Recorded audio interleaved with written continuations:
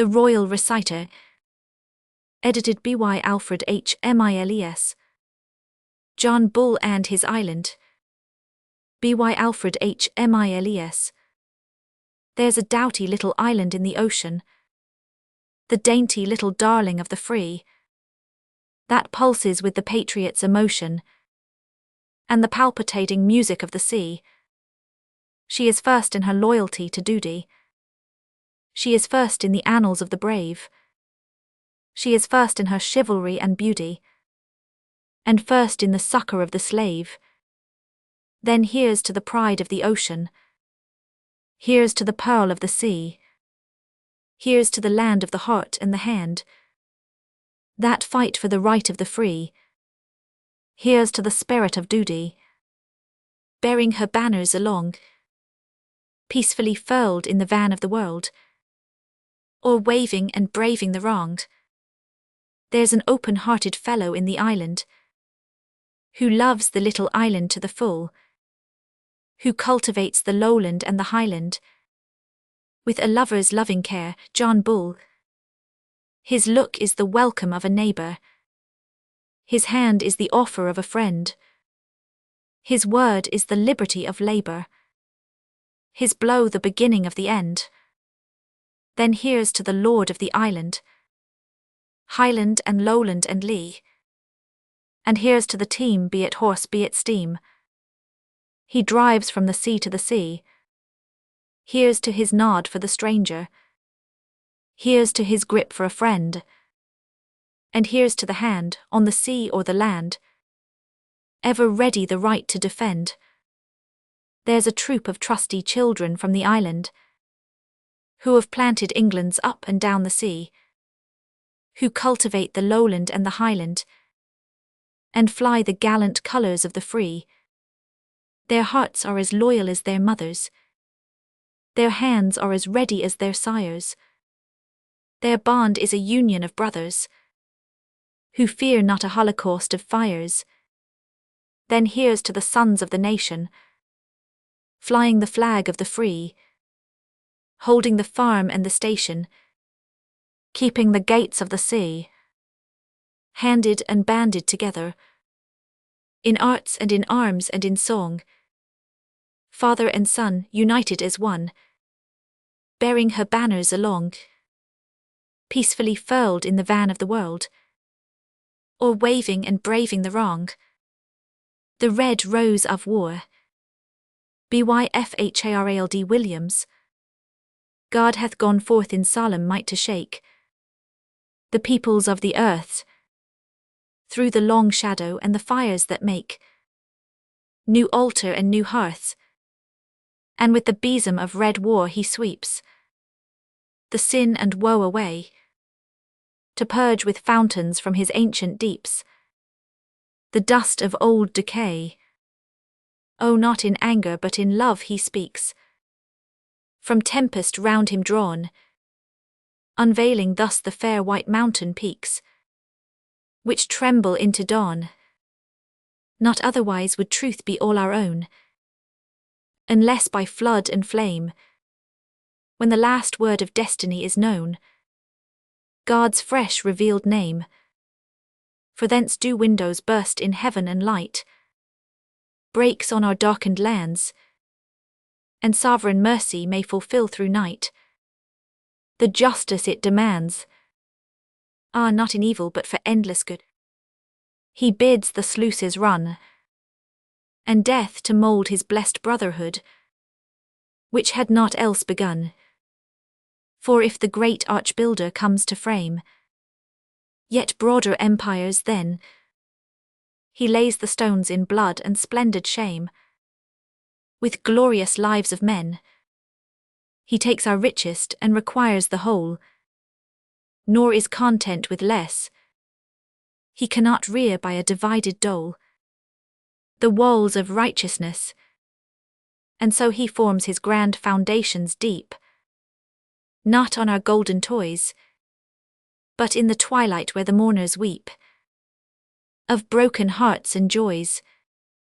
And he will only have the best or not, a full and willing price, when the tall towers eternal are upraught with tears and sacrifice, our sighs and prayers, the loveliness of loss, the passion and the pain, and sharpest nails of every noble cross, were never borne in vain.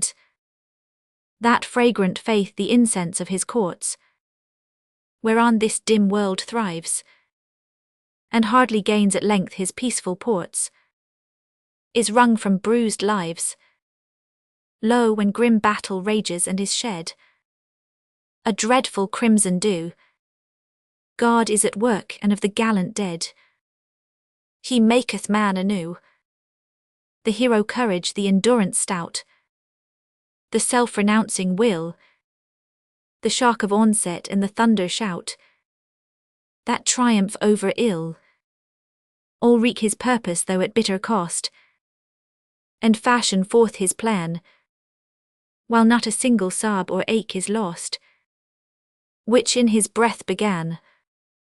Each act august, which bravely in despite of suffering dared to be, is one with the grand order infinite, which sets the kingdoms free.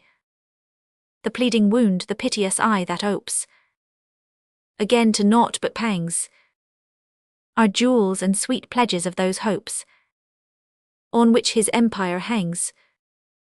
But if we travail in the furnace hot, and feel its blasting ire, he learns with us the anguish of our lot, and walketh in the fire. He wills no waste, no burden is too much.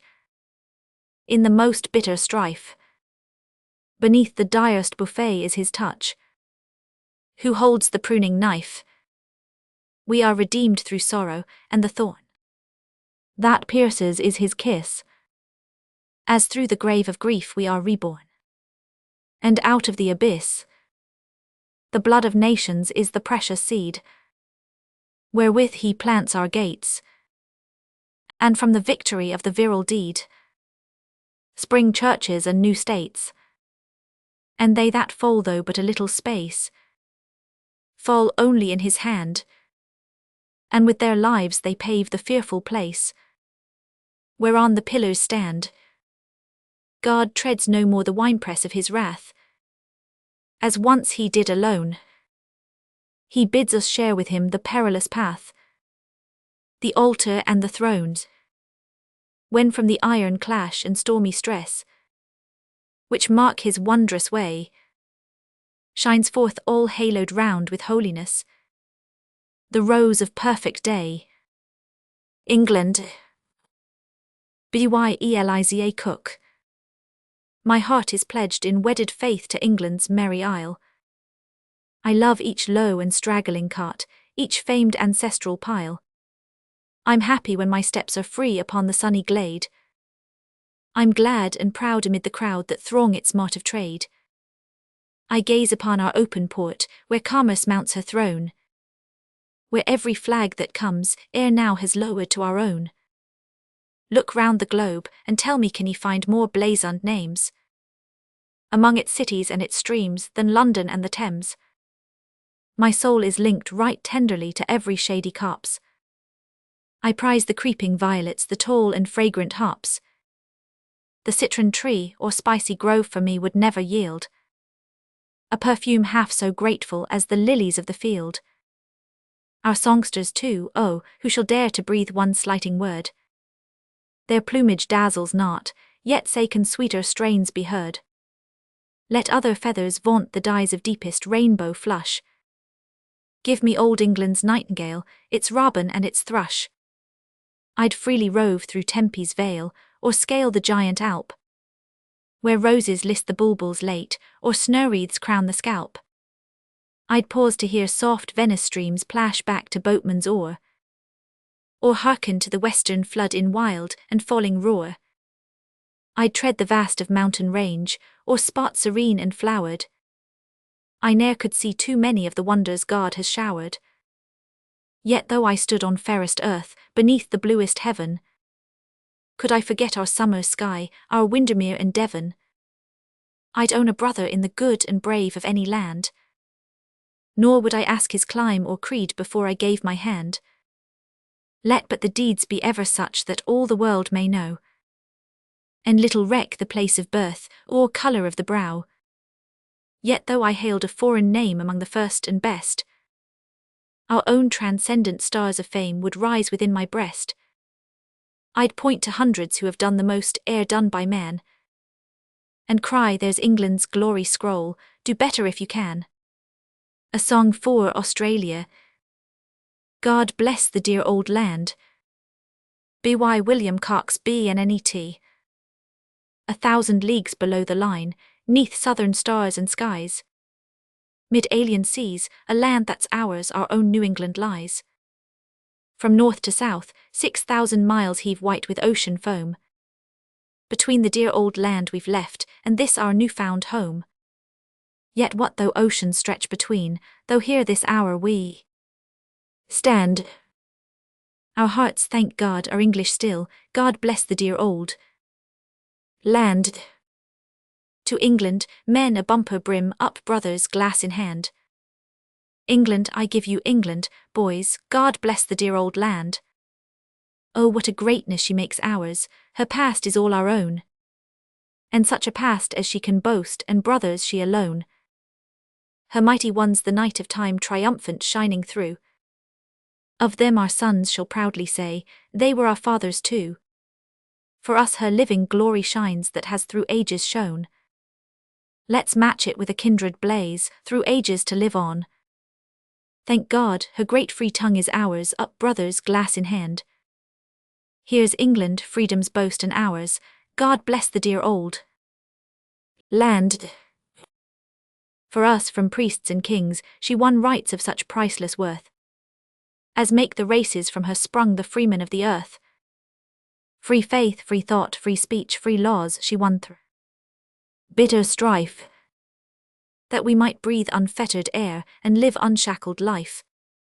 Her freedom, boys, thank God, is ours, and little need she fear that will allow a right she won to die or wither here. Free-born, to her who made us free, up, brothers, glass in hand. Hope of the free, here's England, boys, God bless the dear old land. They say that dangers cloud her way, that despots lure and threat. What matters that? Her mighty arm can smite and conquer yet. Let Europe's tyrants all combine, she'll meet them with a smile. Hers are Trafalgar's broadsides still, the hearts that won the Nile. We are but young, we're growing fast, but with what loving pride, in danger's hour to front the storm, will range us at her side. We'll pay the debt we owe her then, up, brothers, glass in hand. May God confound her enemies, God bless the dear old land. The ploughshare of old England. B.Y. Eliza Cook. The sailor boasts his stately ship, the bulwark of the isle. The soldier loves his sword, and sings of tented plains the while. But we will hang the ploughshare up within our father's halls, and guard it as the deity of plenteous festivals. We'll pluck the brilliant poppies, and the far-famed barleycorn, to wreathe with bursting wee tears that outshine the saffron morn. We'll crown it with a glowing heart, and pledge our fertile land, the ploughshare of old England, and her sturdy peasant band. The work it does is good and blessed, and may be proudly told. We see it in the teeming barns, and fields of waving gold. Its metal is unsullied, no blood stain lingers there. God speed it well, and let it thrive unshackled everywhere. The bark may rest upon the wave, the spear may gather dust, but never may the prow that cuts the furrow lie in rust. Fill up with glowing heart and pledge our fertile land, the ploughshare of old England and her sturdy peasant band. The story of Abel Tasman, discoverer of Tasmania. BYFRANCSSLEWIN. Bold and brave and strong and stalwart, captain of a ship was he, and his heart was proudly thrilling with the dreams of chivalry. One fair maiden, sweet though stately, lingered in his every dream, touching all his hopes of glory. with a brighter, nobler gleam. Daughter of a haughty father, daughter of an ancient race, yet her wilful heart surrendered, conquered by his handsome face, and she spent her days in looking out across the southern seas, picturing how his bark was carried onward by the favouring breeze. Little wonder that she loved him, able Tasman, brave and tall. Though the wealthy planters sought her, he was dearer than them all. Dearer still because her father said to him with distant pride, "Darest thou, a simple captain, seek my daughter for thy bride?" But at length the gallant seaman won himself an honoured name, when again he met the maiden. At her feet he laid his fame, said to her, "My country sends me, trusted with a high command, with the Zeehan and the Heemskirk, to explore the southern strand. I must claim it for my country, plant her flag upon its shore. But I hope to win you, darling, when the dangerous cruise is o'er." And her haughty sire, relenting, did not care to say him nay. Flushing high with love and valour, sailed the gallant far away. And the captain, able Tasman, sailing under southern skies, mingled with his hopes of glory, thoughts of one with starlight eyes. Onward sailed he where the crested white waves broke around his ship, with the lovelight in his true eyes, and the song upon his lip. Onward sailed he, ever onward, faithful as the stars above. Many a cape and headland pointing tells the legend of his love, for he linked their names together, speeding swiftly o'er the wave. Tasman's Isle and Cape Maria, still they bear the names he gave. Toil and tempest soon were over, and he turned him home again, seeking her who was his guiding star across the trackless main. Strange it seems the eager captain thus should hurry from his prize, when 1,000 scenes of wonder stood revealed before his eyes. But those eyes were always looking out toward the Java seas, where the maid he loved was waiting, dearer prize to him than these. But his mission was accomplished, and a new and added gem sparkled with a wondrous lustre in the Dutch king's diadem. Little did the gallant seaman think that in the days to be, England's hand should proudly wrest it from his land's supremacy. The Grumess story. Byaconandoyle. 10 mile in 20 minutes, done it, sir, that's true. The big bay 'orse in the further stall, the one what's next to you. I've seen some better 'orses, I've seldom seen a wuss. But 'e 'olds the bloomin' record, and that's good enough for us. We knew as it was in E's thoroughbred 3-part. We bought for to race but we found 'e 'ad no eart. For 'e was sad and thoughtful, and amazin' dignified. It seemed a kind o' liberty to drive or to ride. For 'e never seemed thinkin' of what 'e 'ad to do, but 'is thoughts was set on her things, admirin' of the view. 'E looked a perfect picter, and a picter 'e would stay. 'E wouldn't even switch 'is tail to drive the flies away. And yet we knew 'twas in we knew as 'e could fly. But what we couldn't get at was 'ow to make try. We'd almost turned the job up, until at last one day we got the last yard out of 'em in a most amazin' way.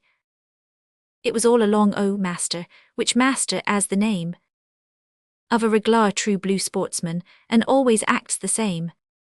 But we all as weaker moments, which master 'ad one, and 'e went and bought a motor car when motor cars begun. I seed it in the stable yard, it fairly turned me sick. A greasy, wheezy engine as can neither buck nor kick. You've a screw to drive it for'ard, and a screw to make it stop. For it was foaled in a smithy stove and bred in a blacksmith's shop. It didn't want no stable, it didn't ask no groom. It didn't need no nothin' but a bit o' standin' room. Just fill it up with paraffin and it would go all day. Which the same should be agin the law if I could ave my way. Well, master took his motor car and moted errand there. A frightenin' the 'orses and a poisonin' the air. He wore a bloomin' yachtin' cap, but lor, what did he know? Except that if you turn a screw the thing would stop or go. And then one day it wouldn't go, he screwed and screwed again. But somethin' jammed, and there he stuck in the mud of a country lane. It hurt his pride most cruel, but what was he to do? So at last he bade me fetch a 'orse to pull the motor through. This was the 'orse we fetched and when we reached the car, we braced tight and proper to the middle of the bar, and buckled up his traces and lashed them to each side, while he held his eed so haughtily and looked most dignified. Not bad-tempered, mind you, but kind of pained and vexed. And he seemed to say, well, blimey, what will they ask me next? I've put up with some liberties, but this cap's all by far. To be assistant engine to a crocky motor car. Well, master, he was in the car fiddlin' with the gear. And the 'orse was meditatin', and I was standin' near. When master touched somethin', what it was we'll never know. But it sort o' spurred the boiler up and made the engine go. Old gal, says master, and gently then, says I. But an engine want coaxin', and it ain't no use to try. So first he pulled a lever, and then he turned a screw. But the thing kept crawlin' for'ard spite of all that he could do. And first it went quite slowly, and the 'orse went also slow. But he had to buck up faster when the wheels began to go. For the car kept crowdin' on and buttin' along. And in less than half a minute, sir, that 'orse was goin' strong. At first he walked quite dignified, and then he had to trot. And then he tried to canter when the pace became too art. He looked his very haughtiest as if he didn't mind. And all the time the motor car was pushin', bayined. Now master lost his eed when he found he couldn't stop. And he pulled a valve or somethin' and somethin' else went pop. And somethin' else went fizzywig, and in a flash or less, that blessed car was goin' like a limited express. Master held the steerin' gear, and kept the road all right. And away they whizzed and clattered, my aunt, it was a sight. He seemed the finest draft 'orse as ever lived by far. For all the country juggins thought 'twas what pulled the car. He was stretchin' like a greyhound, he was goin' all he knew. But it bumped and shoved baned for all that he could do. It buted and boosted and spanked on a eed. Till he broke the 10-mile record, same as I already said. 10 mile in 20 minutes, he done it, sir, that's true. The only time we ever found what that 'orse could do. Some say it wasn't hardly fair, and the papers made a fuss. But he broke the 10-mile record, and that's good enough for us. You see that 'orse's tail, sir, you don't no more do we. Which really ain't suppressin', for he has no tail to see. That engine wore it off before master made it stop. And all the road was littered like a bloomin' barber's shop. And master, well, it cured he altered from that day. And come back to 'is 'orses in the good old-fashioned way. And if you wants to get the sack, the quickest way by far is to int as 'ow you think he ought to keep a motor car. The hardest part I ever played. By R.E. Henry. I come of an acting family. We all took to the stage as young ducks take to the water, and though we are none of us geniuses, yet we got on. My 3 brothers are at the present time starring, either in the provinces or in America. My 2 elder sisters, having strutted and fretted their hour upon the stage, are married to respectable city men. I, Sybil Gascoigne, have acted almost as long as I can remember. The little ones, Kate and Dick, are still at school, but when they leave the first thing they do will be to look out for an engagement. I do not think we were ever any of us very much in love with the profession. We took things easily. Of course there were some parts we liked better than others, but we played everything that came in our way, comedy, farce, melodrama. My elder sisters quitted the stage before they had much time to distinguish themselves. They were each in turn, on their marriage, honoured with a paragraph in the principal dramatic papers, but no one said the stage had sustained an irreparable loss, or that the profession was robbed of one of its brightest ornaments. I was following very much in my sister's footsteps. The critics always spoke well of me. I never got a slating in my life, but then before the criticism was in print, I could almost have repeated word for word the phrases that would be used. Miss Gascoigne was painstaking and intelligent as usual. The part was safe in the hands of that promising young actress, Sybil Gascoigne. With opinions such as these I was well content. My salary was regularly paid, I could always reckon on a good engagement, and even if my profession failed me there was Jack to fall back upon, and Jack was substantial enough to fall back upon with no risk of hurting oneself. He was 6'2" with broad, square shoulders and arms. Well, when Jack's arms were round you felt as if you did not want anything else in the world. At least that is how I felt. Jack ought to have been in the Life Guards, and he would have been only a wealthy uncle offered to do something for him, and of course such an offer was not to be refused, and the something turned out to be a clerkship in the uncle's business, with a view to a partnership, as the advertisements say. Now the business was not a pretty or a romantic one, it had something to do with leather, but it was extremely profitable, and as I looked forward to one day sharing all Jack's worldly goods, I did not grumble at the leather. Not that Jack had ever yet said a word to me which I could construe into a downright offer. He had looked certainly, but then with eyes like his there is no knowing what they may imply. They were dark blue eyes, and his hair was bright brown with a touch of yellow in it, and his moustache was tawny, and his skin was sunburnt to a healthy red. We had been introduced in quite the orthodox way. We had not fallen in love across the footlights. He seldom came to see me act, but sometimes he would drop in to supper, perhaps on his way from a dinner or to a dance, and if I could make him stay with us until it was too late to go to that dance, what a happy girl I used to be. My mother, with the circumspection that belongs to mothers, told me that he was only flirting, and that I had better turn my attention to somebody else. Somebody else, as if anyone were worth even looking at after Jack Curtis. I pitied every girl who was not engaged to him. How could my sisters be happy, resigned, content they might be, but to be married and done for, and afterwards to meet Jack? Well, imagination failed me to depict the awfulness of such a calamity. It was quite time he spoke, there can be no doubt of that, although Jack Curtis was too charming to be bound by the rules which govern ordinary mortals.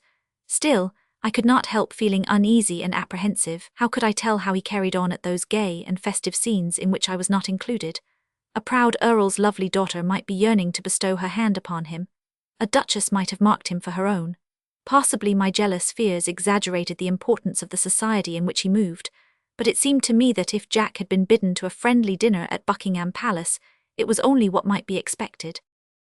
Well, there came a night when we expected Jack to supper and he appeared not, only in his place, a few lines to say that he was going to start at once for his holiday. A friend had just invited him to join him on his yacht. He added in a postscript, "I will write later." He did not write. Hours, days, weeks passed, and not a word did we hear. "It is a break-off," said my mother consolingly. "He had got tired of us all, and he thought this the easiest way of letting us know. I told you there was an understanding between him and Isabel Kisham. Anyone could see that with half an eye." I turned away shuddering. "Terrible gales," said my father, rustling the newspaper comfortably in his easy chair. "Great disasters among the shipping. I shouldn't wonder if the yacht young what's-his-name went out in were come to grief." I grew pale and thin and dispirited. I knew the ladies of our company made nasty remarks about me. One day I overheard two of them talking. She never was much of an actress, and now she merely walks through her part. They never had any feeling for art, not one of those Gascoigne girls. No feeling for art. What a low, mean, spiteful, wicked thing to say. And the worst of it was that it was so true. I resolved at once that I would do something desperate. The last piece brought out at our theatre had been a Frost. It had dragged along until the advertisements were able to announce 15th night of the great realistic drama, and various scathing paragraphs from the papers were pruned down and weeded till they seemed unstinted praise. Thus, it was not the fault of the management that the new play was so far from being a triumphant success, was cut down to one modest sentence, a triumphant success. A few enthusiastic cheers from personal friends alone broke the ominous silence when the curtain fell, became briefly enthusiastic cheers. But nobody was deceived. One week the public were informed that they could book their seats a month in advance, the next that the successful drama had to be withdrawn at the height of its popularity, owing to other arrangements. What the other arrangements were to be, our manager was at his wits' end to decide. There only wanted 3 weeks to the close of the season. Fired with a wild ambition born of suspense and disappointment, I suggested that Shakespeare should fill the breach. Romeo and Juliet, with me, Sybil Gascoigne, as the heroine. "Pshaw," said our good-humoured manager. "You do not know what you are talking about. Juliet. You have not the depth, the temperament, the experience for a Juliet. She had more knowledge of life at 13 than most of our English maids have at 30. To represent Juliet correctly, an actress must have the face and figure of a young girl, with the heart and mind of a woman, and of a woman who has suffered." And have I not suffered? Do you think because you see me tripping through some foolish, insipid role that I am capable of nothing better? Give me a chance and see what I can do. Oh, bid me leap rather than Mary Paris. I began and declaimed the speech with such despairing vigour that our manager was impressed. Well, the end of it was that he yielded to my suggestion. It seemed a prosperous time to float a new Juliet. At a neighbouring theatre, a lovely foreign actress was playing the part nightly to crowded houses. We might get some of the overflow, or the public would come for the sake of comparing native with imported talent. Oh, the faces of my traducers who had said, "Those Gascoigne girls have no feeling for art," when it was known that they were out of the bill, and that Sybil Gascoigne was to play Shakespeare. I absolutely forgot Jack for one moment, but the next, my grief, my desolation, were present with me with more acuteness than ever. And I was glad that it was so. Such agony as I was enduring would surely make me play Juliet as it had never been played before. At rehearsals I could see I created a sensation. I felt that I was grand in my hapless love, my desperate grief. I should make myself a name. If Jack were dead or had forsaken me, my art should be all in all. The morning before the all-important evening dawned, I had lain awake nearly an hour, as my custom was of nights, thinking of Jack, wondering if ever woman had so much cause to grieve as. Then I rose, practiced taking the friar's potion, and throwing myself upon the bed, until my mother came up and told me to go to sleep, or my eyes would be red and hollow in the morning. But I told my mother that hollow eyes and pale cheeks were necessary to me now, that my career depended upon the depths of my despair. "Tomorrow, mother, let no one disturb me on any account. Keep away letters, newspapers, everything. Tomorrow I am Juliet or nothing." My mother promised, and I got some hours of undisturbed slumber. Rehearsal was over, the last rehearsal. I had gone through my part thinking of my woes. I had swallowed the draught as if it had indeed been a potion to put me out of all remembrance of my misery. I had snatched the dagger and stabbed myself with great satisfaction, and I felt I should at least have the comfort of confounding my enemies and triumphing over them. I was passing Charing Cross station, delayed by the streams of vehicles issuing forth, when in a hansom at a little distance I saw a form, a face, which made me start and tremble and turn hot and cold and red and white all at the same time. It could not be Jack. It ought not, must not, should not be Jack. Had I not to act in suffering and despair tonight? Well, even if he had returned in safety from his cruise, it was without a thought of me in his heart. He was engaged, married, for aught I knew. It was possible, nay, certain, that I should never see him again. And yet I ran all the way home. And yet I told the servant breathlessly, "If any visitors call, I do not wish to be disturbed." And yet I made my mother repeat the promise she had given me the previous night. Then I flew to my den at the top of the house, bolted myself in, and set a chair against the door as if I were afraid of anyone making a forcible entry. I stuffed my fingers in my ears and went over my part with vigour, with more noise even than was absolutely necessary. Still, how strangely I seemed to hear every sound. A hansom passing, no, a hansom drawing up at our house. I went as far from the window as possible. I wedged myself up between the sofa and the wall, and I shut my eyes firmly. Surely there were unaccustomed sounds about, talking and laughing, as if something pleasant had happened. Presently heavy footsteps came bounding up, 2 steps at a time. Oh, should I have the courage not to answer if it should be Jack? But it was not. Kitty's voice shouted. Sybil, Sybil, come down, here's. Kitty, be quiet, I called out furiously. If you do not hold your tongue, if you do not go away from the door immediately, I'll shoot you. She went away, and I heard her telling them downstairs that she believed Sybil had gone mad. I waited a little longer, then I stole to the window. Surely Juliet would not be spoiled by the sight of a visitor leaving the house. But there was no one leaving. Indeed, I saw the prospect of a fresh arrival. Isabel Kisham was coming up the street in a brand new costume and hat to match. Her fringe was curled to perfection. A tiny veil was arranged coquettishly just above her nose. Flesh and blood could not stand this. Downstairs I darted without even waiting for a look in the glass. Into the drawing room I bounced, and there in his 6'2" of comely manliness stood Jack, my Jack, more bronzed and handsome and lovable than ever. He whom I had been mourning for by turns as dead and faithless, but whom I now knew was neither. For he came towards me with both hands outstretched, and he held mine in such a loving clasp, and he looked at me with eyes which I knew were reading just such another tale as that written on his own face. Then when the knock sounded which heralded Miss Kisham, he said, Come into another room, Sybil, I have so much to say to you. And in that other room he told me of his adventures and perils, and how through them all he had thought of me and wondered, if he never came back alive, whether I should be sorry, and if he did come back, whether I would promise to be his darling little wife, very, very soon. But all this, though far more beautiful than poet ever wrote, was not Shakespeare, and I was to act Juliet at night, Juliet the wretched, the heartbroken, while my own spirits were dancing and my pulses bounding with joy and delight unutterable. Well, I need hardly tell you my Juliet was not a success. I was conscious of tripping about the stage in an airy, elated way, which was allowable only during the earlier scenes. But when I should have been tragic and desperate, I was still brimming over with new-found joy. All through Juliet's grand monologue, where she swallows the poison, ran the refrain, Jack has come home, I am going to marry Jack.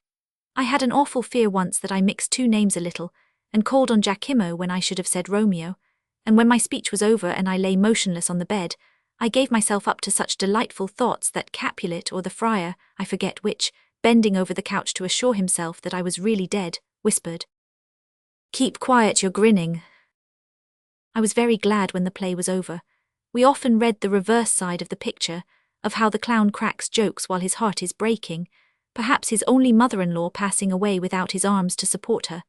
But no one has ever written of the Juliet who goes through terror, suffering, and despair, to the tune of Jack's returned, I'm going to marry Jack. The Story of Mr. King, by David Christie Murray.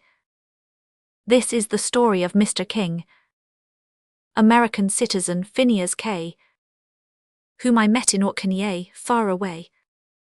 From freshening cocktail and genial sling, a little man with twinkling eyes, and a nose like a hawk's and lips drawn thin, and a little imperial stuck on his chin, and about him always a cheerful grin, dashed with a comic and quaint surprise.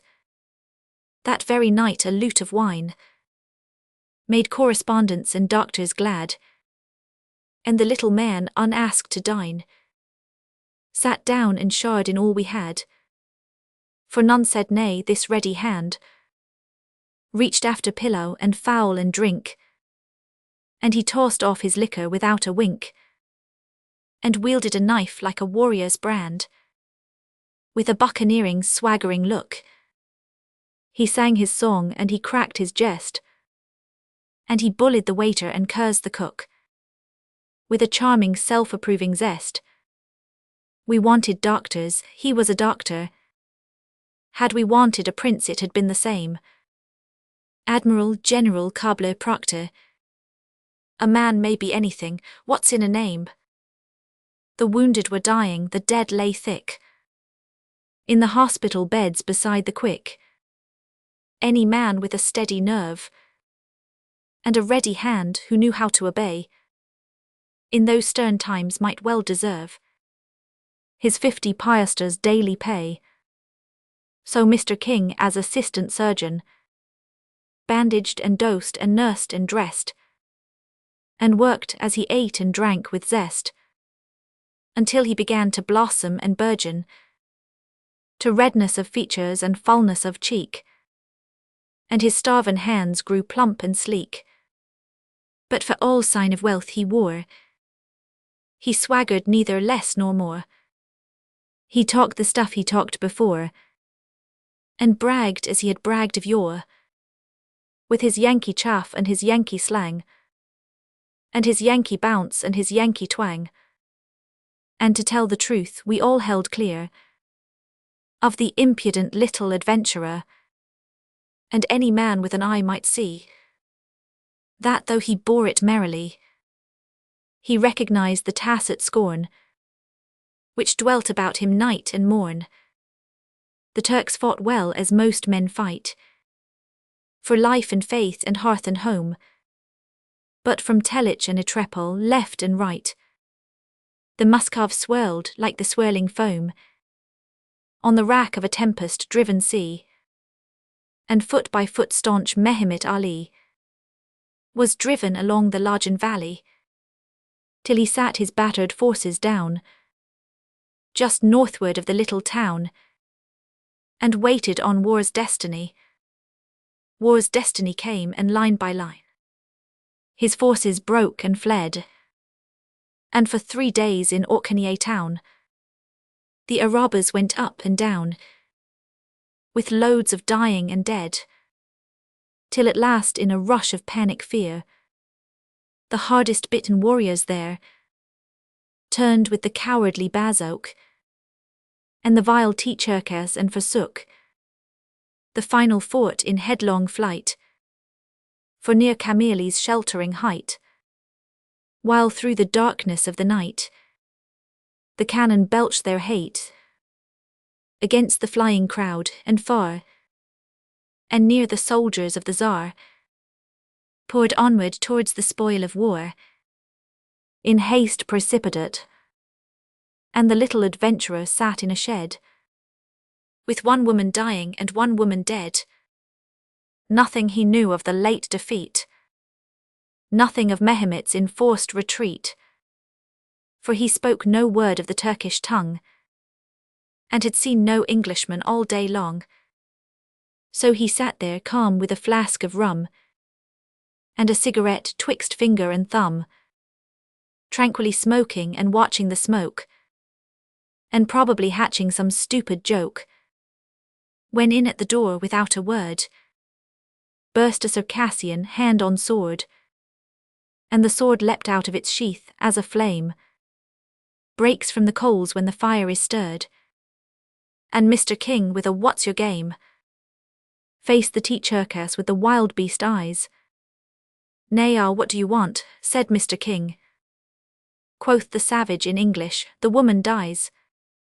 "What," said the impostor, "you'll take your fling, at least in the first case, along of a son of Columbia, daughter of Albion." The Teacherkas moved to the side of the bed.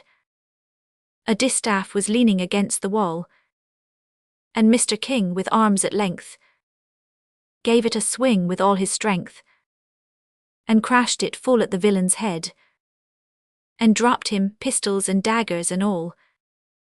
Then sword in hand, he raged through the door, and there were 300 savages more, all hungry for murder and loot and worse. Mr. King bore down with an oath and a curse, bore down on the chief with the slain man's sword. He saw at a glance the state of the case. He knew without need of a single word that the Turk had flown and the Russ was near, and the Teacherkas held his midday revel.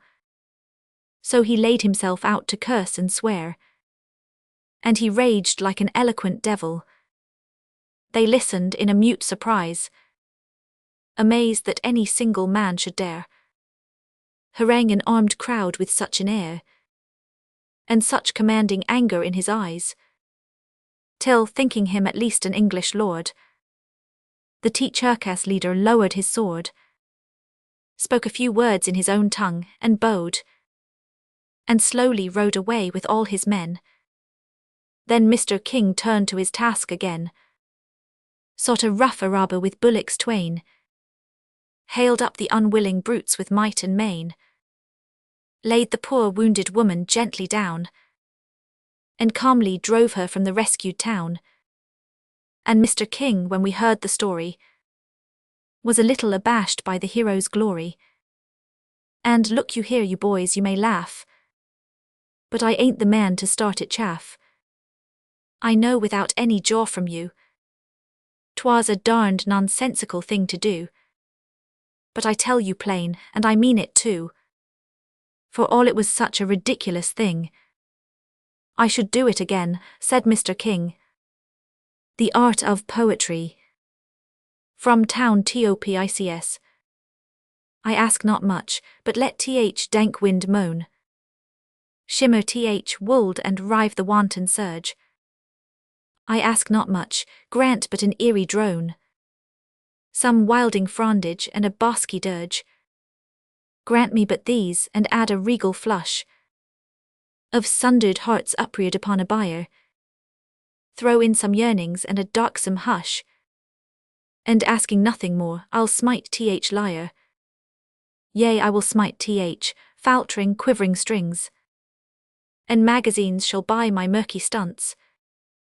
Too long I've held my hand to honest things, too long I've borne rejections and affronts. Now will I be profound and recondite, yea, working all th symbols and th props.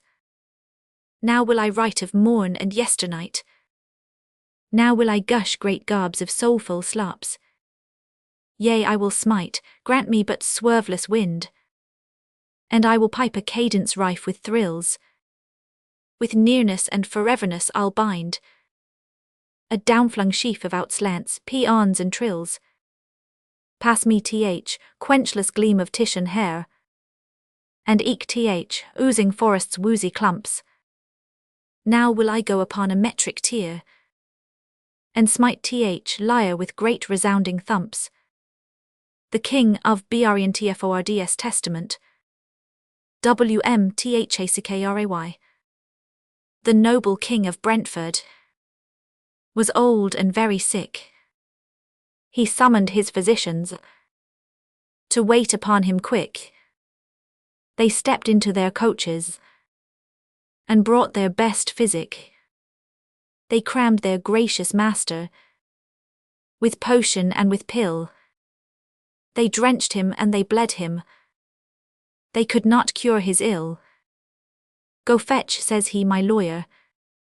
I'd better make my will. The monarch's royal mandate the lawyer did obey. The thought of 6 and 8pence did make his heart full gay. What is't, says he, your majesty would wish of me today? The doctors have belaboured me with potion and with pill. My hours of life are counted. O man of tape and quill, sit down and mend a pen or two. I want to make my will o'er all the land of Brentford. I'm lord and eke of Q. I've 3% and 5%. My debts are but a few, and to inherit after me I have but children too. Prince Thomas is my eldest son, a sober prince is he, and from the day we breached him till now he's 23. He never caused disquiet to his poor mamma or me. At school they never flogged him, at college though not fast, yet his little go and great go he creditably passed, and made his year's allowance for 18 months to last. He never owed a shilling, went never drunk to bed. He has not 2 ideas within his honest head. In all respects he differs from my second son, Prince Ned. When Tom has half his income laid by at the year's end, poor Ned has ne'er a stiver that rightly he may spend, but sponges on a tradesman or borrows from a friend, while Tom his legal studies most soberly pursues. Poor Ned must pass his mornings dawdling with the muse. While Tom frequents his banker, young Ned frequents the Jews. Ned drives about in buggies. Tom sometimes takes a bus. Ah, cruel fate, why made you my children differ thus? Why make of Tom a dullard and Ned a genius? You'll cut him with a shilling, exclaimed the man of wits. I'll leave my wealth, said Brentford, Sir Lawyer as befits, and portion both their fortunes unto their several wits. Your Grace knows best, the lawyer said. On your commands I wait. Be silent, sir, says Brentford. A plague upon your prate. Come, take your pen and paper, and write as I dictate. The will as Brentford spoke it was writ and signed and closed. He bade the lawyer leave him, and turned him round and dozed. And next week in the churchyard the good old king reposed. Tom, dressed in crape and hatband, of mourners was the chief. In bitter self-upbraidings, poor Edward showed his grief. Tom hid his fat white countenance in his pocket handkerchief. Ned's eyes were full of weeping. He faltered in his walk. Tom never shed a tear, but onwards he did stalk, as pompous, black and solemn as any catafalque. And when the bones of Brentford, that gentle king and just, with bell and book and candle, were duly laid in dust. Now, gentlemen, says Thomas, let business be discussed. When late our sire beloved was taken deadly ill, Sir Lawyer, you attended him. I mean to tax your bill, and as you signed and wrote it, I prithee read the will. The lawyer wiped his spectacles, and drew the parchment out, and all the Brentford family sat eager round about. Poor Ned was somewhat anxious, but Tom had ne'er a doubt. My son, as I make ready to seek my last long home, some cares I have for Neddy, but none for thee, my Tom. Sobriety and order you ne'er departed from. Ned hath a brilliant genius, and thou a plodding brain. On the eye think with pleasure, on him with doubt and pain. You see, good Ned, says Thomas, what he thought about us twain. Though small was your allowance, you saved a little store, and those who save a little shall get a plenty more. As the lawyer read this compliment, Tom's eyes were running o'er. The tortoise and the hare Tom set out at each his pace. The hare it was the fleeter, the tortoise won the race. And since the world's beginning, this ever was the case. Ned's genius blithe and singing steps gaily o'er the ground. As steadily you trudge it, he clears it with a bound. But dullness has stout legs, Tom, and wind that's wondrous sound. O'er fruit and flowers alike, Tom, you pass with plodding feet.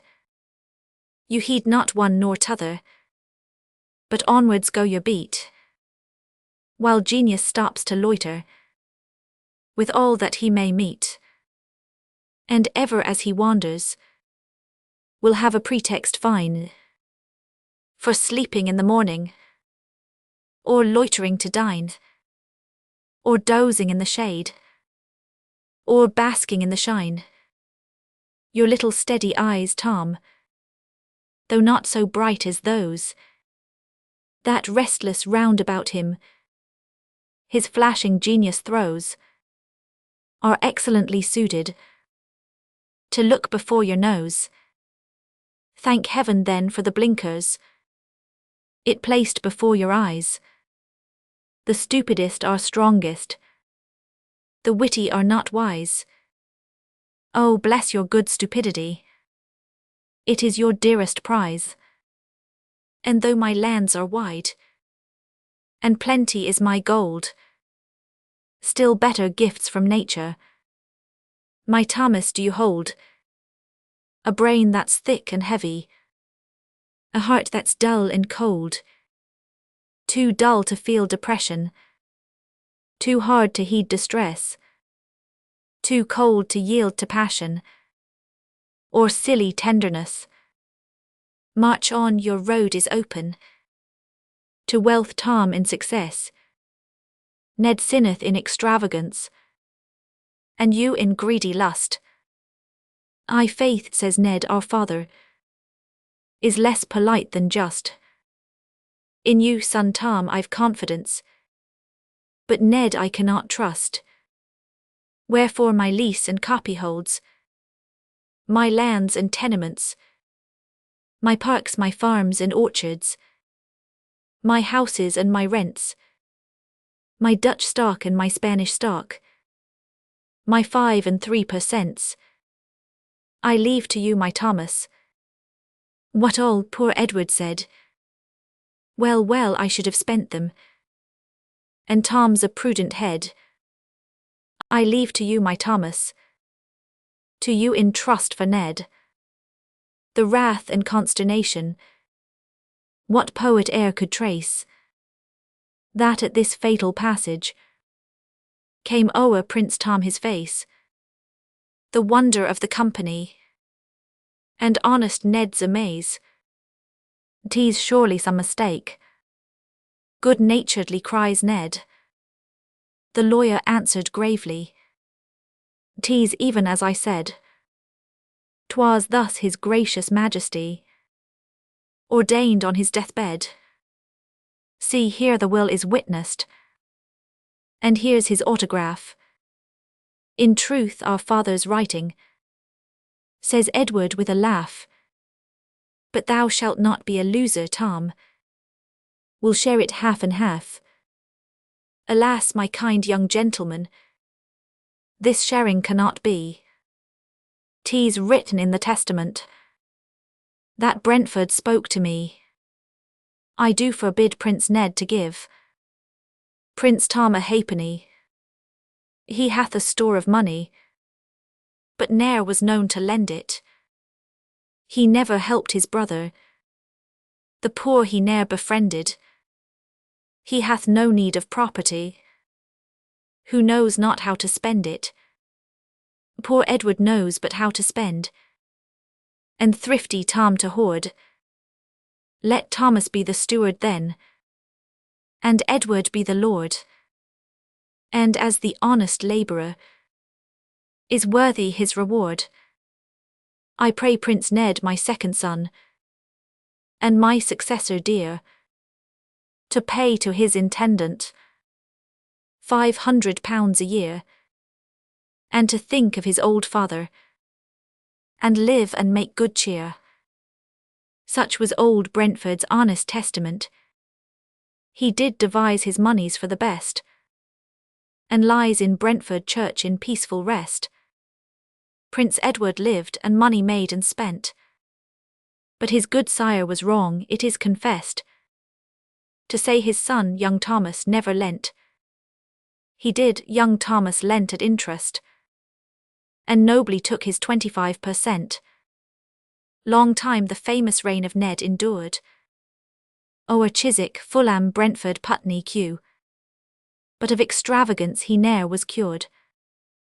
And when both died, as mortal men will do, 'twas commonly reported that the steward was very much the richer of the two. Universally respected. Byjbrunton Stevens. 1. Biggs was missing, Biggs had vanished, all the town was in a ferment. For if ever man was looked to for an edifying end, with due mortuary outfit and a popular interment. It was Biggs, the universal guide, philosopher and friend. But the man had simply vanished, speculation wove no tissue that would hold a drop of water, each new theory fell flat.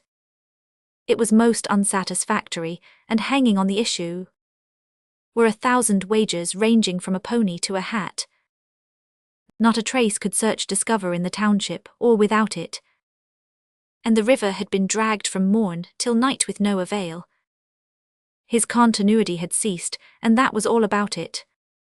And there wasn't even a grease spot left behind to tell the tale. That so staid a man as Biggs was should be swallowed up in mystery.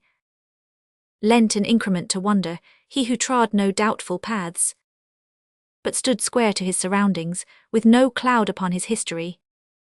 As the much-respected lessee of the Corporation Baths, his affairs were all in order, since the year the alligator, with a startled river bather, made attempt to coalesce. The resulting wave of decency had greater grown and greater, and the Corporation Baths had been a marvellous success. Nor could trouble in the household solve the riddle of his clearance, for his bride was now in heaven, and the issue of the match was a patient drudge whose virtues were as plain as her appearance, just the sort whereto no scandal could conceivably attach. So the whither and the why alike mysterious were counted, and as faith steps in to aid where baffled reason must retire, there were those averred so good a man as Biggs might well have mounted up to glory like Elijah in a chariot of fire. For indeed he was a good man, when he sat beside the portal of the bath-house at his pigeon-hole, a saint within a frame. We used to think his face was as the face of an immortal, as he handed us our tickets and took payment for the same. And oh, the sweet advice with which he made of such occasion a duplicate detergent for our morals and our limbs. For he taught us that decorum was the essence of salvation, and that cleanliness and godliness were merely synonyms, but that open-air ablution in the river was a treason to the purer instincts, fit for dogs and aborigines, and that wrath at such misconduct was the providential reason for the jaws of alligators and the tails of stingarees. But alas, our friend was gone, our guide, philosopher and tutor, and we doubled our potations just to clear the inner view. But we only saw the dark clear through the bottom of the pewter, and the mystery seemed likewise to be multiplied by 2. And the worst was that our failure to unriddle the enigma in the rags of rival towns was made a byword and a scoff, till each soul in the community felt branded with the stigma of the unexplained suspicion of poor Biggs's taking off. So a dozen of us rose and swore this thing should be no longer, though the means that nature furnished had been tried without result. There were forces supersensual that higher were and stronger, and with consentaneous clamour we pronounced for the occult. Then Joe Thompson slung a tenor, and Jack Robinson a tanner, and each according to his means respectively dispersed, and a letter in your humble servant's most seductive manner was dispatched to Sludge the medium, recently of Darlinghurst. Chapter 2. I am Biggs, the spirit said. 'Twas through the medium's lips he said it, but the voice that spoke, the accent too, were Biggs's very own. Be it therefore not set down to our unmerited discredit that collectively we sickened as we recognized the tone. From a saurian interior, Christian friends, I now address you. And, O heaven, or its correlative, groaned shuddering we, while there yet remains a scrap of my identity, for bless you, this ungodly alligator's fast assimilating me. For although through 9 abysmal days I've fought with his digestion, being hostile to his processes and loth to pulpify, it is rapidly becoming a most complicated question. How much of me is crocodile, how much of him is I? And oh my friends, 'tis sorrow's crown of sorrow to remember that this sacrilegious reptile owed me naught but gratitude. For I bought him from a showman 20 years since come November, and I dropped him in the river for his own and others' good. It had grieved me that the spouses of our townsmen and their daughters should be shocked by river bathers and their indecorous ways.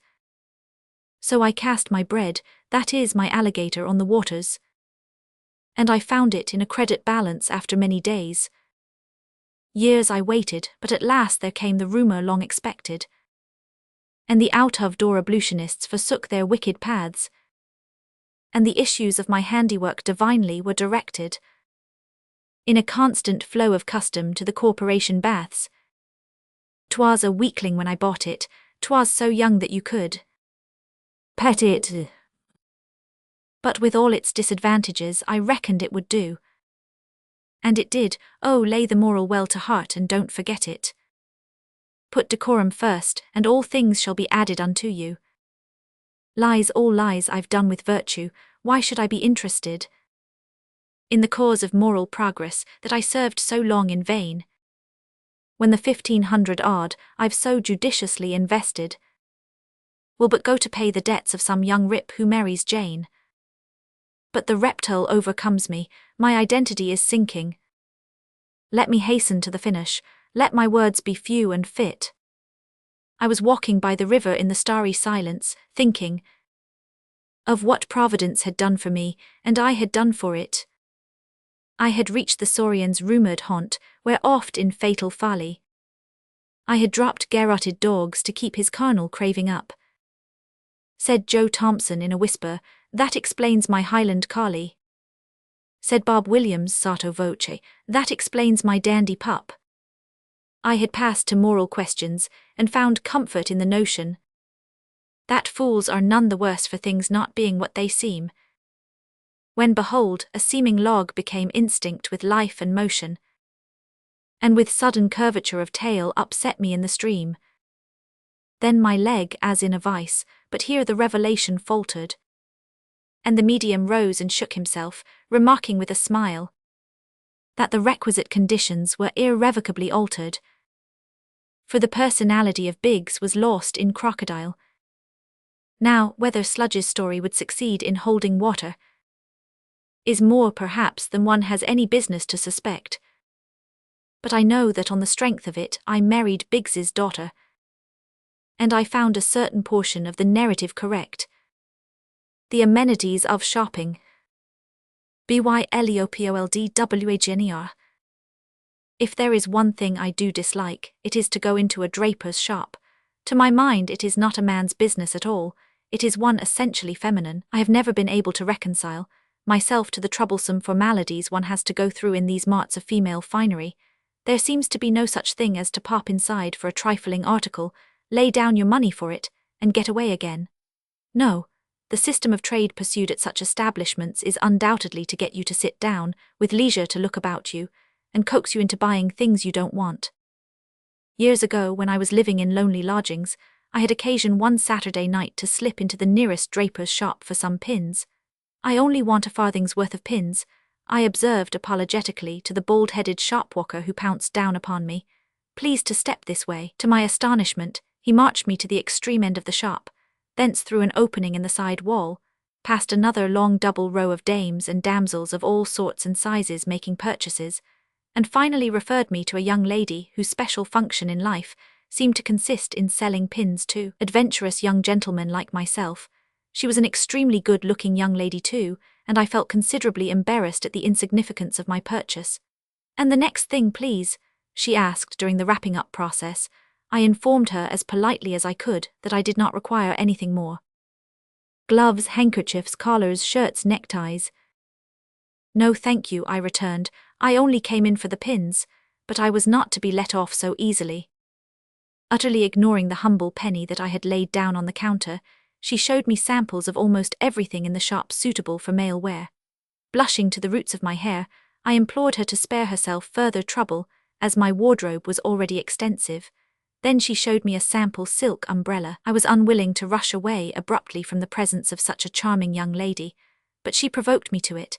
Indeed, I was only prevented from carrying out my design by my failure to discern the hole in the wall through which I had been inveigled into that department. If you would be so good as to give me my change, I stammered out, feeling heartily ashamed at the thought of wanting the change at all.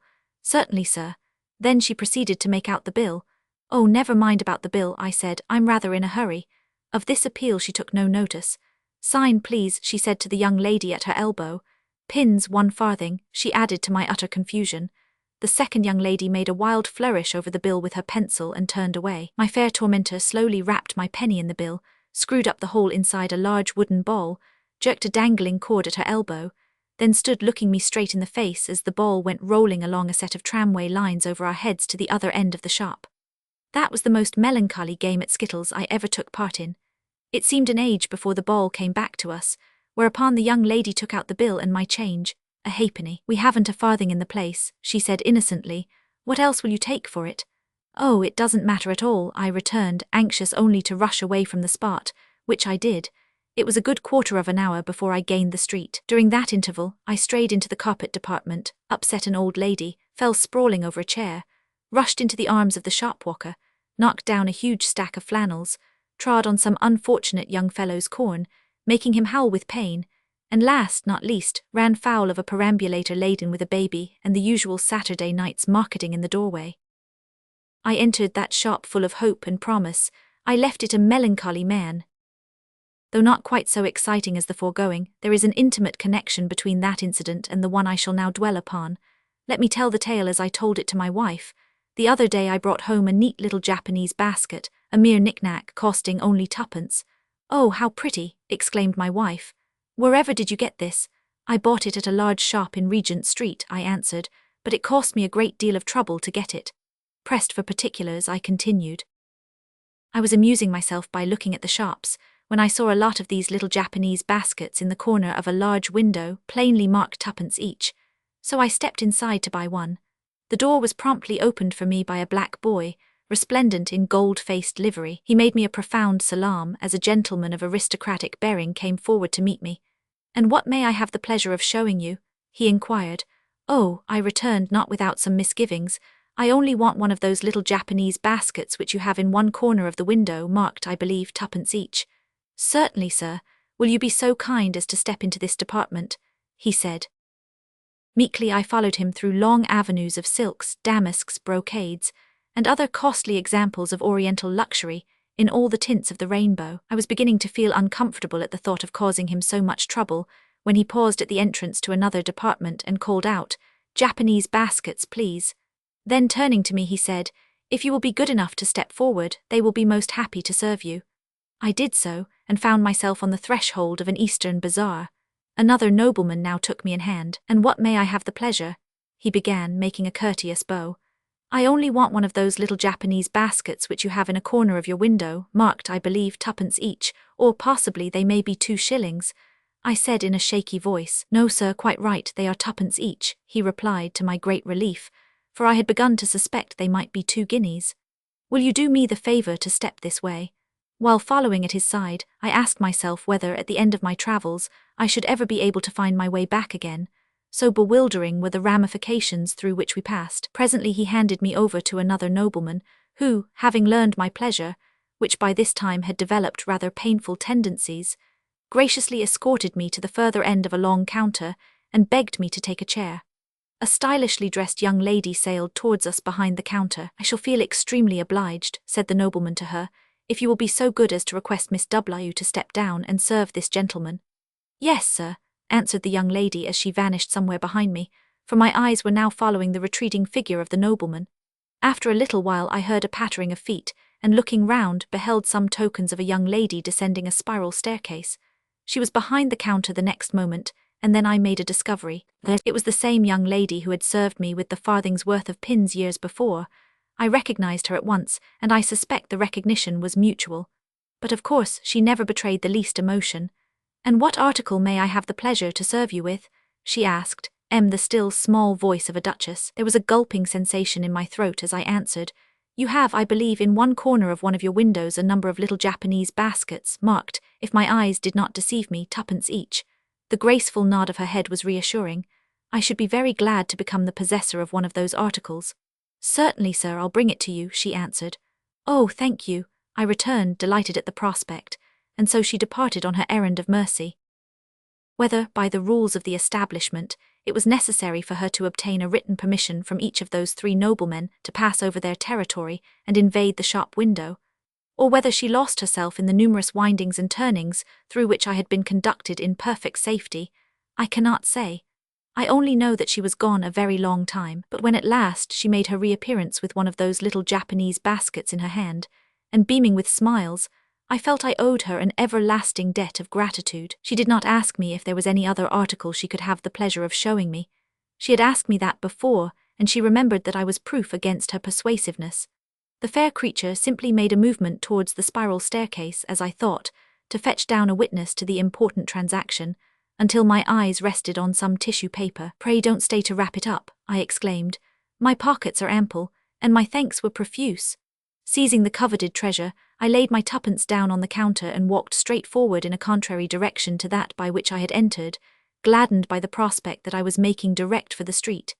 If anyone had arrested my progress for the sake of further formalities, I should unquestionably have knocked them down, but everyone must have seen the glare of defiant desperation flashing from my restless eyes, and no one dared to bar my egress.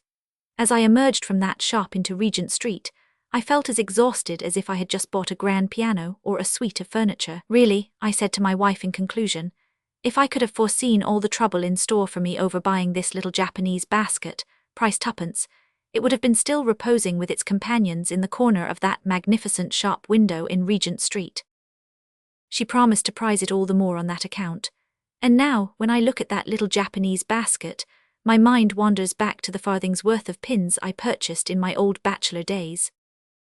Seamus O'Brien, A Tale of 98. B.Y.J. Sheridan, LEFANU. Just after the war in the year 98. As soon as the boys were all scattered and bait, 'twas the custom, whenever a pissant was got, to hang him by thryle barin sich as was shot. There was trial by jury goin' on in the light, and martial law hangin' the lavins by night. It's them was hard times for an honest gossoon.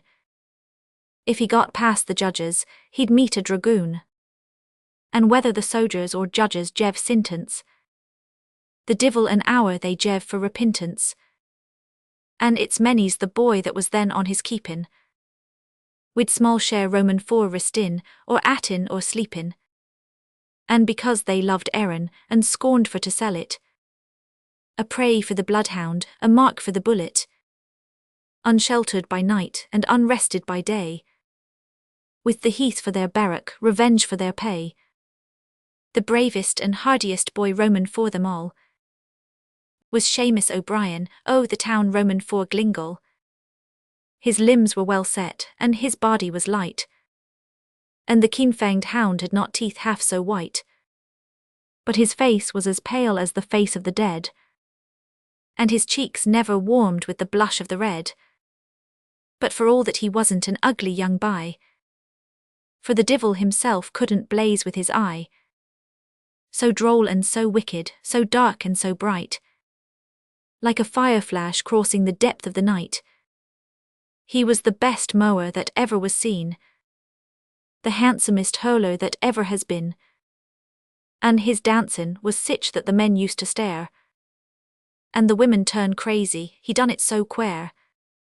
Begorra, the whole world jev in to him there, and it's he was the boy that was hard to be caught, and it's often he run, and it's often he fought, and it's many the one can remember right well, the quare things he done, and it's often heard tell how he lathered the yeoman himself agin for, and stretched the 2 strongest on old Galtimore. But the fox must sleep sometimes, the wild deer must rest, and treachery play on the blood Roman for the best. After many brave actions of power and pride, and many a hard night on the bleak mountain's side, and 1,000 great dangers and toils overpast, in the darkness of night he was taken at last. Now, Seamus, look back on the beautiful moon, for the door of the prison must close on you soon, and take your last look on her dim lovely light. that falls on the mountain and valley this night. One look at the village, one look at the flood, and one at the sheltering, far distant wood. Farewell to the forest, farewell to the hill, and farewell to the friends that will think of you still. Farewell to the pattern, the hurlin and wake, and farewell to the girl that would die for your sake. And 12 soldiers brought him to Maryborough jail, and the turnkey received him, refusin' all bail. The fleet limbs were chained, and the throng hands were bound, and he laid down his length on the cowled prison ground. And the dreams of his childhood came over him there, as gentle and soft as the sweet summer air, and happy remembrances crowding on ever, as fast as the foam flakes drift down on the river, bringing fresh to his heart merry days long gone by, till the tears gathered heavy and thick in his eye. But the tears didn't fall, for the pride of his heart would not suffer one drop down his pale cheek to start. Then he sprang to his feet in the dark prison cave, and he swore with the fierceness that misery gave, by the hopes of the good and the cause of the brave, that when he was mouldering low in the grave, his enemies never should have it to boast. His scorn of their vengeance one moment was lost. His bosom might bleed, but his cheek should be dry. For undaunted he lived, and undaunted he'd die. Well, as soon as a few weeks was over and gone, the terrible day Roman for the trial came on. There was such a crowd there was scarce room to stand.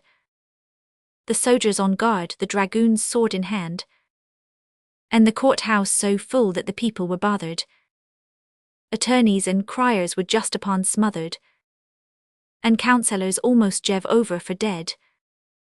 The jury sat up in their barks overhead, and the judge on the bench so determined and big, with his gown on his back and an elegant wig. Then silence was cold, and the minute 'twas said, the court was as still as the heart of the dead, and they heard but the turn of a key in a lock, and Seamus O'Brien came into the dock. For a minute he turned his eye round on the throng, and he looked at the irons, so firm and so strong, and he saw that he had not a hope nor a friend, a chance of escape nor a word to defend. Then he folded his arms as he stood there alone, as calm and as cold as a statue of stone. And they read a big written, a yard long at last, and Jim didn't hear it nor mind it a taste.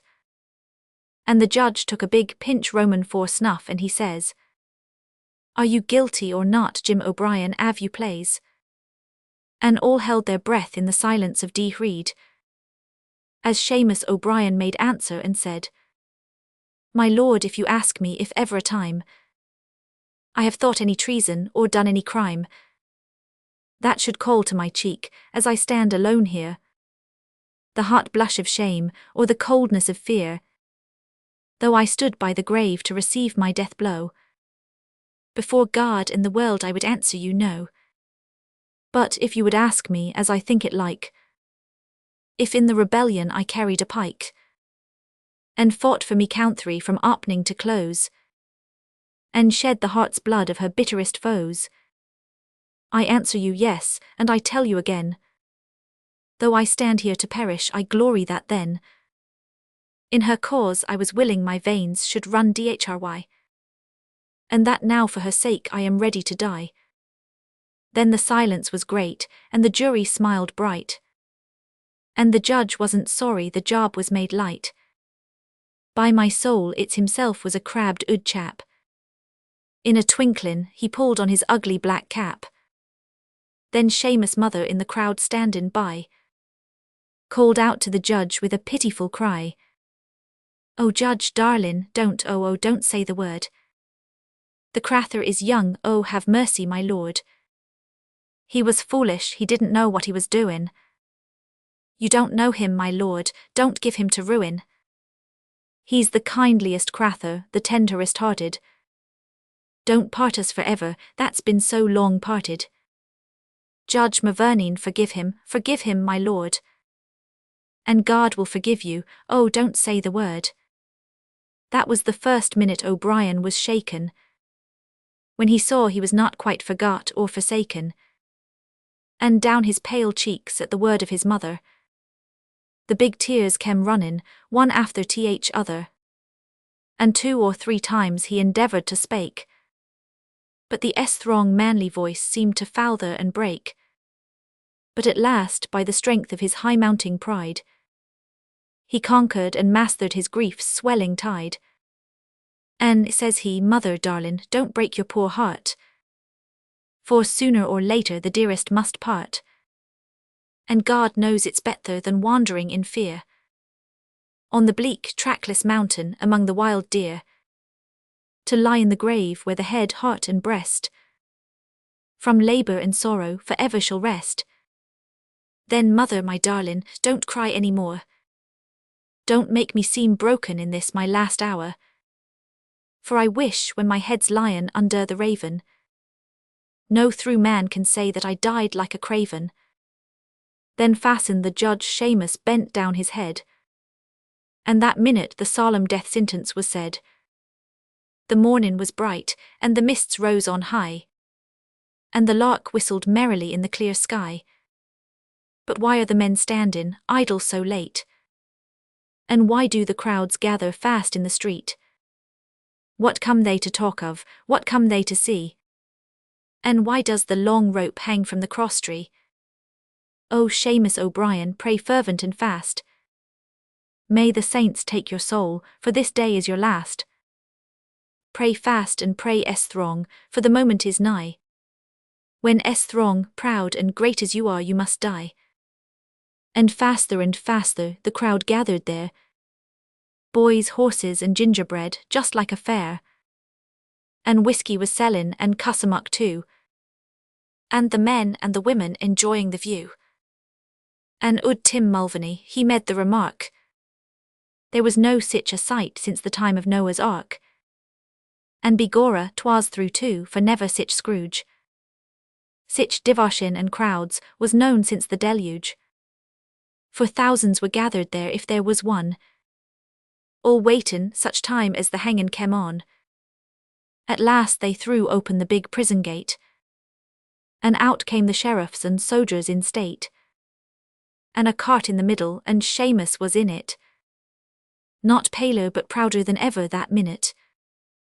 And as soon as the people saw Shamus O'Brien, wid prayin' and blessin', and all the girls cryin', the wild wailin' sound it came on by degrees, like the sound of the lonesome wind blowin' through trees.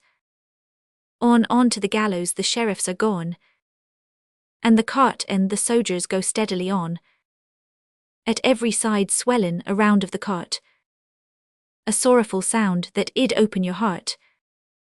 Now under the gallows the cart takes its stand, and the hangman gets up with the rope in his hand, and the priest, having blessed him, goes down on the ground, and Shamus O'Brien throws one look around. Then the hangman drew near, and the people grew still. Young faces turned sickly, and warm hearts turned chill. And the rope bane ready, his neck was made bare, for the gripe Roman for the life-strangling cord to prepare. And the good priest has left him, having said his last prayer. But the priest has done more, for his hands he unbound, and with one daring spring Jim has leaped to the ground. Bang, bang, go the carbines and clash goes the sabres. He's not down, he's alive still, now stand to him neighbours. Through the smoke and the horses he's into the crowd. By heaven he's free, then thunder more loud. By one shout from the people the heavens were shaken, one shout that the dead of the world might awaken. Your swords they may glitter, your carbines go bang, but if you want hangin', it's yourself you must hang. Tonight he'll be sleeping in Atherlow Glyn, and the divil's in the dice if you catch him aggin'. The soldiers ran this way, the sheriffs ran that, and Father Malone lost his new Sunday hat. And the sheriffs were both of them punished severely, and fined like the divil for bane done fairly. Home, sweet home. by William Thomson. Sotten I the law court. Wise once sae I've heard tell. Oh, but hame is hamely. Quo sotten to himsel. The cane bottom 500 chair. BYWMTHACKRAY. In tattered old slippers that toast at the bars, and a ragged old jacket perfumed with cigars. Away from the world and its toils and its cares, I've a snug little kingdom up 4 pairs of stairs. To mount to this realm is a toil, to be sure, but the fire there is bright and the air rather pure, and the view I behold on a sunshiny day is grand through the chimney pots over the way.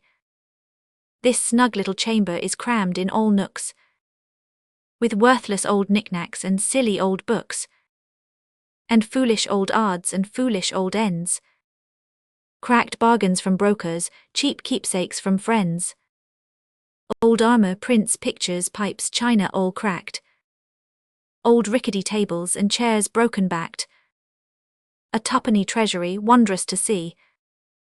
What matter, 'tis pleasant to you, friend, and me. No better divan need the Sultan require than the creaking old sofa that basks by the fire. And 'tis wonderful, surely, what music you get from the rickety, ramshackle, wheezy spinet.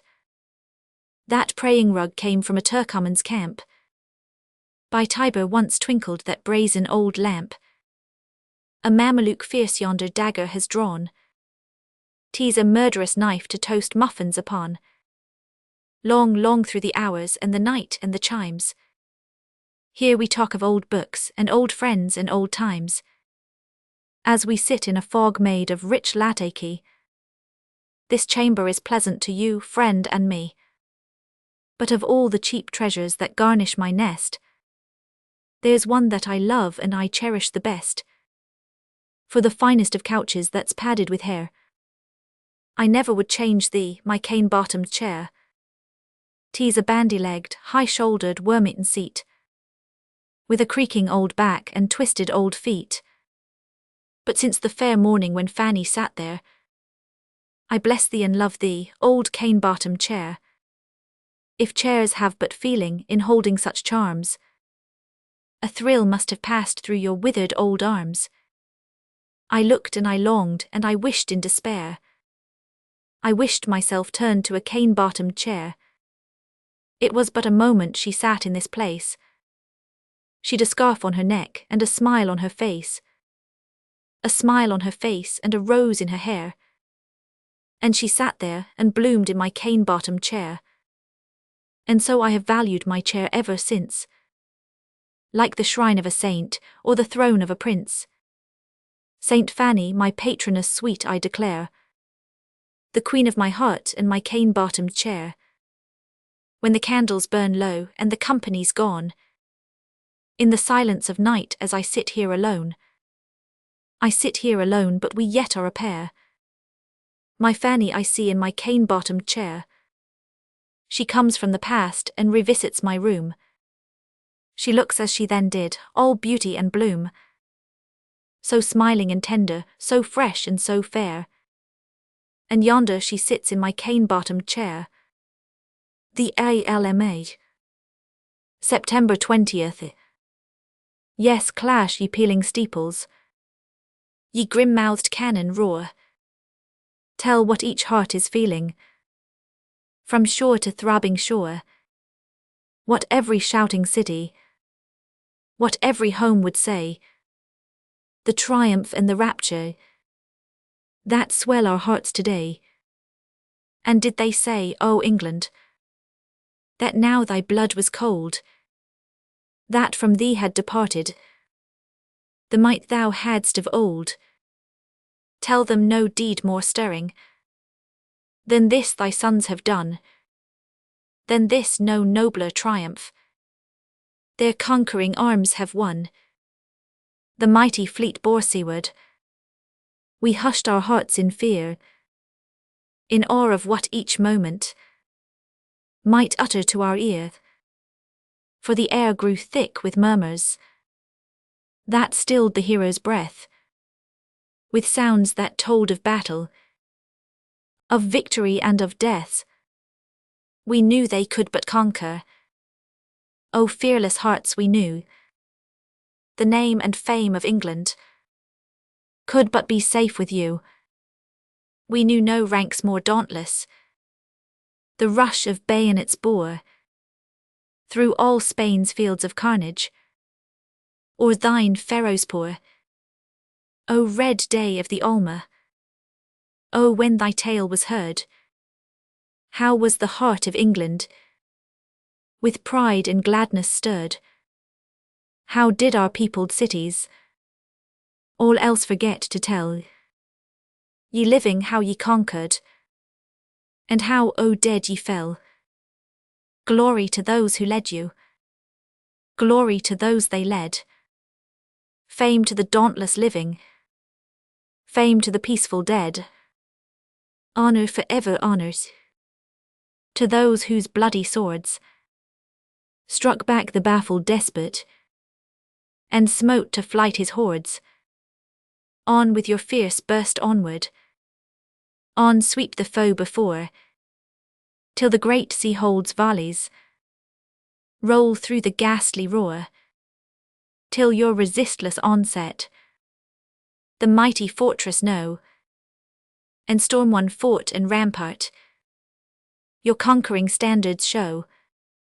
Yes, clash ye bells in triumph, yes, roar ye cannon roar, not for the living only, but for those who come no more, for the brave hearts coldly lying in their far-off gory graves, by the Alma's reddened waters, and the Euxine's dashing waves.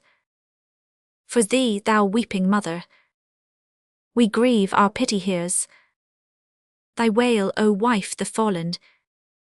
For them we have no tears, no, but with pride we name them, for grief their memory wrongs.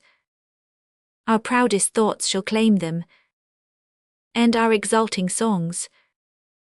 Heights of the rocky Alma, the flags that scaled you bore, Plassey, Quebec and Blenheim, and many a triumph more, and they shall show your glory, till men shall silent be, of Waterloo and Maida, Moulton and Minnie.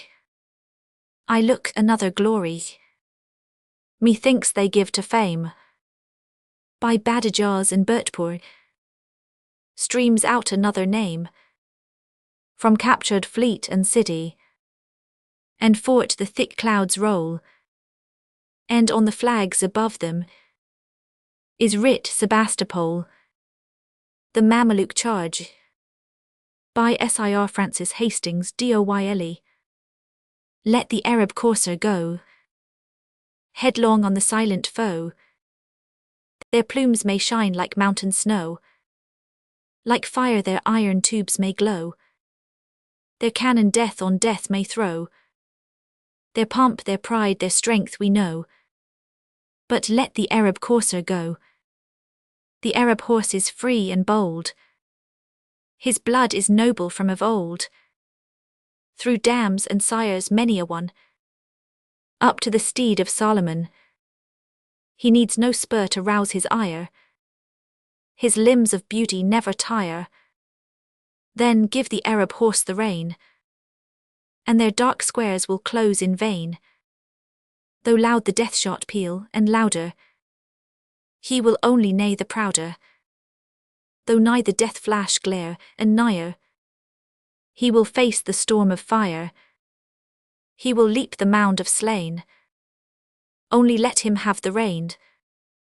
The Arab horse will not shrink back, though death confront him in his track. The Arab horse will not shrink back, and shall his rider's arm be slack?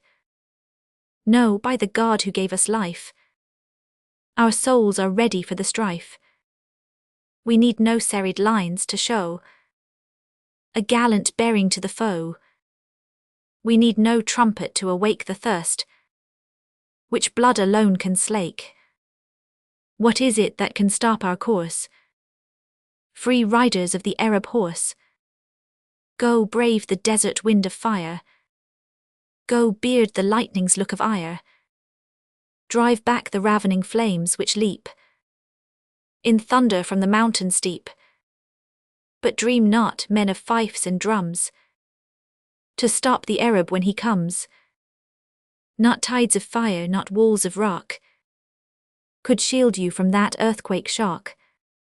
Come, brethren, come, too long we stay. The shades of night have rolled away. Too fast the golden moments fleet. Charge ere another pulse has beat. Charge like the tiger on the fawn, before another breath is drawn. My Lady's Leap, by Campbell R.A.E. Brown. My Lady's Leap, that's it, sir. That's what we call it, air. It's a nasty jump for a man, sir, let alone for a woman to clear. 500 ye see the fencing around it, and the crosses folk can tell that this is the very spot, sir, where her sweet young ladyship fell. I've lived in his lordship's family for goin' on 40 year, and the tears will come a-wellin' whenever I think of her, for my memory takes me backwards to the days when by my side she would sit in her tiny saddle as I taught her the way to ride. But she didn't want much teachin'. Lor bless ye, afore she was 8, there wasn't a fence in the county, nor ever a 5-barred gate, but what she'd leap, aye, and laugh at. I think now I hear the ring of her voice shouting, now then, lassie, as over a ditch she'd spring. How proud I was of my mistress, when round the countryside I'd hear folks talking of her, sir, and how she used to ride. Everyone knew my young mistress, my Lady of Hislop Chase, and what's more, everyone loved her. Sure he sailed with the crew. What would you have him do? And he has never written line, nor sent you word, nor made you sign, to say he was alive. Hold, if 'twas wrong, the wrong is mine. Besides, he may be in the brine, and could he write from the grave? Tut, man, what would you have? Gone 20 years, a long, long cruise. 'Twas wicked thus your love to abuse. But if the lad still live, and come back home, think you can forgive him, miserable man? You're mad as the sea, you rave. What have I to forgive? The sailor twitched his shirt so blue, and from within his bosom drew the kerchief. She was wild. My God, my father, is it true? My little lad, my Elihu. And is it you? My blessed boy, my child, my dead, my living child, the last of the Eurydice. By Sir Noel Paton. Sunday, March 24, 1878. The training ship Eurydice, as tight a craft, I ween, as ever bore brave men who loved their country and their queen. Built when a ship, sir, was a ship, and not a steam machine. 6 months or more she had been out, cruising the Indian Sea, and now with all her canvas bent, a fresh breeze blowing free, up channel in her pride she came, the brave Eurydice. On Saturday it was we saw the English cliffs appear, and fore and aft from man and boy uprang one mighty cheer, while many a rough and ready hand dashed off the gathering tear. We saw the heads of Dorset rise, fair in the Sabbath sun. We marked each hamlet gleaming white, the church spires one by one. We thought we heard the church bells ring to hail our voyage done. Only an hour from Spithead, lads, only an hour from home. So sang the captain's cheery voice, as we spurned the ebbing foam, and each young sea dog's heart sang back, only an hour from home. No warning ripple crisped the wave, to tell of danger nigh, nor looming wrack nor driving scud, from out a smiling sky, with sound as of the tramp of doom. The squall broke suddenly, a hurricane of wind and snow. From off the Shanklin shore, it caught us in its blinding whirl. One instant and no more, for ere we dreamt of trouble near, all earthly hope was o'er. No time to shorten sail, no time to change the vessel's course. The storm had caught her crowded masts with swift, resistless force. Only one shrill, despairing cry rose o'er the tumult hoarse, and broadside the great ship went down amid the swirling foam, and with her nigh 400 men went down in sight of home. Fletcher and I alone were saved, only an hour from home. The Warden of the Sink Ports. By H. W. Longfellow. September 13, 1852. A mist was driving down the British Channel. The day was just begun, and through the window panes on floor and panel streamed the red autumn sun. It glanced on flowing flag and rippling pennon, and the white sails of ships, and from the frowning rampart the black cannon hailed it with feverish lips. Sandwich and Romney, Hastings, Hythe and Dover were all alert that day to see the French war steamers speeding over. When the fog cleared away, sullen and silent and like couchant lions, their cannon through the night, holding their breath, had watched in grim defiance the sea coast opposite, and now they roared at drumbeat from their stations on every citadel, each answering each with morning salutations, that all was well, and down the coast, all taking up the burden, replied the distant forts, as if to summon from his sleep the warden and lord of the Cinque Ports.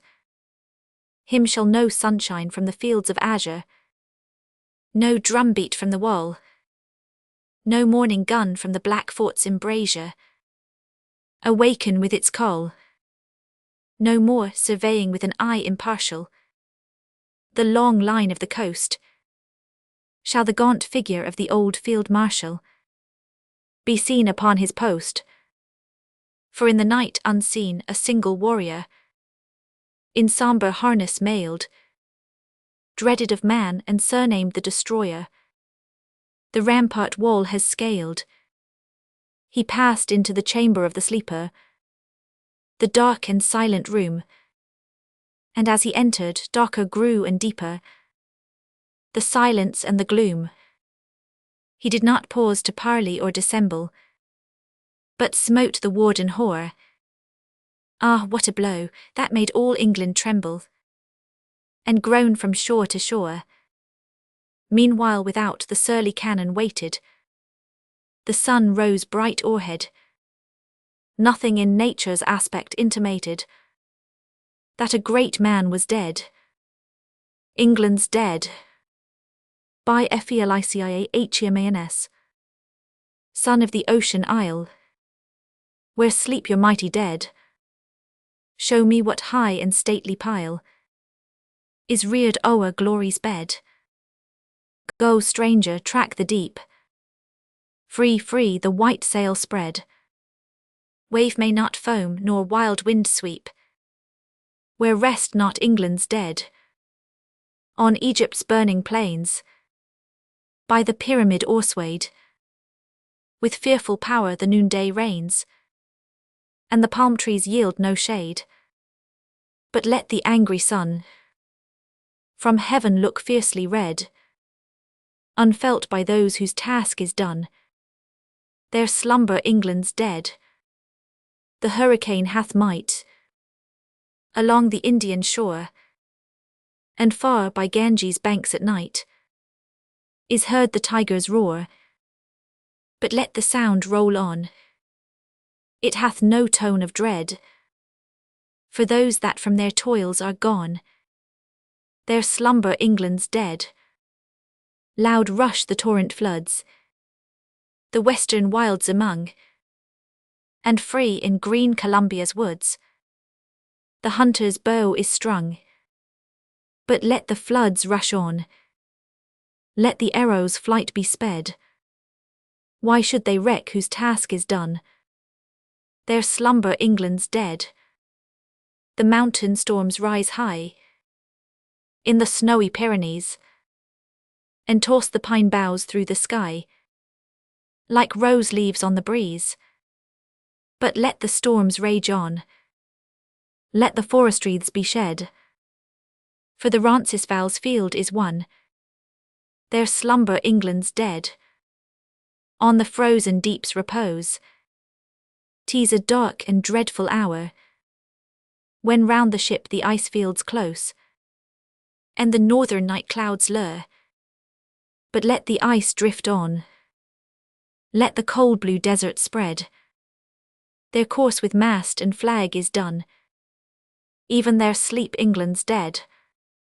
The warlike of the isles, the men of field and wave, are not the rocks their funeral piles, the seas and shores their grave. Go, stranger, track the deep. Free, free the white sail spread. Wave may not foam nor wild wind sweep, where rest not England's dead. Mehrab Khan, by Alfred H. Mehrab Khan died as he said he would, sword in hand at the door of his own Zanana. Capture of Kelat, 1839. With all his fearless chiefs around, the Moslem leader stood forlorn, and heard at intervals the sound of drums athwart the desert borne. To him a sign of fate they told, that Britain in her wrath was nigh, and his great heart its powers unrolled, in steadiness of will to die. Ye come in your mechanic force, a soulless mass of strength and skill. Ye come resistless in your course. What matters it, 'tis but to kill. A serpent in the bath, a gust of venomed breezes through the door, have power to give us back to dust. Has all your grasping empire more, your 1,000 ships upon the sea, your guns and bristling squares by land, are means of death, and so may be. A dagger in a damsel's hand, put forth the might you boast and try, if it can shake my seated will, by knowing when and how to die. I can escape and scorn you still. The noble heart, as from a tower, looks down on life that wears a stain. He lives too long who lives an hour beneath the clanking of a chain. I breathe my spirit on my sword, I leave a name to honor known, and perish to the last the lord of all that man can call his own. Such was the mountain leader's speech. Say ye who tell the bloody tale, when havoc smote the howling breach, then did the noble savage quail. No, when through dust and steel and flame, hot streams of blood and smothering smoke, true as an arrow to its aim, the meteor flag of England broke, and volley after volley through, a storm of ruin crushing all, still cheering on a faithful few. He would not yield his father's whole. At his yet unpolluted door, he stood a lion-hearted man, and died a freeman still before the merchant thieves of Frangistan. The red thread of honor, by Alfred H. told to the author by the late Sir Charles James Napier. 11 men of England. A breastwork charged in vain. 11 men of England lie stripped and gashed and slain.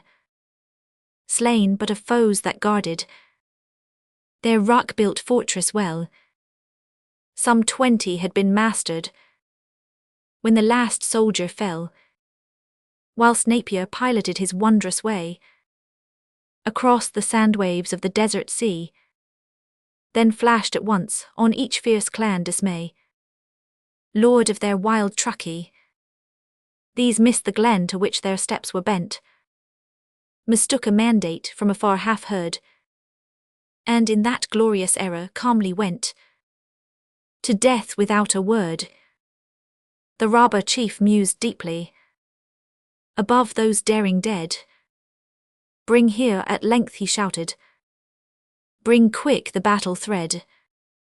Let Eblis blast forever their souls if Allah will.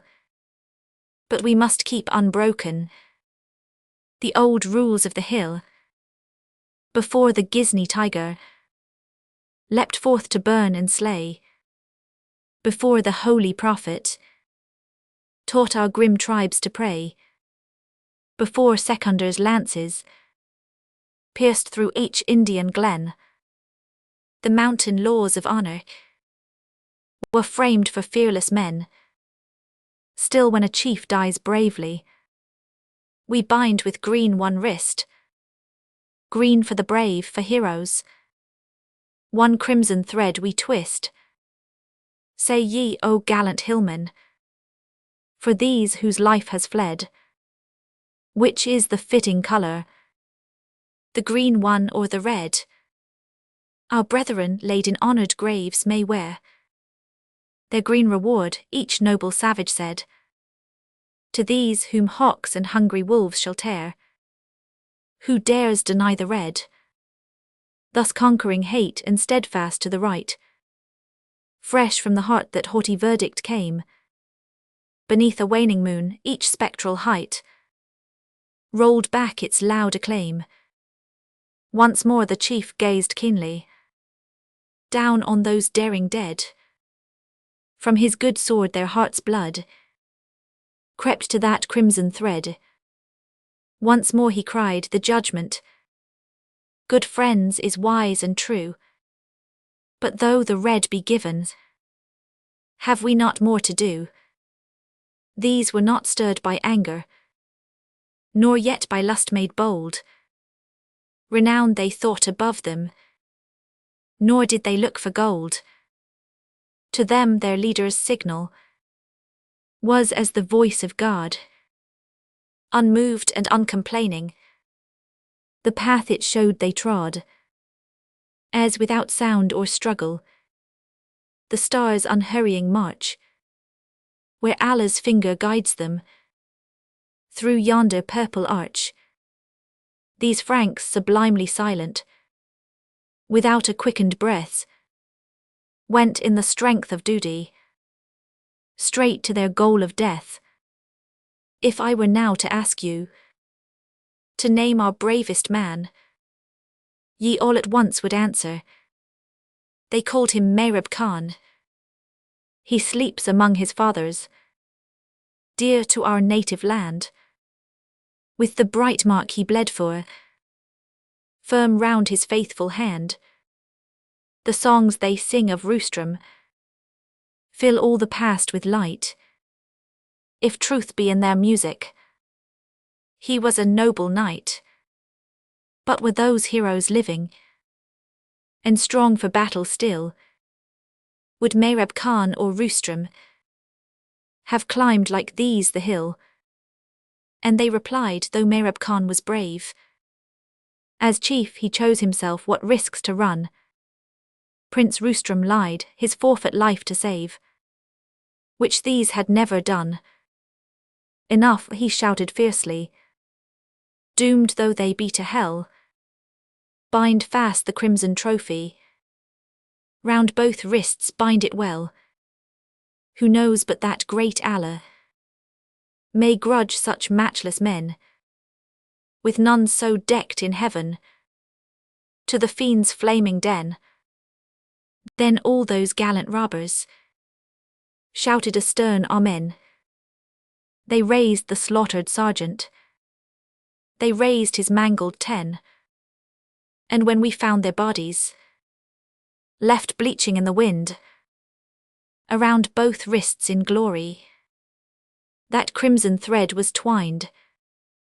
Then Napier's knightly heart, touched to the core, rung like an echo to that knightly deed. He bade its memory live forevermore, that those who run may read. The Private of the BUFFS, by Sir Francis Hastings Doyle. Some Sikhs and a private of the Buffs, having remained behind with the grog carts, fell into the hands of the Chinese. On the next morning they were brought before the authorities, and commanded to perform the kato. The Sikhs obeyed, but Moise, the English soldier, declaring that he would not prostrate himself before any Chinaman alive, was immediately knocked upon the head, and his body thrown on a dunghill. Times.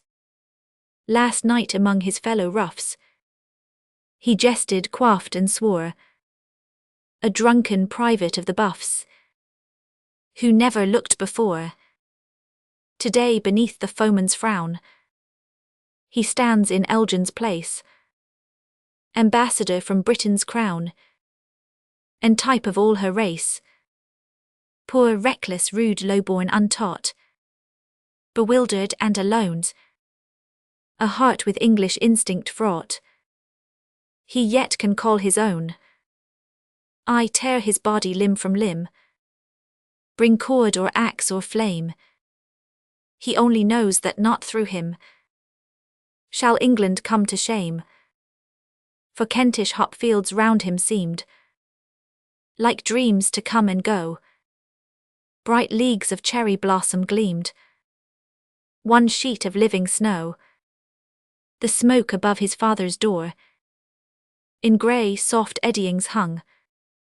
Must he then watch it rise no more, doomed by himself so young? Yes, honour calls, with strength like steel. He put the vision by. Let dusky Indians whine and kneel. An English lad must die. And thus, with eyes that would not shrink, with knee to man unbent, unfaltering on its dreadful brink, to his red grave he went. Vain, mightiest fleets of iron framed, vain those all-shattering guns, unless proud England keep, untamed, the strong heart of her sons. So let his name through Europe ring, a man of mean estate, who died as firm as Sparta's king, because his soul was great. A fisherman's song, by Alfred H. Miles. Hurrah, the craft is dashing athwart the briny sea. Hurrah, the wind is lashing the white sails merrily. The sun is shining overhead, the rough sea heaves below. We sail with every canvas spread. Yo-ho, my lads, yo-ho. Simple is our vocation. We seek no hostile strife, but mid the storm's vexation, we succour human life. Oh, simple are our pleasures. We crave no miser's hoard, but hold the great sea's treasures, to spread a frugal board. But if at usurpation we needs must strike a blow, our hardy avocation shall fit us for the foe. Then let the despot's strength compete upon the open sea, and on the proudest of his fleet our flag shall flutter free. The Field of Waterloo, by Lord Byron. Stop, for thy tread is on an empire's dust. An earthquake's spoil is sepulchred below. Is the spot marked with no colossal bust, nor column trophied for triumphal show? None, but the moral's truth tells simpler so. As the ground was before, thus let it be. How that red rain hath made the harvest grow, And is this all the world has gained by thee? Thou first and last of fields, king making victory. There was a sound of revelry by night, and Belgium's capital had gathered then, her beauty and her chivalry, and bright the lamps shone o'er fair women and brave men. 1,000 hearts beat happily, and when music arose with its voluptuous swell, soft eyes looked love to eyes which spake again, and all went merry as a marriage bell. But hush, hark, a deep sound strikes like a rising knell. Did ye not hear it? No, 'twas but the wind, or the car rattling o'er the stony street. On with the dance, let joy be unconfined. No sleep till morn, when youth and pleasure meet, to chase the glowing hours with flying feet. But hark, that heavy sound breaks in once more, as if the clouds its echo would repeat, and nearer, clearer, deadlier than before. Arm, arm, it is, the cannon's opening roar. Within a windowed niche of that high hole, St. Brunswick's fated chieftain, he did hear that sound the first amidst the festival, and caught its tone with death's prophetic ear. And when they smiled because he deemed it near, his heart more truly knew that peal too well, which stretched his father on a bloody bier, and roused the vengeance blood alone could quell. He rushed into the field, and foremost fighting fell.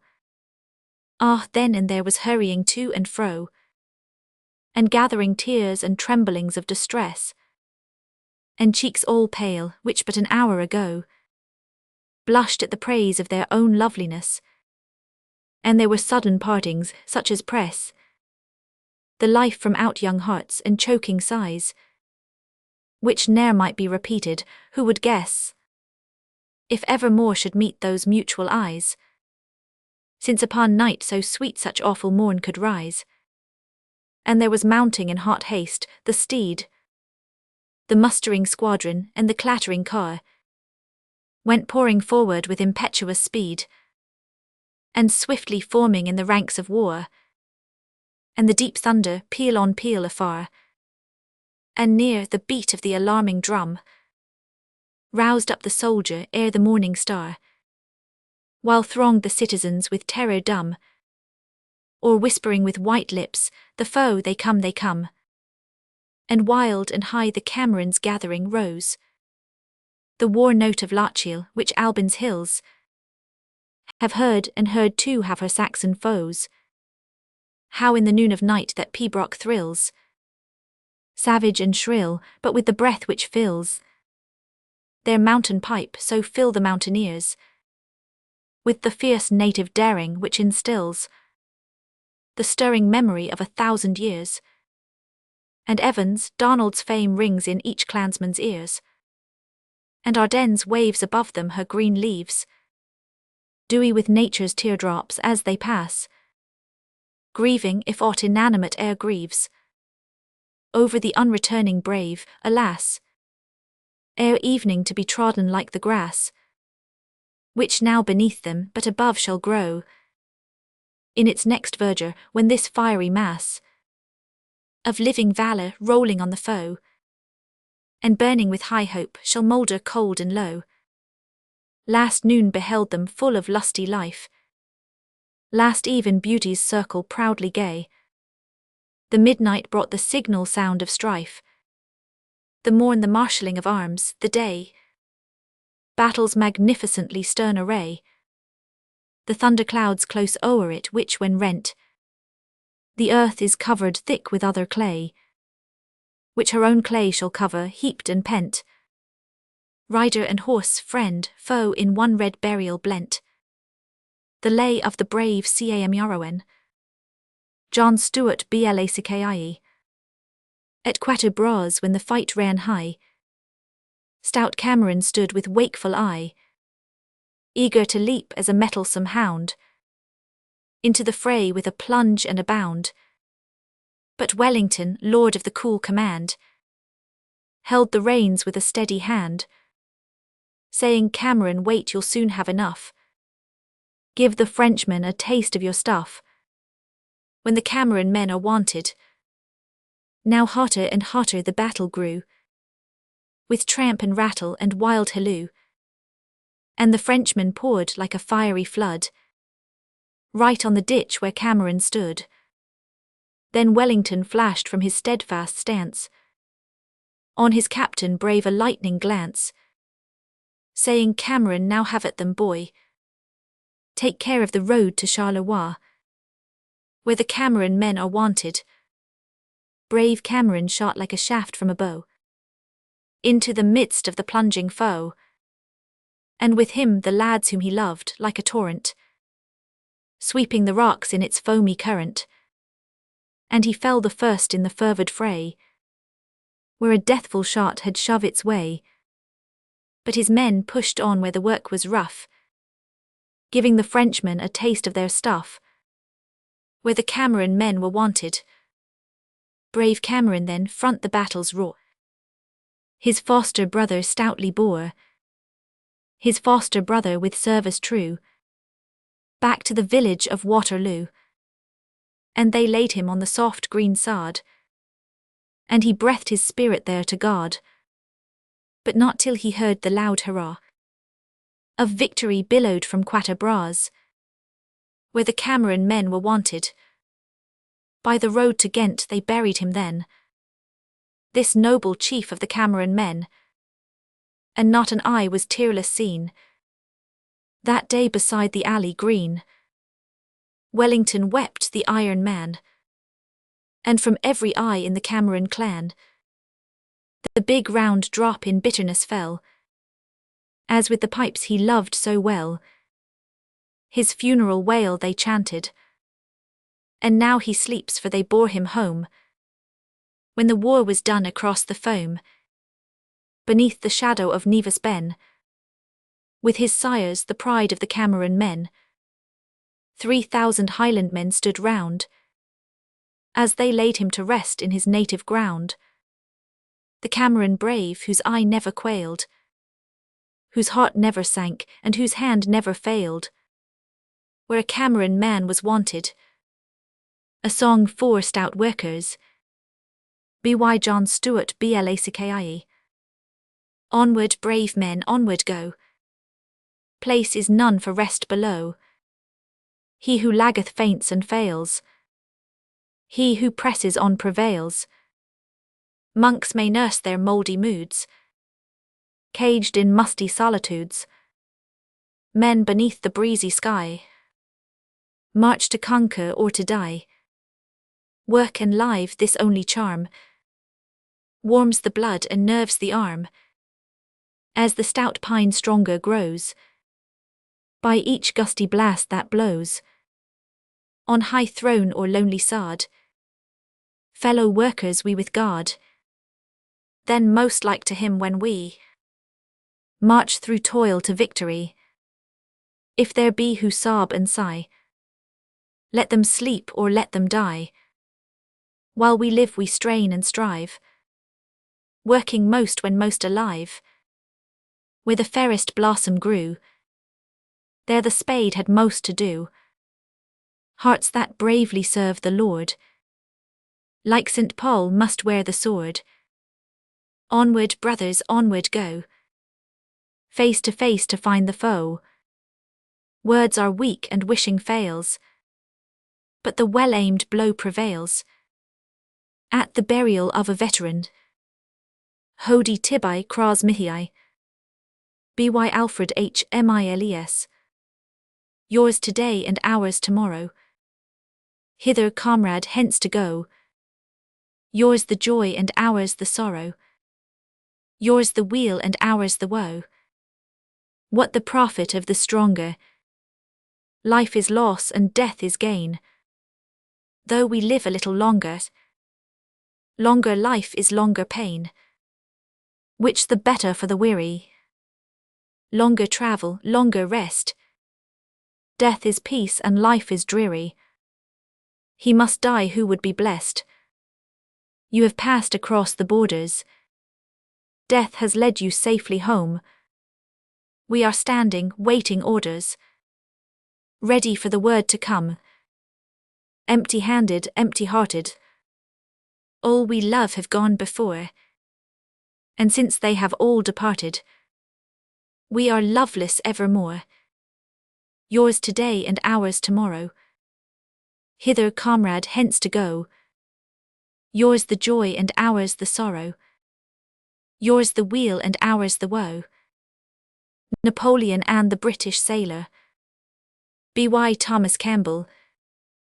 I love contemplating, apart from all his homicidal glory, the traits that soften to our heart Napoleon's story. 'Twas when his banners at Boulogne armed in our island every freeman, his navy chanced to capture one poor British seaman. They suffered him, I know not how, unprisoned on the shore to roam, and I was bent his longing brow on England's home. His eye, methinks, pursued the flight of birds to Britain halfway over. With envy they could reach the white dear cliffs of Dover. A stormy midnight watch, he thought, then this sojourn would have been dearer, if but the storm his vessel brought to England nearer. At last, when care had banished sleep, he saw one morning, dreaming, doting, an empty hogshead from the deep come shoreward floating. He hid it in a cave and wrought the livelong day, laborious lurking, until he launched a tiny boat by mighty working. Heaven help us, 'twas a thing beyond description wretched, such a wherry perhaps ne'er ventured on a pond, or crossed a ferry. For ploughing in the salt sea field, it would have made the boldest shudder, untarred, uncompassed, and unkeeled. No sail, no rudder. From neighbouring woods he interlaced his sorry skiff with wattled willows, and thus equipped he would have passed the foaming billows. But Frenchmen caught him on the beach, his little Argo sorely jeering, till tidings of him chanced to reach Napoleon's hearing. With folded arms Napoleon stood, serene alike in peace and danger, and in his wonted attitude addressed the stranger. Rash man, that wouldst yon channel pass, on twigs and staves so rudely fashioned, thy heart with some sweet British lass must be impassioned.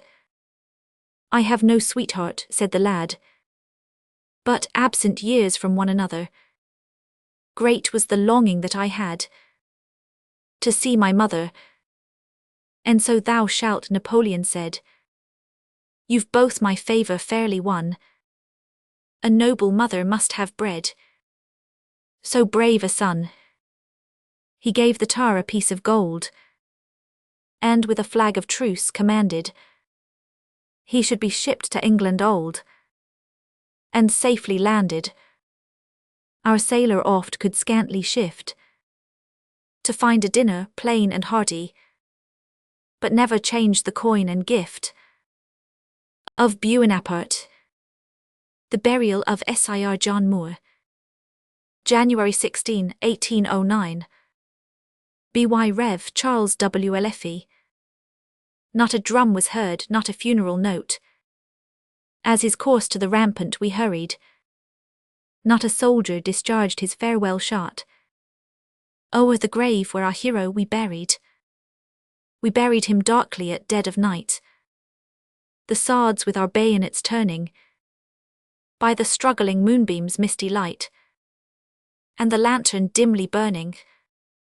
No useless coffin enclosed his breast, not in sheet nor in shroud we wound him, but he lay like a warrior taking his rest, with his martial cloak around him.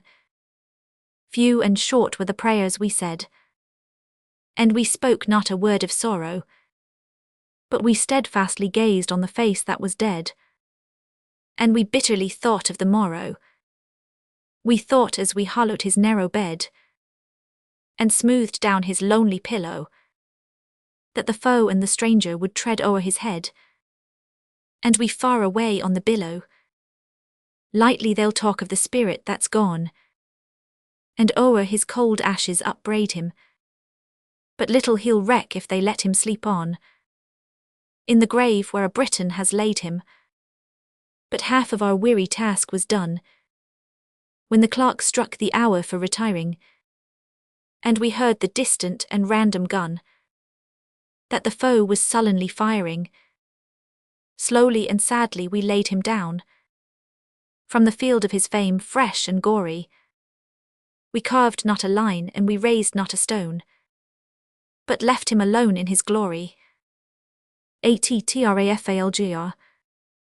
October 21, 1805. An Old Mano Warsmans Yarn. By Gerald Massey. I good neighbours I have seen, him sure as God's my life. One of his chosen crew I've been. Haven't I, old good wife? God bless your dear eyes, didn't you vow to marry me any weather, if I came back with limbs eno, to keep my soul together? Brave as a lion was our Nell, and gentle as a lamb. It warms my blood once more to tell the tale, grey as I am. It makes the old life in me climb, it sets my soul a-swim. I live twice over every time that I can talk of him. You should have seen him as he trod the deck, our joy and pride.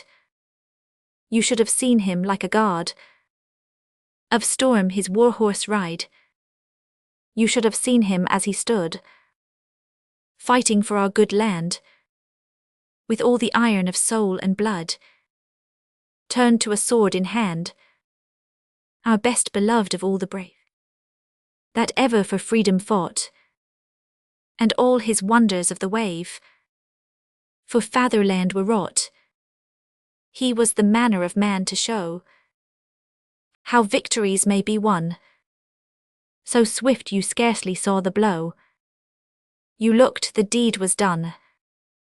He sailed his ships for work, he bore his sword for battle wear. His creed was best man to the fore, and he was always there, up any peak of peril where there was but room for one. The only thing he did not dare was any death to shun. The Nelson touch his men he taught, and his great stride to keep. His faithful fellows round him fought, 10,000 heroes deep, with a red pride of life and heart. For him their blood ran free. They minded not the showers of shot. No more than peas, said he. Napoleon saw our sea king thwart his landing on our isle. He gnashed his teeth, he gnawed his heart at Nelson of the Nile, who set his fleet in flames to light the lion to his prey, and lead destruction through the night. Upon his dreadful way, around the world he drove his game, and ran his glorious race, nor rested till he hunted them from off the ocean's face, like that old war dog who till death clung to the vessel's side, till hands were lopped, then with his teeth he held on till he died. Aye, he could do the deeds that set old fighters' hearts afire, the edge of every spirit wet, and every arm inspire. Yet I have seen upon his face the tears that, as they roll, show what a light of saintly grace may clothe a sailor's soul. And when our darling went to meet Trafalgar's Judgment Day, the people knelt down in the street to bless him on his way. He felt the country of his love watching him from afar, It saw him through the battle move. His heaven was in that star. Magnificently glorious sight. It was in that great dawn. Like one vast sapphire flashing light. The sea just breathing shone. Their ships fresh painted stood up tall. And stately, ours were grim. And weather-worn but one and all's. In rare good fighting trim. Our spirits were all flying light. And into battle sped. Straining for it on wings of might. With feet of springy tread. The light of battle on each face. Its lust in every eye. Our sailor blood at swiftest pace. To catch the victory nigh. His proudly wasted face, wave-worn, was loftily serene.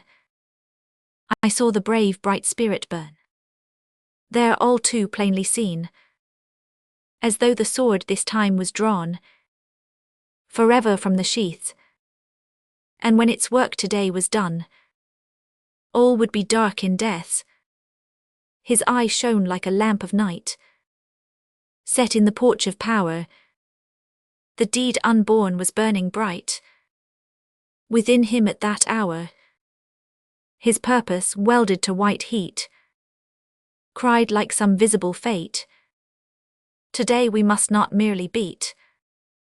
We must annihilate.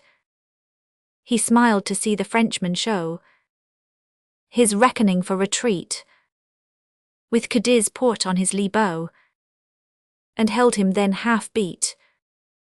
They flew no colours till we drew them out to strike with their old victory for a prize or two. Had flags enough to spare. Mast high the famous signal ran. Breathless we caught each word.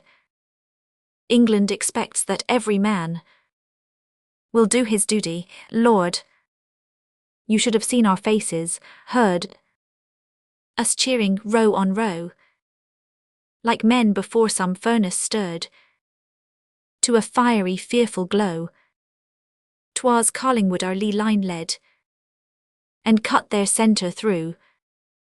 See how he goes in, Nelson said. As his first broadside flew. And near 400 foemen fall. Up went another cheer.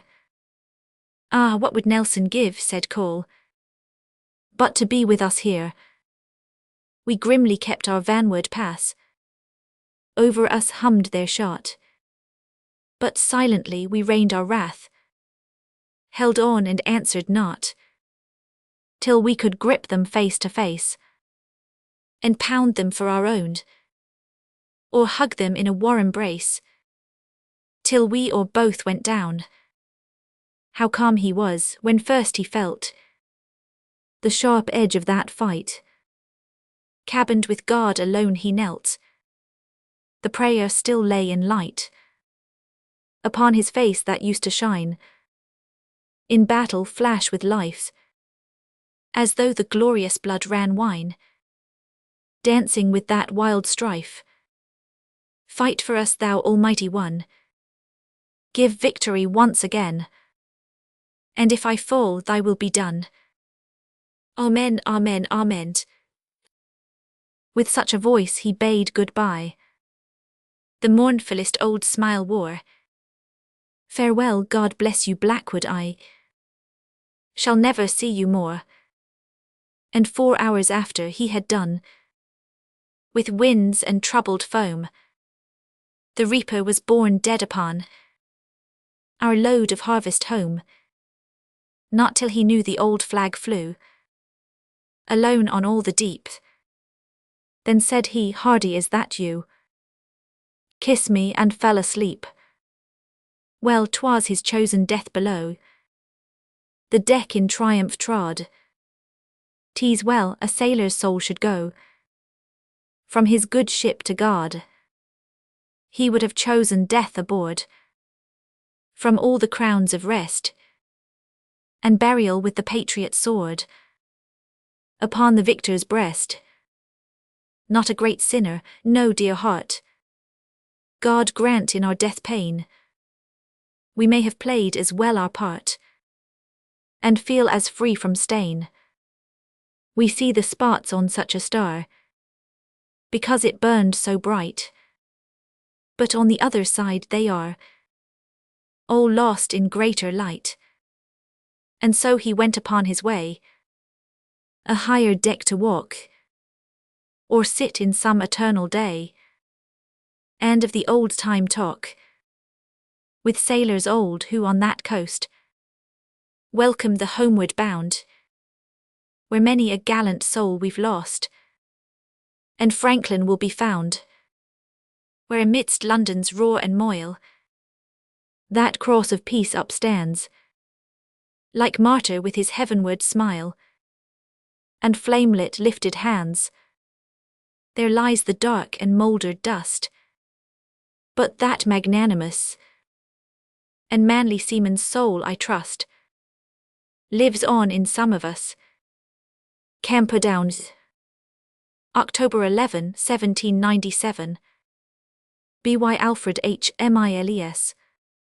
We were lying calm and peaceful as an infant lies asleep, rocked in the mighty cradle of the ever-restless deep. Or like a lion resting ere he rises to the fray, with eyes half closed in slumber and half open for the prey. We had waited long, and restless was the spirit of the fleet, for the long-expected conquest and the long-delayed defeat. When uprose the mists of morning, as a curtain rolls away, for the high heroic action of some old chivalric play. And athwart the sea to starboard waved the colours high and free of the famous fighting squadron that usurped the loyal sea. Quick the signal came for action, quick replied we with a cheer, for the friends at home behind us, and the foes before so near. 3 times 3 the cheering sounded, and mid deafening hurrahs, we sprang into position, 500 lusty tars, and the cannons joined our shouting with a burly, booming cheer that aroused the hero's action and awoke the coward's fear. And the lightning and the thunder gleamed and pealed athwart the scene, till the noontide mist was greater than the morning mist had been. And the foeman and the stranger and the brother and the friend were mingled in one seething mass, the battle's end to end. With broken spars and splintered bulks the decks were strewn anon, while the rigging, torn and tangled, hung the shattered yards upon. Like a cataract of fire outpoured the steady cannonade, till the strongest almost wavered and the bravest were dismayed. Like an endless swarm of locusts sprang they up our vessel's side, and scaled her burning bulwarks or fell backward in the tide. 'Twas a fearful day of carnage, such as none had known before, in the fiercest naval battles of those gallant days of yore. We had battled all the morning, mid the never-ceasing hail of grape and spark and splinter, of cable shred and sail. We had thrice received their onslaught, which we thrice had driven back, and were waiting, calm and ready, for the last forlorn attack, when a shout of exultation from out their ranks arose, a frenzied shout of triumph o'er their yet unconquered foes. For the stainless flag of England, that has braved 1,000 years, had been shot clean from the masthead, and they gave 3 hearty cheers. A prize, they shouted from end to end the host, till a broadside gave them answer, and for ever stilled their boast. Then a fearful struggle followed, as to desperation spurred. They sought indeed the triumph so falsely claimed in word. 'Twas the purpose of a moment, and the bravest of our tars plunged headlong in the boiling surf amid the broken spars. He snatched the shot-torn colours and wound them round his arm, then climbed upon the deck again, and there stood safe and calm. He paused but for a moment, it was no time to stay. Then he leaped into the rigging that had yet survived the fray. Higher yet he climbed and higher, till he gained a dizzy height, then turned and paused a moment to look down upon the fight. Whistled wild the shots around him, as a curling smoky wreath formed a cloudy shroud to hide him from the enemy beneath. Beat his heart with proud elation as he firmly fixed his stand. And again the colours floated as he held them in his hand. Then a pistol deftly wielded, mid the battle's ceaseless blast, fastened there the colours firmly, as he nailed them to that mast. Then, as if to yield him glory, the smoke clouds cleared away, and we sent him up the loudest cheer that reached his ear that day. With newborn zeal and courage, dashing fiercely to the fight, to crown the day of battle with the triumph of the night. 'Tis a story oft repeated, 'tis a triumph often won. How 1,000 hearts are strengthened by the bravery of one. There was never dauntless courage of the loyal and the true, that did not inspirit others unto deeds of daring too. There was never bright example, be the struggle what it might, that did not inflame the ardour of the others in the fight. Up then, ye who would be heroes, and before the strife is past, for the sake of those about you, nail the colours to the mast. For the flag is ever flying, and it floats above the free, on island and on continent, and up and down the sea. And the conflict ever rages, there are many foes to fight. There are many ills to conquer, there are many wrongs to right. For the glory of the moment, for the triumph by and by. For the love of truth and duty, up and dare, and do or die.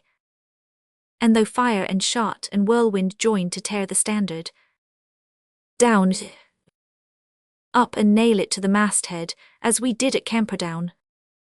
The Armada. By Lord Macaulay. Attend, all ye who list to hear our noble England's praise. I tell of the thrice famous deeds she wrought in ancient days, when that great fleet invincible against her bore, in vain, the richest spoils of Mexico, the stoutest hearts in Spain. It was about the lovely close of a warm summer day. There came a gallant merchant ship full sail to Plymouth Bay. The crew had seen Castile's black fleet, beyond Origny's isle, at earliest twilight on the waves, lie heaving many a mile. At sunrise she escaped their van, by God's especial grace, and the tall Pinta, till the noon had held her close in chase. Forthwith a guard at every gun was placed along the wall. The beacon blazed upon the roof of Edgecombe's lofty hull. Many a light fishing bark put out to pry along the coast, and with loose rein and bloody spur, rode inland many a post. With his white hair unbonneted, the stout old sheriff comes. Behind him march the halberdiers, before him sound the drums. The yeomen, round the market cross, make clear and ample space, for there behoves him to set up the standard of her grace. And haughtily the trumpets peal, and gaily dance the bells, as slow upon the labouring wind the royal blazon swells.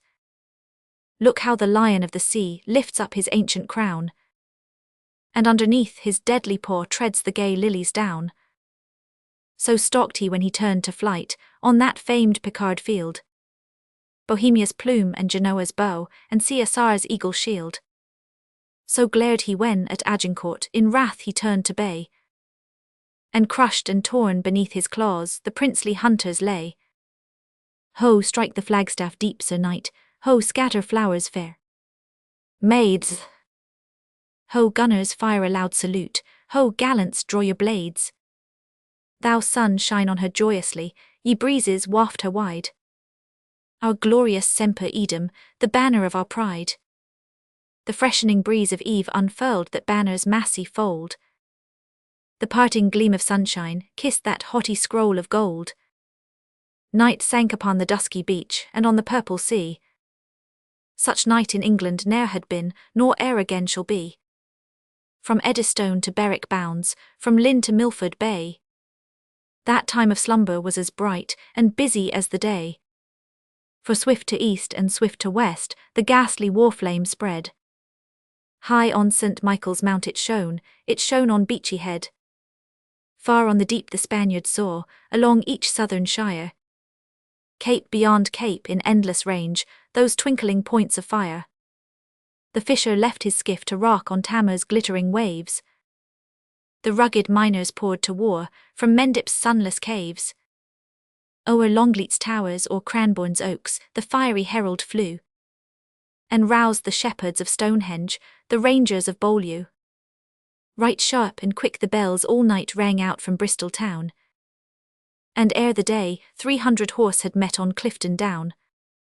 The sentinel on Whitehall gate looked forth into the night, and saw o'erhanging Richmond Hill the streak of blood-red light. The bugle's note and cannon's roar the death-like silence broke, and with one start and with one cry the royal city woke. At once on all her stately gates arose the answering fires. At once the wild alarum clashed from all her reeling spires. From all the batteries of the tower pealed loud the voice of fear, and all the 1,000 masts of Thames sent back a louder cheer. And from the farthest wards was heard the rush of hurrying feet, and the broad streams of pikes and flags rushed down each roaring street. And broader still became the blaze, and louder still the din, as fast from every village round the horse came spurring in, and eastward straight from wild Blackheath the warlike errand went, and roused in many an ancient hall the gallant squires of Kent. Southward from Surrey's pleasant hills flew those bright couriers forth. High on bleak Hampstead's swarthy moor they started for the north, and on without a pause untired they bounded still. All night from tower to tower they sprang from hill to hill, till the proud peak unfurled the flag o'er Darwin's rocky dales, till like volcanoes flared to heaven the stormy hills of Wales, till 12 fair counties saw the blaze on Malvern's lonely height, till streamed in crimson on the wind the Wrekin's crest of light, till broad and fierce the star came forth on Ely's stately fane, and tower and hamlet rose in arms o'er all the boundless plain, till Belvoir's lordly terraces the sign to Lincoln sent, and Lincoln sped the message on o'er the wide vale of Trent, till Skiddaw saw the fire that burned on Gaunt's embattled pile, and the red glare on Skiddaw roused the burghers of Carlisle. Mr. Barker's picture, by Max Adler. Your charge against Mr. Barker, the artist here, said the magistrate, is assault and battery, I believe. Yes, sir.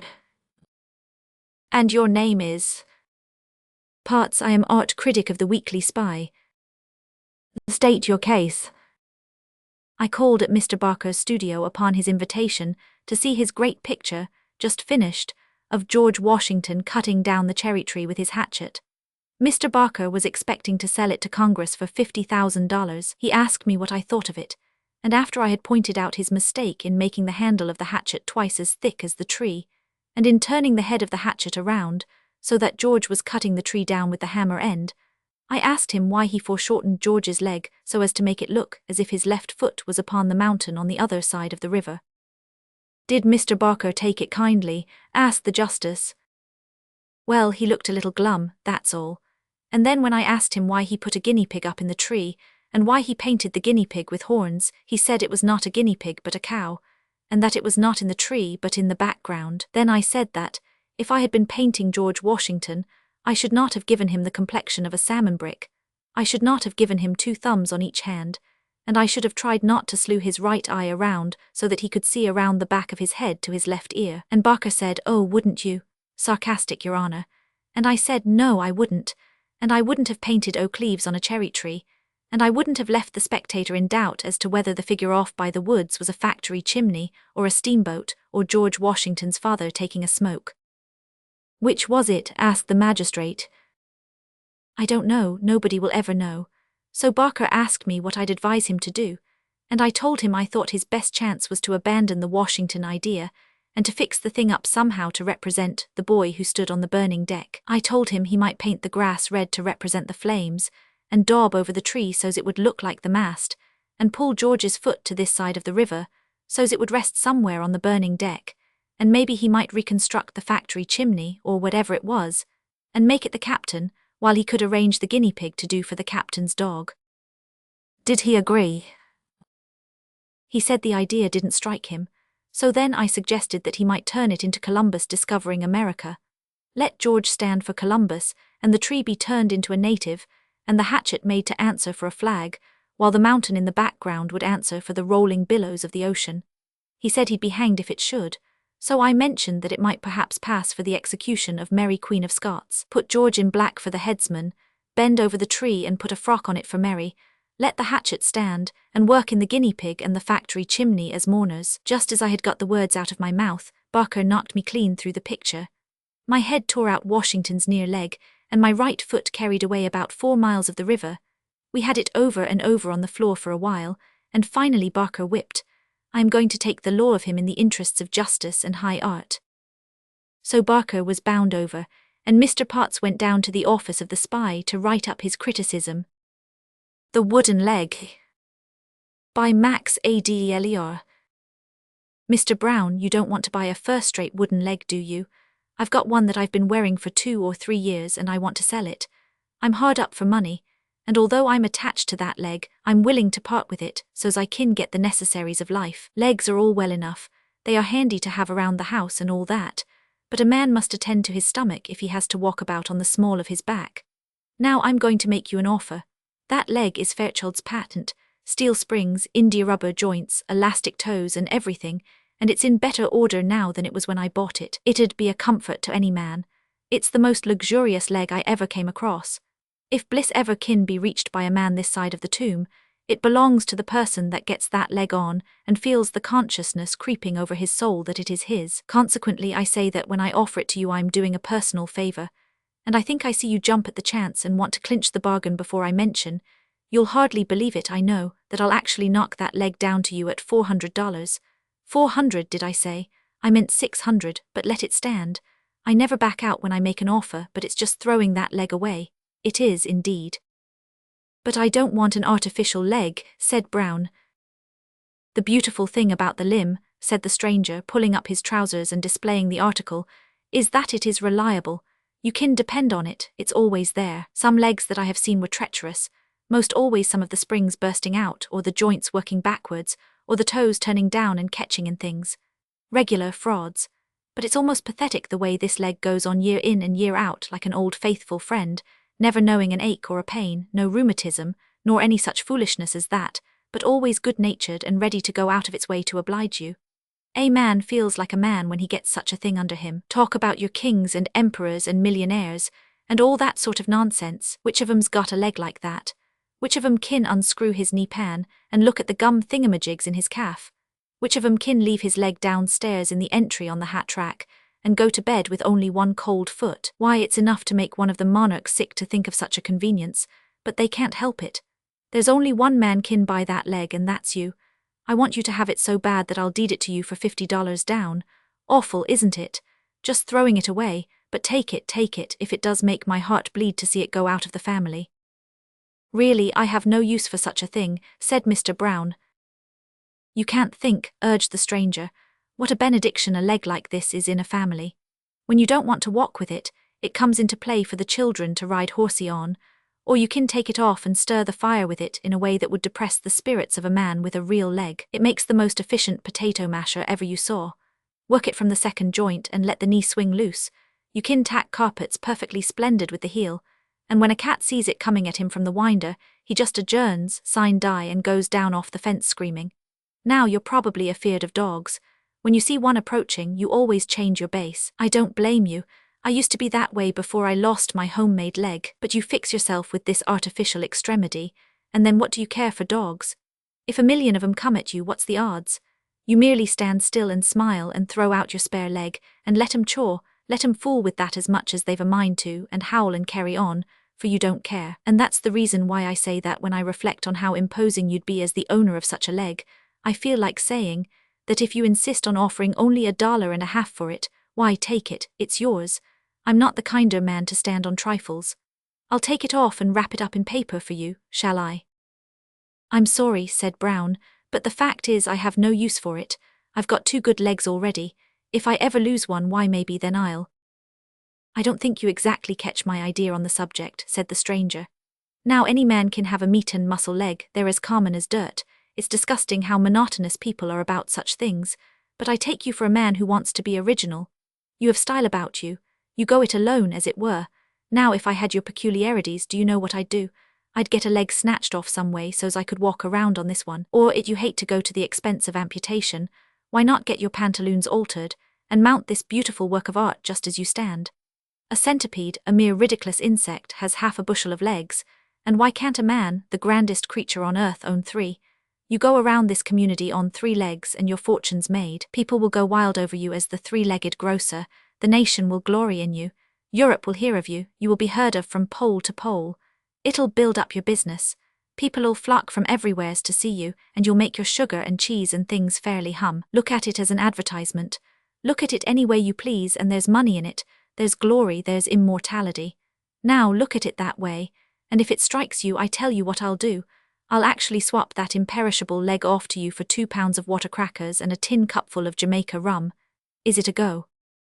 Then Brown weighed out the crackers, gave him a drink of rum, and told him if he would take them as a present and quit he would confer a favor. And he did.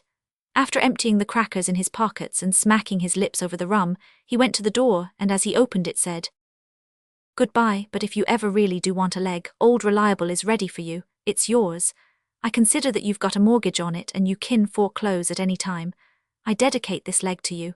My will shall mention it, and if you don't need it when I die, I'm going to have it put in the savings bank to draw interest until you check it out." The Enchanted Shirt by Colonel John Hay. The king was sick, his cheek was red, and his eye was clear and bright. He ate and drank with a kingly zest, and peacefully snored at night. But he said he was sick, and a king should know. And doctors came by the score. They did not cure him, he cut off their heads, and sent to the schools for more. At last 2 famous doctors came, and one was as poor as a rat. He had passed his life in studious toil, and never found time to grow fat. The other had never looked in a book. His patients gave him no trouble. If they recovered, they paid him well. If they died, their heirs paid double. Together they looked at the royal tongue, as the king on his couch reclined. In succession they thumped his august chest, but no trace of disease could find. The old sage said, "You're as sound as a nut." "Hang him up," roared the king in a gale, in a 10-knot gale of royal rage. The other leech grew a shade pale, but he pensively rubbed his sagacious nose, and thus his prescription ran: "The king will be well if he sleeps one night in the shirt of a happy man." Wide o'er the realm the couriers rode, and fast their horses ran, and many they saw, and to many they spoke, but they found no happy man. They saw 2 men by the roadside sit, and both bemoaned their lot. For one had buried his wife, he said, and the other one had not. At last they came to a village gate. A beggar lay whistling there. He whistled and sang, and laughed and rolled on the grass in the soft June air. The weary courtiers paused and looked at the scamp so blithe and gay, and one of them said, "Heaven save you, friend. You seem to be happy today." "Oh yes, fair sirs," the rascal laughed, and his voice rang free and glad. "An idle man has so much to do that he never has time to be sad. This is our man," the courier said. "Our luck has led us aright. I will give you 100 ducats, friend, for the loan of your shirt tonight." The merry blackguard lay back on the grass and laughed till his face was black. "I would do it," said he, and he roared with the fun, "but I haven't a shirt to my back." Each day to the king the reports came in of his unsuccessful spies, and the sad panorama of human woes passed daily under his eyes, and he grew ashamed of his useless life, and his maladies hatched in gloom. He opened his windows and let the of the free heaven into his room. And out he went in the world and twirled in his own appointed way. And the people blessed him, the land was glad, and the king was well and gay. Jim Bludso. By Colonel John Hay. Wall, no, I can't tell where he lives, because he don't live, you see. Leastways, he's got out of the habit of livin' like you and me. Where have you been for the last 3 years, that you haven't heard folks tell how Jimmy Bludso passed in his checks the night of the Prairie Belle? He weren't no saint, them engineers is all pretty much alike. One wife in Natchez under the hill, and another one here in Pike. A careless man in his talk was Jim, and an awkward man in a row. But he never funked and he never lied. I reckon he never knowed how.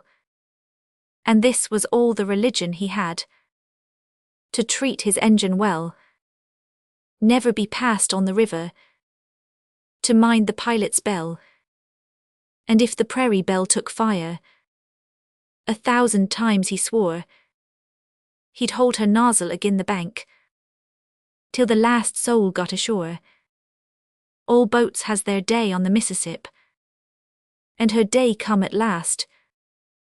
The Movastar was a better boat, but the Belle she wouldn't be passed, and so come tearin' along that night, the oldest craft on the line, with a nigger squat on her safety valve, and her furnace crammed, rosin and pine. The fire burst out as she cleared the bar, and burnt a hole in the night, and quick as a flash she turned and made for the Wylia bank on the right. There was runnin' and cursin', but Jim yelled out over all the infernal roar, I'll hold her nozzle agin the bank till the last galoot's ashore. Through the hot, black breath of the burnin' boat, Jim Bludso's voice was heard, and they all had trust in his cussedness, and knowed he would keep his word. And sure's you're born, they all got off afore the smokestacks fell, and Bludso's ghost went up alone in the smoke of the Prairie Belle.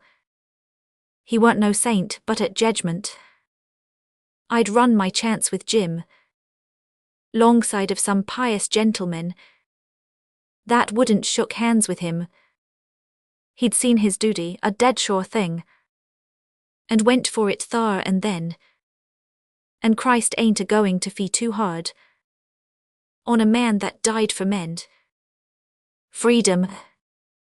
B.Y. James Russell Lowell.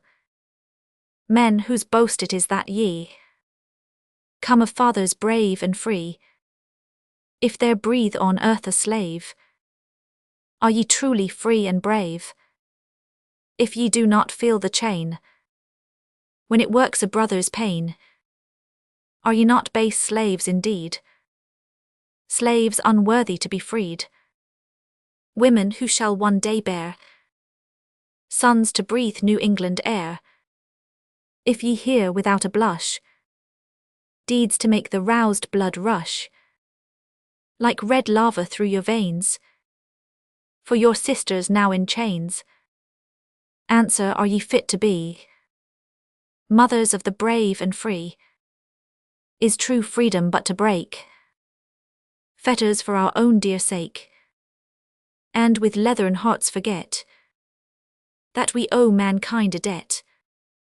No, true freedom is to share all the chains our brothers wear, and with heart and hand to be earnest to make others free. They are slaves who fear to speak for the fallen and the weak. They are slaves who will not choose hatred, scoffing, and abuse, rather than in silence shrink from the truth they needs must think. They are slaves who dare not be in the right with 2 or 3. The COORTIN by James Russell Lowell. God makes such nights all white and still, far as you can look or listen. Moonshine and snow on field and hill, all silence and all glisten. Zekel crept up quite unbeknown, and peeked in through the winder, and there sat Huldy all alone, ith no one nigh to hinder. A fireplace filled the room's one side, with half a cord o' wood in. There warn't no stoves, till comfort died, to bake ye to a puddin'. The wen at logs shot sparkles out, towards the poodiest bless her, and leetle flames danced all about. The chiny on the dresser, agin the chimbly crooknecks hung, in amongst rusted. The old queen's arm that grant her young, fetched back from Concord busted. The very room ca she was in, seemed warm from floor to ceiling, and she looked full as rosy agin, as the apples she was peeling. 'Twas kin o' kingdom come to look on sech a blessed cretur, a dog rose blushin' to a brook. Ain't modester nor sweeter. He was 6 foot man A1, clean grit and human natur. None couldn't quicker pitch a ton, nor draw a furrow straighter. He'd sparked it with full 20 gals. He'd squired 'em, danced 'em, druv 'em, fussed this one and then thet by spells. All is he wouldn't love 'em, but long o' her his veins 'ud run, all crinkly like curled maple. The side she breast felt full o' sun, as a south slope in a pill.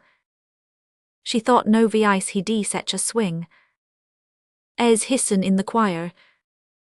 My, when he made all 100 ring, she knowed the Lord was nigher, and she'd blush scarlet right in prayer, when her new meetin' bonnet felt somehow through its crown a pair of blue eyes sot upon it.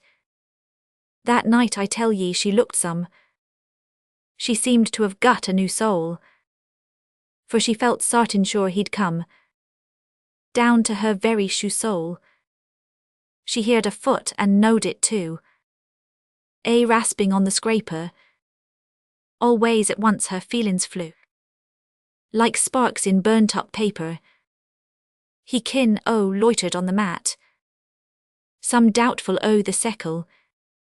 His heart kept goin' pity-pat, but hern went pity-zeckle. And yet she gin her cheer a jerk, as though she wished him further, and on her apples kept to work, parin' away like murder. You want to see my pa, I s'pose? Well, no, I come dassignin' to see my ma, she's sprinklin' claws agin tomorrow's I'm in, to say why gals act so, or don't 'ud be presumin'. Meb to mean yes and say no comes natural to women. He stood a spell on one foot fust, then stood a spell on t'other, and on which one he felt the wust. He couldn't told ye nother. Says he, I'd better call agin. Says she, think likely, mister. That last word pricked him like a pin, and while he up and kissed her, when ma by mebbe upon 'em slips, Huldy sot pale as ashes, all kin smiley round the lips, and teary round the lashes, for she was jest the quiet kind, whose naturs never vary, like streams that keep a summer mind, snow hid in January. The blood clasped round her heart felt glued, too tight for all expressin'. Tell mother see how metters stood, and gin 'em both her blessin'. Then her red come back like the tide, down to the bay o' Fundy, and all I know is they was cried in meetin' come next Sunday. The Heritage. by James Russell Lowell. The rich man's son inherits lands, and piles of brick and stone and gold, and he inherits soft white hands, and tender flesh that fears the cold, nor dares to wear a garment old. A heritage, it seems to me, one scarce could wish to hold in fee. The rich man's son inherits cares. The bank may break, the factory burn, a breath may burst his bubble shares, and soft white hands could hardly earn a living that would serve his turn. The rich man's son inherits wants. His stomach craves for dainty fare. With sated heart he hears the pants of toiling hinds with brown arms bare, and wearies in his easy chair. What doth the poor man's son inherit? Stout muscles and a sinewy heart, a hardy frame, a hardier spirit. King of two hands, he does his part in every useful toil and art. A heritage, it seems to me, a king might wish to hold in fee. What doth the poor man's son inherit? Wishes orgied with humble things, a rank adjudged by toil-won merit, content that from employment springs, a heart that in his labour sings. What doth the poor man's son inherit? A patience learnt of being poor, courage if sorrow come to bear it, a fellow feeling that is sure to make the outcast bless his door. O rich man's son, there is a toil that with all others level stands. Large charity doth never soil, but only white and soft white hands. This is the best crop from thy lands. A heritage, it seems to me, worth being rich to hold in fee. O poor man's son, scorn not thy state. There is worse weariness than thine in merely being rich and great. Toil only gives the soul to shine, and makes rest fragrant and benign. Both heirs to some 6 feet of sod are equal in the earth at last. Both children of the same great God prove title to your heirship vast by record of a well-spent past. A heritage, it seems to me, well worth a life to hold in fee. Lady Clare, by Lord Tennyson. It was the time when lilies blow, and clouds are highest up in air. Lord Ronald brought a lily-white doe to give his cousin, Lady Clare. I trow they did not part in scorn. Lovers long betrothed were they. They too will wed the morrow morn. God's blessing on the day. He does not love me for my birth, nor for my lands so broad and fair. He loves me for my own true worth. And that is well, said Lady Clare. In there came old Alice the nurse. Said, who was this that went from thee? It was my cousin, said Lady Clare. Tomorrow he weds with me. O God be thanked, said Alice the nurse, that all comes round so just and fair. Lord Ronald is heir of all your lands, and you are not the Lady Clare. Are ye out of your mind, my nurse, my nurse? Said Lady Clare, that ye speak so wild.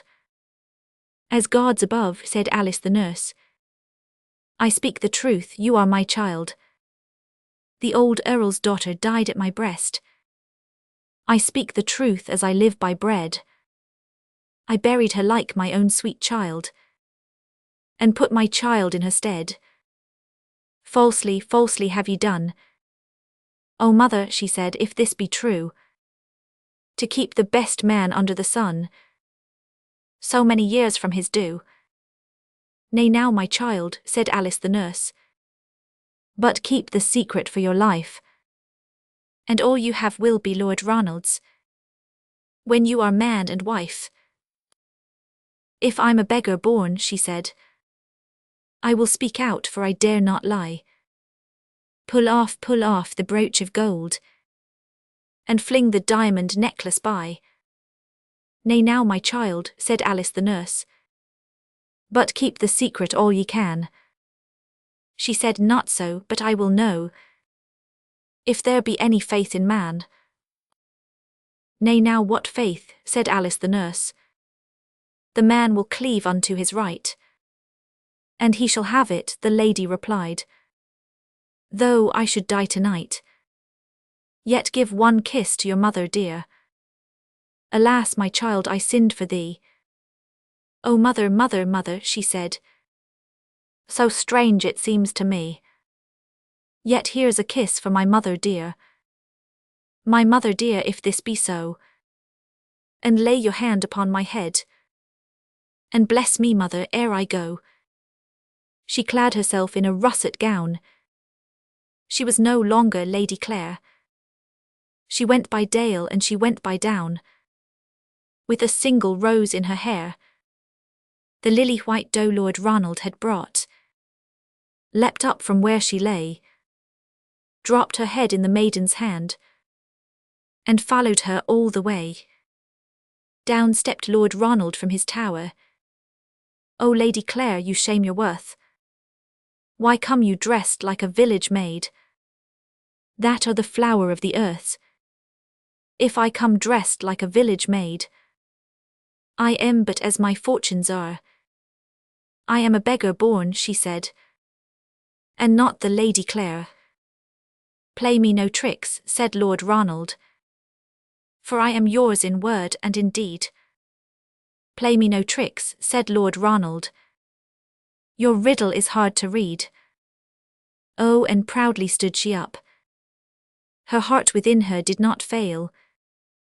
She looked into Lord Ronald's eyes, and told him all her nurse's tale. He laughed a laugh of merry scorn. He turned and kissed her where she stood. If you are not the heiress born, and I, said he, the next in blood. If you are not the heiress born, and I, said he, the lawful heir, we two will wed tomorrow morn, and you shall still be Lady Clare. Break, break, break. By Lord Tennnyson. Break, break, break. On thy cold grey stones, O sea. And I would that my tongue could utter the thoughts that arise in me. O well for the fisherman's boy, that he shouts with his sister at play. O well for the sailor lad, that he sings in his boat on the bay. And the stately ships go on to their haven under the hill. But oh, for the touch of a vanished hand, and the sound of a voice that is still. Break, break, break. At the foot of thy crags, O sea. But the tender grace of a day that is dead will never come back to me. The Lord of Burleigh. By Lord Tennnyson. In her ear he whispers gaily, if my heart by signs can tell, maiden, I have watched thee daily, and I think thou lovest me well. She replies in accents fainter, there is none I love like thee. He is but a landscape painter, and a village maiden she. He to lips that fondly falter presses his without reproof, leads her to the village altar, and they leave her father's root. I can make no marriage present, little can I give my wife. Love will make our cottage pleasant, and I love thee more than life. They by parks and lodges going, see the lordly castles stand, summer woods about them blowing, made a murmur in the land. From deep thought himself he rouses, says to her that loves him well, let us see these handsome houses, where the wealthy nobles dwell. So she goes by him attended, hears him lovingly converse, sees whatever fair and splendid lay betwixt his home and hers. parks with oak and chestnut shady, parks and ordered gardens great, ancient homes of lord and lady, built for pleasure and for state. All he shows her makes him dearer, evermore she seems to gaze on that cottage growing nearer, where they twain will spend their days. Oh, but she will love him truly, he shall have a cheerful home, she will order all things duly, when beneath his roof they come. Thus her heart rejoices greatly, till a gateway she discerns, with armorial bearings stately, and beneath the gate she turns, sees a mansion more majestic than all those she saw before, many a gallant gay domestic bows before him at the door, and they speak in gentle murmur when they answer to his call, while he treads with footstep firmer, leading on from hole to hole. And while now she wanders blindly, nor the meaning can divine, proudly turns he round and kindly, all of this is mine and thine. Here he lives in state and bounty, Lord of Burleigh fair and free, not a lord in all the county is so great a lord as he. All at once the colour flushes her sweet face from brow to chin, as it were with shame she blushes, and her spirit changed within. Then her countenance all over pale again as death did prove, but he clasped her like a lover, and he cheered her soul with love. So she strove against her weakness, though at times her spirits sank, shaped her heart with woman's meekness to all duties of her rank, and a gentle consort made he, and her gentle mind was such that she grew a noble lady, and the people loved her much. But a trouble weighed upon her, and perplexed her night and morn, with the burden of an honour unto which she was not born. Faint she grew and ever fainter, as she murmured, oh, that he were once more that landscape painter, which did win my heart from me. So she drooped and drooped before him, fading slowly from his side. 3 fair children first she bore him, then before her time she died, weeping, weeping late and early, walking up and pacing down, deeply mourned the Lord of Burleigh, Burleigh House by Stamford town. And he came to look upon her, and he looked at her and said, bring the dress and put it on her, that she wore when she was wed. Then her people, softly treading, bore to earth her body dressed in the dress that she was wed in, that her spirit might have rest. Dora, by Lord Tnnyson, with Farmer Allen at the farm abode. William and Dora, William was his son, and she his niece. He often looked at them, and often thought, I'll make them man and wife. Now Dora felt her uncle's will in all, and yearned towards William, but the youth, because he had been always with her in the house, thought not of Dora. Then there came a day when Allen called his son and said, my son, I married late, but I would wish to see my grandchild on my knees before I die, and I have set my heart upon a match. Now therefore look to Dora, she is well to look to, thrifty too beyond her age. She is my brother's daughter, he and I had once hard words and parted, and he died in foreign lands, but for his sake I bred his daughter Dora. Take her for your wife, for I have wished this marriage night and day for many years. But William answered short, I cannot marry Dora by my life. I will not marry Dora. Then the old man was wroth and doubled up his hands and said, "You will not, boy, you dare to answer thus. But in my time a father's word was law. And so it shall be now for me, look to it. Consider, William, take a month to think. And let me have an answer to my wish. Or by the Lord that made me you shall pack. And never more darken my doors again." But William answered madly, bit his lips, and broke away. The more he looked at her, the less he liked her, and his ways were harsh. But Dora bore them meekly. Then before the month was out he left his father's house, and hired himself to work within the fields. And half in love, half spite, he wooed and wed a labourer's daughter, Mary Morrison. Then when the bells were ringing, Alan called his niece and said, "My girl, I love you well.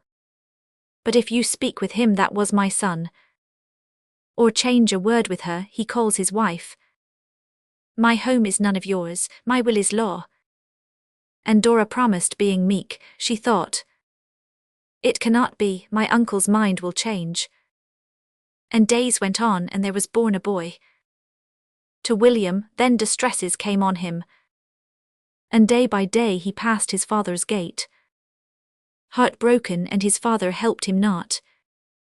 But Dora stored what little she could save, and sent it them by stealth, nor did they know who sent it, till at last a fever seized on William, and in harvest time he died.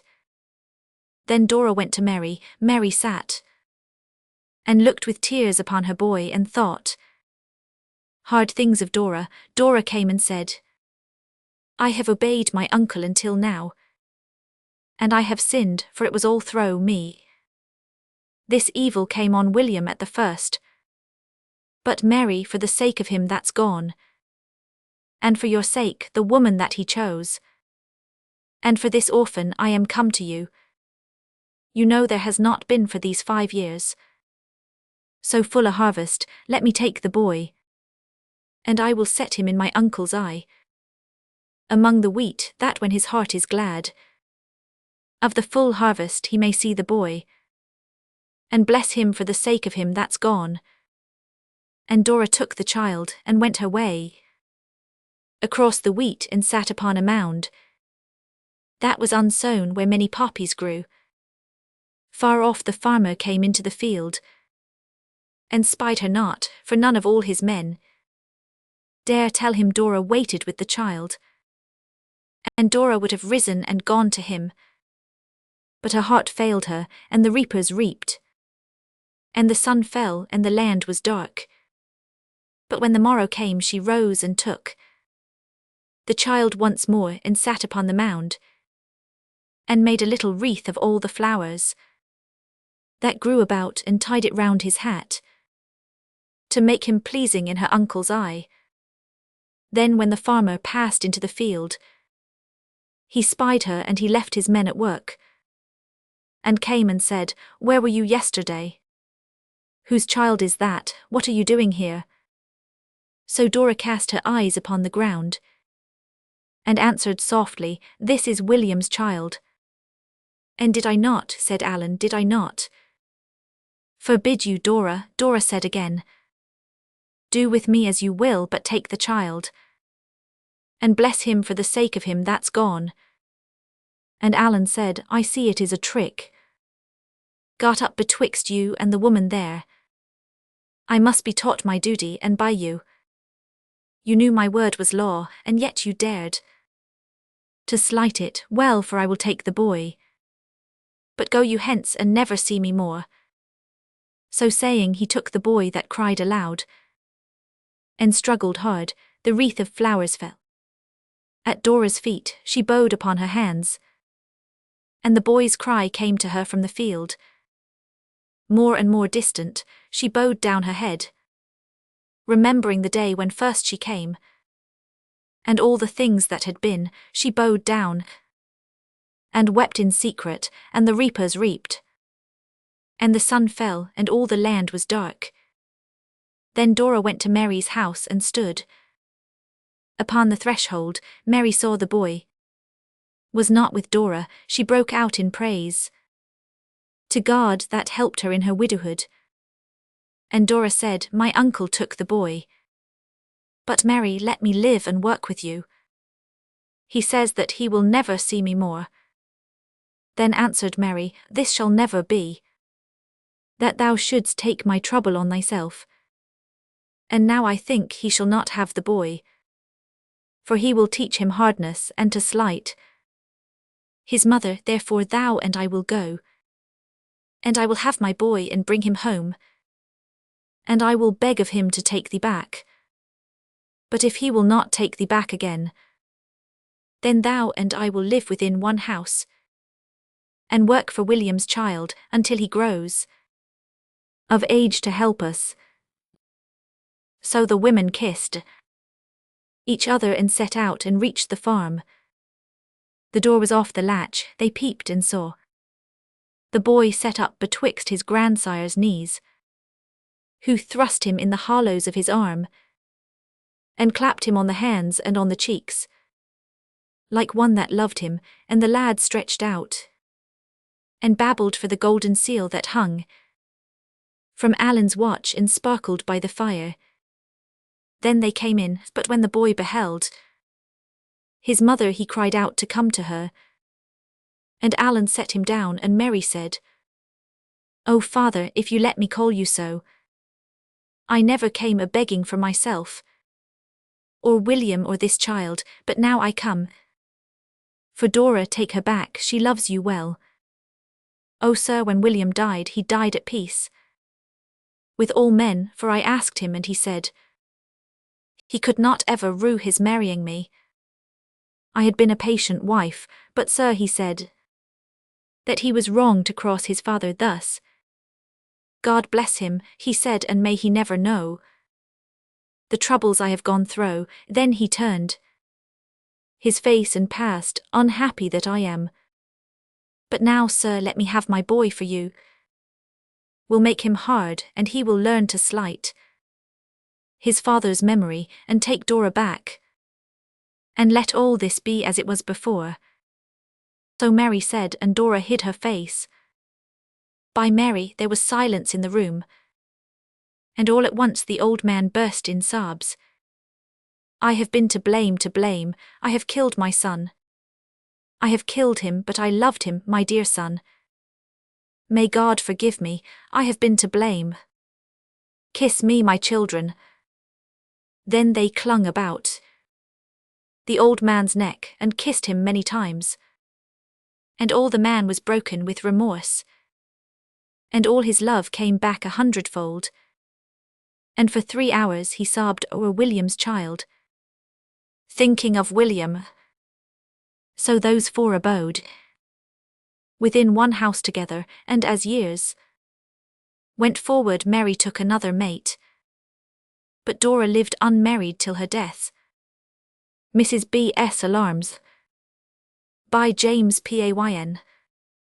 Mrs. B. is my wife, and her alarms are those produced by a delusion under which she labours that there are assassins, gnomes, vampires, or what not in our house at night, and that it is my bounden duty to leave my bed at any hour or temperature, and to do battle with the same, in very inadequate apparel. The circumstances which attend Mrs. B.'s alarms are generally of the following kind. I am awakened by the mention of my baptismal name in that peculiar species of whisper, which has something uncanny in its very nature, besides the dismal associations which belong to it, from the fact of its being used only in melodramas and sick rooms. Henry, Henry, Henry. How many times she had repeated this I know not. The sound falls on my ear like the lapping of 100 waves, or as the Robin Crusoe, of the parrot smote upon the ear of the terrified islander of Defoe. But at last I wake to view by the dim firelight this vision.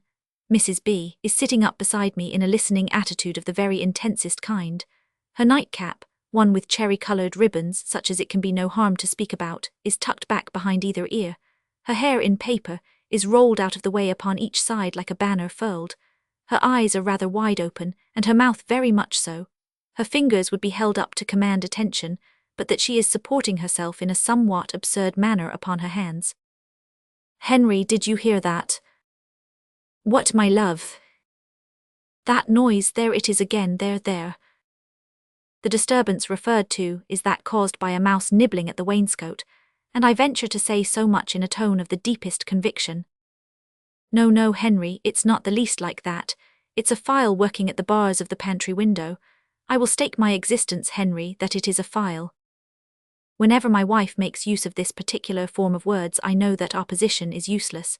I rise, therefore, and put on my slippers and dressing gown.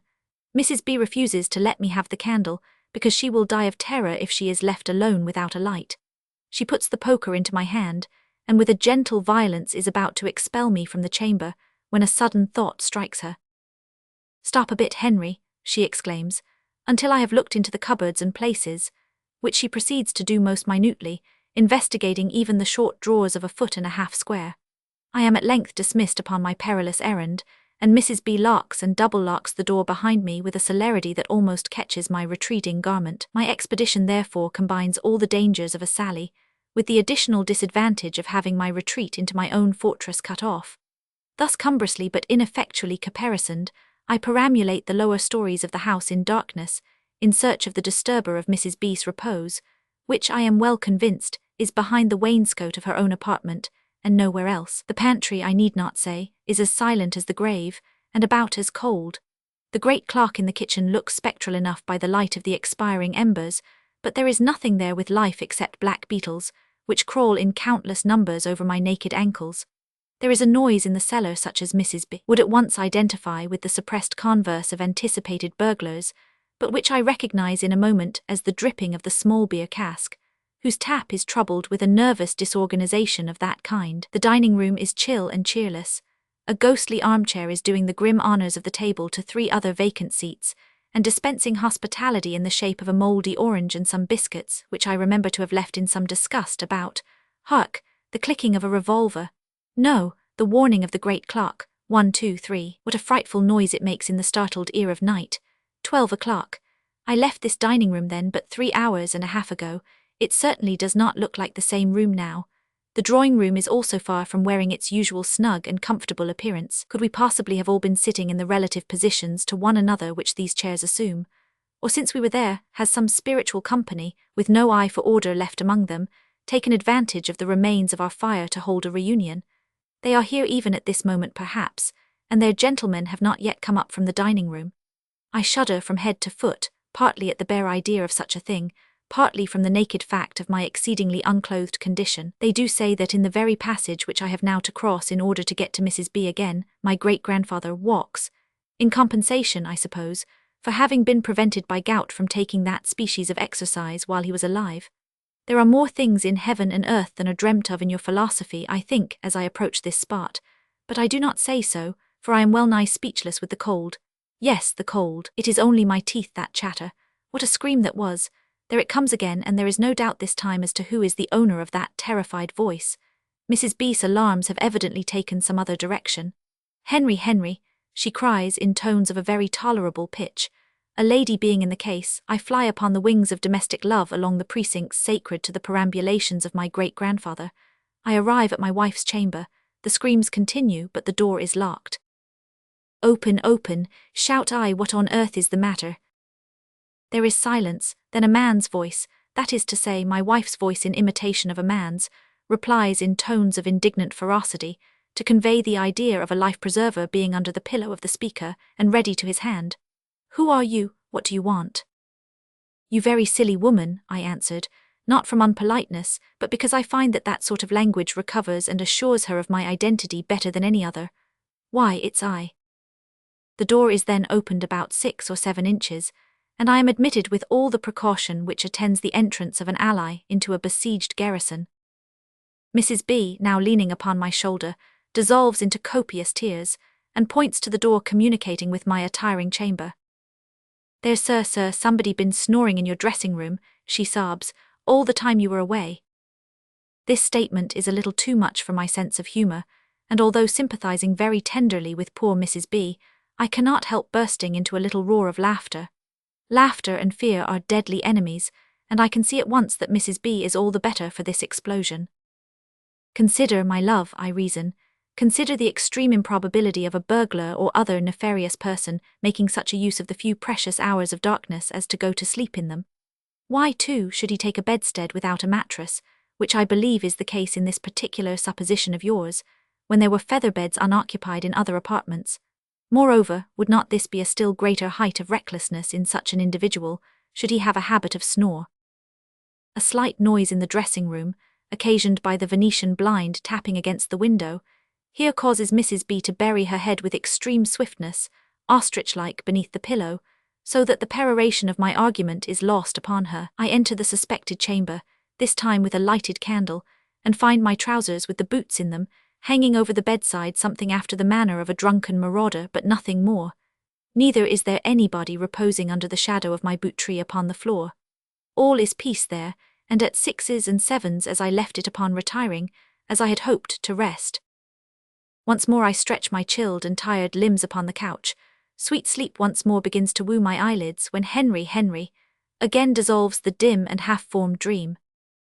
Are you certain, Henry, that you looked in the shower-bath? I am almost sure that I heard somebody pulling the string. No grounds, indeed, are too insufficient, no supposition too incompatible with reason, for Mrs. B to build her alarms upon. Sometimes, although we lodge upon the second story, she imagines that the window is being attempted. Sometimes, although the register may be down, she is confident that the chimney is being used as the means of ingress. Once, when we happened to be in London, where she feels, however, a good deal safer than in the country, we had a real alarm, and Mrs. B, since I was suffering from a quinsy, contracted mainly by my being sent about the house unights in the usual scanty drapery, had to be sworn in as her own special constable. Henry, she whispered upon this occasion, there's a dreadful cat in the room. Pooh, I gasped, it's only in the street I've heard the wretches, perhaps they are on the tiles. No, Henry, there I don't want you to talk, since it makes you cough, only listen to me. What am I to do, Henry? I'll stake my existence that there's what's that? And indeed, some heavy body did there and then jump upon our bed, and off again at my wife's interjection with extreme agility. I thought Mrs. B would have had a fit, but she didn't. She told me, dear soul, upon no account to venture into the cold with my bad throat. She would turn out the beast herself, single-handed. We arranged that she was to take hold of my fingers and retain them until she reached the fireplace, where she would find a shovel or other offensive weapon fit for the occasion. During the progress of this expedition, however, so terrible a caterwauling broke forth, as it seemed from the immediate neighbourhood of the fender, that my disconcerted helpmate made a most precipitate retreat. She managed after this mishap to procure a light, and by a circuitous route, constructed of tables and chairs, to avoid stepping upon the floor, Mrs. B obtained the desired weapon. It was then much better than a play to behold that heroic woman defying Grimalkin from her eminence, and to listen to the changeful dialogue which ensued between herself and that far from dumb, though inarticulately speaking animal. Puss, pussy, poor pussy. Miau, was the linked shrillness long drawn out of the feline reply. Poor old puss, then, was it ill? Puss, Henry, the horrid beast is going to fly at me. Whist, cat. PSSSS, Miau, PSSSSSSS, replied the other in a voice like fat in the fire. My dear love, cried I, almost suffocated with a combination of laughter and quinsy, you have never opened the door. Where is the poor thing to run to? Mrs. B had all this time been exciting the bewildered animal to frenzy by her conversation and shovel, without giving it the opportunity to escape, which, as soon as offered, it took advantage of, with an expression of savage impatience partaking very closely indeed of the character of an oath. This is, however, the sole instance of Mrs. B.'s having ever taken it in hand to subdue her own alarms. It is I who, ever since her marriage, have done the duty, and more than the duty, of an efficient house-dog, which before that epoch, I understand, was wont to be discharged by one of her younger sisters. Not seldom, in these involuntary rounds of mine, I have become myself the cause of alarm or inconvenience to others. Our little foot-page, with a courage beyond his years, and a spirit worthy of a better cause, very nearly transfixed me with the kitchen spit as I was trying, upon one occasion, the door of his own pantry. Upon another nocturnal expedition, I ran against a human body in the dark. That turned out to be my brother-in-law's, who was also in search of robbers, with a shock to both our nervous systems such as they have not yet recovered from. It fell to my lot, upon a third, to discover one of the rural police up in our attics, where, in spite of the increased powers lately granted to the county constabulary, I could scarcely think he was entitled to be. I once presented myself an uninvited guest at a select morning entertainment. It was at 1:30 a.m., given by our hired London cook to nearly a dozen of her male and female friends. No wonder that Mrs. B had staked her existence that night that she had heard the area gate go. When I consider the extremely free and unconstrained manner in which I was received, poker and all, by that assembly, my only surprise is that they did not signify their arrivals by double knocks at the front door. On one memorable night, and on one only, have I found it necessary to use that formidable weapon, which habit has rendered as familiar to my hand as its flower to that of the Queen of Clubs. The grey of morning had just begun to steal into our bedchamber, when Mrs. B ejaculated with unusual vigour, "Henry, Henry, there in the front drawing-room, and they've just knocked down the parrot screen." "My love," I was about to observe, "your imaginative powers have now arrived at the pitch of clairvoyance," when a noise from the room beneath us, as if all the fire-irons had gone off together with a bang, compelled me to acknowledge to myself at least that there was something in Mrs. B.'s alarms at last. I trod downstairs as noiselessly as I could, and in almost utter darkness. The drawing-room door was ajar, and through the crevice I could distinguish, despite the gloom, as many as 3 muffled figures. They were all of them in black clothing, and each wore over his face a mask of crape, fitting quite closely to his features. I had never been confronted by anything so dreadful before. Mrs. B had cried, "Wolf," so often that I had almost ceased to believe in wolves of this description at all. Unused to personal combat, and embarrassed by the novel circumstance under which I found myself, I was standing undecided on the landing, when I caught that well-known whisper of "Henry, Henry," from the upper story. The burglars caught it also. They desisted from their occupation of examining the articles of virtu upon the chimney-piece, while their fiendish countenances relaxed into a hideous grin. One of them stole cautiously towards the door where I was standing. I hear his burglarious feet. I heard the "Henry, Henry," still going on from above stairs. I heard my own heart pitter-pat within me. It was one of those moments in which one lives a life. The head of the craped marauder was projected cautiously round the door, as if to listen. I poised my weapon and brought it down with unerring aim upon his skull. He fell like a bullock beneath the axe, and I sped up to my bedchamber with all the noiselessness and celerity of a bird. It was I who locked the door this time, and piled the wash-hand stand, 2 bandboxes, and a chair against it with the speed of lightning. Was Mrs. B out of her mind with terror, that at such an hour as that she should indulge in a paroxysm of mirth? "Good heavens," I cried, "be calm, my love, there are burglars in the house at last."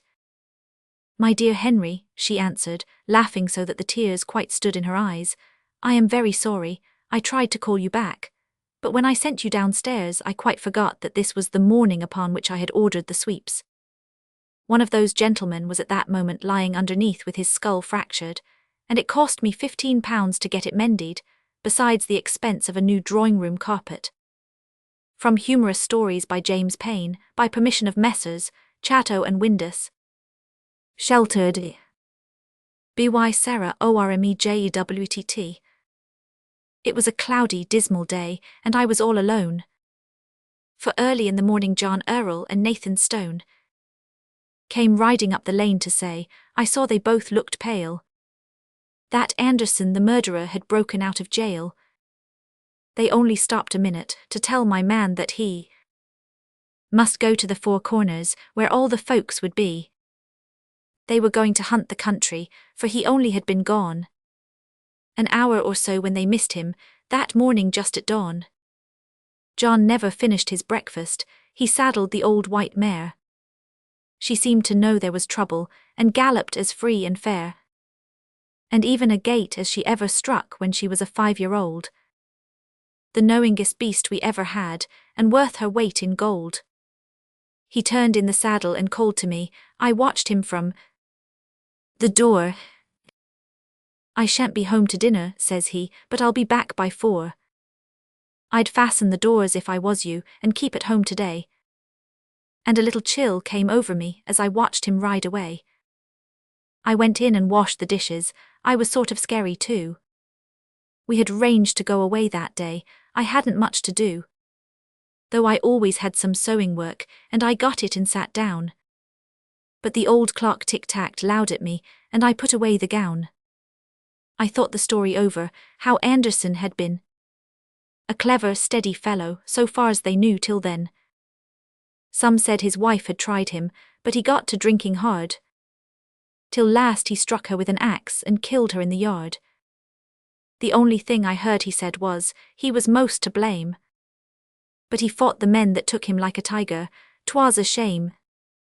He'd got away, he ought to swing, a man that killed his wife and broke her skull in with an axe, he ought to lose his life.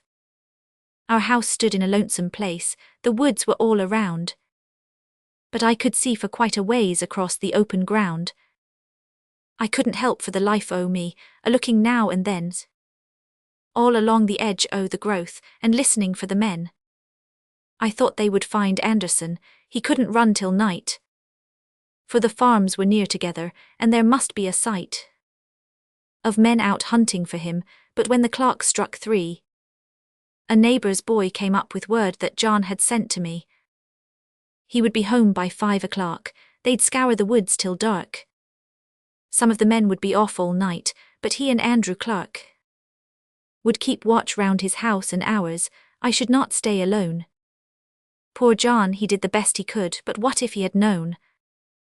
The boy could hardly stop to tell that the selectmen had said they would pay $50 for the man alive or dead. And I felt another shiver go over me for fear that John might get that money, though we were pinched that year. I felt a little easier then, and went to work again. The sky was getting cloudier, 'twas coming on to rain. Before I knew, the clock struck 6, and John had not come back. The rain began to spatter down, and all the sky was black. I thought and thought, what shall I do if I'm alone all night? I went so brave as I am now, I lit another light. And I stirred round and got supper, but I ate it all alone.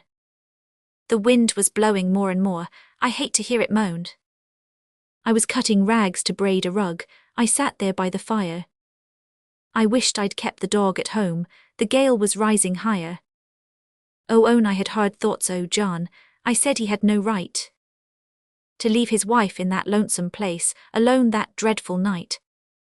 And then I thought of the murderer, afraid of God and man. I seemed to follow him all the time, whether he hid or ran. I saw him crawl on his hands and knees through the icy mud in the rain. And I wondered if he didn't wish he was back in his home again. I fell asleep for an hour or two, and then I woke with a start. A feeling come across me that took and stopped my heart. I was afraid to look behind me, then I felt my heart begin. And I saw right at the window pane 2 eyes a-looking in. I couldn't look away from them, the face was white as clay. Those eyes, they make me shudder when I think of them today. I knew right off 'twas Anderson, I couldn't move nor speak. I thought I'd slip down on the floor, I felt so light and weak. Oh Lord, I thought, what shall I do? Some words begun to come. Like someone whispered to me, I sat there still and dumb. I was a stranger, took me in prison, visited me. And I says, oh Lord, I couldn't, it's a murderer you see. And those eyes, they watch me all the time, in dreadful still despair. Most like the room looked warm and safe, he watched me setting there. And what 'twas made me do it, I don't know to this day. But I opened the door and let him in, a murderer at bay. He laid him right down on the floor, close up beside the fire. I never saw such a wretched sight, he was covered thick with mire. His clothes were torn to his very skin, and his hands were bleeding fast. I gave him something to tie him up, and all my fears were past. I filled the fireplace up with wood to get the creature warm. And I fetched him a bowl o' milk to drink, I couldn't do him harm. And pretty soon he says real low, do you know who I be? And I says, you lay there by the fire, I know you won't hurt me. I had been fierce as anyone before I saw him there. But I pitied him, a ruined man whose life had started fair. I somehow or another never felt that I was doing wrong. And I watched him laying there asleep almost the whole night long. I thought once that I heard the men, and I was half afraid that they might come and find him there, and so I went and stayed close to the window, watching and listening for a cry. And he slept there like a little child, forgot his misery.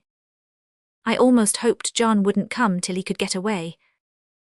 And I went to the door and harked a while, and saw the dawn of day. 'Twas bad for him to have slept so long, but I couldn't make him go from the city of refuge he had found, and he was glad, I know.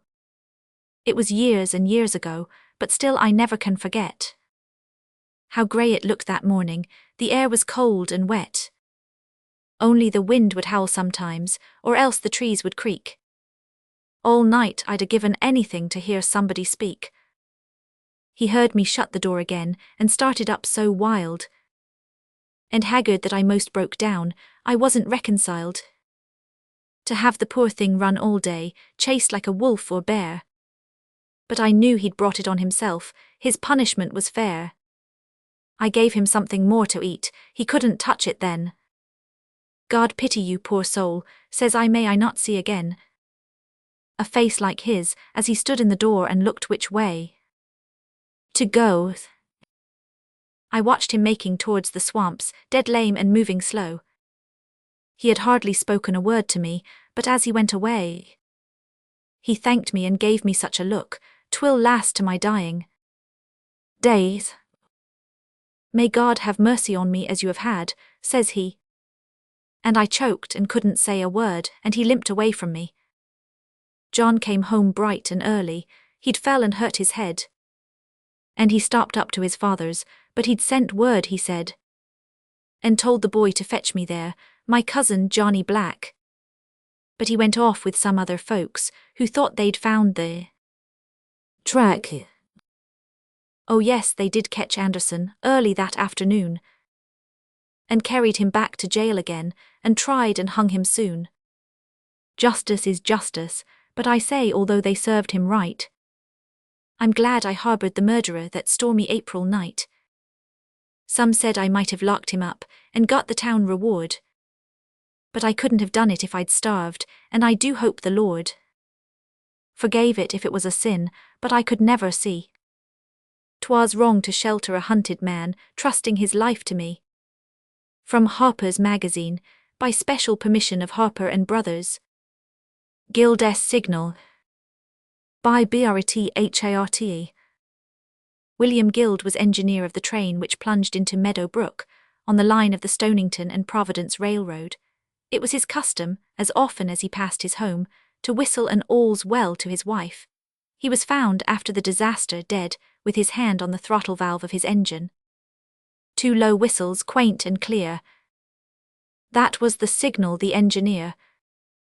That was the signal that Guild T said gave to his wife at Providence, as through the sleeping town and thence out in the night, on to the light, down past the farms lying white he sped, as a husband's greeting, scant no doubt, yet to the woman looking out, watching and waiting, no serenade, love song or midnight round, said what that whistle seemed to say, to my trust true, so love to you. Working or wailing good night, it said. Brisk young bagmen, tourists fine, old commuters along the line, brakemen and porters glanced ahead, smiled as the signal, sharp, intense, pierced through the shadows of Providence. Nothing amiss. Nothing it is. Only Guild calling his wife, they said. Summer and winter the old refrain rang o'er the billows of ripening grain, pierced through the budding boughs o'erhead, flew down the track when the red leaves burned, like living coals from the engine spurned, sang as it flew, to our trust true. First of all duty, good night, it said. And then one night it was heard no more, from Stonington over Rhode Island shore.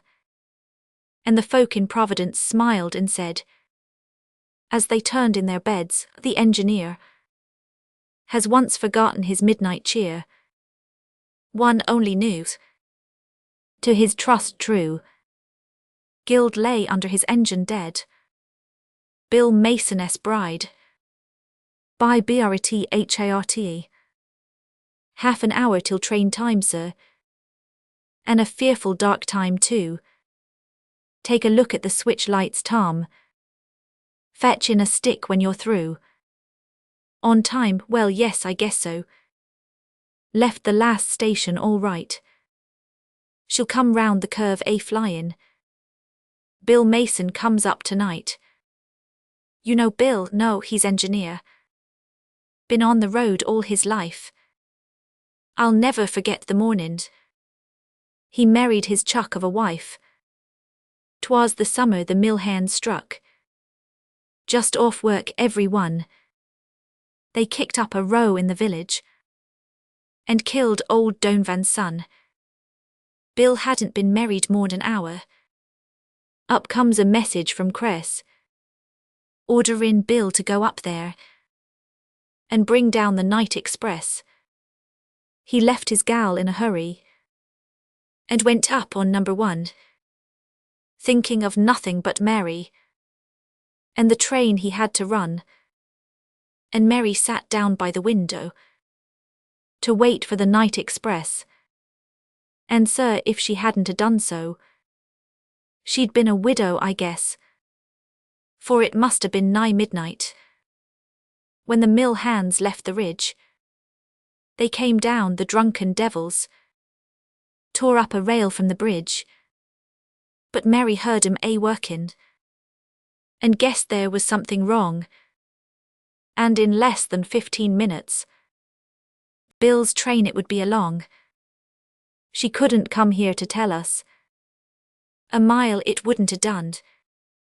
So she just grabbed up a lantern and made for the bridge alone. Then down came the night express, sir, and Bill was mackin' her climb. But Mary held the lantern, swingin' it all the time. Well, by Jove, Bill saw the signal, and he stopped the night express, and he found his Mary cryin' on the track in her weddin' dress, cryin' and laughin' for joy, sir, and holdin' on to the light. Hello, here's the train, goodbye, sir. Bill Mason's on time tonight. The Clount's baby. From S.D. Nicholas. It was out on the western frontier. The miners, rugged and brown, were gathered around the posters. The circus had come to town. The great tent shone in the darkness like a wonderful palace of light, and rough men crowded the entrance. Shows didn't come every night. Not a woman's face among them. Many a face that was bad, and some that were very vacant, and some that were very sad. And behind a canvas curtain, in a corner of the place, the clown with chalk and vermilion was making up his face. A weary-looking woman, with a smile that still was sweet, sewed on a little garment, with a cradle at her feet. Pantaloon stood ready and waiting. It was time for the going on, but the clown in vain searched wildly. The property baby was gone. He murmured, impatiently hunting. It's strange that I cannot find. There, I've looked in every corner. It must have been left behind. The miners were stamping and shouting. They were not patient men. The clown bent over the cradle.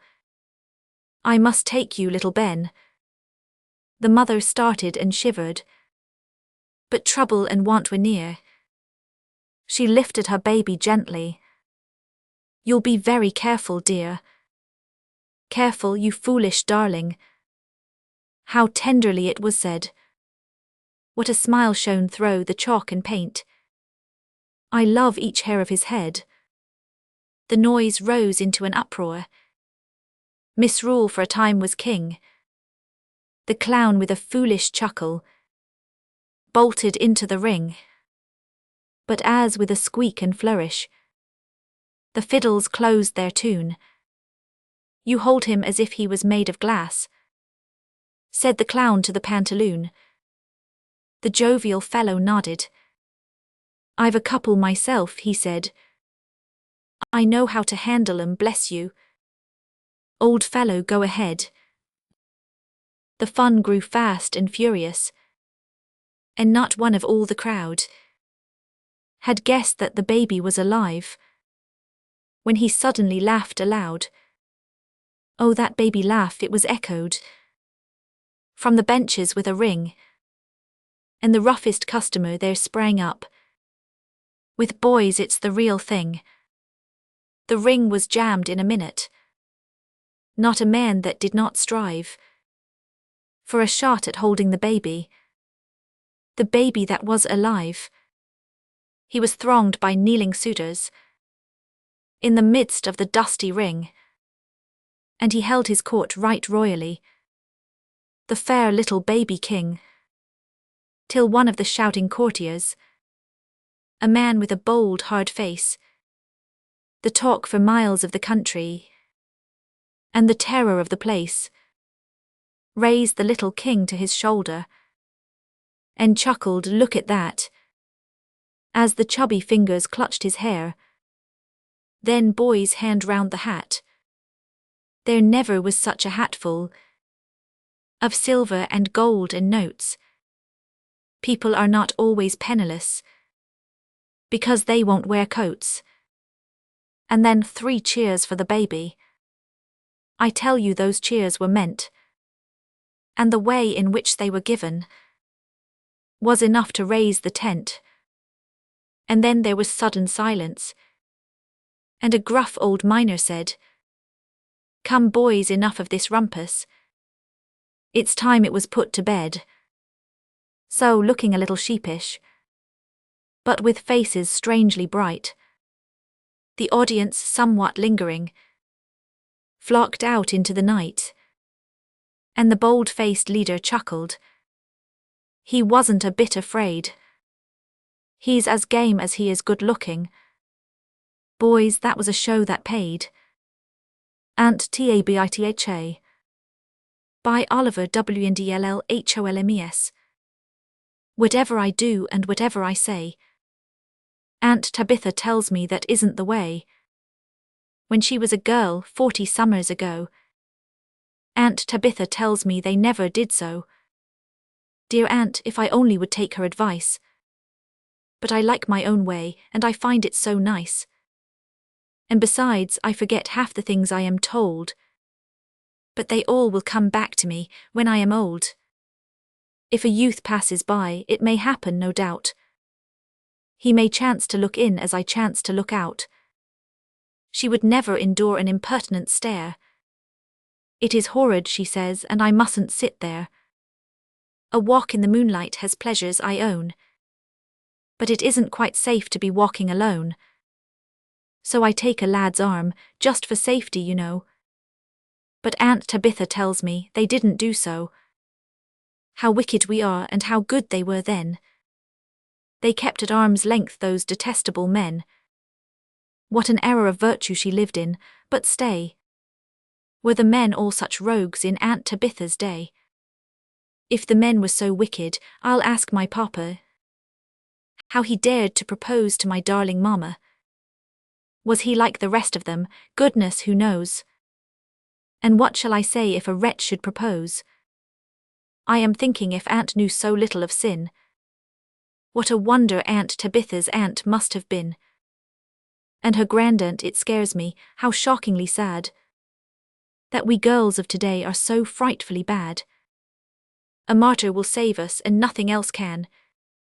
Let me perish to rescue some wretched young man.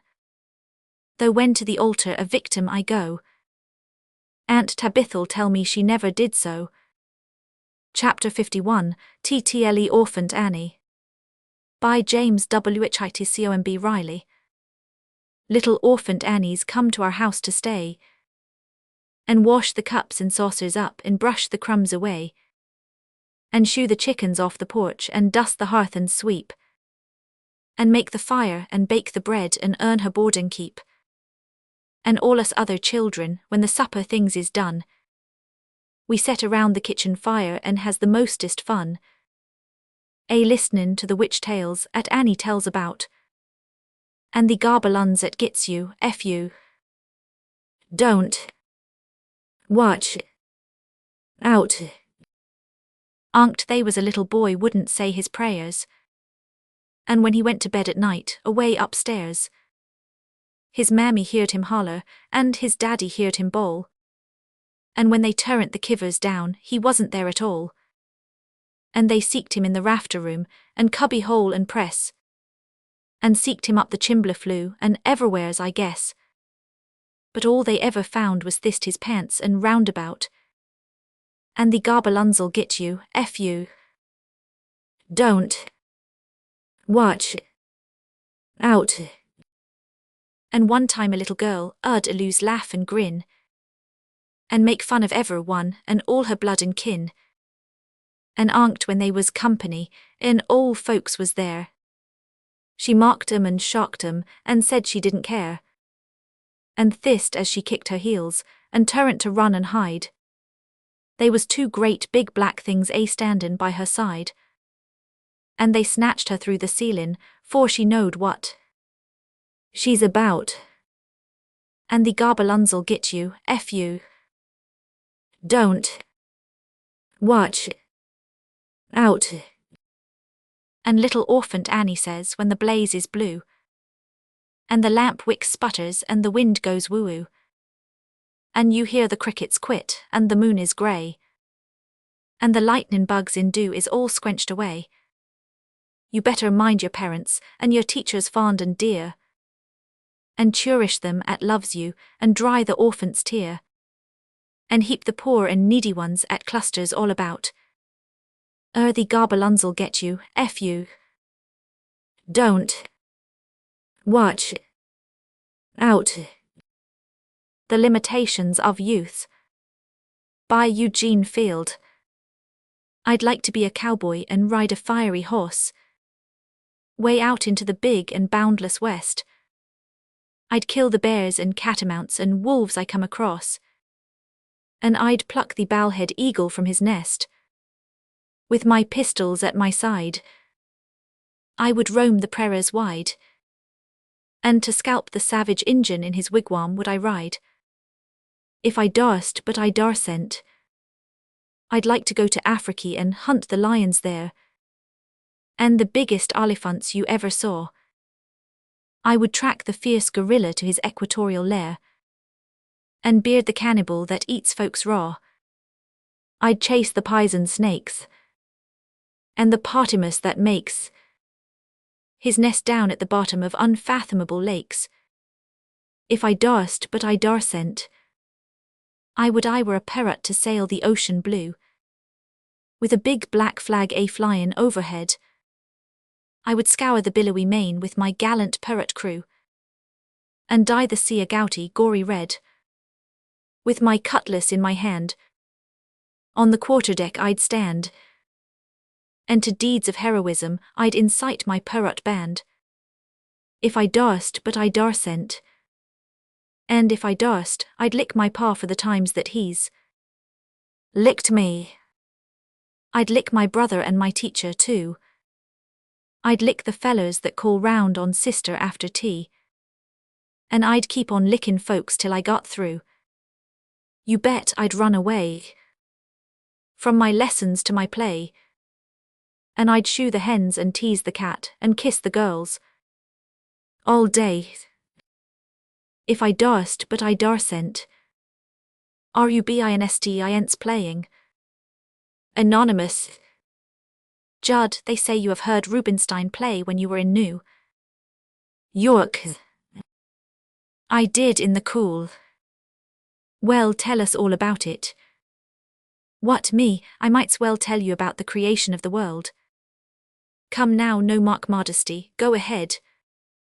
Well, sir, he had the biggest, catty-corneredest pioneer you ever laid your eyes on, something like a distracted billiard table on 3 legs.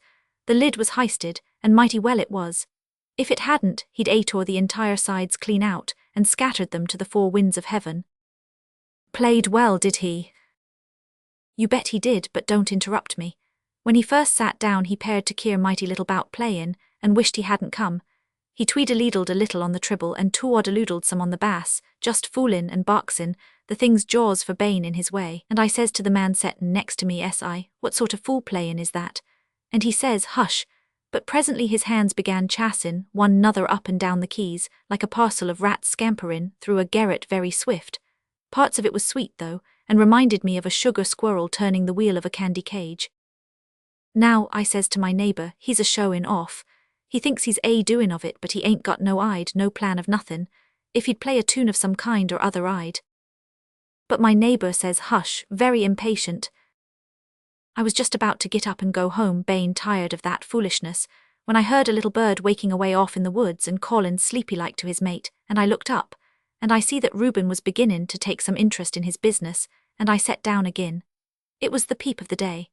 The light came faint from the east, the breeze blowed gentle and fresh, some birds waked up in the orchard, then some more in the trees near the house, and all begun singin' together. People began to stir, and the gal opened the shutters. Just then the first beam of the sun fell upon the blossoms a leetle more, and it teched the roses on the bushes, and the next thing it was the broad day.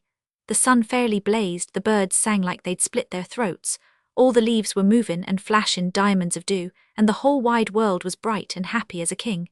Seemed to me like there was a good breakfast in every house in the land, and not a sick child or woman anywhere. It was a fine mornin'. And I says to my neighbour, that's music, that is. But he glared at me like he'd cut my throat. Presently the wind turned, it began to thicken up and a kind of thick grey mist came over things. I got low-spirited directly. Then a silver rain began to fall. I could see the drops touch the ground, some flashed up like long pearl earrings and the rest rolled away like rubies. It was pretty but melancholy. Then the pearls gathered themselves into long strands and necklaces, and then they melted into thin silver streams running between golden gravels, and then the streams joined each other at the bottom of the hill and made a brook that flowed silent, except that you could kinder see music, especially when the bushes on the bank moved as the music went along down the valley. I could smell the flowers in the meadow, but the sun didn't shine nor the birds sing. It was a foggy day, but not cold. The most curious thing was the little white angel boy, like you see in pictures, that run ahead of the music brook, and led it on, away out of the world, where no man ever was. I never was certain. I could see the boy just the same as I see you. Then the moonlight came, without any sunset, and shone on the graveyards over the wall, and between the black, sharp-top trees splendid marble houses rose up, with fine ladies in the lift-up windows, and men that loved 'em, but never got an I and played on guitars under the trees, and made me that miserable I could cried, because I wanted to love somebody, I don't know who, better than the men with guitars did. Then the sun went down, it got dark, the wind moaned and wept like a lost child for its dead mother, and I could got up and then preached a better sermon than any I ever listened to. There wasn't a thing in the world left to live for, not a single thing, and yet I didn't want the music to stop one bit. It was happier to be miserable than to be happy without being miserable. I couldn't understand it. I hung my head and pulled out my handkerchief and blowed my nose well to keep from cryin'. My eyes is weak anyway. I didn't want anybody to be gazzin' at me snivellin', and it's nobody business what I do with my nose. It's mine. But several glared at me as mad. Then, all of a sudden, old Reuben changed his tune. He ripped and he roared, he tipped and he tarred, and he charged like the grand entry at a circus. Paired to me that all the gas in the house was turned on at once, things got so bright, and I hilt up my head ready to look at any man in the face, and not afeard of nothin'. It was a circus and a brass band and a big ball all going on at the same time. He lit into them keys like 1,000 of bricks. He gave 'em no rest day nor night. He set every livin' joint in me a-goin', and not bane, able to stand it no longer, I jumped, sprang onto my seat, and jest hollered, "Go it, my Rube!" Every man, woman, and child in the house riz on me, and shouted, "Put him out, put him out! Put your great-grandmother's grizzly grey-greenish cat into the middle of next month," I says, "Tek me if you dare, I paid my money and you jest come and eye me." With that several policemen ran up, and I had to simmer down, but I would have fit any fool that laid hands on me, for I was bound to hear Rube out or die. He had changed his tune again. He hopped like ladies and tiptoed fine from end to end of the keyboard. He played soft and low and solemn. I heard the church bells over the hills. The candles in heaven were lit one by one, I saw the stars rise. The great organ of eternity began to play from the world's end to the world's end, and the angels went to prayers. Then the music changed to water, full of feeling that couldn't be thought, and began to drop, drip, drop, drip, drop, clear and sweet, like tears of joy fallen into a lake of glory. It was as sweet as a sweetheart sweetened with white sugar, mixed with powdered silver and seed diamonds. It was too sweet. I tell you, the audience cheered. Reuben, he kinder bowed like he wanted to say, much obliged, but I'd rather you wouldn't interrupt me. He stopped a minute or two to fetch breath. Then he got mad. He runs his fingers through his hair, he shoved up his sleeve, he opened his coat tails a little further, he drug up his stool, he leaned over and, sir, he just went for that old pioneer. He slapped her face, he boxed her jaws, he pulled her nose, he pinched her ears and he scratched her cheeks till she fairly yelled. She bellowed like a bull, she bleated like a calf, she howled like a hound, she squealed like a pig, she shrieked like a rat, and then he wouldn't let her go. He ran a quarter stretch down the low grounds of the bass, till he got clean into the bowels of the earth, and you heard thunder galloping after thunder, through the hollows and caves of perdition. And then he fox-chased his right hand with his left till he got away out of the treble into the clouds, wore the notes was finer than the pints of cambric needles, and you couldn't hear nothing but the shadders of 'em, and then he wouldn't let the old pioneer go.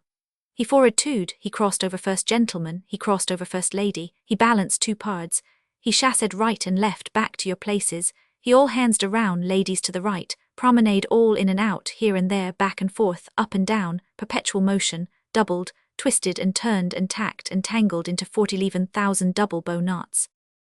By jinks, it was a mixtery, and then he wouldn't let the old pioneer go. He fecked up his right wing, he fecked up his left wing, he fecked up his center, he fecked up his reserves. He fired by file, he fired by platoons, by company, by regiments, by brigades. He opened his cannon, siege guns down thar, Napoleon's here, 12-pounders yonder, big guns, little guns, middle-sized guns, round shot, shells, shrapnels, grape, canister, mortars, mines and magazines. Every livin' battery and bomb a-goin' at the same time. The house trembled, the lights danced, the walls shook. The floor come up, the ceiling come down, the sky split, the ground rocked.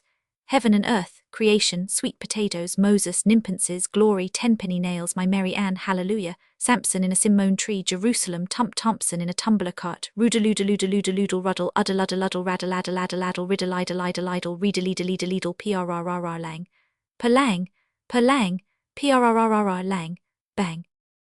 With that bang he lifted himself bodily into the air, and he come down with his knees, his 10 fingers, his 10 toes, his elbows and his nose, striking every single solitary key on that pioneer at the same time. The thing busted and went off into 1757,542 hemi-demi-semi-quavers, and I knowed no mo. Obituary. B.Y. William Thomson. Down the line I'll go, he said.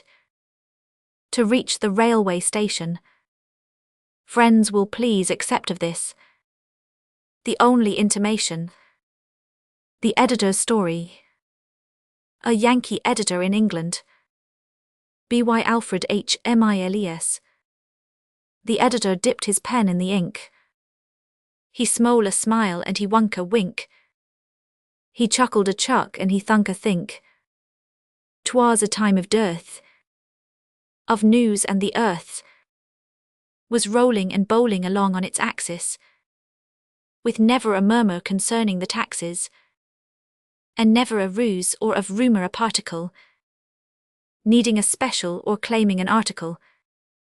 In fact, 'twas a terrible time for the papers, and puzzled the brains of the paragraph shapers, till the whole world seemed nothing but gases and vapours. And the editor wrote, but I'm not going to quote.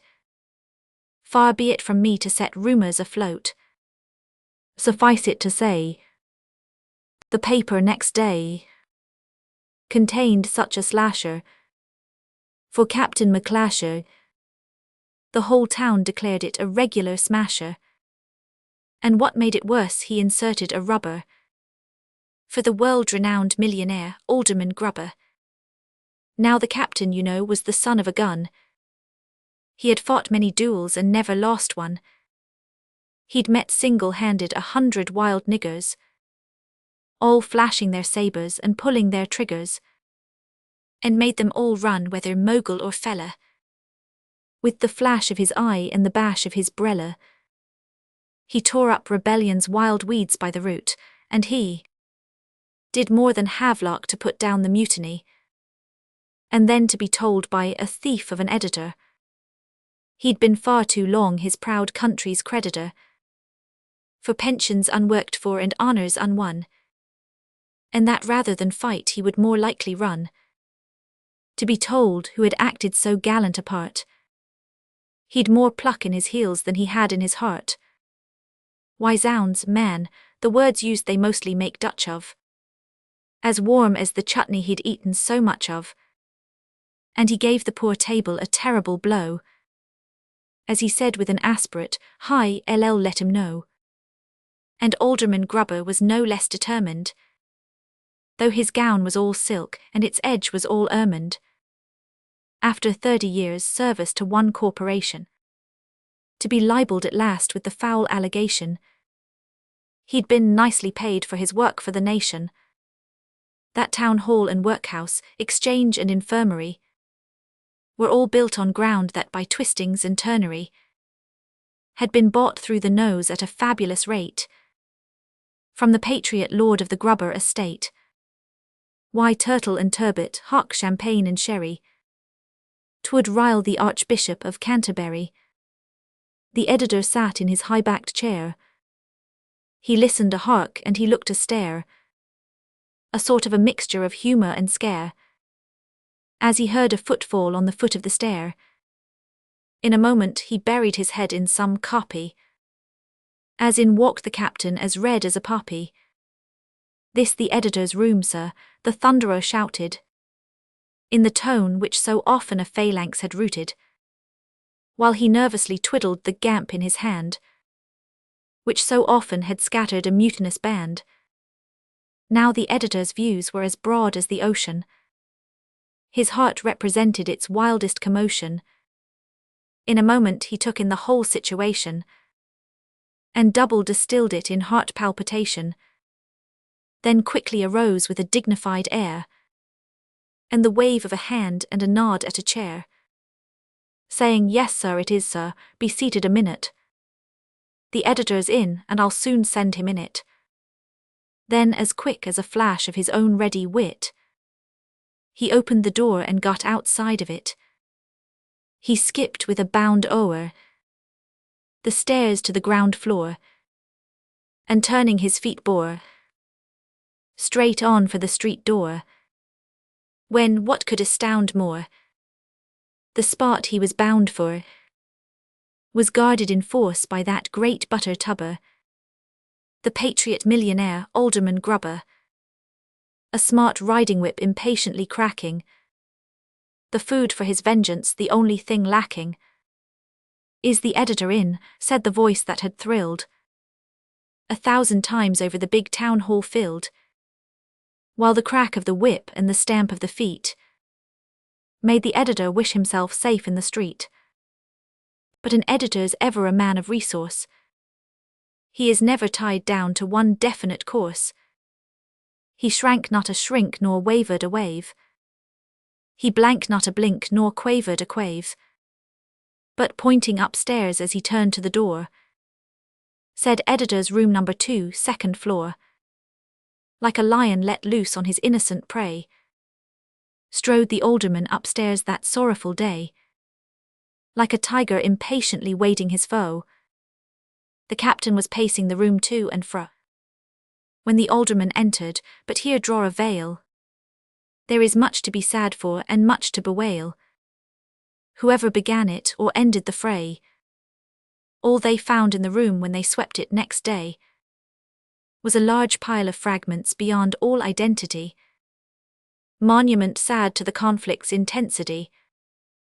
And the analyst said, whom the coroner quested, the whole of the heap he had carefully tested, and all he could find in his search analytic, but tables and chairs and such things parenthetic. He wore as he turned, white, black, blue, green and purple, was 1 stone of chutney and 2 stone of turtle. And the editor throve, as all editors should, who devote all their thought to the popular good. For the paper containing this little affair ran to many editions and sold everywhere. And the moral is plain, though you do your own writing, there are better plans than to do your own fighting. Natricket. By Alfred H. Miles. Nat Ricket at cricket was ever a darn. As if you will listen, I'll tell you anon. His feet were so nimble, his legs were so long, his hands were so quick, and his arms were so strong, that no matter where, at long leg or square, at mid-on, at mid-off, and almost mid-air, at point, slip, or long stop, wherever it came, at long on or long off, 'twas always the same. If Nat was the scout, back came whizzing the ball, and the verdict, in answer to Nat's lusty call, was always run out, or else no run at all. At bowling or scouting or keeping the wicket, you'd not meet in an outing another Nat Ricket. Nat Ricket for cricket was always inclined. Even babyhood showed the strong bent of his mind. At 2 he could get in the way of the ball. At 4 he could catch, though his hands were so small. At 6 he could bat, and before he was 7, he wanted to be in the county 11. But that was the time, for this chief of his joys, when the Muddleby challenged the Blunderby boys. They came in a wagon that Farmer Sheaf lent them, with Dick Rick the carter, in whose charge he sent them. And as they came over the Muddleby hill, the cheer that resounded I think I hear still. And of all the gay caps that flew into the air, the top cap of all told Nat Ricket was there. They tossed up and winning, the choice of the inning. The Blunderby boys took the batting in hand, and went to the wicket, while nimble Nat Ricket put his men in the field for a resolute stand. And as each sturdy scout took his usual spot, our Nat roamed about and looked after the lot. And as they stood there when the umpire called play, 'twas a sight to remember for many a day. Nat started the bowling, and take my word, misters, there's no bowling like it for underhand twisters. And what with the pace and the screw and the aim, it was pretty hard work, was that Blunderby game. With Nat in the field to look after the ball, 'twas a terrible struggle to get runs at all. Though they hit out their hardest, a regular stunner, 'twas rare that it reckoned for more than a oneer. 'Twas seldom indeed that they troubled the scorer to put down a 2er, a 3er or 4er. And as for a lost ball, a 5er or 6er, the Blunderby boys were not up to the trick, sir. Still they struggled full well, and at 60 the score, the last wicket fell and the innings was o'er. But then came the cheering, Nat Ricket appearing, a smile on his face and a bat in his hand, as he walked to the wicket. From hillside to thicket, they couldn't cheer more for a lord of the land.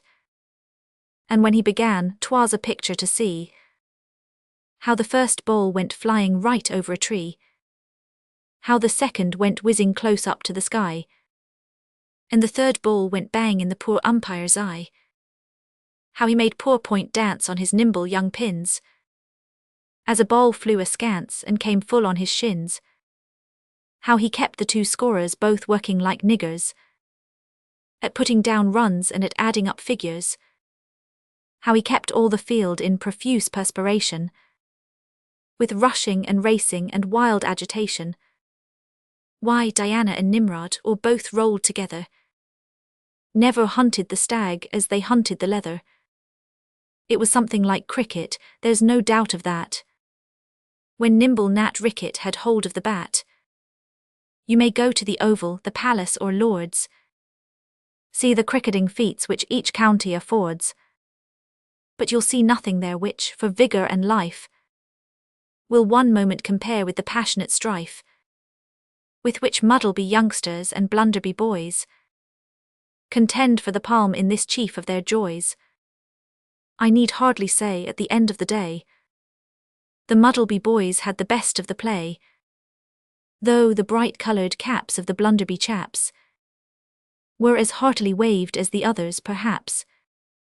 And as they drove off down the Blunderby lane, the cheering resounded again and again. And Nat and his party, they too went away, and I haven't seen either for many a day.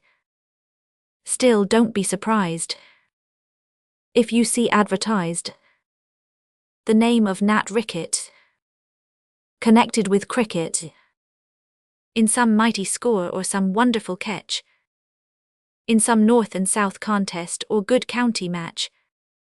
And if ever, when passing by cricketing places, you see people talking and pulling long faces, 'cause some country bumpkin has beaten the graces, just step to the gate and politely enquire, and see if they don't say N. Rickett-esque, or buy a correct card T, the full OTH last wicket, and see if it doesn't say Mr. N. Rickett. For wherever you go and whatever you see, in the north or the south of this land of the free, you never will find, and that all must agree, such a crickety fellow as he. Specially Jim. From Harper's Magazine. I was mighty good-lookin' when I was young, peart and black-eyed and slim, with fellers a-courtin' me Sunday nights. Specially Jim. The likeliest one of 'em all woos he, chipper and handsome and trim. But I tossed up my head and made fun o' the crowd. Specially Jim. I said I hadn't no pinion o' men, and I wouldn't take stock in him. But they kep up a-comin' in spite o' my talk. Specially Jim. I got so tired o' havin' him round. Especially Jim. I made up my mind I'd settle down and take up with him. So we was married one Sunday in church. 'Twas crowded full to the brim. 'Twas the only way to get rid of 'em all. Specially Jim. A.R.R. Weiss, Ancient Mariner. Told on Margate Jetty. By Campbell R.A.E. Brown. He was an ancient mariner, what sailed the ocean blue. His craft it was the Crazy Jane, what was made of wood and glue. It sailed atween Westminster and the Gulf of Timbuktu. Its bulkhead was a putty one, its cargo no one knew. I've heard as how when a storm came on, it 'ud turn clean upside down, but I never could make out as why. Its skipper didn't drown. He was the most unwashedest old salt I ever knowed, and all the things as he speaked about was nearly always blowed. One day he told me a straw'nry tale, but I don't think it were lies, because he swore as it was true, though a big un as to size. He says as how in the Bisky Bay they was sailin' along one night, when a summat rose from the billin' waves, as give him a nawful fright. He wouldn't exaggerate, he said.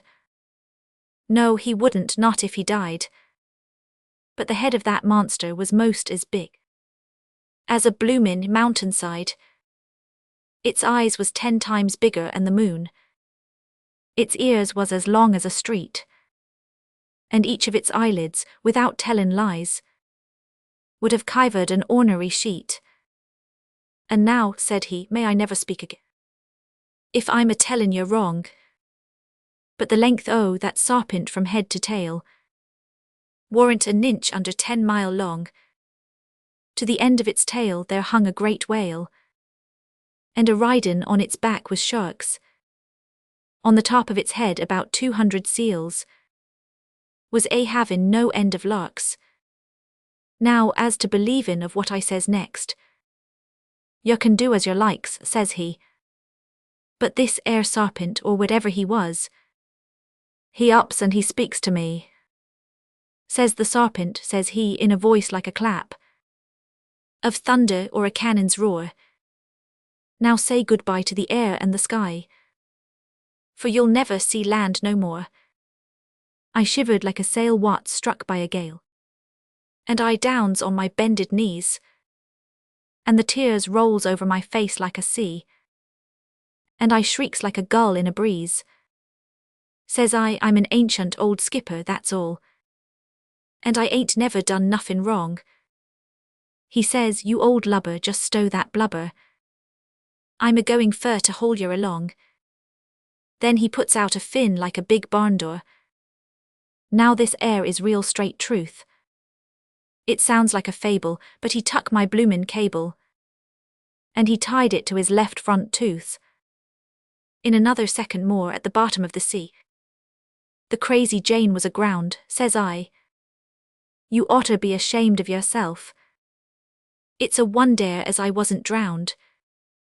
Then he calls on a porcupine a-standin' quite near. Says he, look arter this barge. Begging your pardon, that's a wessel, I says.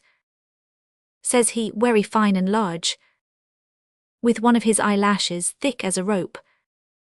He ties me on to his nose, then down in a cave right under the sea. Like a flash of light we goes. He tuck me up to his wife, who was a mermaid with 3 tails. She was havin' of her dinner, and purlitely she says, will you have some o' these air snails? So I sits me down by her beautiful side.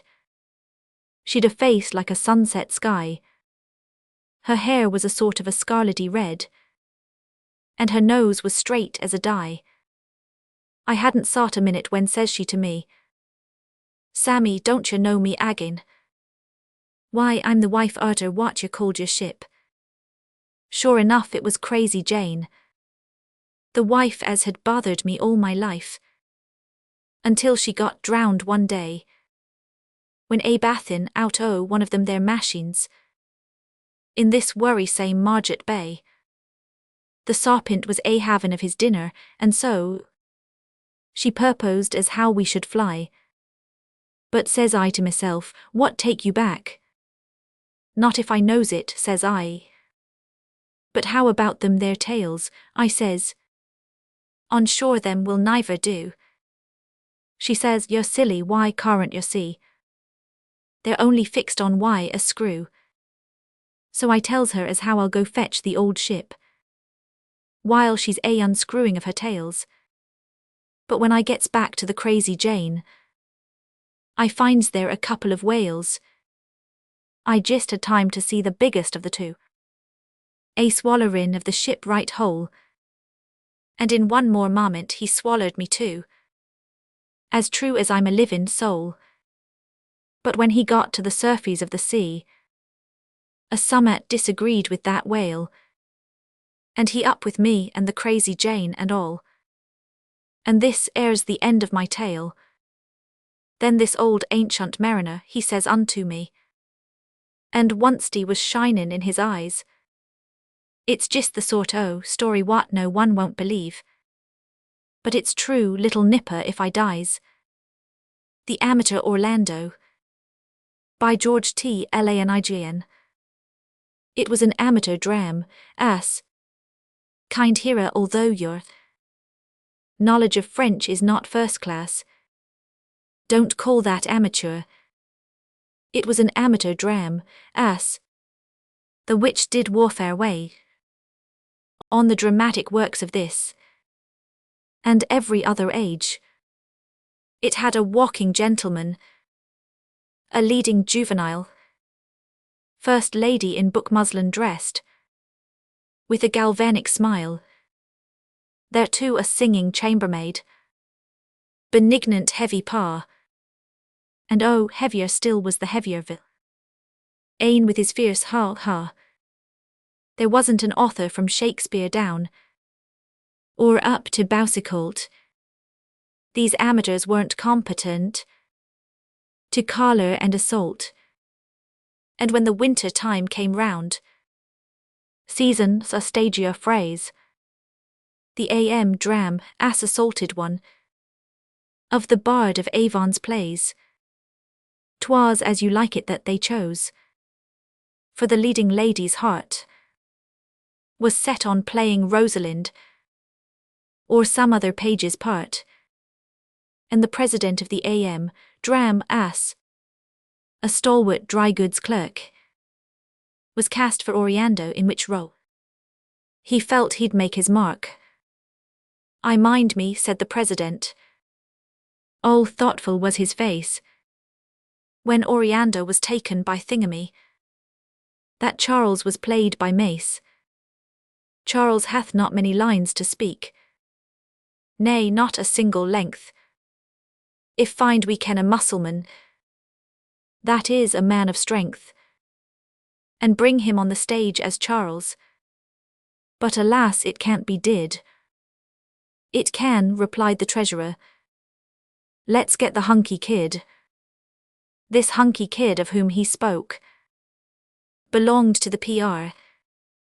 He always had his hair cut short, and always had catarrh. His voice was gruff, his language rough, his forehead villainous low, and 'neath his broken nose a vast expanse of jaw did show. He was 48 about the chest, and his forearm at the mid DLE measured 21.5. Such was the hunky kid. The A.M. Dram Ass they have engaged, this pet of the PR, as Charles the wrestler he's to be, a bright particular star. And when they put the program out, announce him thus they did: Oriando, Mr. Romeo Jones. Charles, Mr. Hunky Kid. The night has come, the house is packed, from pit to gallery, as those who through the curtain peep quake inwardly to see. A squeak's heard in the orchestra, as the leader draws across intestines of the agile cat, the tail of the noble hoss. All is at sea behind the scenes. Why do they fear and funk? Alas, alas, the hunky kid is lamentably drunk. He's in that most unlovely stage of half intoxication, when men resent the hint they're tight, as a personal imputation. Ring up, Orlando cried, or we must cut the scene. For Charles the wrestler is imbued with poisonous benzene, and every moment gets more drunk than he before has been. The wrestling scene has come, and Charles is much disguised in drink. The stage to him's an inclined plane. The footlights make him blink. Still strives he to act well his part, where all the honor lies, though Shakespeare would not in his lines his language recognize. Instead of come, where is this young, this man of bone and brawn? He squares himself and bellows, time, fetch your Orlandos on. Now Hercules be thy speed, young man. Fair Rosalind, said she, as the two wrestlers in the ring grapple right furiously. But Charles the wrestler had no sense of dramatic propriety. He seized on Mr. Romeo Jones in gr Roman style. He got what they call a grapevine lark on that leading juvenile. He flung him into the orchestra, and the man with the ophiclide, on whom he fell, he just said, well, no matter what, and died. When once the tiger has tasted blood and found that it is sweet, he has a habit of killing more than he can possibly eat. And thus it was with the hunky kid. In his homicidal blindness, he lifted his hand against Rosalind, not in the way of kindness. He chased poor Celia off at Rue Le Beau, and he put such a head upon Duke Fred in 15 seconds or so, that never one of the courtly train might his haughty master know. And that's precisely what came to pass. Because the luckless Carls, belonging to the A.M. Dram Ass, cast the hunky kid for Charles. New York World. A Ballad of a Bazaar.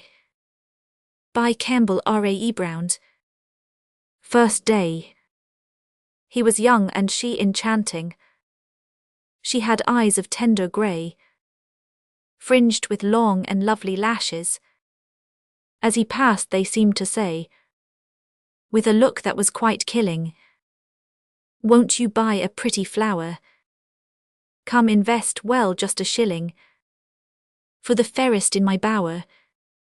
Though that bower was full of blossoms, yet the fairest of them all was the pretty grey-eyed maiden, standing 'mong them slim and tall, with her dainty arms uplifted o'er her figure as she stood, just inside the trellised doorway, fashioned out of rustic wood. And she pouted as he passed her, and that pout did so beguile that he thought it more bewitching than another's sweetest smile. Fair as tiny dew-dipped rosebuds were the little rounded lips, and the youth ransacked his pockets in a rhapsody of grips. Then he went and told her plainly that he'd not a farthing left, but would gladly pledge his Albert. So with fingers quick and deft, she unloosed his golden watch chain, coiled it round her own white arm, said she'd keep it till the morrow, as a souvenir, a charm. Second day. Full of hope and faith and fondness, he went forth at early morn, and paced up and down the entrance, like a man that was forlorn. Thus for hour on hour he waited, till they opened the bazaar. Then she came with kindly greeting. "Ah well, so then there you are. Come now, go in for a raffle. Buy a ticket, half a crown." Ah, those eyes, who could refuse them? And he put the money down. Then enthralled he stood and watched her, sought each movement of that face, with its wealth of witching beauty, and its glory and its grace. When the raffling was over, thus she spake in tones of pain. "You are really most unlucky. My husband's won your chain." A parental ode to my son, aged 3 years and 4 months. B.Y. Thomas Hood. Thou happy, happy elves. But stop, first let me kiss away that tear. Thou tiny image of myself. My love, he's poking peas into his ear. Thou merry laughing sprite, with spirit's featherlight, untouched by sorrow and unsoiled by sin. Good heavens, the child is swallowing a pin.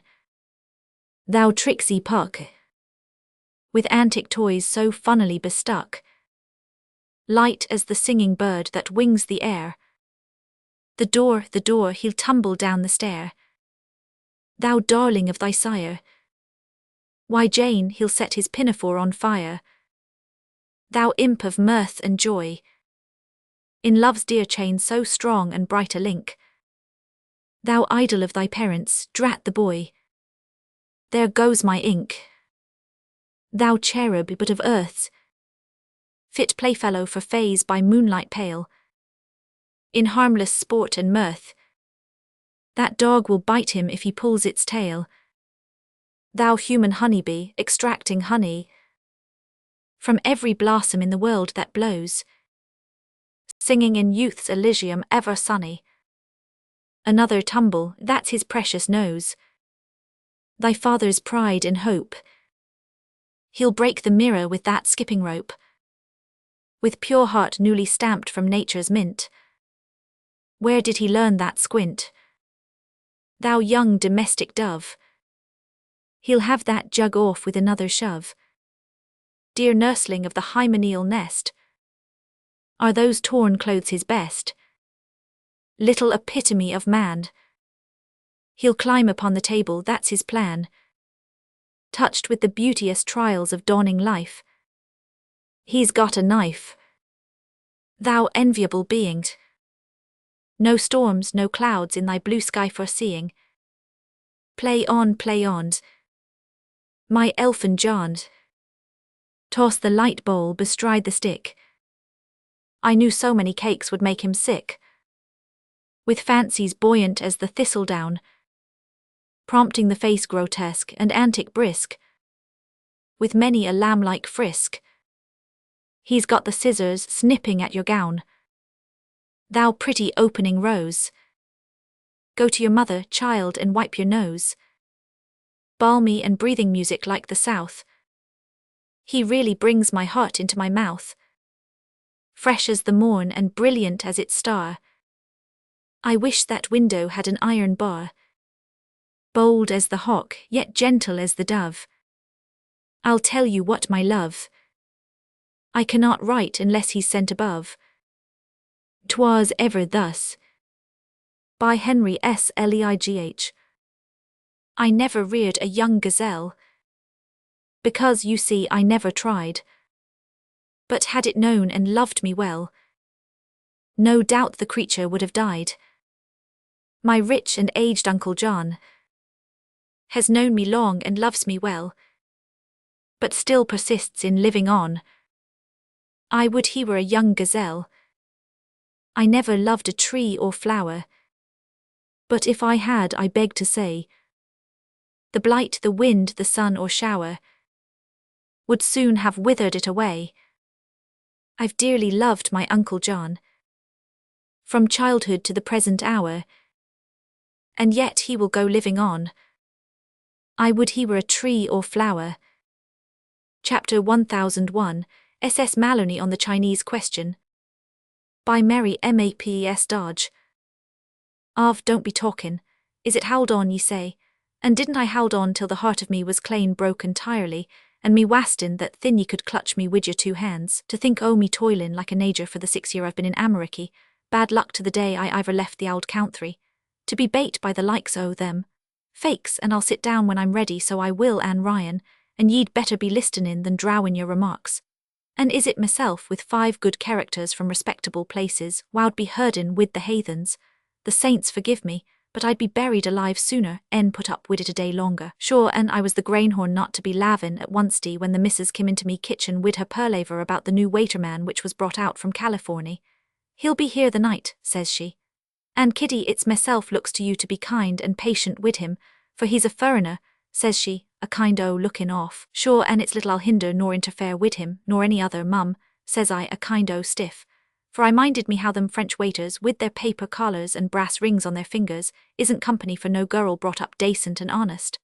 Och, sorra a bit I knew what was common, till the missus walked into me kitchen smillin' and says, kind o' shared, here's Fing Wing, Kitty, and ye'll have too much sense to mind his bane a little strange. Wid that she shoots the door, and I misthrustin' if I was tidied up sufficient for me fine by wid his paper collar, looks up, and howly fathers, may I niver breathe another breath, but there stud a rail haythen chincer, grinnin' like he'd just come off a tay box. If ye'll belave me, the crather was that yeller it ud sicken ye to see him, and sorra stick was on him but a black nightgown over his trousers, and the front of his head shaved claner nor a copper biler, and a black tail a hangin' down from it behind, wid his 2 feet stuck into the haythenestest shoes you ever set eyes on. Och, but I was upstairs afore ye could turn about, jivin' the missus warnin', and only stopped wid her by her raisin' me wages $2, and played in wid me how it was a Christian's duty to bear wid haythens, and taich 'em all in our power, the saints save us. Well, the ways and trials I had wid that chincer Anne Ryan, I couldn't be tellin', not a blissed thing could I do, but he'd be lookin' on wid his eyes cocked up'ard like 2 poomp handles, and he wid out a speck or smitch o' whiskers on him, and his fingernails full a yard long, but it's dyin' ye'd be to see the missus larnin' him, and he grinnin' and waggin' his pigtail, which was pieced out long wid some black stoof the haythen chait, and gettin' into her ways wonderful quick. I don't deny imitatin' that sharp ye'd be surprised, and catchin' and copyin', things the best of us will do a hurried wid work, yet don't want common to the knowledge o' the family. Bad luck to him. Is it 8 wid him? Arrah, and would I be sittin' wid a haythen and he a atin wid drumsticks? Yes, and atin dogs and cats unknownst to me, I warrant ye, which it is the custom of them chincers, till the thought made me that sick I could die. And didn't the creature proffer to help me a week ago come Tuesday, and me foldin' down me clane clothes for the ironin', and fill his haythen mouth wid water, and afore I could hinder, squirt it through his teeth stret over the best linen tablecloth, and fold it up tight as innercent now as a baby, the durredy baste. But the worrest of all was the copyin' he'd been doin' till ye'd be distracted. It's yourself knows the tinder feet that's on me since ever I been in this country. Well, owin' to that, I fell into a way slippin', me shoes off when I'd be sittin' down to pale the praties, or the likes o' that. And do ye mind that haythen would do the same thing after me whenever the missus set him to parin' apples or tomaturses? Chapter 999. I lay for that. Fakes, and I didn't he get me into trouble wid my missus the haythen? Ye're aware yourself how the boondles comin' in from the grocery often contains more'n'll go into anything decently. So for that matter, I'd now and then take out a sup o' sugar or flour or tay, and wrap it in paper, and put it in me bit of a box tucked under the ironin' blanket, the how it couldn't be botherin' anyone. Well, what should it be but this blessed Saturday morn, the missus was ace packin', pleasant and respectful wid me in me kitchen, when the grocer boy comes in and stands fornenst her wid his boondles. And she motions like to Fing Wing, which I never would call him by that name or any other but just haythen.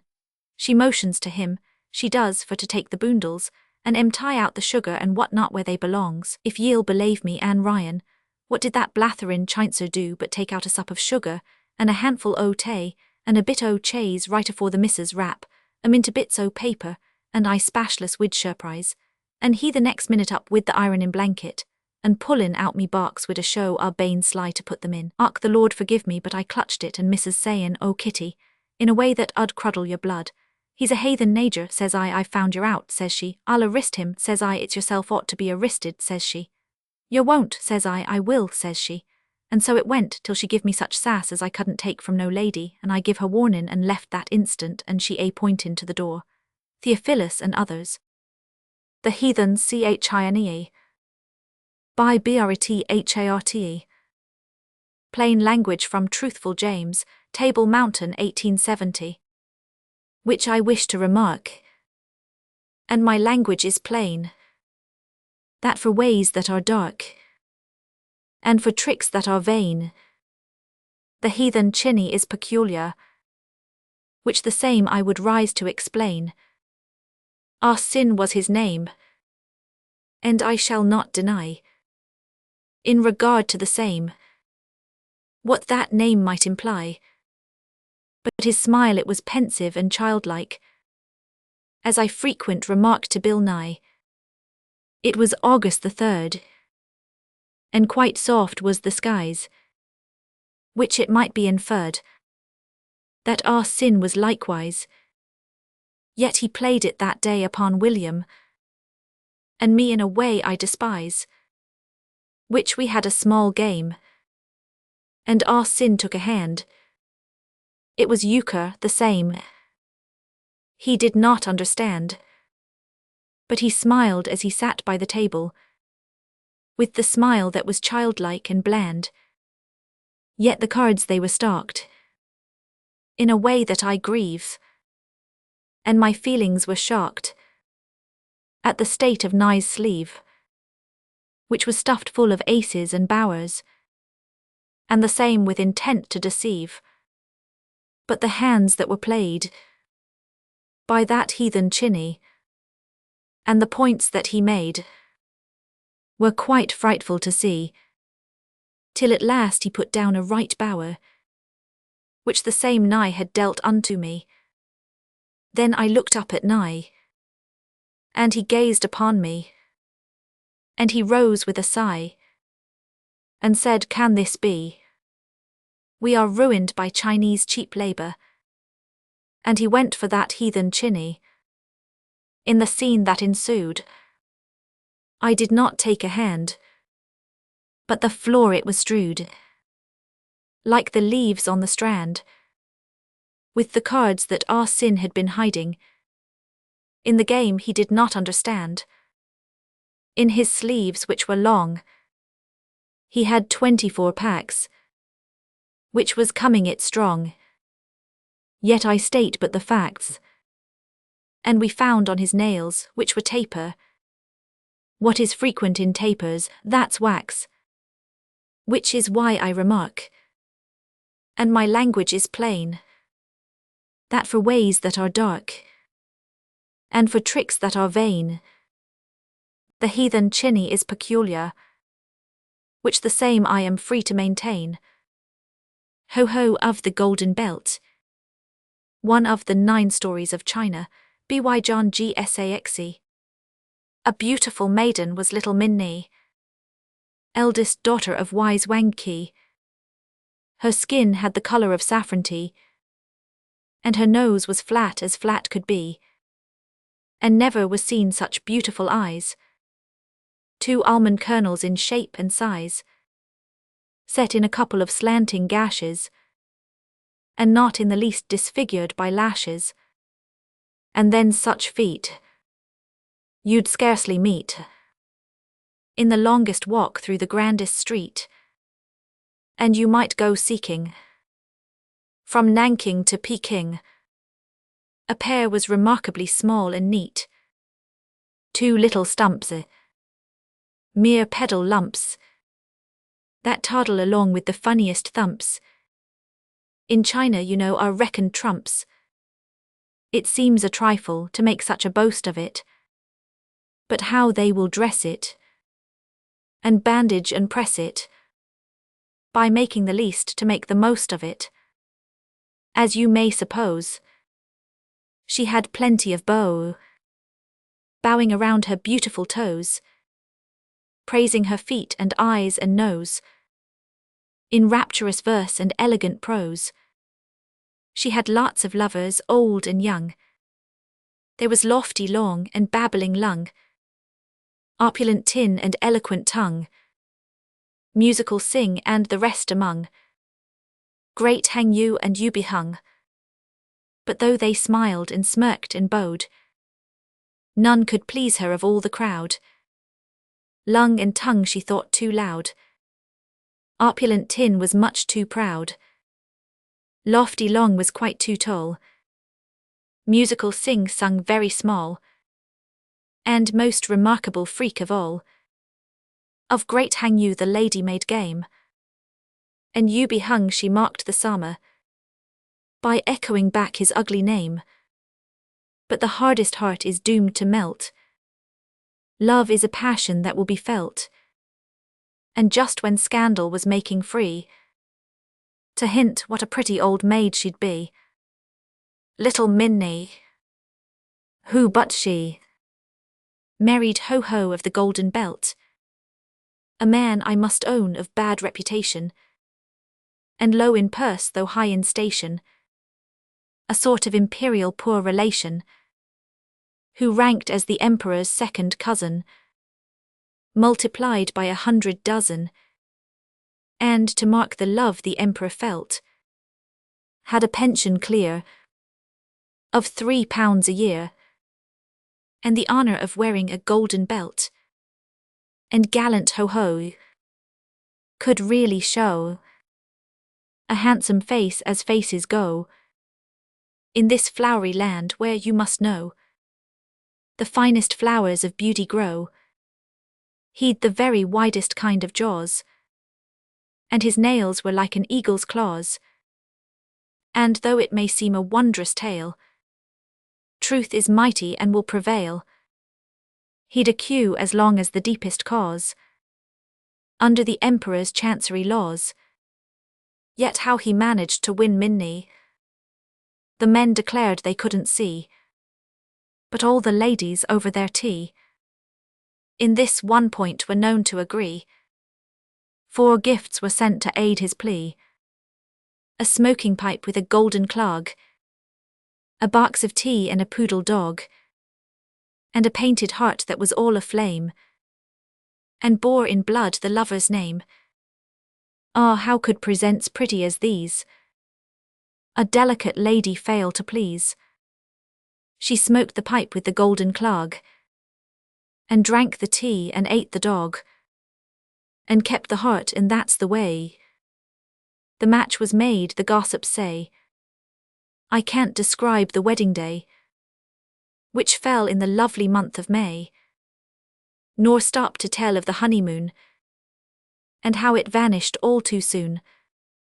Alas, that I the truth must speak, and say that in the 14th week, soon as the wedding guests were gone, and their wedding suits began to doff, Minnie was weeping and taking on, for he had been trying to take her off 6 wives before he had sent to heaven, and being partial to number 7, he wished to add his latest pet, just perhaps to make up the set.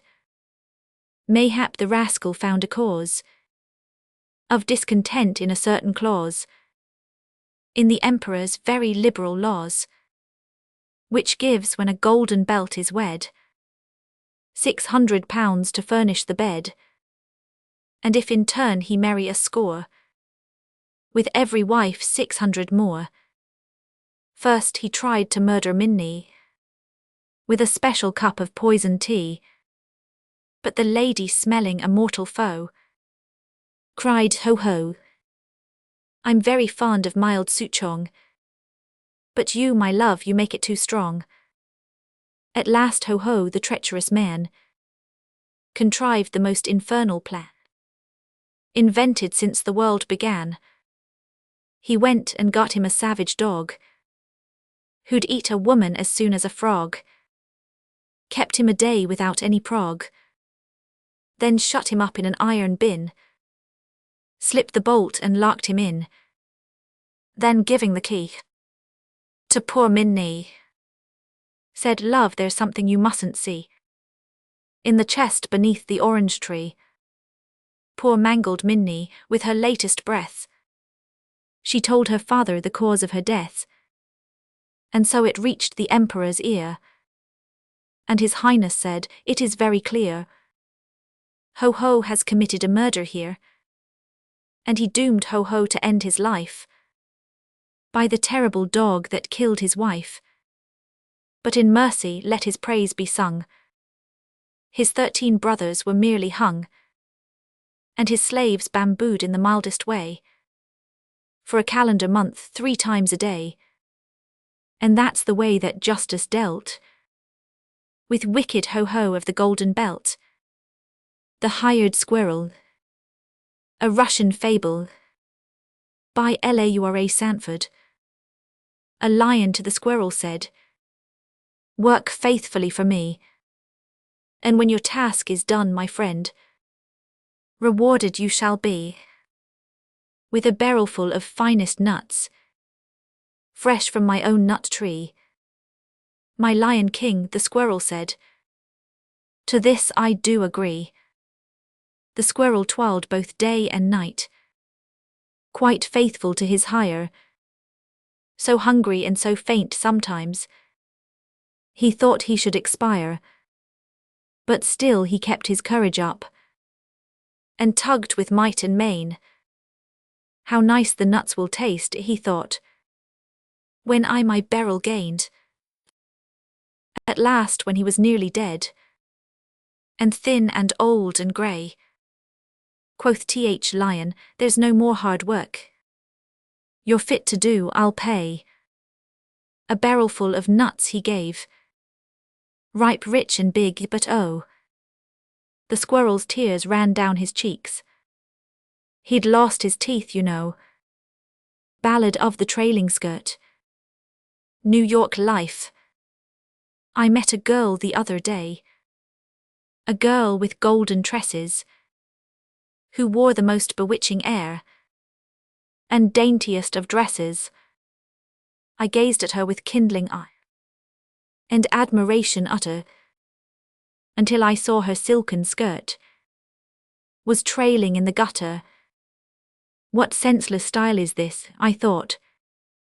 What new sartorial passion, and who on earth stands sponsor for the idiotic fashion? I've asked a dozen maids or more, a tailor and his cutter, but no one knows why skirts are made to drag along the gutter. Alas for woman, fashion's slave, She does not seem to mind it. Her silk or satin sweeps the street, and leaves no filth behind it. For all the dirt the breezes blow, and all the germs that flutter, may find a refuge in the gowns that swish along the gutter. What lovely woman wills to do, she does without a reason. To interfere is waste of time. To criticize is treason. Man's only province is to work, to earn his bread and butter, and buy her all the skirts she wants, to trail along the gutter. To the girl in khaki, modern society, I put the question shyly, lest you inform me dryly that women's ways are far beyond my ken. But was not khaki chosen for coats and breeks and hosen, to render men invisible to men?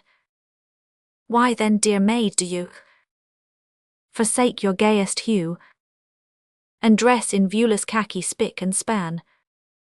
You charming little miss, it never can be this, to render you invisible to man. Not that at all. What then? You do not fear the men. Perchance you only wish to hide your heart, and so you fickle flirt. You don a khaki skirt to foil the deadly aim of Cupid's dart. The tender heart, by Helen Grey Cones, she gazed upon the burnished brace of partridges he showed with pride. Angelic grief was in her face. How could you do it, dear? She sighed. The poor, pathetic, moveless wings. The song's all hushed, oh, cruel shame. Said he, the partridge never sings. Said she, the sin is quite the same. You men are savage through and through. A boy is always bringing in some string of bird's eggs, white or blue, or butterfly upon a pin. The angleworm in anguish dies, impaled the pretty trout to tease. My own, I fish for trout with flies. Don't wander from the question, please. She quoted Burns's Wounded Hare, and certain burning lines of Blake's, and Ruskin on the fowls of air, and Coleridge on the water snakes. At Emerson's forbearance he began to feel his will benumbed. At Browning's Donald utterly his soul surrendered and succumbed. Oh, gentlest of all gentle girls, he thought beneath the blessed sun. He saw her lashes hung with pearls, and swore to give away his gun. She smiled to find her point was gained, and went with happy parting words, he subsequently ascertained, to trim her hat with hummingbirds. A Song of Saratoga, by John G. Saxe. Pray, what do they do at the Springs? The question is easy to ask, but to answer it fully, my dear, were rather a serious task. And yet, in a bantering way, as the magpie or mockingbird sings, I'll venture a bit of a song to tell what they do at the Springs. Imprimis, my darling, they drink the waters so sparkling and clear, though the flavour is none of the best, and the odour exceedingly queer. But the fluid is mingled, you know, with wholesome medicinal things. So they drink and they drink and they drink. And that's what they do at the Springs.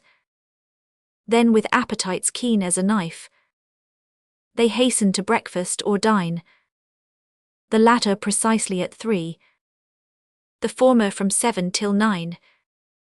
Ye gods, what a rustle and rush when the eloquent dinner bell rings. Then they eat and they eat and they eat. And that's what they do at the Springs. Now they stroll in the beautiful walks, or loll in the shade of the trees, where many a whisper is heard, that never is heard by the breeze. And hands are commingled with hands, regardless of conjugal rings. And they flirt and they flirt and they flirt. And that's what they do at the Springs. The drawing rooms now are ablaze, and music is shrieking away. Terpsichore governs the hour, and fashion was never so gay.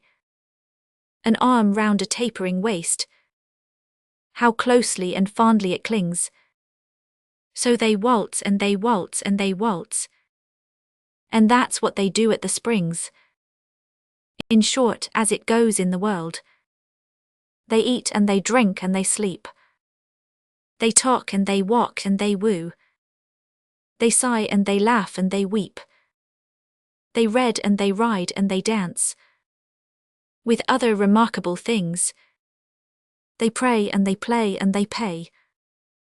And that's what they do at the Springs. The Sea. By Eva L. Ogden. She was rich and of high degree. A poor and unknown artist he.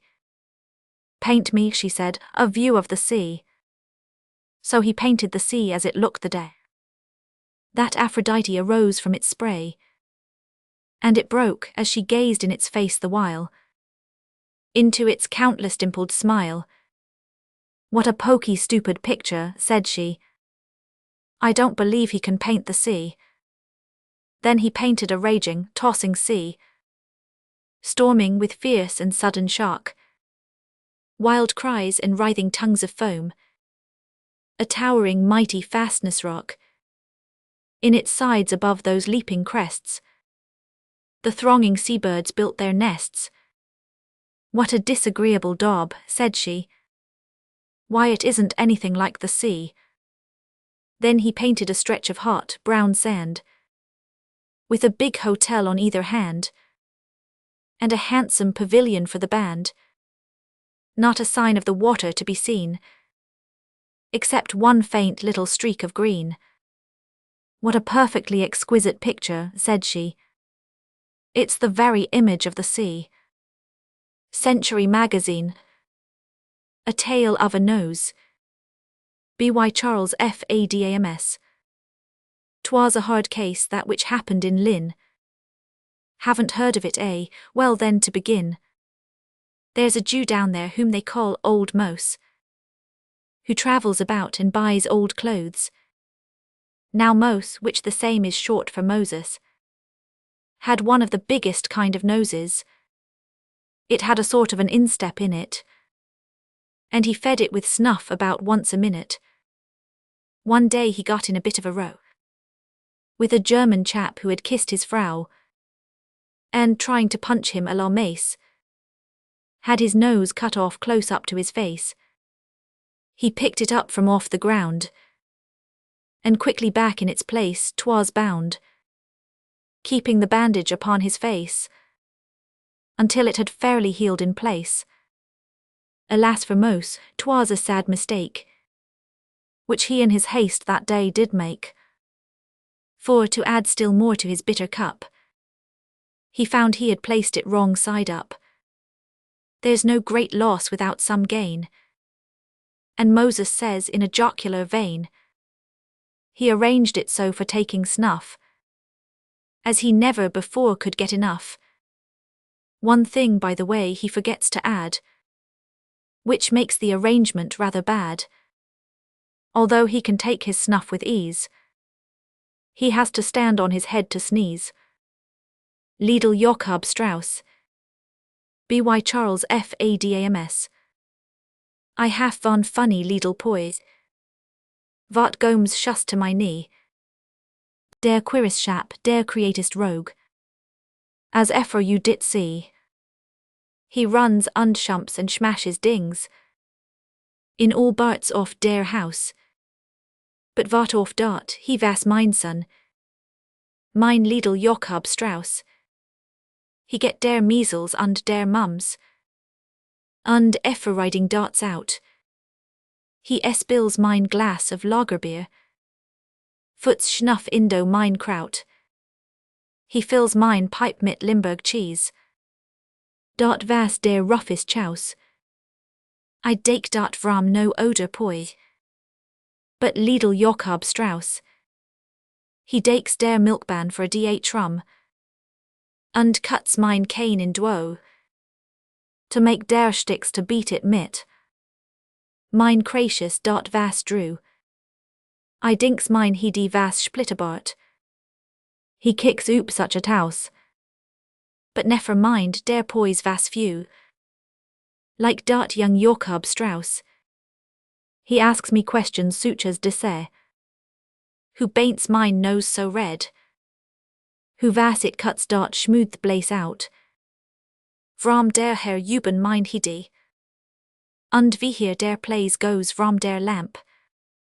Wenn der glim I douse. How gan I all dessert dings explain? To dot schmall Jakob Strauss. I sometimes dink I shall go wild. Mit such a grazy poi. Und vish vance more I good half rest. Und peaceful dimes enjoy.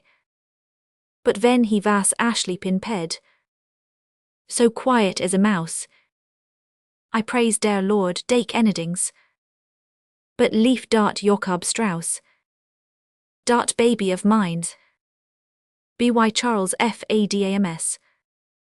Mine gracious, shust look here und see. A Deutscher so happy as happy can be.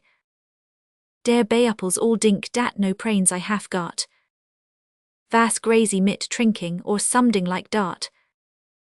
Id vasent peckors I trinks lager und vine. Id vas all on agont of dart baby off mine. Dart schmall Liedl velo I dells you vas cuvier. Not mooch pigger round as a goot glass off beer. Mit a barefooted he die, and knows but a speck. A mout dot goes most to der pack of his neck. And his Liedl pink toes mid der rest all combine. To jive such a charm to dart baby off mine. I dells you dart baby vas van off der poise. Und beats Liedl Jakob for making a noise. He shust has pegun to sh beak gut English too. Says mama und bappa und sometimes argu. You don't find a baby den dimes out off 9. Dart vas cuvite so smart as dart baby off mine. He growls der velour over, und drows dings aboot. Und puts riding he can find in his mout. He durables der sh tears down, und falls from his chair. Und gifts mine Katrina von derable share. Mine hair stands like sh quills on a mat porcupine. Ven I dinks of dose pranks of dart baby off mine. Der vas somding you pet I don't likes pooty veil. To hear in der night dimes dart young Deutscher yell. Und dravel der pedroom midout many claws. Wie heil der chills down der Sphene, off mine pack quickly goes. Dos Liedl gymnastic dricks vasent so fine. Dart I cuts oop at night mit dart baby off mine. Veil dessert Liedl Schäfers vas goen to p men. Und all off dessert drubels vil peen ofer den. Day vil vir a v-height shirt front instead of a bib. Und voudent got tucked oop at night in der crib. Veil ven I'm feeple und in life's decline. May mine old age p cheered by dart baby off mine. A Dutchman's mistake. By Charles Fadams. I jeeps me van Liedl Stor town Prodway, und does a pooty goot peasneys, but I don't got mooch capital to work mit, so I finds it hard vork to get me all der credits vat I would like. Last week I hear about some goots dot a bardy vas going to sell pooty sheep, und so I writes dot man if he would jeef me der refusal of dose goots for a goopel of days. He gave me der refusal, dot is, he sate I couldn't have dem, but he sate he would gall on me und see mine store, und den if mine standing in peasneys vas goot, perhaps we might do somedings tojdr. Veil I vas behind mine counter yesterday, ven a gentleman gomes in and dakes me pi der hand and says, Mr. Schmidt I pellive. I says, "Jo," und den I tinks to myself, dis vas der man vot has dose goots to sell, und I must try to make some goot impressions mit him, so we good do some peasneys. Dis vas goot store, he says looking round, but you don't got a pooty big sh talk already. I vas Avred to let him know dart I only hat bout 1,000 tollers vort of goods in der place, so I says, you tant tink I hat more as 3,000 tollers in dis Lidl store, would you? He says, you tant toll me, vas dart possible? I says, yo. I meant dart id vas possible, do id vasn't so vor I vas like, George Washington's ven he cut town der, Old Elm on posten garments mit his Lidl hatchet, and couldn't tell some lies aboot id. Vale, says der gentleman, I dinks you ought to know petter as anybody else vot you have got in der store. Und den he takes a pig book from unter his arm and say, Vale, I puts you town vor 3,000 tollers. I ask him vot he means pie puts me town. Und den he says he vas van off der taxmen or assessors off property, und he tank me so kintly as nefer vas, peckos he say I vas such an honest Deutscher, und tidn't dry und sheet der governments.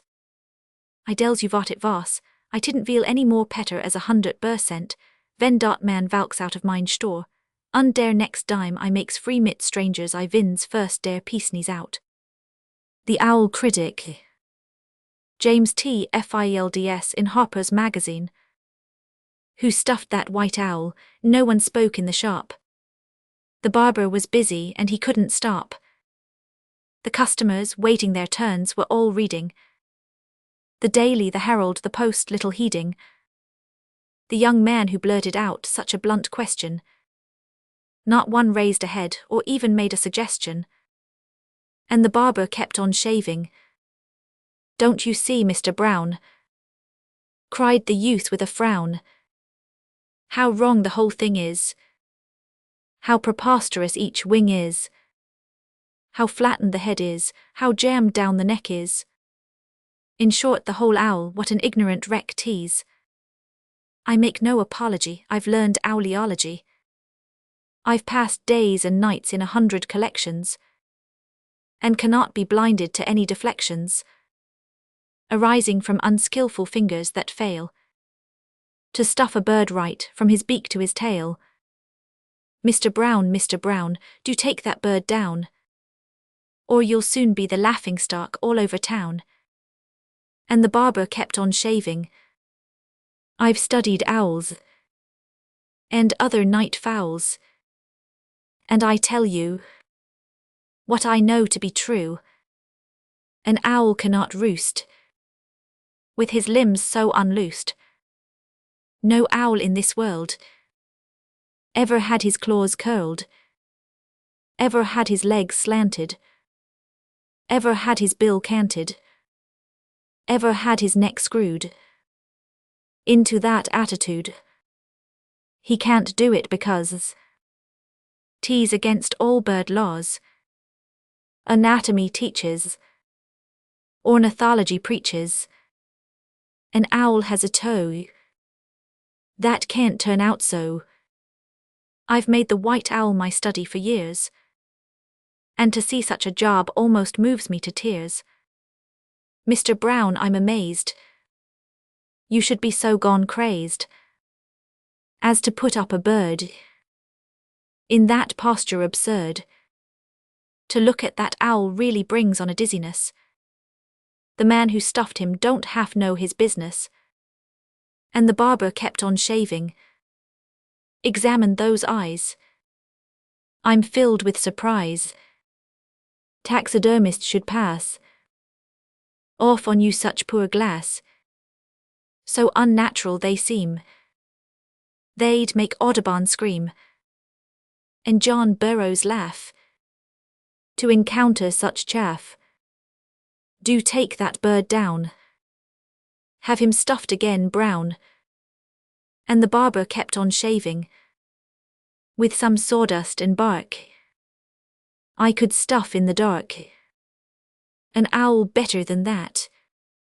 I could make an old hat look more like an owl's than that horrid fowl stuck up there so stiff like a side of coarse leather. In fact, about him there's not one natural feather. Just then, with a wink and a sly normal lurch, the owl very gravely got down from his perch, walked round and regarded his fault-finding critic, who thought he was stuffed with a glance analytic. and then fairly hooted as if he should say, "Your learning's at fault this time anyway. Don't waste it again on a live bird, I pray. I'm an owl, you're another, Sir Critic, good day." And the barber kept on shaving. The true story of King Marshmallow. Oh, a jolly old fellow was King Marshmallow, as ever wore a crown. At every draught of wine he quaffed, and at every joke of his jester he laughed. Laughed till the tears ran down. Oh, he laughed ha ha, and he laughed ho ho. And every time that he laughed, do you know, the lords in waiting they did just so. But Queen Barnaberry was not quite so merry. She sat and sighed all the while, and she turned very red and shook her head at everything Jingle the jester said, and never vouchsafed a smile. Oh, she sighed me, and she sighed hi-oh. And every time that she sighed, do you know, the ladies in waiting they did just so. Then the jester spoke just by way of a joke. Oh, he was a funny man, and he said, "May it please your majesties, I wish to complain of those impudent fleas that bite me whenever they can." Then the king he laughed ha ha ho ho, and the queen she sighed me hi-oh, while the lords and the ladies they did just so. "As for that, my man," the king began, "the fleas bite whoever they like, but the very first flea you chance to see, wherever he may happen to be, you have my permission to strike." And the king he roared ha ha ho ho, while the queen she sighed me hi-oh, and the lords and the ladies they did just so. Just then Jingle sighted a flea that had lighted right on, well, where do you suppose? On Marshmallow's own royal face, and the clown, in bringing his hand with a swift motion down, nearly ruined the poor monarch's nose. And the king he shrieked ah, ah, oh, oh. And the queen burst out laughing ha, ha, ho, ho, while the lords and the ladies stood stupidly by, and didn't know whether to laugh or to cry. The jackdaw of Rheims, by Thomas Inguldius by Rev. Rhbarham. The jackdaw sat on the cardinal's chair. Bishop and abbot and prior were there, many a monk and many a friar, many a knight and many a squire, with a great many more of lesser degree. In sooth a goodly company, and they served the Lord Primate on bended knee. Never, I ween, was a prouder scene, read of in books or dreamt of in dreams, than the Cardinal Lord Archbishop of Rheims. In and out through the motley rout, that little jackdaw kept hopping about, here and there like a dog in a fair, over comforts and cakes and dishes and plates, cowl and cope and rochet and pull, mitre and crozier, he hopped upon all. With saucy air he perched on the chair, where in state the great Lord Cardinal sat, in the great Lord Cardinal's great red hat, and he peered in the face of his lordship's grace, with a satisfied look as if he would say, "We too are the greatest folks here today." The feast was over, the board was cleared, the flans and the custards had all disappeared, and 6 little singing boys, dear little souls, in nice clean faces and nice white stoles, came in order due 2 by 2, marching that grand refectory through. A nice little boy held a golden ewer, embossed and filled with water as pure as any that flows between Rheims and Namur, which a nice little boy stood ready to catch, in a fine golden hand basin made to match. 2 nice little boys, rather more grown, carried lavender water and eau de cologne, and a nice little boy had a nice cake of soap, worthy of washing the hands of the Pope. 1 little boy more a napkin bore, of the best white diaper, fringed with pink, and a cardinal's hat marked in permanent ink. The great Lord Cardinal turns at the sight of these nice little boys dressed all in white. From his finger he draws his costly turquoise, and not thinking at all about little jackdaws, deposits it straight by the side of his plate, while the nice little boys on his eminence wait, till, when nobody's dreaming of any such thing, that little jackdaw hops off with the ring. There's a cry and a shout, and no end of a rout, and nobody seems to know what they're about. But the monks have their pockets all turned inside out. The friars are kneeling, and hunting and feeling the carpet, the floor, and the walls, and the ceiling. The cardinal drew off each plum-coloured shoe, and left his red stockings exposed to the view. He peeps and he feels in the toes and the heels. They turn up the dishes, they turn up the plates. They take up the poker and poke out the grates. They turn up the rugs, they examine the mugs. But no such thing, they can't find the ring. And the abbot declared that, when nobody twigged it, some rascal or other had popped in and prigged it. The cardinal rose with a dignified look. He called for his candle, his bell, and his book. In holy anger and pious grief, he solemnly cursed that rascally thief. He cursed him at board, he cursed him in bed, from the sole of his foot to the crown of his head. He cursed him in sleeping, that every night he should dream of evil and wake in a fright. He cursed him in eating, he cursed him in drinking. He cursed him in coughing, in sneezing, in winking. He cursed him in sitting, in standing, in lying. He cursed him in walking, in riding, in flying. He cursed him in living, he cursed him in dying. Never was heard such a terrible curse. But what gave rise to no little surprise, nobody seemed one penny the worse. The day was gone, the night came on. The monks and the friars they searched till dawn, when the sacristan saw, on crumpled claw, come limping a poor little lame jackdaw, no longer gay as on yesterday. His feathers all seemed to be turned the wrong way. His pinions drooped, he could hardly stand. His head was as bald as the palm of your hand. His eye so dim, so wasted each limb, that heedless of grammar they all cried, "That's him. That's the scamp that has done this scandalous thing. That's the thief that has got my Lord Cardinal's ring."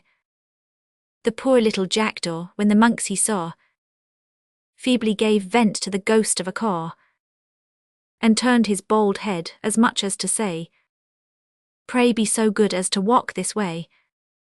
Slower and slower he limped on before, till they came to the back of the belfry door, when the first thing they saw, midst the sticks and the straw, was the ring in the nest of that little jackdaw. Then the great Lord Cardinal called for his book, and off that terrible curse he took. The mute expression served in lieu of confession, and being thus coupled with full restitution, the jackdaw got plenary absolution. When those words were heard, that poor little bird was so changed in a moment, 'twas really absurd. He grew sleek and fat, in addition to that, a fresh crop of feathers came thick as a mat. His tail waggled more even than before, but no longer it wagged with an impudent air. No longer he perched on the cardinal's chair. He hopped now about with a gait devout. At matins, at vespers, he never was out, and so far from any more pilfering deeds, he always seemed telling the confessor's beads. If anyone lied, or if anyone swore, or slumbered in prayer time and happened to snore, that good jackdaw would give a great caw, as much as to say, "Don't do so any more," while many remarked, as his manners they saw, that they never had known such a pious jackdaw. He long lived the pride of that countryside, and at last in the odour of sanctity died.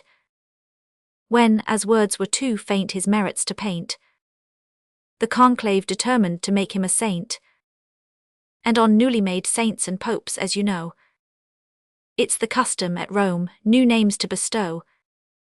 So they canonized him by the name of Jim Crow. Tubal-Cain. B.Y. Charles Mackay. Old Tubal-Cain was a man of might.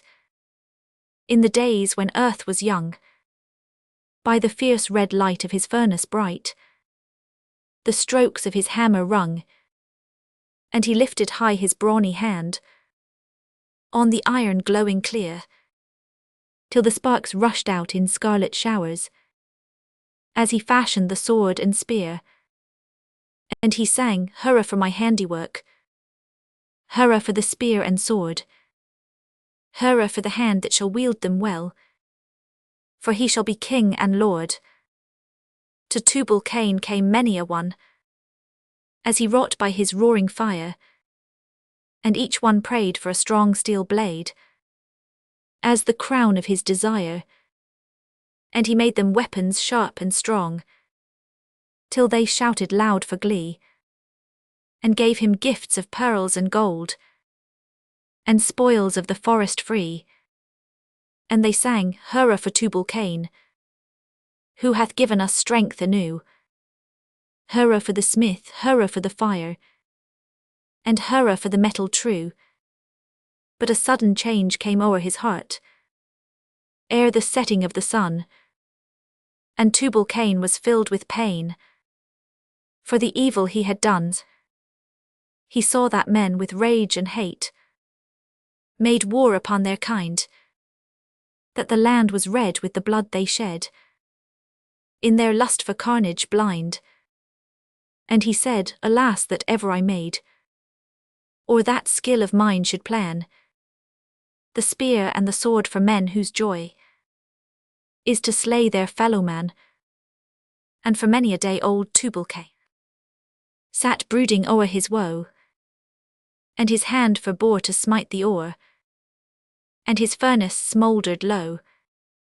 But he rose at last with a cheerful face, and a bright courageous eye, and bared his strong right arm for work, while the quick flames mounted high. And he sang, "Hurrah for my handiwork," and the red sparks lit the air.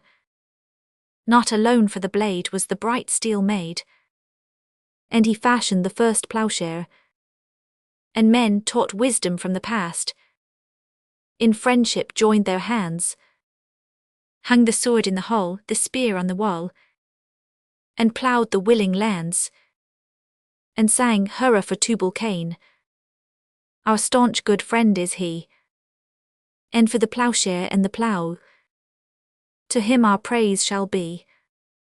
But while oppression lifts its head, or a tyrant would be lord, though we may thank him for the plough, we'll not forget the sword. The Three Preachers. B.Y. Charles Mackay. There are three preachers ever preaching, filled with eloquence and power.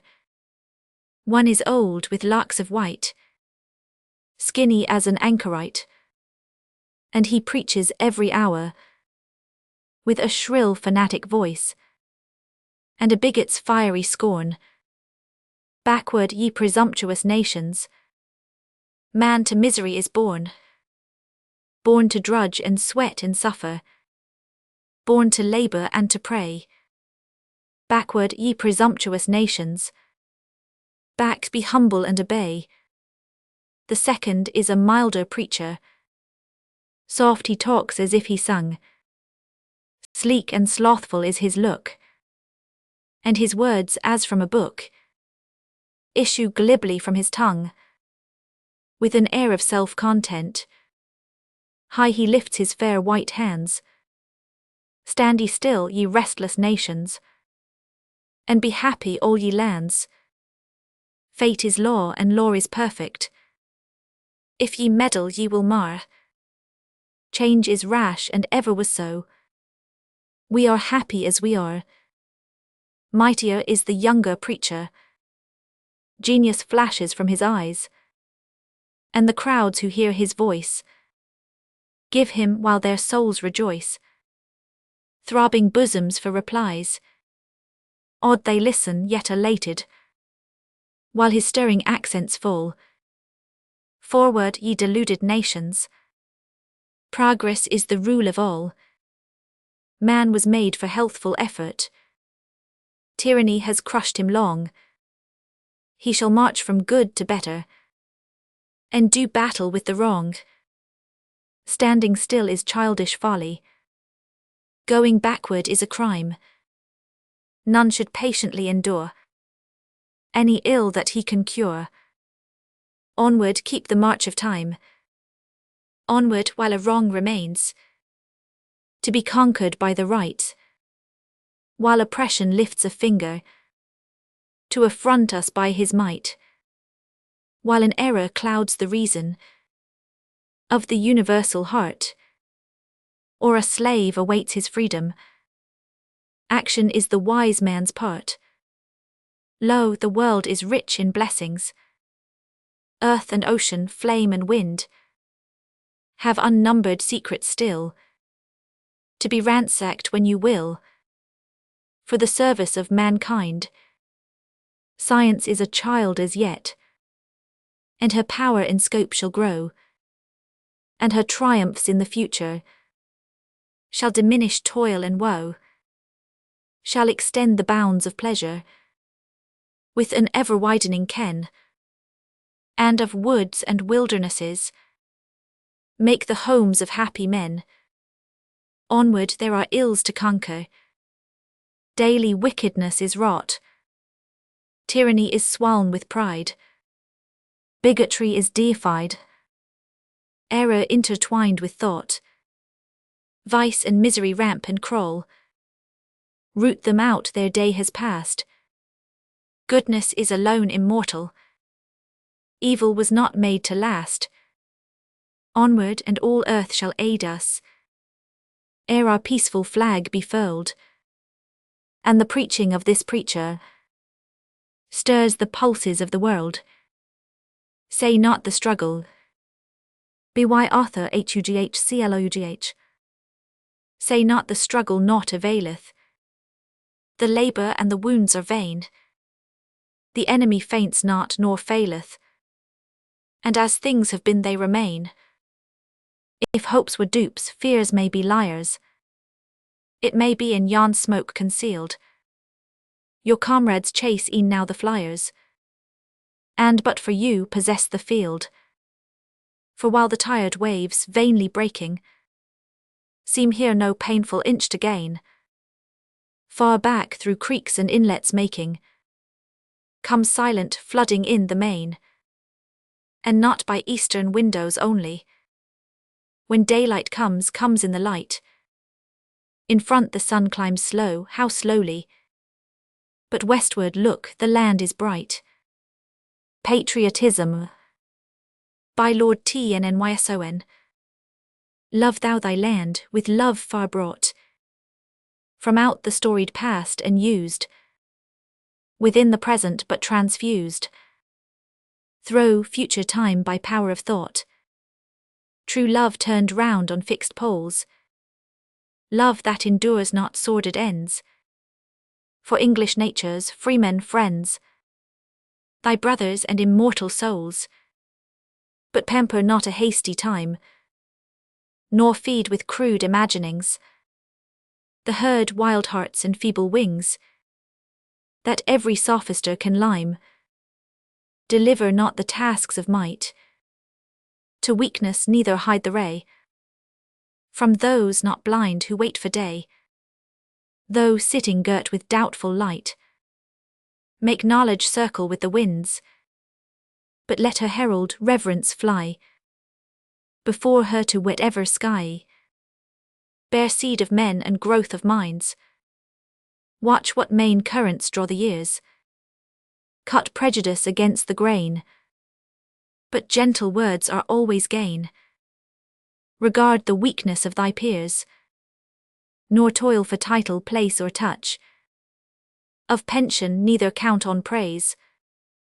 it grows to guerdon after days, nor deal in watchwords overmuch, not clinging to some ancient saw, not mastered by some modern term, not swift nor slow to change but firm, and in its season bring the law, that from discussion's lip may fall, with life that working strongly binds, set in all lights by many minds, to close the interests of all.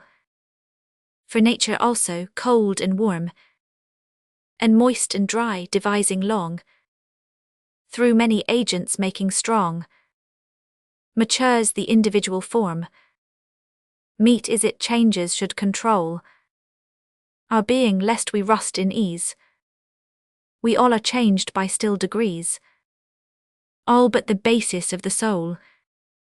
So let the change which comes be free, to ingroove itself with that which flies, and work a joint of state that plies its office moved with sympathy, a saying hard to shape in act, for all the past of time reveals a bridal dawn of thunder peals, wherever thought hath wedded fact.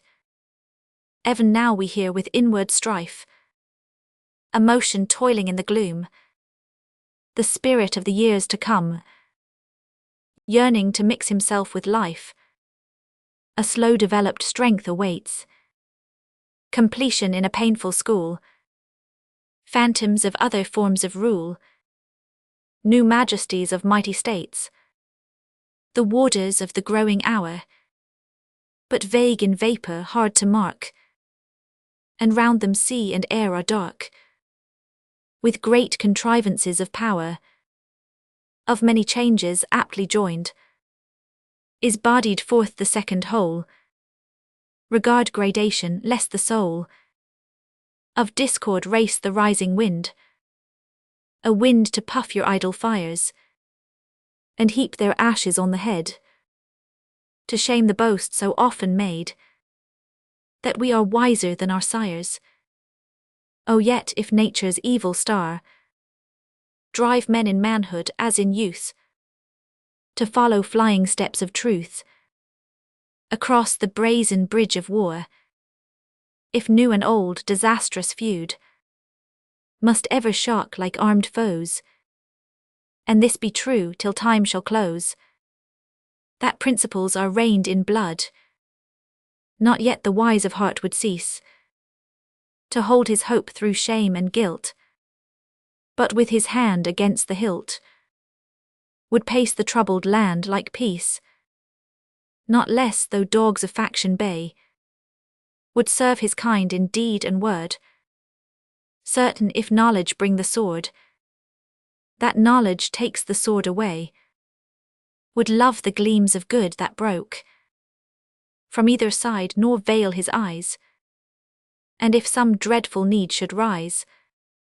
would strike and firmly and one stroke, tomorrow yet would reap today, as we bear blossom of the dead, earn well the thrifty months nor wed, raw haste half-sister to delay, today and to morrow. By Gerald Masscy. High hopes that burned like stars sublime go down the heaven of freedom, and true hearts perish in the time we bitterliest need 'em. But never sit we down and say, there's nothing left but sorrow. We walk the wilderness today, the promised land tomorrow.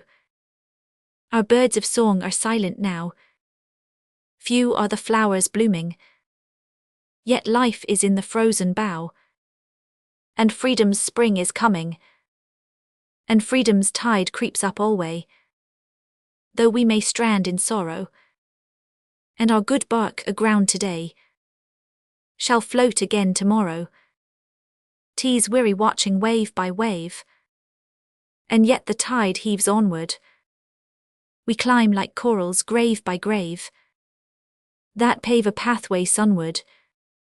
We are driven back for our next fray, a newer strength to borrow, and where the vanguard camps today, the rear shall rest tomorrow. Through all the long, dark night of years, the people's cry ascendeth, and earth is wet with blood and tears. But our meek sufferance endeth. The few shall not forever sway. The many moil in sorrow. The powers of hell are strong today.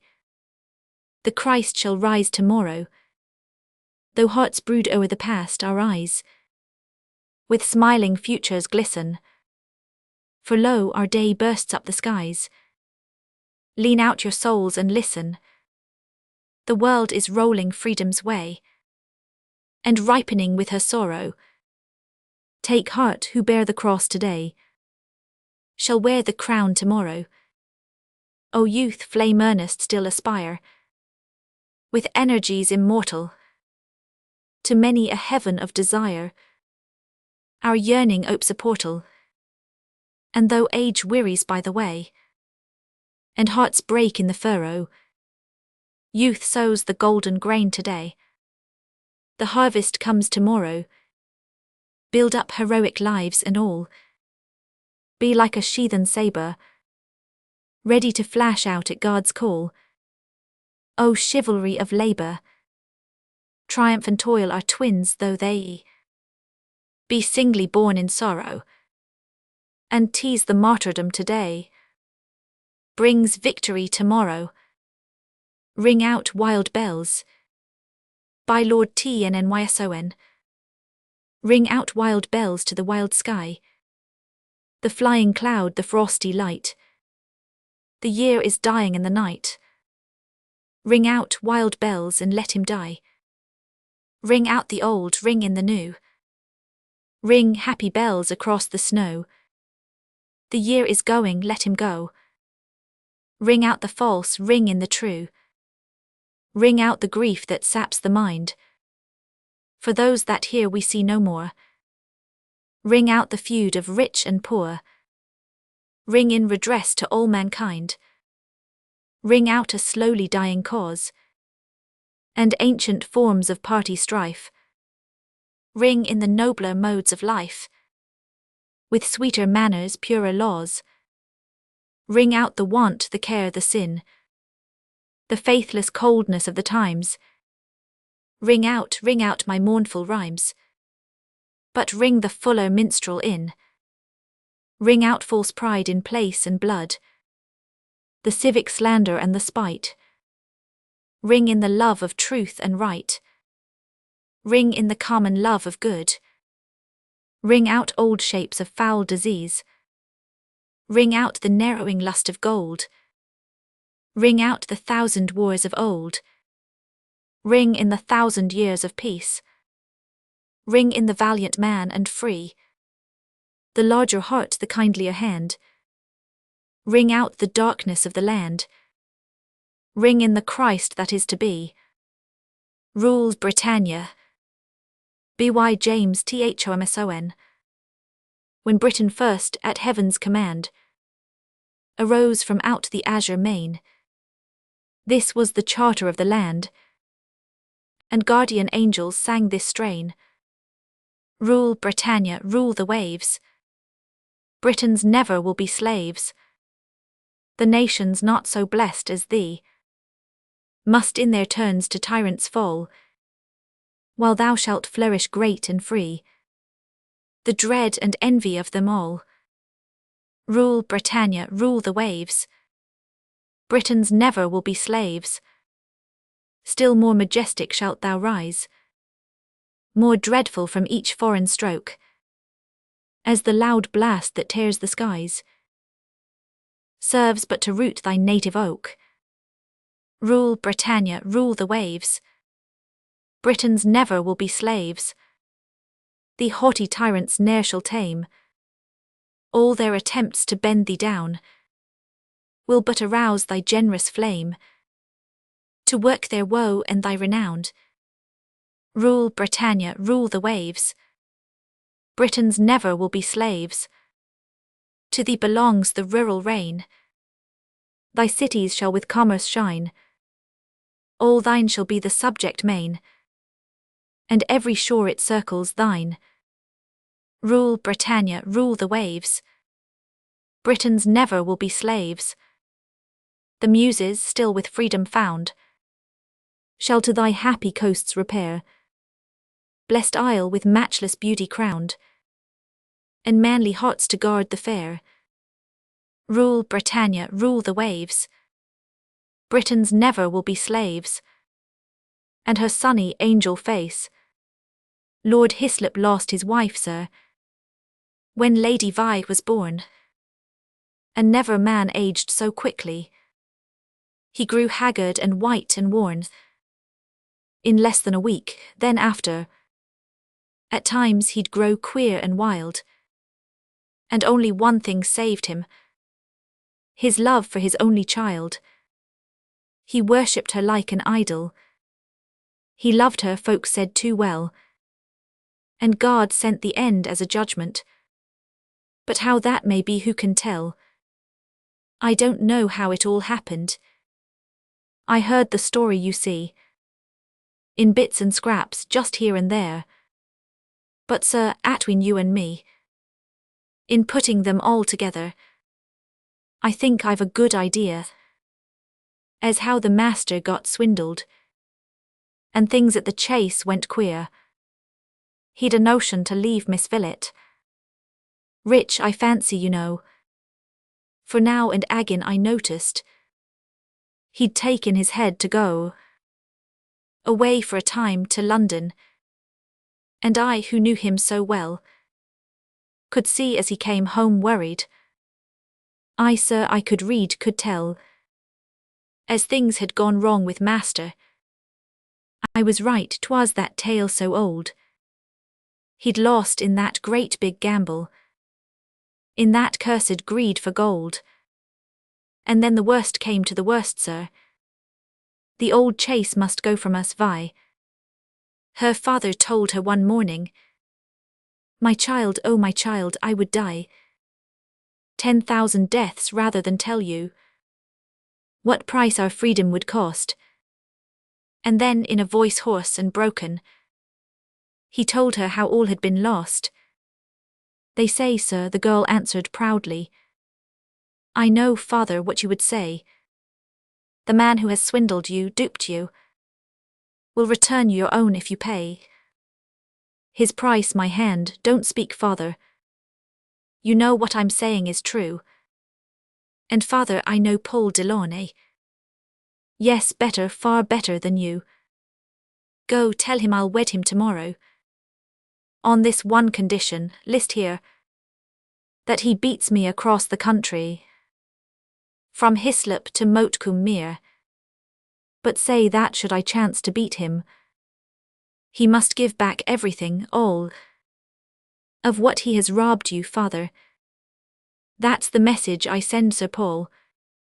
2 men watched that ride across country at the break of an autumn day.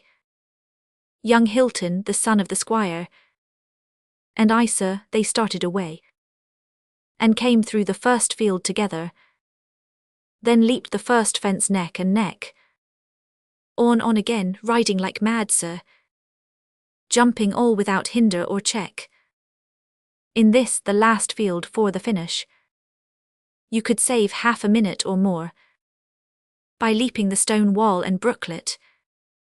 But never, sir, never before had anyone ever attempted that leap. It was madness, but sir, my young mistress knew that Delaunay was too great a coward and cur to follow, and what's more, she knew, sir, that she must be first in the race, for the sake of the Hislop honour, to win back the dear old chase.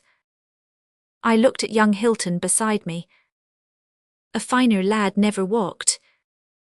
I don't think he thought as I knew, sir, their secret, for I'd never talked, but I'd known for a long time, you see, sir, as he and my Lady Vi had loved and would love forever. At last from his lips came a cry, good God, she never will clear it. Then he turned his face to the ground, while I looked on in terror, watched her, sir, taking that bound with a cold sweat bathing my forehead. I saw her sweep onward and gasped, "For heaven's sake, stop, Lady Villette." A laugh was her answer. She passed on like a shimmer of lightning. And then came her last great leap. The next, sir, I saw of my lady was a crushed and mangled heap. Delaunay, no, he didn't follow, nor even drew rein when she fell, but rode on the longest way round, sir. When he came back to claim her, well, she was dead in the arms of her lover, clasped tight in his mad embrace, with her lifeblood staining her tresses, and a sad, sweet smile on her face. I heard the last words that she uttered.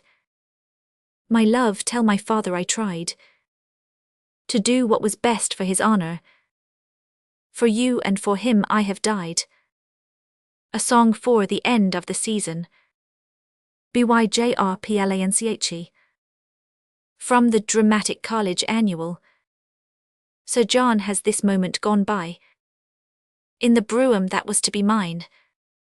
But my dear, I'm not going to cry, though I know where he's going to dine. I shall meet him at Lady Gay's ball, with that girl to his arm clinging fast. But it won't, love, disturb me at all. I've recovered my spirits at last.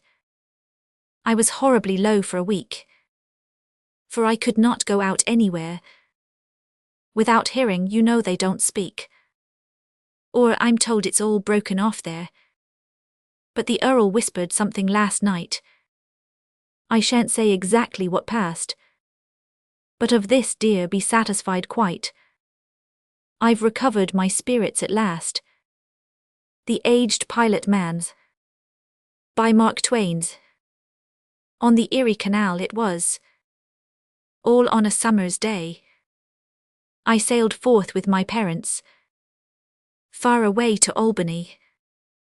From out the clouds at noon that day, there came a dreadful storm that piled the billows high about, and filled us with alarm.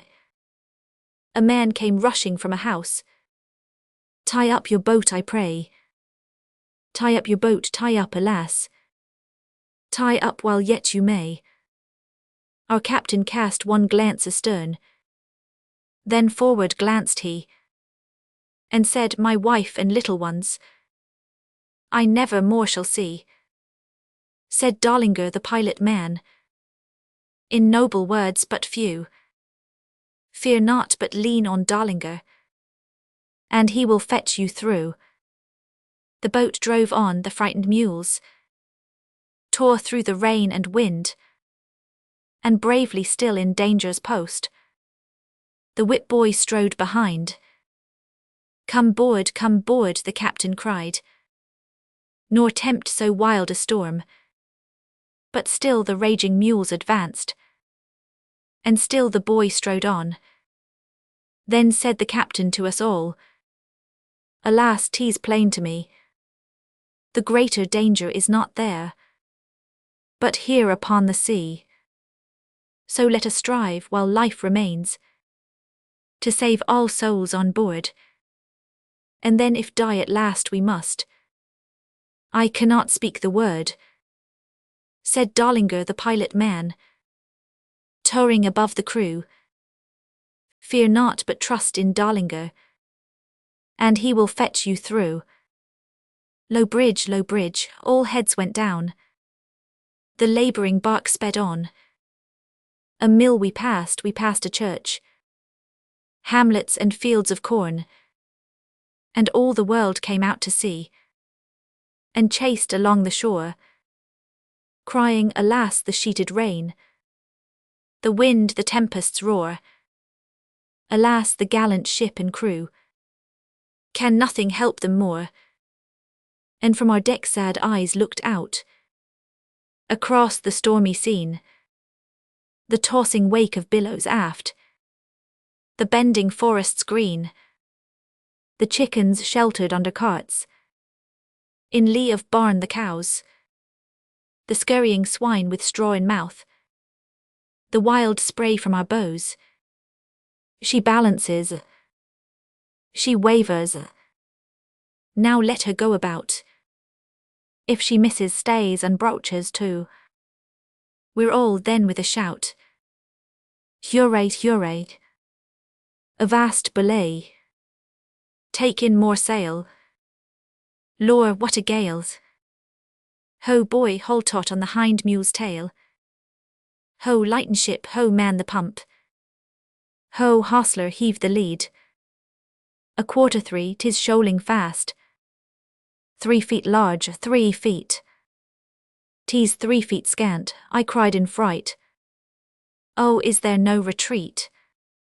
Said Darlinger the pilot man, as on the vessel flew. Fear not, but trust in Darlinger, and he will fetch you through. A panic struck the bravest hearts. The boldest cheek turned pale. For plain to all this shoaling said, a leak had burst the ditch's bed, and straight as bolt from crossbow sped. Our ship swept on with shoaling lead. Before the fearful gale, sever the towline, stop the mules. Too late, there comes a shock. Another length and the fated craft would have swum in the saving lock. Then gathered together the shipwrecked crew, and took one last embrace, while sorrowful tears from despairing eyes ran down each hopeless face. And some did think of their little ones, whom they never more might see, and others of waiting wives at home, and mothers that grieved would be.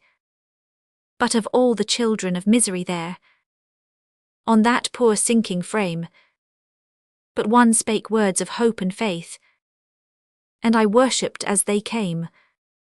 Said Darlinger the pilot man, O brave heart strong and true, fear not but trust in Darlinger, for he will fetch you through. Lo, scarce the words have passed his lips, the dauntless prophet saith, when every soul about him seeth, a wonder crown his faith, and count ye all both great and small, as numbered with the dead. For mariner for 40 year, on Erie boy and man's, I never yet saw such a storm, or one tea with it began. So overboard a keg of nails, and anvils 3 we threw, likewise 4 bales of gunny sacks, 200 pounds of glue, 2 sacks of corn, 4 ditto wheat, a box of books, a cow, a violin, Lord Byron's works, a rip saw and a sow, a curve, the dangers grow, labord, starboard, estia dy so, hard a port dull, helimally, haw the head mule, the aft one G, luff, bring her to the wind, for straight a farmer brought a plank, mysteriously inspired, and laying it unto the ship, in silent awe retired. Then every sufferer stood amazed. That pilot man before a moment stood, then wondering turned, and speechless walked ashore. Tim Keysers knows, by Max Adler. Tim Keyser lived at Wilmington. He had a monstrous nose, which was a great deal redder than the very reddest rose, and was completely capable of most terrific blows. He wandered down one Christmas day to skate upon the creek, and there upon the smoothest ice he slid along so slick, the people were amazed to see him cut it up so quick. The exercise excited thirst, and so to get a drink, he cut an opening in the ice, and lay down on the brink. Says he, I'll dip my nose right in, and sip it up, I think. But while his nose was thus immersed, 6 inches in the stream, A very hungry pickerel was attracted by the gleam, and darting up it gave a snap, and Kieser gave a scream. Tim Kieser then was well assured. He had a famous bite.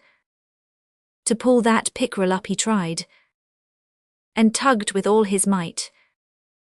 But the disgusting pickerel had the better of the fight. And just as Mr. Kieser thought his nose would split in two, the pickerel gave his tail a twist and pulled Tim Kieser through, and he was scudding through the waves, the first thing that he knew.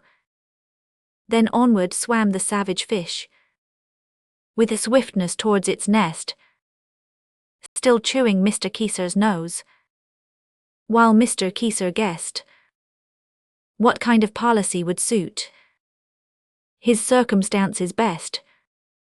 Just then his nose was tickled with a spear of grass close by. Tim Kieser gave a sneeze which burst the pickerel into pie, and blew its bones the ice and waves 1,000 feet on high.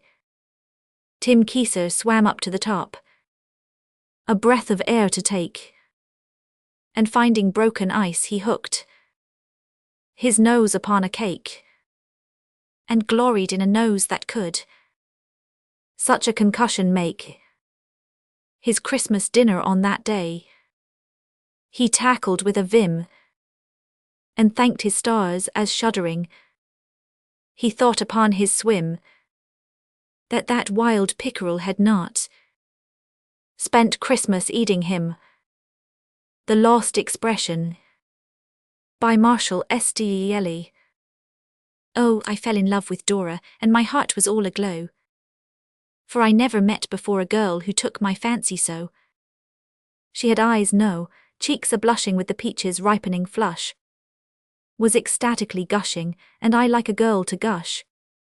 She'd the loveliest of faces, and the goldinest of hair, and all customary graces lovers fancy in the fair. Now she doted on romances, she was yearnful and refined. She had sentimental fancies of a most aesthetic kind. She was sensitive, fantastic, tender too as she was fair. But alas, she was not plastic as I owned in my despair. And for all she was so gentle, yet she gave me this rebuff. Though I might be sentimental, I'd not sentiment enough. Then I did grow sentimental, for that seemed to be my part. And I talked in transcendental fashion that might move her heart. Sighed to live in fairy grottos with my Dora all alone. And I studied cracker mottos, which I quoted as my own. Thus I strove to be romantic, but I failed upon the whole. And she nearly drove me frantic when she said I had not soul. So despair tinged all my passion, sorrow mingled with my love. Though I wooed her in a fashion which the stones of Rome might move.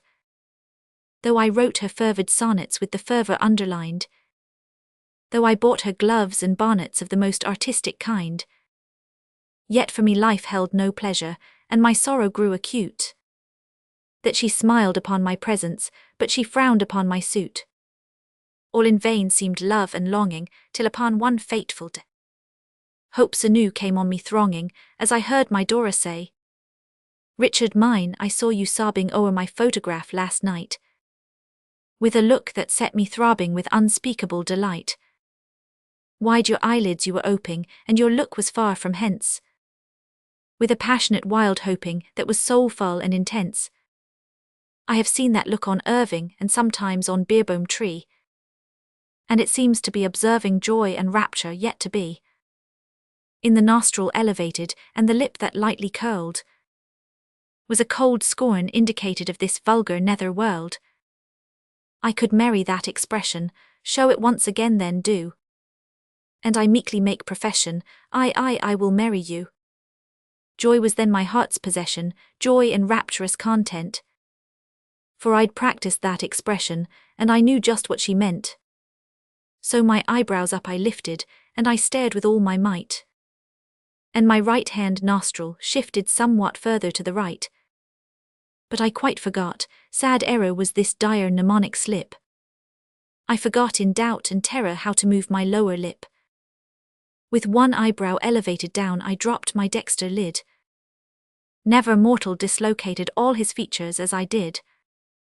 For I moved them in my folly right and left and up and down, till she asked if I was qualifying for the part of clown. And I left in deep depression when she showed me to the door, saying, "Bring back that expression, sir, or never see me more." Then before my looking-glass I sought, and sought for months in vain, that expression which, alas, I had forgotten to my pain. And I said then, feeling poorly, "I'll go seek the haunts of men. I could reproduce it surely, if I met with it again. For whosever peers or peasants face that heavenly look might wear, he should never leave my presence till I copied it, I swear. Could I meet a schoolboy, madly pleased the day that school begins? Or a father smiling gladly when the nurse says, "Sir, it's twins"? Or a well-placed politician who no better place desires, but achieves his one ambition on the day that he retires? That expression, 'tis my sure hope, on their faces I should get. So I searched for them through Europe, but I haven't found them yet. Then I lunched one day with Irving, once I dined with Mr. Tree, who in intervals of serving made such faces up at me. But they failed me, though the former once a look upon me hurled, which expressed how the barnstormer shows disdain of all the world. And his look of rapture when I rose to go was quite immense, though not either now or then I thought it soulful or intense. But at last, some long months later, 'twas a dinner I was at. In the city, "Bring me, waiter," someone said, "some more green fat." 'Twas my vis-a-vis was speaking, and an alderman was he. On his radiant face and reeking was the hope of joy to be. He had all that lost expression, every detail showing plain. Soulfulness, hope of possession, joy, intensity, disdain. Then I sought to make him merry, and I plied him with old port, claret, burgundy, Bass, sherry, and a little something short. And this guzzler, by me aided, kept on soaking all the while, till that lost expression faded to an idiotic smile, and his speech grew thick and thicker, and his mind began to roam, till he finished off his liquor, and I drove him to my home. There with coils of rope I strapped him to my sofa, firm and fast, douched him, doused him, bled and tapped him, till I sobered him at last. To that lost expression led him, that was all that I was at. As for days and weeks, I fed him on suggestions of green fat. Thus I caught that lost expression, and I cried, "Thrice happy day." Once again teased my possession, then I turned and fled away. Without swerving or digression to my Dora straight I sped. And she gazed at that expression, then she clapped her hands and said, "You have found it, who'd have thought it, you have brought it me." Again, "Yes," I cried, "and as I've brought it make me happiest of men." But oh, who could tell her sorrow as she cried in wistful tones, "Dick, I'd marry you tomorrow, but I'm Mrs. Bowler Jones." A night scened. B.Y. Robert B. Brough. Out of the grog shop I've stepped in the street. Road, what's the matter, you're loose on your feet. Staggering, swaggering, reeling about. Road, you're in liquor, past question or doubt. Gas lamps, be quiet, stand up if you please. What the deuce ails you, you're weak in the knees. Some on your heads, in the gutter some sunk. Gas lamps, I see it, you're all of you drunk. Angels and ministers, look at the moon, shining up there like a paper balloon. Winking like mad at me, moon, I'm afraid. Now I'm convinced, oh, you tipsy old jade. Here's a phenomenon, look at the stars. Jupiter, Ceres, Uranus and Mars. Dancing quadrilles, capered, shuffled and hopped. Heavenly bodies, this ought to be stopped. Down come the houses, each drunk as a king. Can't say I fancy much this sort of thing. Inside the bar it was safe and all right. I shall go back there and stop for the night. Karl the Martyrs. Byfrances Whiteside. It was the closing of a summer's day. Entrelaced branches from encircling trees threw silver shadows o'er the golden space, where groups of merry-hearted sons of toil were met to celebrate a village feast, casting away in frolic sport the cares that ever press and crowd and leave their mark upon the brows of all whose bread is earned by daily labour. 'Twas perchance the feast of favorite saint or anniversary of one of bounteous nature's season gifts to grateful husbandry. No matter what the cause of their uniting, joy beamed forth on every face, and the sweet echoes rang with sounds of honest mirth too rarely heard in the vast workshop man has made his world, where months of toil must pay one day of song. Somewhat apart from the assembled throng, there sat a swarthy giant with a face so nobly grand that though unlike the rest, he wore no festal garb nor laughing mien, yet was he study for the painter's art. He joined not in their sports, but rather seemed to please his eye with sight of others' joy. There was a cast of sorrow on his brow, as though it had been early there. He sat in listless attitude, yet not devoid of gentlest grace, as down his stalwart form he bent to catch the playful whisperings and note the movements of a bright-haired child who danced before him in the evening sun, holding a tiny brother by the hand. He was the village smith. The rolled-up sleeves and the well-charred leathern apron showed his craft. Karl was his name, a man beloved by all. He was not of the district, he had come amongst them ere his forehead bore one trace of age or suffering, a wife and child he had brought with him, but the wife was dead. Not so the child, who danced before him now and held a tiny brother by the hand, their mother's last and priceless legacy. So Karl was happy still that those two lived and laughed and danced before him in the sun. Yet sadly so, the children both were fair, ruddy and active though of fragile form, but to that father's ever watchful eye, who had so loved their mother, it was plain that each inherited the wasting doom which cost that mother's life. 'Twas reason more to work and toil for them by night and day. Early and late his anvil's ringing sound was heard amidst all seasons. Oftentimes the neighbours asked him why he worked so hard. With only two to care for, he would smile, wipe his hot brow and say, "'Twas done in love." For sake of those in mercy left him still, and hers he might not stay, he could not live.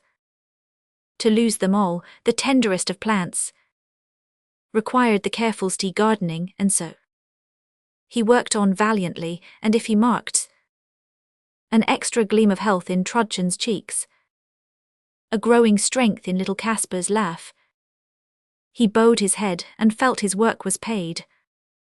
Even as now, while sitting 'neath the tree, he watched the bright-haired image of his wife, who danced before him in the evening sun, holding her tiny brother by the hand. The frolic's pause, now Caspar's laughing head rests wearily against his father's knee, in trusting lovingness, while Trudchen runs to snatch a hasty kiss. The little man, it may be, wonders if the tiny hand with which he strives to reach his father's neck will ever grow as big and brown as that he sees embedded in his sister's curls. When quick as lightning's flash up starts the smith, huddles the frightened children in his arms, thrusts them far back, extends his giant frame, and covers them as with Goliath's shield. Now hark, a rushing, yelping, panting sound, so terrible that all stood chilled with fear. And in the midst of that late joyous throng leapt an infuriate hound with flaming eyes, half-open mouth and fiercely bristling hair, proving that madness tore the brute to death. One spring from Karl and the wild thing was seized, fast prisoned in the stalwart Vulcan's gripe. A sharp, shrill cry of agony from Karl was mingled with the hound's low fevered growl, and all with horror saw the creature's teeth fixed in the blacksmith's shoulder. None had power to rescue him, for scarcely could you count a moment's space ere both had disappeared. The man and dog, the smith had leapt a fence and gained the forest with a frantic rush, bearing the hideous mischief in his arms. A long receding cry came on the ear, showing how swift their flight, and fainter grew the sound. Ere well a man had time to think what might be done for help, the sound was hushed. Lost in the very distance, women crouched and huddled up, their children in their arms. Men flew to seek their weapons. 'Twas a change so swift and fearful none could realize its actual horrors for a time, but now the panic passed to rescue and pursuit. Crash through the break into the forest track, but pitchy darkness, caused by closing night, and foliage dense, impedes the avenger's way. When lo, they trip o'er something in their path. It was the bleeding body of the hound, warm but quite dead. No other trace of Karl was near at hand. They called his name in vain. They sought him in the forest all night through. Living or dead, he was not to be found. At break of day they left the fruitless search. Next morning, as an anxious village group stood meditating plans what best to do, came little Trudchen, who in simple tones said, "Father's at the forge, I heard him there, working long hours ago, but he is angry. I raised the latch, he bade me to be gone. What have I done to make him chide me so?" And then her bright blue eyes ran o'er with tears. "The child's been dreaming through this troubled night," said a kind dame, and drew the child towards her. But the sad answers of the girl were such as led them all to seek her father's forge. It lay beyond the village some short span. They forced the door and there beheld the smith. His sinewy frame was drawn to its full height, and round his loins a double chain of iron, wrought with true workman's skill, was riveted fast to an anvil of enormous weight.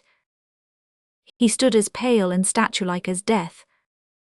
Now let his own words close the hapless tale. "I killed the hound, you know, but not until his maddening venom through my veins had passed.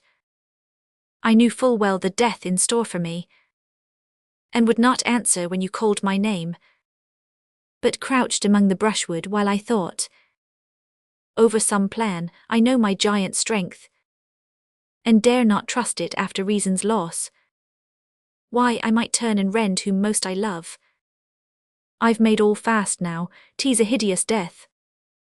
I thought to plunge me in the deep, still pool that skirts the forest to avoid it, but I thought that for the suicide's poor shift I would not throw away my chance of heaven, and meeting one who made earth heaven to me. So I came home and forged these chains about me. Full well I know no human hand can rend them, and now am safe from harming those I love. Keep off, good friends, should God prolong my life. Throw me such food as nature may require. Look to my babes, this you are bound to do. For by my deadly grasp on that poor hound, how many of you have I saved from death? Such as I now await, but hence away. The poison works, these chains must try their strength. My brain's on fire, with me 'twill soon be night."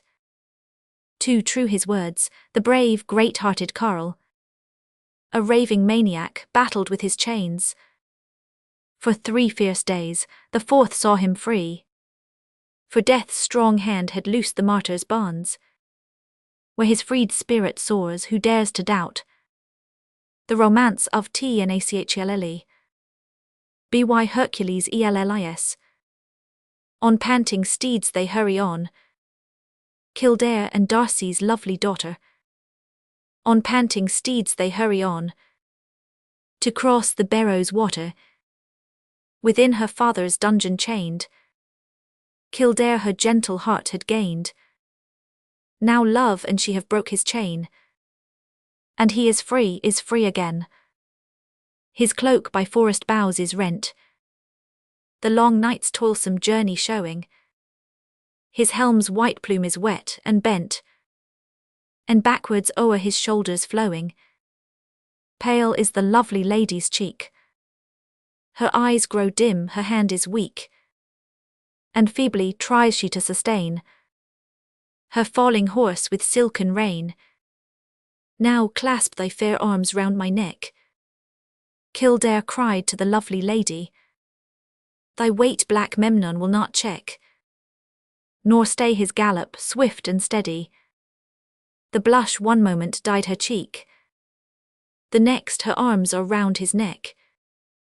And placed before him on his horse, they haste together on their course.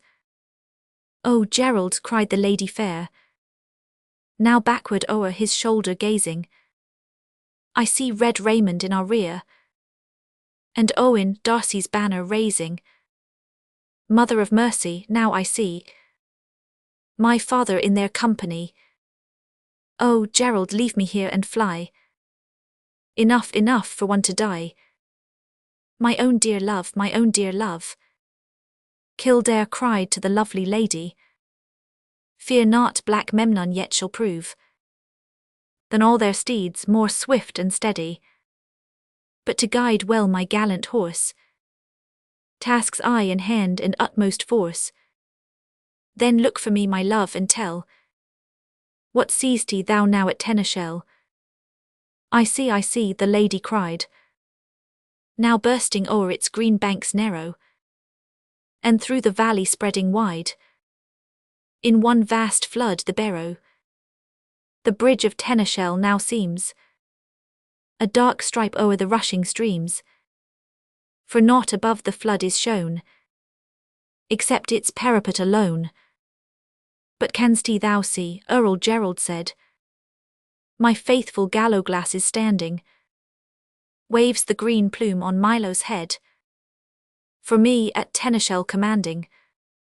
No men are there, the lady said, no living thing, no human aid. The trees appear like isles of green, naught else through all the vale is seen. Deep agony through Gerald passed. Oh, must she fall, the noble-hearted, and must this morning prove their last? By kinsmen and by friends deserted, sure treason must have made its way within the courts of Castle lay, and kept away the mail-clad ranks. He ordered to the Barrow's banks. The chase comes fast, the lady cries. Both whip and spur I see them plying. Sir Robert Verdon foremost hies, through Regan's forest flying. Each moment on our course they gain. Alas, why did I break thy chain, and urge thee from thy prison here, to make the mossy turf thy bier? Cheer up, my own dear maid, Kildare cried to the weeping lady. Soon, soon shall come the promised aid, with shield and lance for battle ready. Look out while swift we ride into. What seest thou now at Tenachelle? Does aught on Clemgaum's hill now move? Cheer up and look, my own dear love. Still higher swells the rushing tide. The lady said, along the river, the bridge walls rent with breaches wide. Beneath its force the arches quiver. But on Clemgaum I see no plumes. From Offaly no succour comes. No banner floats, no trumpets blown. Alas, alas, we are alone. And now, O God, I see behind my father to red raiment lending, his war horse fleeter than the wind, and on our chase the traitor sending. He holds the lighted arquebus, bearing death to both of us. Speed, my gallant Memnon, speed, nor let us neath the ruffian bleed. Thy love saved me at risk of life, Kildare cried when the axe was wielding. And now I joy, my own dear wife, to think my breast thy life is shielding. Thank heaven no bolt can now reach thee, that shall not first have passed through me. For death were mercy to the thought, that thou for me to death were brought. And now they reach the trembling bridge, through flooded bottoms swiftly rushing. Along it heaves a foaming ridge, through its rent walls the torrents gushing. Across the bridge their way they make, 'neath Memnon's hoofs the arches shake, while fierce as hate and fleet as wind, red Raymond follows fast behind. They've gained the farther side. Through clouds of foam, stout Memnon dashes, and as they swiftly onward ride, beneath his feet the vexed flood splashes. But as they reach the floodless ground, the valley rings with a sharp sound. The arquebus has hurled its rain, and by it gallant Memnon's slain. And now behind loud rose the cry, "The bridge, beware, the bridge is breaking." Backwards the scared pursuers fly, while like a tyrant his wrath wreaking, rushed the flood the strong bridge rending, and its fragments downward sending. In its throat red Raymond swallowed, while above him the flood bellowed, hissing, roaring in its course, the shattered bridge before it spurning. The flood burst down with giant force, the oaks of centuries upturning. The awed pursuers stood aghast, all hope to reach Kildare's now past. Blessed be the barrow which thus rose, to save true lovers from their foes. And now o'er Clemgaum's hill appear, their white plumes on the breezes dancing, a gallant troop with shield and spear, from Offaly with aid advancing. Quick to Kildare his soldiers ride, and raise him up from Memnon's side. Unhurt he stands, and to his breast the Lady Honor Darcy's pressed. "Kinsmen and friends," exclaimed Kildare, "behold my bride, the fair and fearless, who broke my chain and brought me here, in truth, in love and beauty peerless. Here at the bridge of Tenachel, amid the friends I love so well, I swear that until life depart, she'll rule my home, my soul, my heart." Chapter 1099, Hail Flynn. B.Y. William Thomson. Said Michael Flynn, the labouring man, "Ye's sore although I'm poor, sooner than live on charity.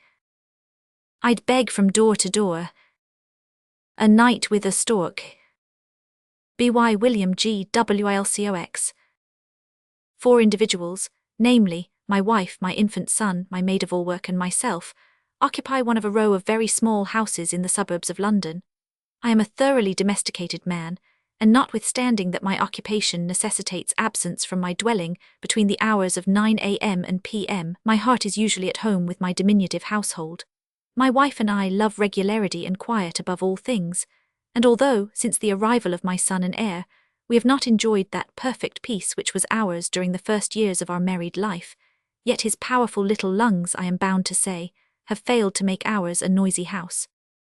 Up to the time when the incident occurred which I am going to tell you about, our regularity had remained undisturbed, and we got up, went to bed, dined, breakfasted, and took tea at the same time, day after day. Well, as I say, we had been going on in this clockwork fashion for a considerable time, when the other morning the postman brought a letter to our door, and on looking at the direction, I found that it came from an old, rich, and very eccentric uncle of mine with whom, For certain reasons, we wish to remain on the best of terms.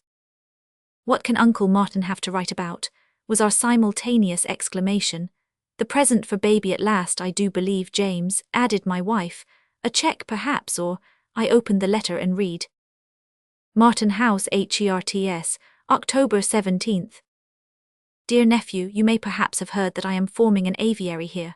A friend in Rotterdam has written to me to say that he has sent by the boat, which will arrive in London tomorrow afternoon, a very intelligent parrot and a fine stork.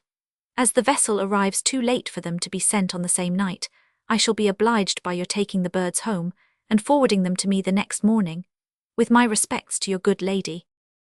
I remained your affectionate uncle, Ralph Martin. We looked at each other for a moment in silence, and then my wife said, James, what is a stork? A stork, my dear, is a sort of ostrich, I think. An ostrich, why that's an enormous…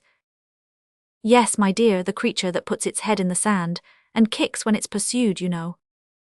James, the horrid thing shall not come here. If it should kick baby, we should never forgive ourselves.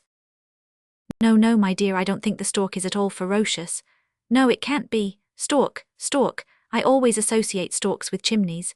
Yes, abroad, I think in Holland or Germany or somewhere, the stork sweeps the chimneys with its long legs from the top. But let's see what the natural history says, my dear. That will tell us all about it. Stork, hind toe short, middle toe long, and joined to the outer one by a large membrane, and by a smaller one to the inner toe. Well, that won't matter much for one night, will it, dear? His height often exceeds 4 feet. 4 feet, interrupted my wife. James, how high are you? Well, my dear, really, comparisons are exceedingly disagreeable. Appetite extremely voracious, and his food, hulloa, frogs, mice, worms, snails, and eels. Frogs, mice, worms, snails, and eels, repeated my wife. James, do you expect me to provide supper and breakfast of this description for the horrid thing? Well, my dear, we must do our best for baby's sake, you know, for baby's sake. And, getting my hat, I left as usual for the office. I passed anything but a pleasant day there, my thoughts constantly reverting to our expected visitors. At 4 o'clock I took a cab to the docks, and on arriving there inquired for the ship, which was pointed out to me as the one with the crowd on the quay. On driving up I discovered why there was a crowd, and the discovery did not bring comfort with it. On the deck on one leg stood the stork. Whether it was the sea voyage or the leaving his home, or that being a stork of high moral principle, he was grieving at the persistent swearing of the parrot, I do not know, but I never saw a more melancholy-looking object in my life. I went down on the deck, and did not like the expression of relief that came over the captain's face when he found what I had come for. The transmission of the parrot from the ship to the cab was an easy matter, as he was in a cage, but the stork was merely tethered by one leg, and although he did his best when brought to the foot of the ladder in trying to get up, he failed utterly and had to be half shoved, half hauled all the way. Even then he persisted in getting outside of every bar. Like this, after a great deal of trouble, we got him to the top. I hurried him into the cab, and telling the man to drive as quickly as possible, got in with my guests. At first I had to keep dodging my head about to keep my face away from his bill as he turned round, but all of a sudden he broke the little window at the back of the cab, thrust his head through, and would keep it there, notwithstanding that I kept pulling him back. Consequently, when we drove up to my house, there was a mob of about 1,000 strong around us. I got him in as well as I could and shut the door. How can I describe the spending of that evening? How can I get sufficient power out of the English language to let you know what a nuisance that bird was to us? How can I tell you of the cool manner in which he inspected our domestic arrangements, walking slowly from room to room, and standing on one leg till his curiosity was satisfied, or how describe the expression of wretchedness that he threw over his entire person when he was tethered to the banisters, and found out that, owing to our limited accommodation, he was to remain in the hall all night, or picture the way in which he ate the snails specially provided for him, verifying to the letter the naturalist's description of his appetite. How can you who have not had a stork staying with you have any idea of the change that came over his temper after his supper, how he pecked at everybody who came near him, how he stood sentinel at the foot of the stairs, how my wife and I made fruitless attempts to get past, followed by ignominious retreats, how at last we outmaneuvered him by throwing a tablecloth over his head, and then rushing by him, gained the top of the stairs before he could disentangle himself. Added to all this, we had to endure language from that parrot which was really shocking. Indeed, So scurrilous did he become that we had at last to take him and lock him up in the coal hole, where, owing to the darkness of his bedroom, or from fatigue, he presently swore himself to sleep. Well, by this time we were quite ready for rest and the forgetfulness which we hoped sleep would bring with it, but our peace was not to last long. About 2 a.m. my wife clutched my hair and woke me up. "James, James, listen." I listened. I heard a sort of scrambling noise outside the door. "The water running into the cistern, my dear," I said sleepily. "James, don't be absurd. That horrid thing has broken its string and is coming upstairs." I listened again. It really sounded like it. "James, if you don't go at once, I must. You know the nursery door is always left open, and if that horrid thing should get into baby." "But my dear," said I, "what am I to do in my present defenseless state of clothing if he should take to pecking?" My wife's expression of contempt at the idea of considering myself before the baby determined me at once, come what might, to go and do him battle. Out I went, and there, sure enough, he was on the landing resting himself after his unusual exertion, by tucking up one leg. He looked so subdued that I was about to take him by the string and lead him downstairs, when he drew back his head, and in less time than it takes to relate, I was back in my room, bleeding from a severe wound in the leg. I shouted out to the nurse to shut the door, and determined to let the infamous bird go where he liked. I bound up my leg and went to bed again, but the thought that there was a stork wandering about the house prevented me from getting any more sleep. From certain sounds that we heard, we had little doubt that he was spending some of his time in the cupboard where we kept our surplus crockery, and an inspection the next day confirmed this. In the morning I ventured cautiously out, and finding he was in our spare bedroom, I shut the door upon him. I then sent for a large sack, and with the help of the tablecloth and the boy who cleans our boots, we got him into it without any further personal damage. I took him off in this way to the station, and confided him and the parrot to the guard of the early train. As the train moved off, I heard a yell and a very improper expression from the guard. I have reason to believe that the stork had freed himself from the wrapper and had begun pecking again. We have determined that, taking our chance about a place in my uncle's will, we will never again have anything to do with any foreign birds, however much he may ask and desire it. An unmusical neighbour. B.Y. William Thomson. I once knew a man who was musical mad. 100 years old was the fiddle he had. I never complained, but whenever he played, I wished I had lived when that fiddle was made. The Chalice. By David Christie Murray. Swift storm scud raced the morning sky. As light along the road I fared. Stern was the way, yet glad was I, though feet and breast and brow were bared. For fancy, like a happy child, ran on before and turned and smiled. The track grew fair with turf and tree. The air was blithe with bird and flower. Boon nature's gentlest wizardry was potent with the bounteous hour. A raptured languor o'er me crept. I laid me down at noon and slept. I woke, and there, as in a dream, which holds some boding fear of wrong, by fog-bound fen and sluggard stream, I dragged my leaden steps along. My blood ran ice, I turned and spied a shrouded figure at my side. And who art thou that pacest here? He answered like a hollow wind, not heard by any outer ear, but in dim chambers of the mind. I walked, he said, in ways of shame, the comrade of thy wasted fame. A passion clamoured in my breast for mirthless laughter, and I laughed. In mine the phantom's cold hand pressed a cup, and in self-spite I quaffed. It clung like slime, 'twas black like ink.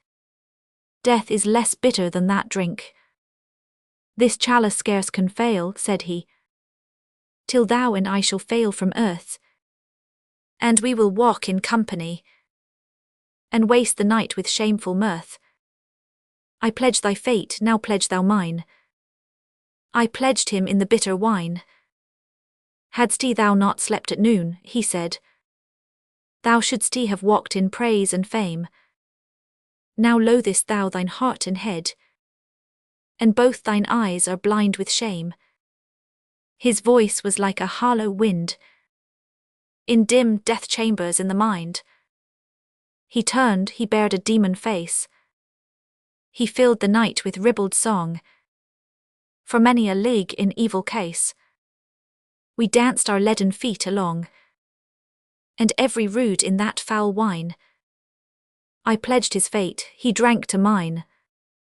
What comfort hast thou, suddenly, to me my phantom comrade saith? I know, said I, where'er I lie, the end of each man's road is death. I pray that I may find it soon. I weary of night's changeless moon.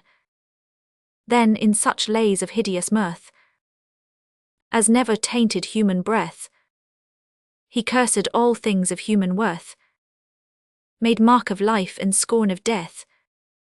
Art weary, quoth he, and said I, fain here to lay me down and die. Then join, he saith, my roundelay, curse God and die and make an end. Fled is thine hope and done thy day. The fleshworm is thine only friend. Thy mouth is fouled, and he, I ween, alone can scour thy palate clean. I said, I justify the rod. I claim its heaviest stripe mine own. Did justice cease to dwell with God, then God were toppled from his throne. Fill up thy chalice to the brink, thy bitterest, and I will drink.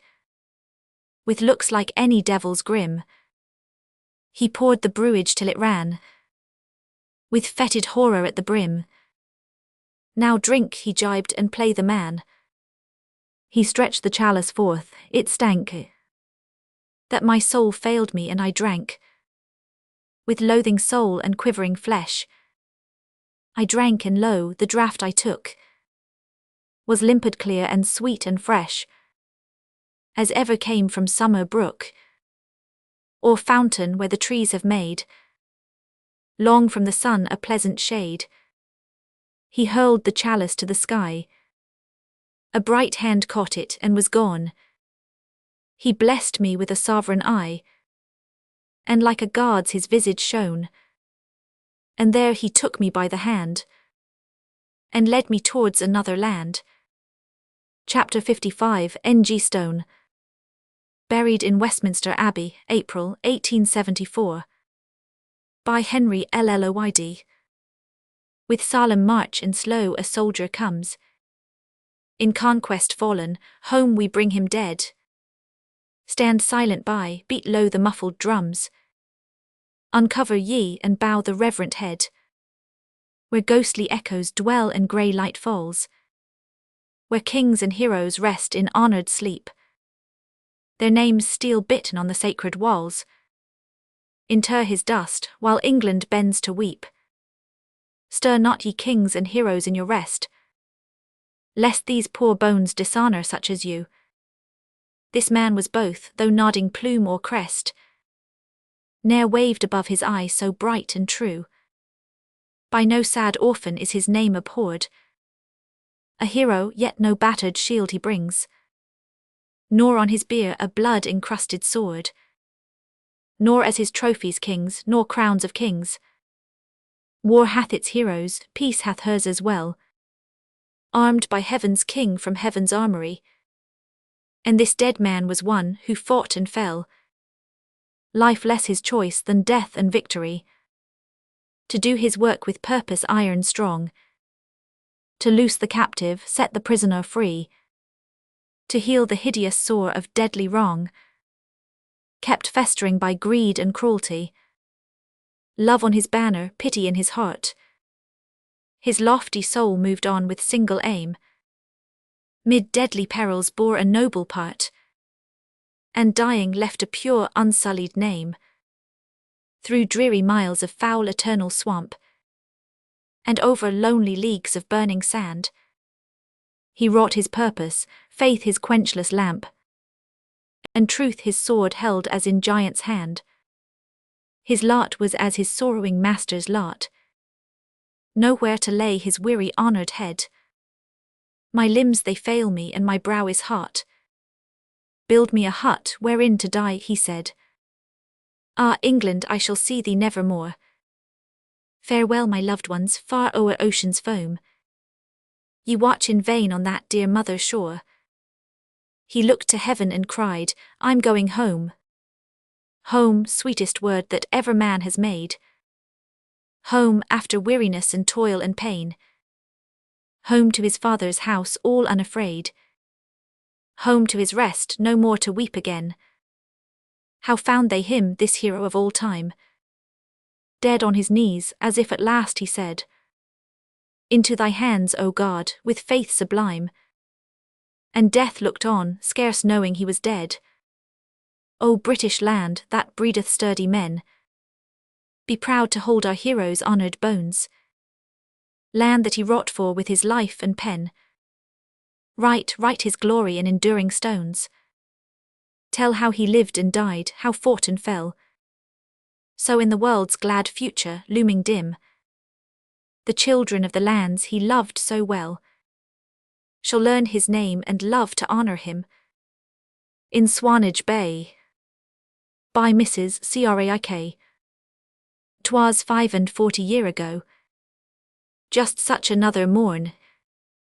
The fishermen were on the beach, the reapers in the corn. My tale is true, young gentleman, as sure as you were born. My tale's all true, young gentleman. The fond old boatman cried unto the sullen, angry lads, who vain obedience tried. Mind what your father says to you, and don't go out this tide. Just such a shiny sea as this, smooth as a pond you'd say, and white gulls flying in the crafts, down channel making way, and the Isle of Wight all glittering bright, seen clear from Swanage Bay, the Battery Point the race beyond, just as today you see. This was, I think, the very stone where sat Dick, Dolly and me. She was our little sister, sirs, a small child just turned 3, and Dick was mighty fond of her, though a big lad and bold.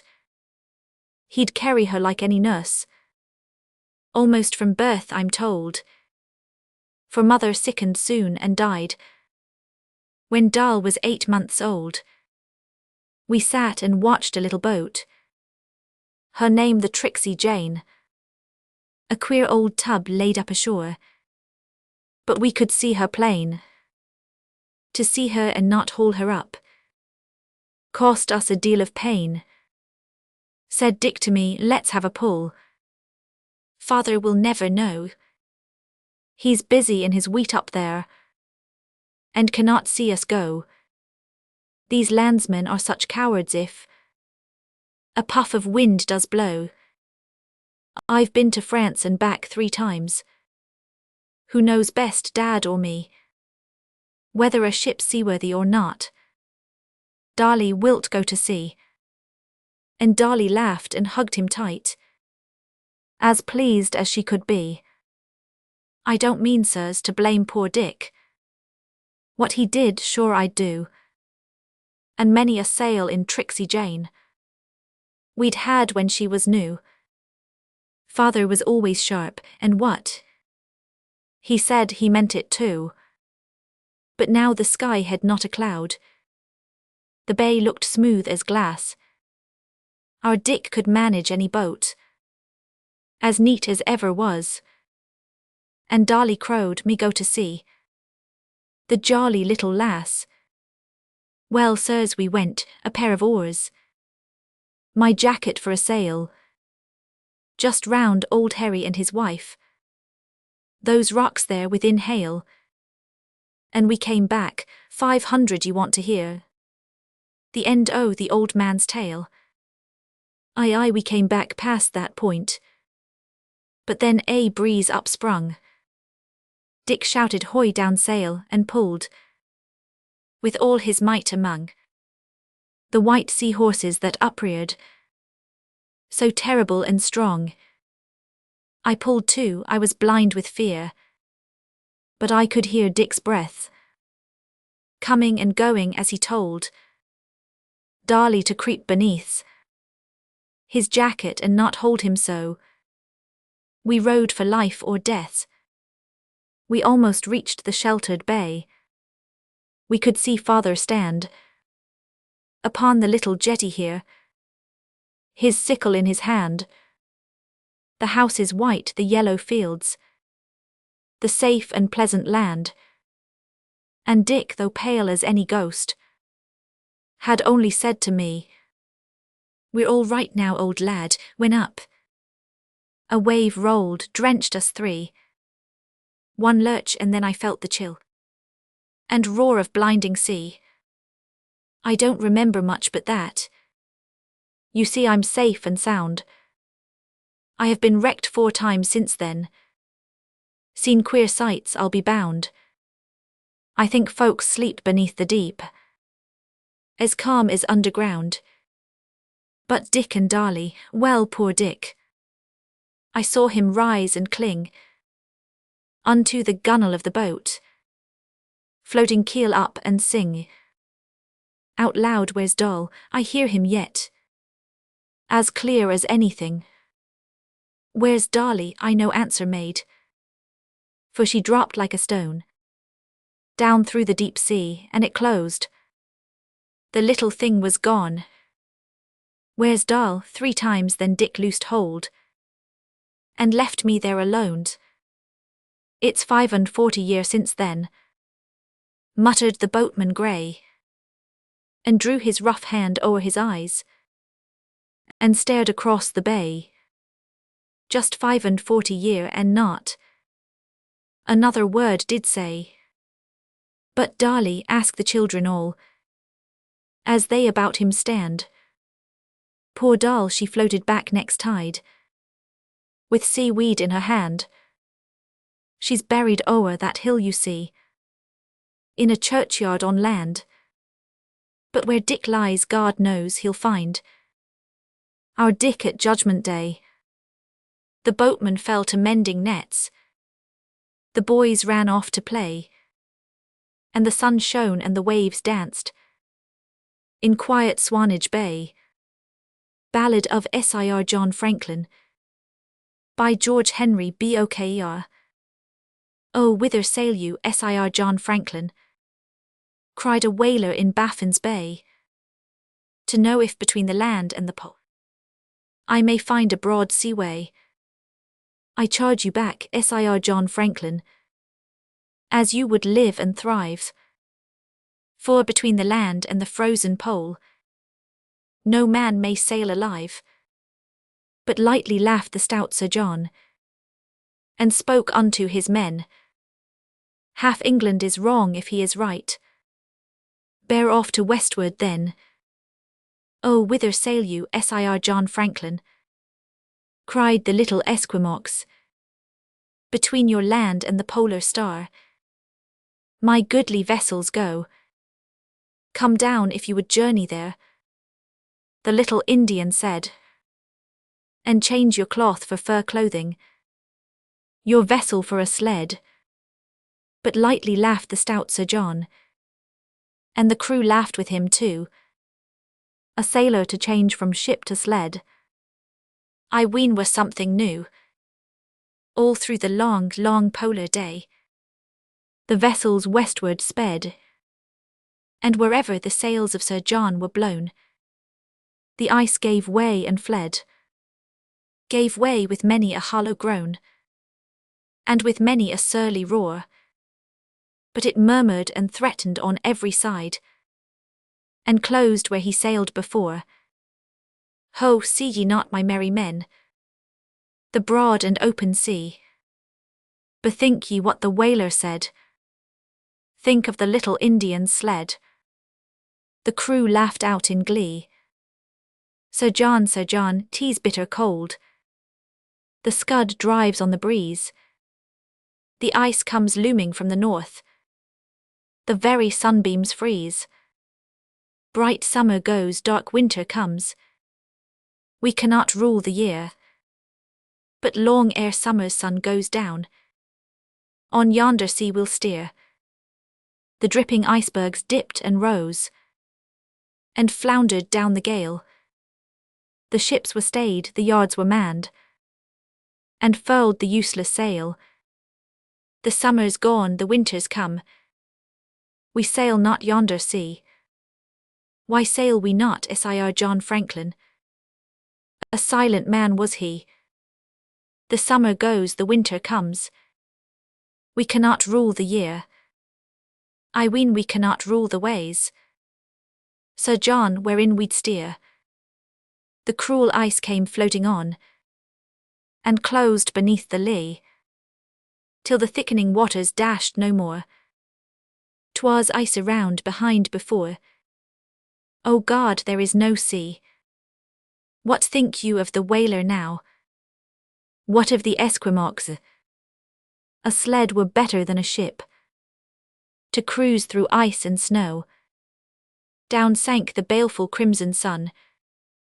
The northern light came out, and glared upon the icebound ships, and shook its spears about. The snow came down, storm breeding storm, and on the decks were laid, till the weary sailor, sick at heart, sank down beside his spade. Sir John, the night is black and long. The hissing wind is bleak. The hard green ice is strong as death. I prithee, Captain, speak. The night is neither bright nor short. The singing breeze is cold. The ice is not so strong as hope. The heart of man is bold. What hope can scale this icy wall?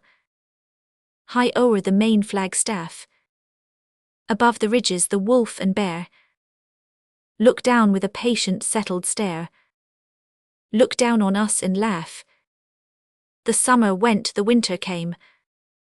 We could not rule the year, but summer will melt the ice again, and open a path to the sunny main, whereon our ships shall steer. The winter went, the summer went. The winter came around, but the hard green ice was strong as death, and the voice of hope sank to a breath, yet caught at every sound. Hark, heard ye not the noise of guns? And there again. 'Tis some uneasy iceberg's roar, as he turns in the frozen main. Hurrah, hurrah, the Esquimaux, across the icefield steal. God give them grace for their charity. Ye pray for the silly seal. Sir John, where are the English fields? And where are the English trees? And where are the little English flowers that open in the breeze? Be still, my brave sailors. You shall see the fields again, and smell the scent of the opening flowers, the grass and the waving grain. Oh, when shall I see my orphan child? My Mary waits for me. Oh, when shall I see my old mother, and pray at her trembling knee? Be still, my brave sailors. Think not such thoughts again. But a tear froze slowly on his cheek. He thought of Lady Jane. Ah, bitter, bitter grows the cold. The ice grows more and more. More settled stare the wolf and bear, more patient than before. Oh, think you, good Sir John Franklin, we'll ever see the land? 'Twas cruel to send us here to starve, without a helping hand. 'Twas cruel, Sir John, to send us here, so far from help and home, to starve and freeze on this lonely sea. I ween the Lord of the Admiralty would rather send than come. Oh, whether we starve to death alone, or sail to our own country, we have done what man has never done. The truth is found, the secret one. We pass the northern sea. PHADRIGCROHOORE. B.Y. James Sheridan, LEFANU. Oh, Fadrig Crowhor was a broth of a boy, and he stood 6 feet 8. and his arm was as round as another man's thigh. T's Fadrig was great. His hair was as black as the shadows of night, and it hung over scars got in many a fight. And his voice like the thunder was deep, strong and loud, and his eye flashed like lightning from under a cloud.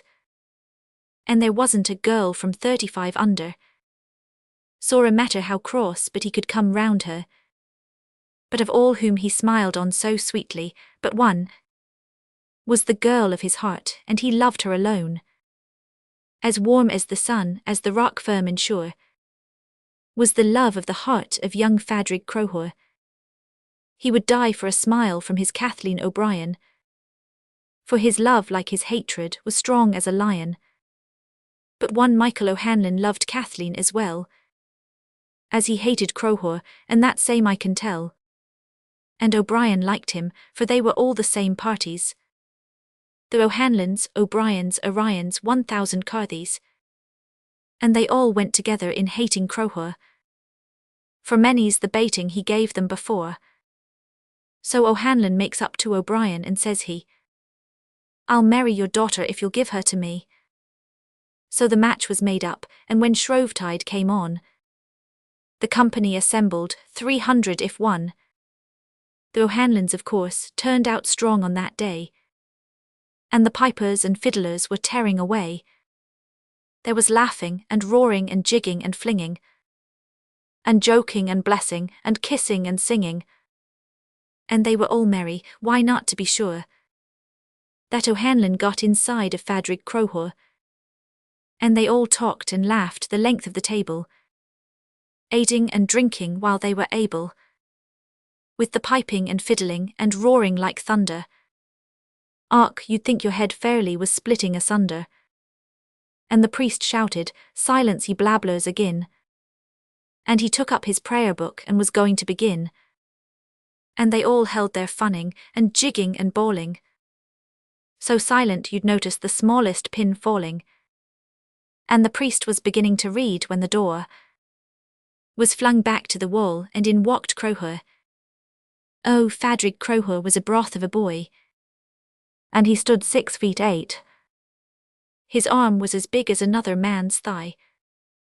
T's Fadrig was great.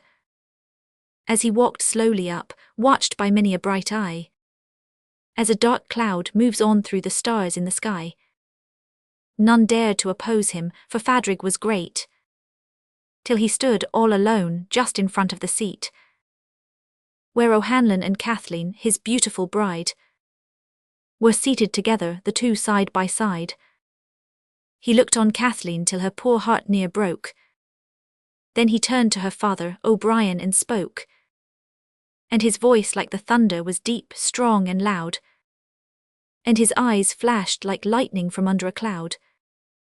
"I did not come here like a tame, crawling mouse. I stand like a man in my enemy's house.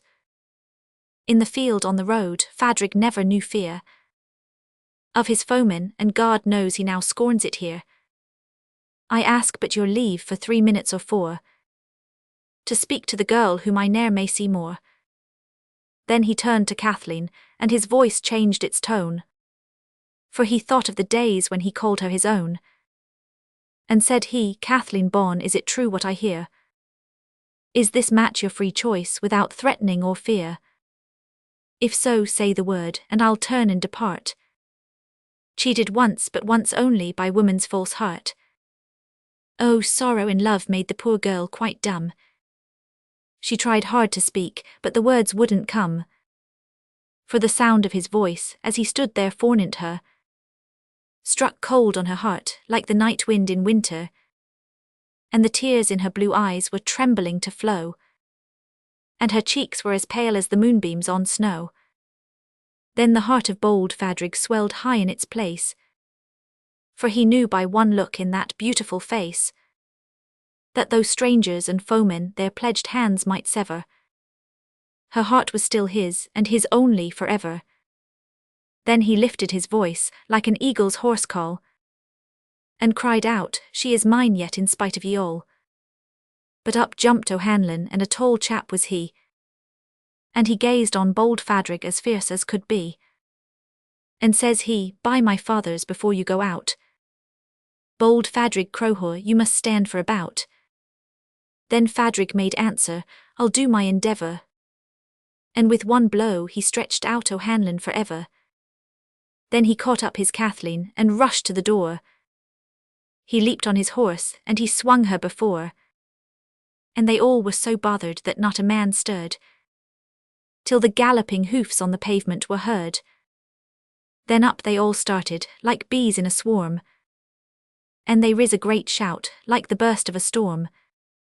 And they ran and they jumped and they shouted galore. But Fadrig or Kathleen they never saw more. But those days are gone by, and his too are o'er. And the grass it grows over the grave of Crowhor, for he wouldn't be aisy or quiet at all. As he lived a brave boy, he resolved so to fall. So he took a good pike, for Fadrig was great. And he died for old Ireland in the year 98. Cupid's arrows. Byeliza Cook. Young Cupid went storming to Vulcan one day, and besought him to look at his arrow.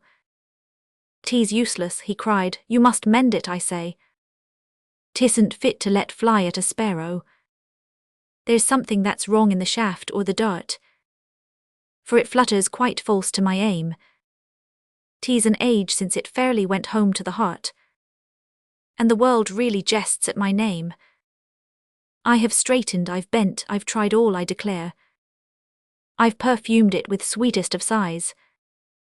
'Tis feathered with ringlets my mother might wear, and the barb gleams with light from young eyes. But it falls without touching, I'll break it, I vow. For there's Hymen beginning to pout. He's complaining his torch burns so dull and so low, that Zephyr might puff it right out." Little Cupid went on with his pitiful tale, till Vulcan the weapon restored. "There, take it, young sir, try it now if it fail. I will ask neither fee nor reward." The urchin shot out, and rare havoc he made. The wounded and dead were untold, but no wonder the rogue had such slaughtering trade, for the arrow was laden with gold. The crocodile's dinner party. Byevintonblake. From good cheer.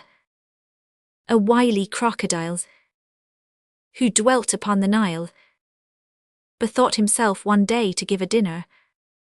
"Economy," said he, "is chief of all with me, and shall considered be, as I'm a sinner."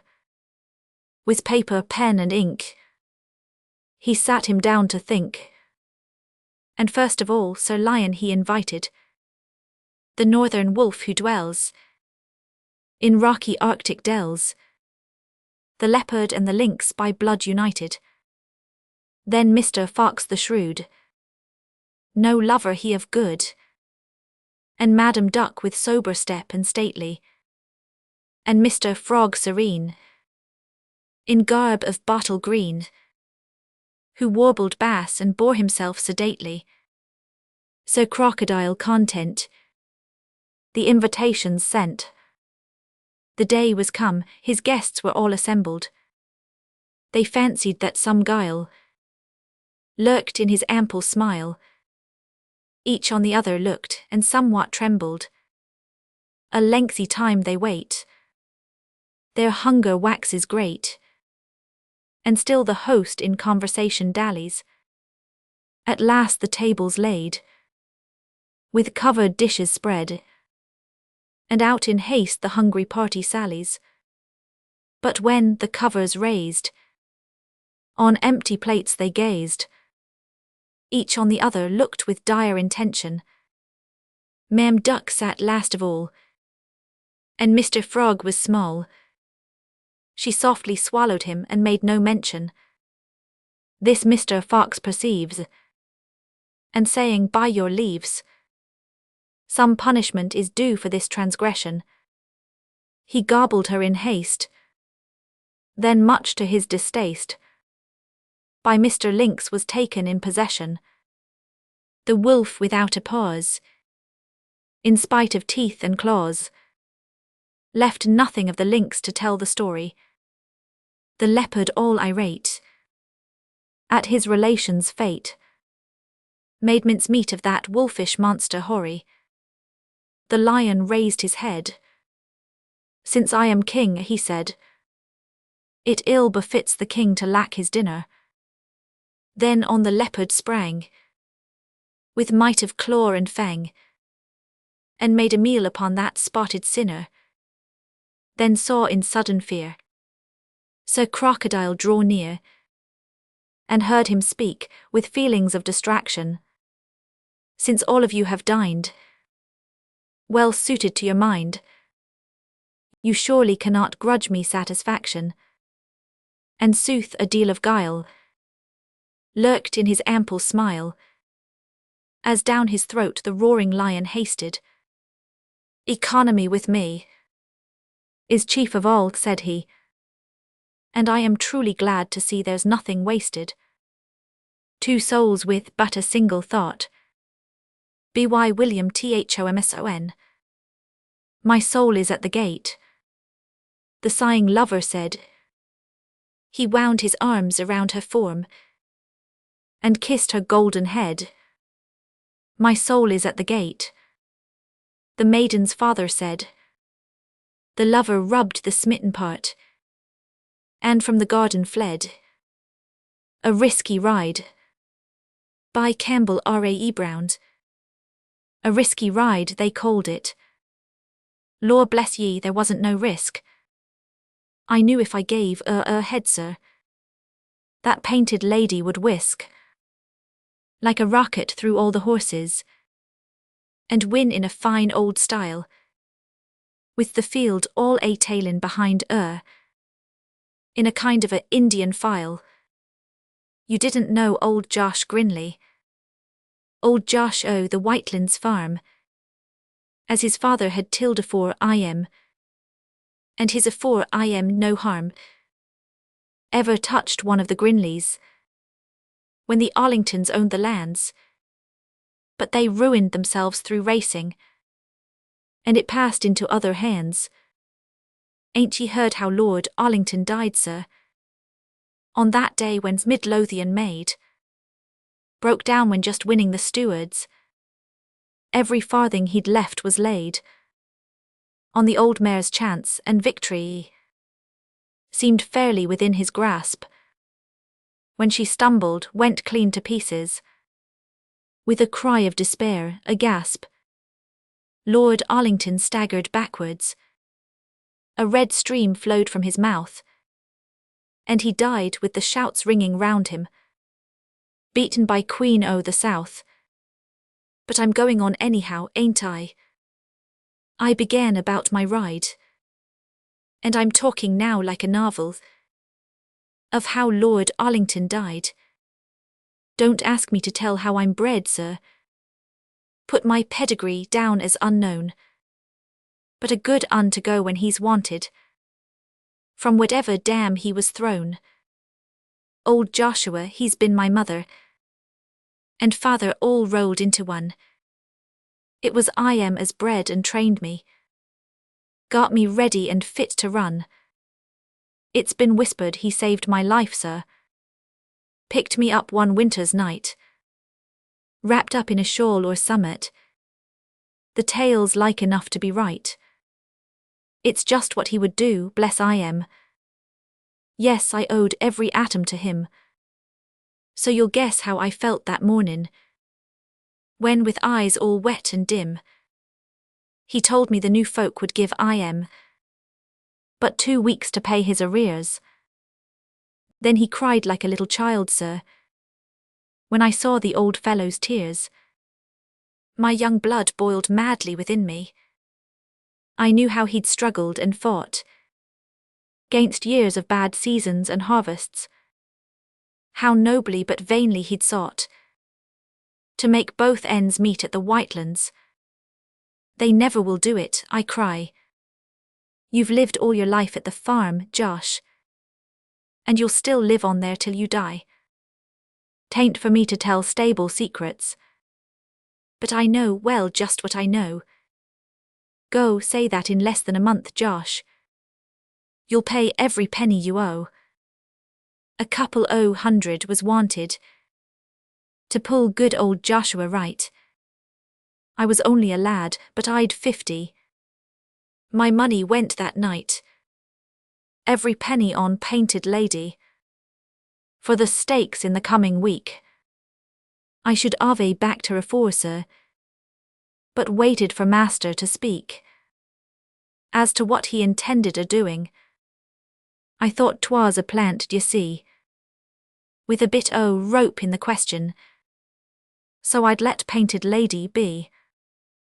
I knew she could win in a canter, as long as there wasn't no fake. And now, well, I meant that she should win, for poor old Josh Grinley's sake. The 3-year-old Painted Lady had never been beat in her life, and I'd always 'ad the mount, sir. But rumours now 'gan to get rife that something was wrong with the filly.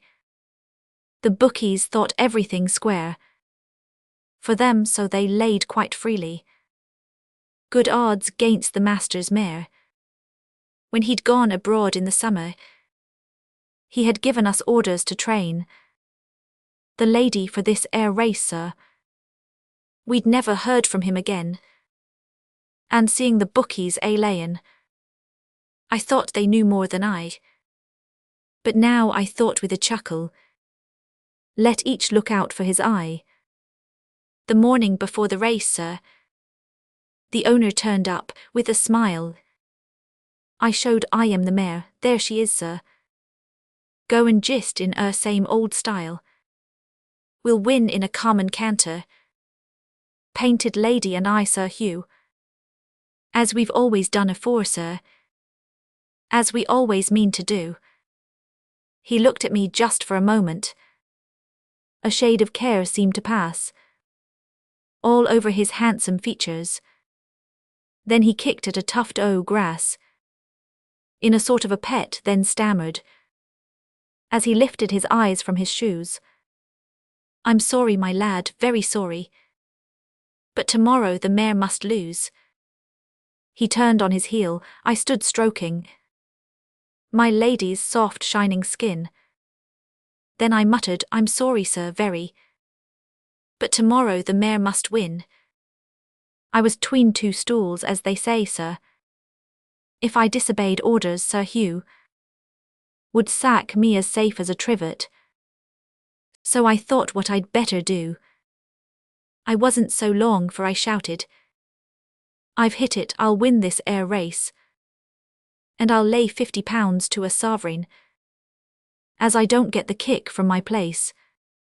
The day of the race, bells a-ringin', to clear the course for the start. I gets to an out-o'-way corner, then quickly as lightning I dart. My hand 'neath my silken jacket pops a tiny phial to my lips, then off to mount Painted Lady. Sharp into the saddle I slips. In a minute or two we were streaming down the course at a nailing pace, but I lets the mare take it easy, for I feels as I've got the race well in hand. No, nothing can touch ye. You'll win, I cries. Now then, my dear. All at once I feels fairly silly. Then I comes over right down queer. I dig my knees into her girth, sir. I let the reins go, then I fall back faint and dizzy and drowsy. Painted Lady sweeps on past them all. She can't make out what's a-happenin'. Flies on maddened, scared with fright. And wins by how far, well, don't know, sir. But the rest hadn't come in sight. I was took from the saddle lifeless. I've heard as they thought me dead. And after I rallied, 'twas funny. 'Twas curious very, they said. The matter was all hushed up, sir. Sir Hugh doesn't show his hands. I'm head boss now in the stables. Josh stayed and died down at the lands. Oh, and marriage. By Josh Billings. Marriage is a fair transaction on the face of it.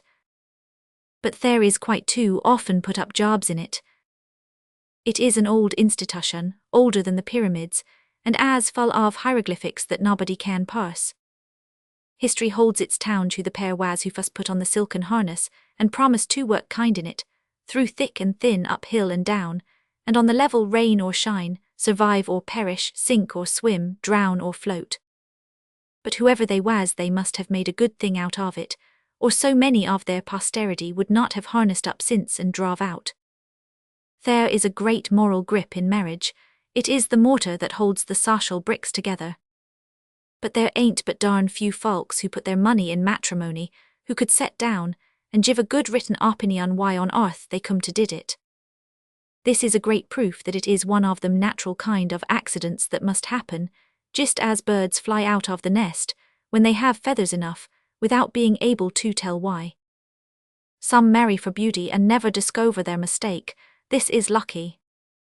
Some marry for money and don't see it. Some marry for pedigree and feel big for 6 months, and then very sensibly come to the conclusion that pedigree ain't no better than skimilk. Some marry to please their relations, and are surprised to learn that their relations don't care a cuss for them afterwards. Some marry because they have been heisted somewhere else. This is a cross match, a bay and a sorrel. Pride may make it endurable. Some marry for love without a cent in the pocket, nor a friend in the world, nor a drop of pedigree. This looks desperate, but it is the strength of the game. If marrying for love ain't a success, then matrimony is a dead beat. Some marry because they think women will be scarce next year, and live to wonder how the crop holds out. Some marry to get rid of themselves, and discover that the game was one that two could play at, and neither win. Some marry the second time to get even, and find it a gambling game. The more they put down, the less they take up. Some marry to be happy, and not finding it, wonder where all the happiness on earth goes to when it dies. Some marry they can't tell why, and live they can't tell how. Almost everybody gets married, and it is a good joke. Some marry in haste, and then set down and think it careful over. Some think it over careful fust, and then set down and marry. Both ways are right if they hit the mark. Some marry rakes to convert them. This is a little risky and takes a smart missionary to do it. Some marry coquettes. This is like buying a poor farm, heavily mortgaged, and working the balance of your days to clear off the mortgages. The romance of Carrigicilianae. By Hercules Ellis. O wizard, to thine aid I fly, with weary feet and bosom aching, and if thou spurn my prayer I die. For oh, my heart is breaking. Oh, tell me where my Gerald's gone, my loved, my beautiful, my own. And though in farthest lands he be, to my true lover's side I'll flee. Daughter, the aged wizard said, for what cause hath thy Gerald parted? I cannot lend my mystic aid, except to lovers faithful-hearted. My magic wand would lose its might. I could not read my spells aright. All skill would from my soul depart, if I should aid the false in heart. O father, my fond heart was true, cried Ellen to my Gerald ever.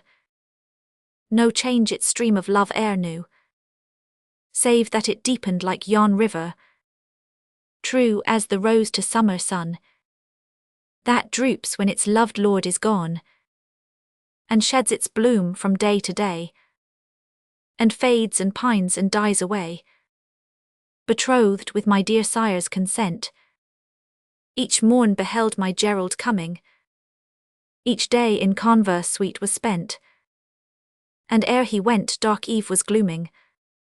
But one day as he crossed the plain, I saw a cloud descend like rain, and bear him in its skirts away. O hour of grief, O woeful day!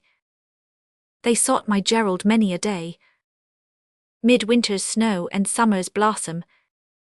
At length his memory passed away from all except his Ellen's bosom, but there his love still glows and grows. unchanged by time, unchecked by woes, and led by it I've made my way, to seek thy aid in dark Ivog. He traced a circle with his wand, around the spot where they were standing. He held a volume in his hand, all writ with spells of power commanding. He read a spell, then looked in vain, southward across the lake of Leen, then to the east and western side. But when he northward looked he cried, I see your Gerald now, in Carrickcleaner's fairy dwelling. Deep sorrow sits upon his brow, though Cleaner tales of love is telling. Cleaner most gentle and most fair, of all the daughters of the air, the fairy queen whose smiles of light preserves from sorrow and from blight.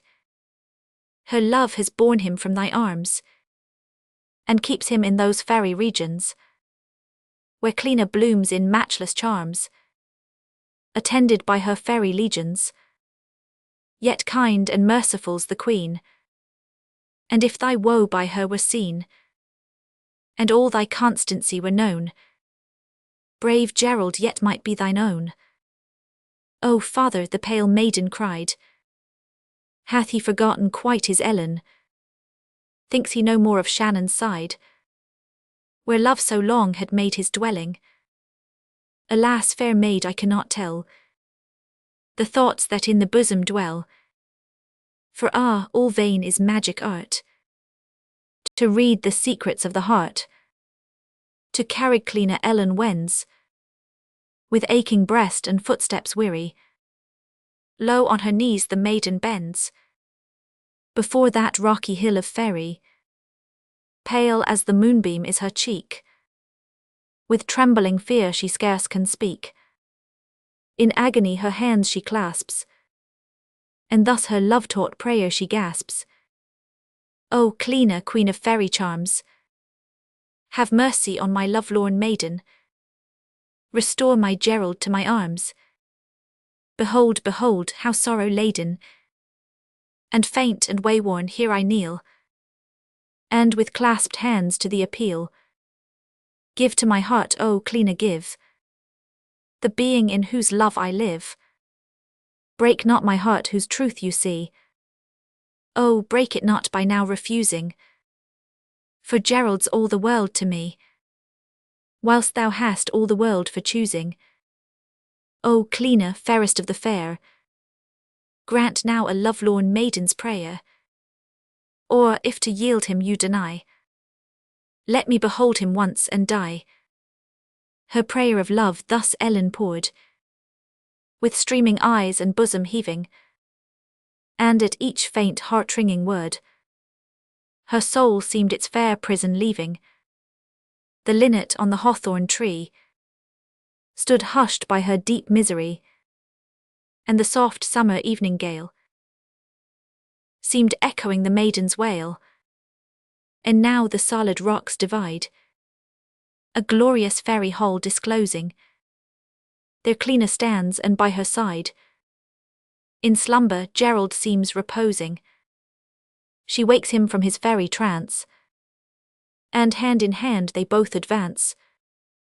And now the queen of fairy charms gives Gerald to his Ellen's arms.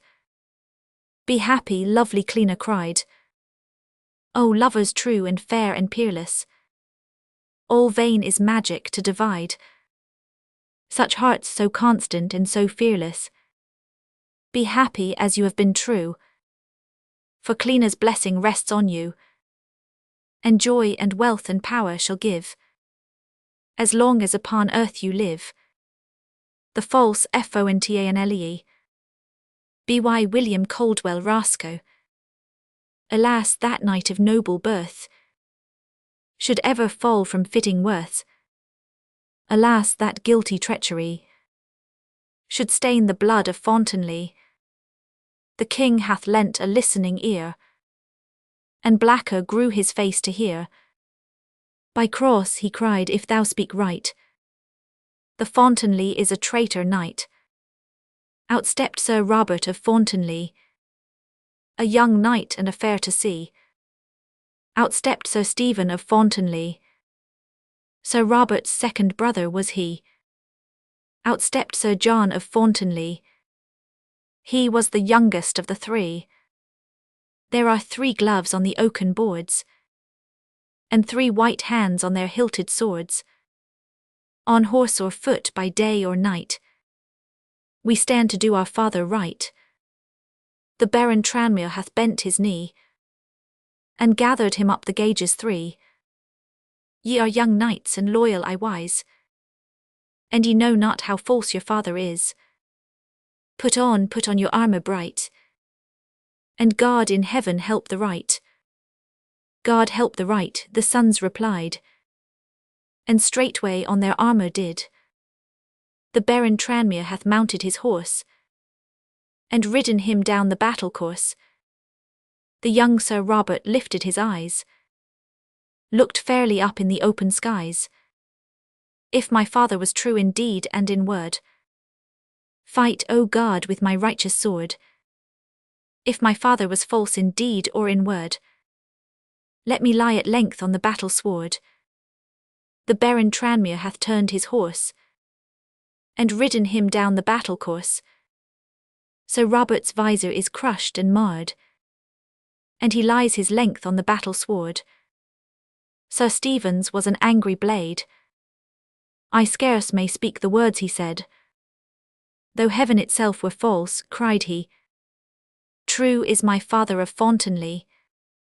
And brother, as heaven goes with the wrong, if this lying baron should lay me along, strike another blow for our good renown. Doubt me not, said the young knight John. The Baron Tranmere hath turned his horse, and ridden him down the battle course. In bold Sir Stephen's best life blood, his spear's point is wet to the wood. The young knight John hath bent his knee, and speaks his soul right solemnly. Whatever seemeth good to thee, the same, O Lord, attend on me. What though my brothers lie along? My father's faith is firm and strong. Perchance thy deeply hid intent doth need some nobler instrument. Let faithless hearts give heed to fear. I will not falter in my prayer. If ever guilty treachery did stain the blood of Fountainley, as such an if doth stain my lips, though truth lie hidden in eclipse, let yonder lance-head pierce my breast, and my soul seek its endless rest. Never a whit did young John yield, when the lance ran through his painted shield. Never a whit debased his crest, when the lance ran into his tender breast. What is this, thou young Sir John, that runs so fast from thine armour down? Oh, this is my heart's blood I feel, and it wets me through from the waist to the heel. Sights of sadness many a one a man may meet beneath the sun, but a sadder sight did never man see than lies in the hall of Fountainley. There are 3 courses manly and fair, each in its armour and each on its bier. There are 3 squires weeping and one, every one with his head on his hand, every one with his hand on his knee, at the foot of his master silently, sitting and weeping bitterly, for the broken honour of Fountainley. Who is this at their sides that stands? Lift, O squires, your heads from your hands. Tell me who these dead men be, that lie in the hall of the Fountainley. This is Sir Robert of Fountainley, a young knight and a fair to see. This is Sir Stephen of Fountainley, Sir Robert's second brother was he. This is Sir John of Fountainley. He was the youngest of the 3. For their father's truth did they freely give their lives away, until he doth home return. Sadly here we sit and mourn. These sad words they having said, every one down sank his head. till in accents strangely spoken, at their sides was silence broken. I do bring you news from far. False was the fontainely in war. Unbend your bright swords from my breast. I that do speak do know it best. Wide he flung his mantle free. Lo, it was the fontainely. Then the squires like stricken men sank into their seats again, and their cheeks in wet tears steeping, fresh and faster fell a-weeping. He with footsteps soft and slow round to his sons' heads did go. Sadly he looked on everyone, and stooped and kissed the youngest John. Then his weary head down bending, Heart, said he, too much offending, break and let me only be blotted out of memory. Thrice with crimson cheek he stood, and thrice he swallowed the salt blood. Then outpoured the torrent red, and the false fontainely lay dead. The legend of Saint Laura. B.Y. Thomas Love Peacock. Saint Laura in her sleep of death preserves beneath the tomb. 'Tis willed where what is willed must be, in incorruptibility. Her beauty and her blooms, so pure her maiden life had been, so free from earthly stain, 'twas fixed in fate by heaven's own queen, that till the earth's last closing scene, she should unchanged remain, within a deep sarcophagus of alabaster sheen, with sculptured lid of roses white. She slumbered in unbroken night, by mortal eyes unseen. Above her marble couch was reared a monumental shrine, where cloistered sisters gathering round made night and morn the aisle resound with choristry divine. The abbess died, and in her pride her parting mandate said they should her final rest provide. The alabaster couch beside, where slept the sainted dead. The abbess came of princely race, the nuns might not gainsay, and sadly passed the timid band to execute the high command. They dared not disobey. The monument was opened then. It gave to general sight the alabaster couch alone, but all its lucid substance shone with preternatural light. They laid the corpse within the shrine. They closed its doors again. But nameless terror seemed to fall throughout the livelong night on all who formed the funeral train. Lo, on the morrow morn still closed, the monument was found, but in its robes funereal dressed. The corse they had consigned to rest lay on the stony ground.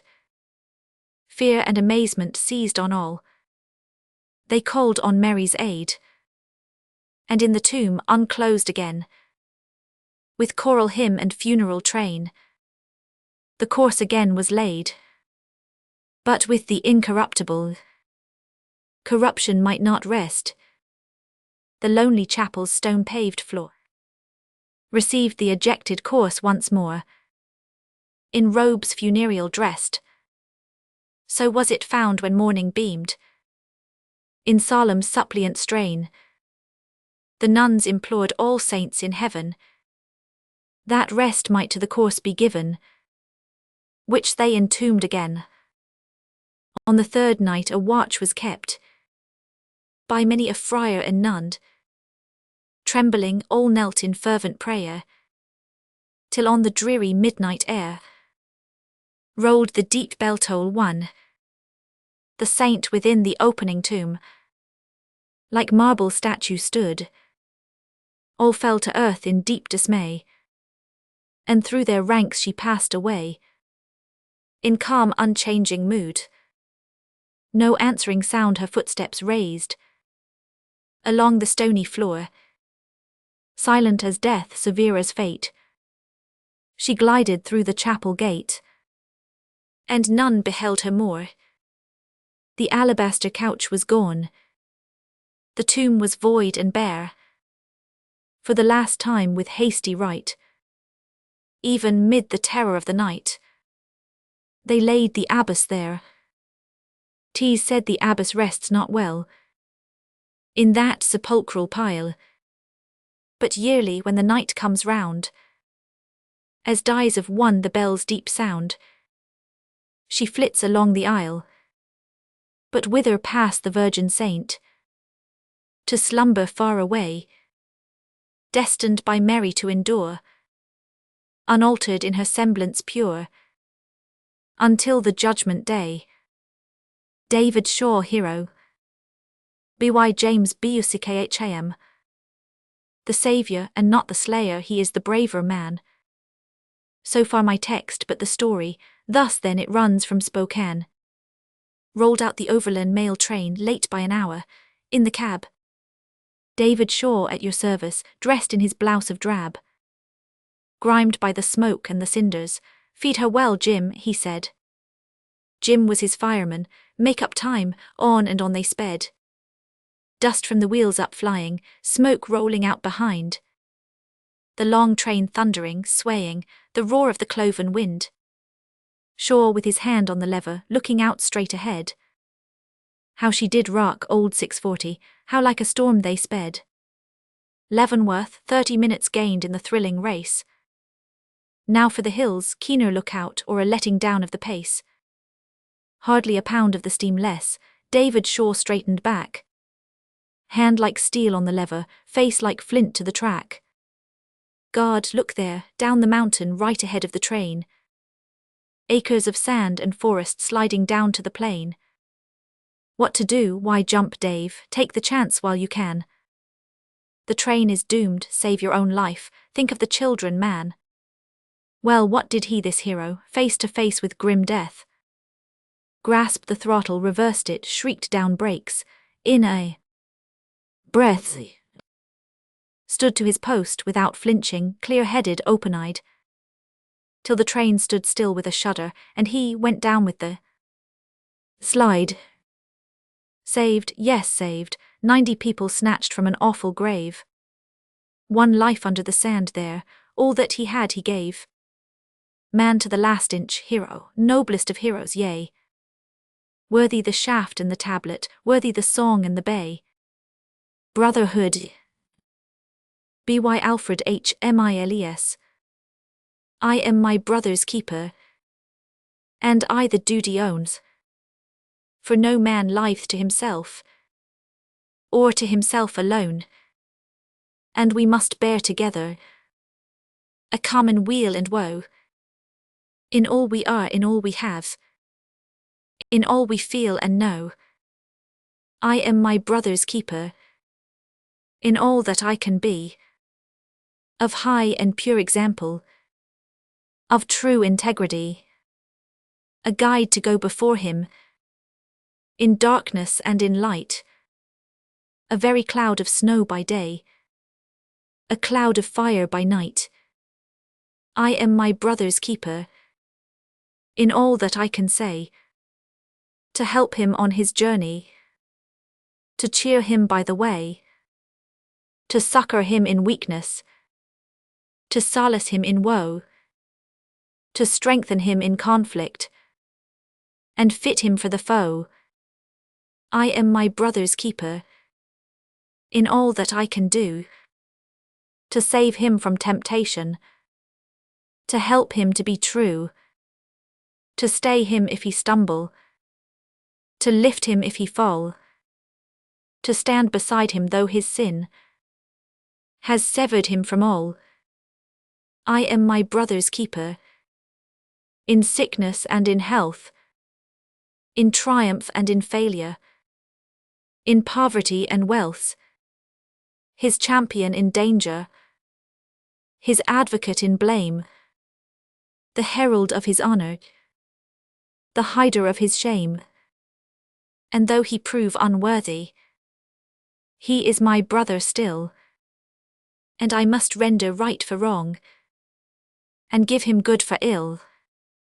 My standard must not alter, for folly, fault, or whim, and to be true unto myself, I must be true to him, and all men are my brothers, wherever they may be, and he is most my proper care, who most has need of me, who most may need my counsel, my influence, my pelf, and most of all who needs my strength, to save him from myself, for all I have of power, beyond what he can wield, is not a weapon of offence, but a protecting shield, which I must hold before him, to save him from his foe, e'en though I be the enemy that longs to strike the blow.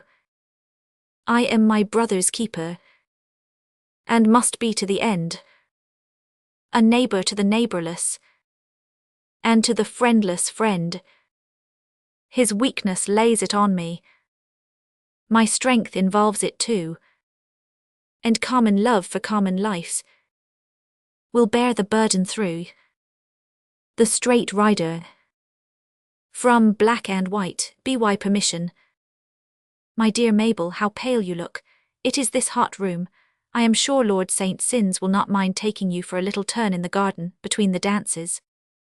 My Lord St. Sins, or Billy Sins as he is usually called by his friends, shuffled in his high collar. It is a remarkable collar, nearly related to a cuff, and it keeps Lord St. Inns in remembrance of his chin. If it were not that this plain young nobleman were essentially a gentleman, one might easily mistake him for a groom.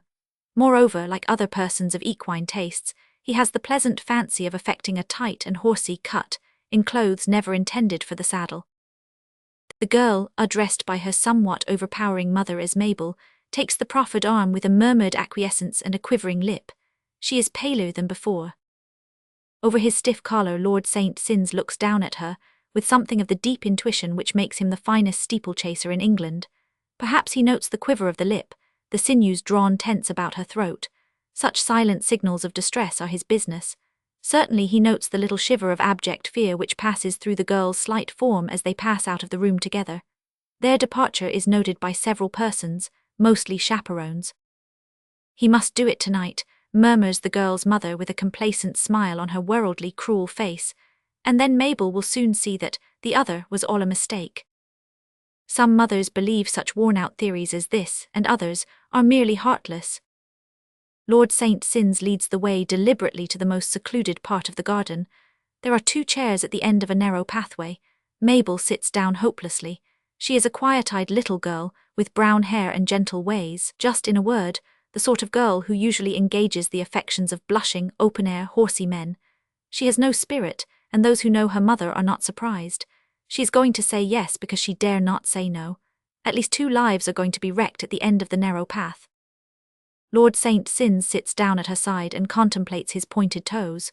Then he looks at her, his clean-shaven face very grave, with the eye of the steeplechase rider.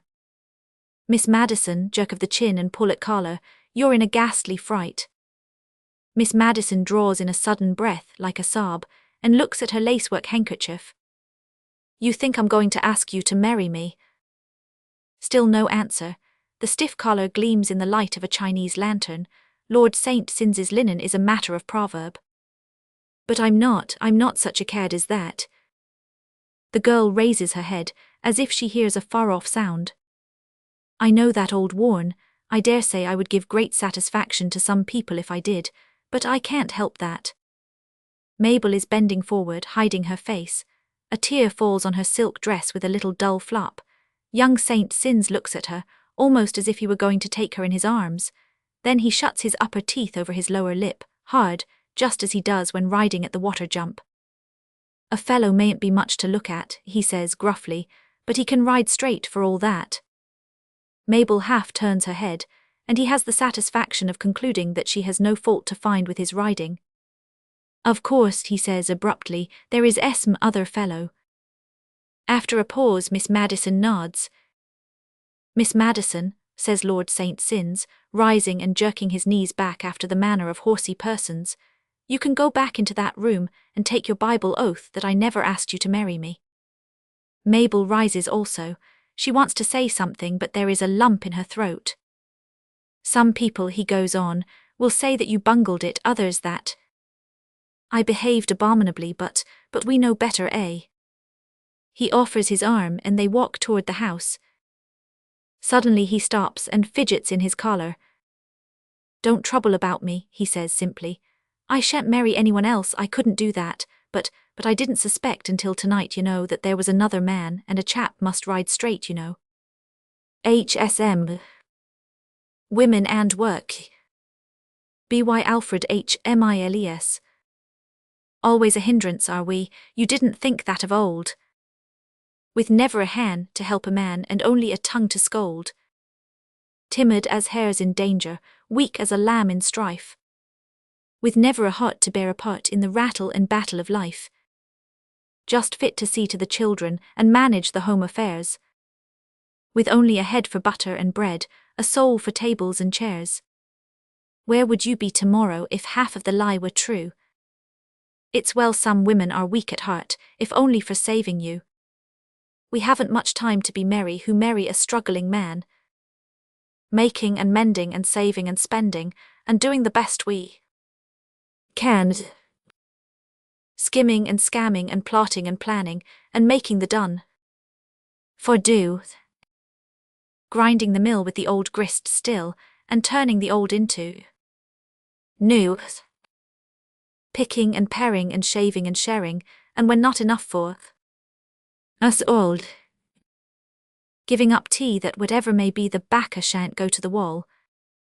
With never a rest from the riot and zest, the hustle and bustle and noise of the boys who all try to be men like you, and the girls who all try to be boys. You know the tale of the eagle that carried the child away to its eyrie high in the mountain sky, grim and rugged and grey. Of the sailor who climbed to save it, who, ere he had halfway sped up the mountain wild, met mother and child returning as from the dead. There's many a bearded giant had never have grown a span, if in peril's power in childhood's hour he'd had to wait for a man. And who is the one among you but is living and hale today? Because he was tied to a woman's side in the old home far away. You have heard the tale of the lifeboat, and the women of Mumble's head, who, when the men stood shivering by, or out from the danger fled, tore their shawls into striplets and knotted them end to end, and then went down to the gates of death for father and brother and friend, deeper and deeper into the sea, ready of heart and head, hauling them home through the blinding foam, and raising them from the dead. There's many of you tomorrow who, but for a woman's hand, would be drifting about with the shore lights out and never a chance to land.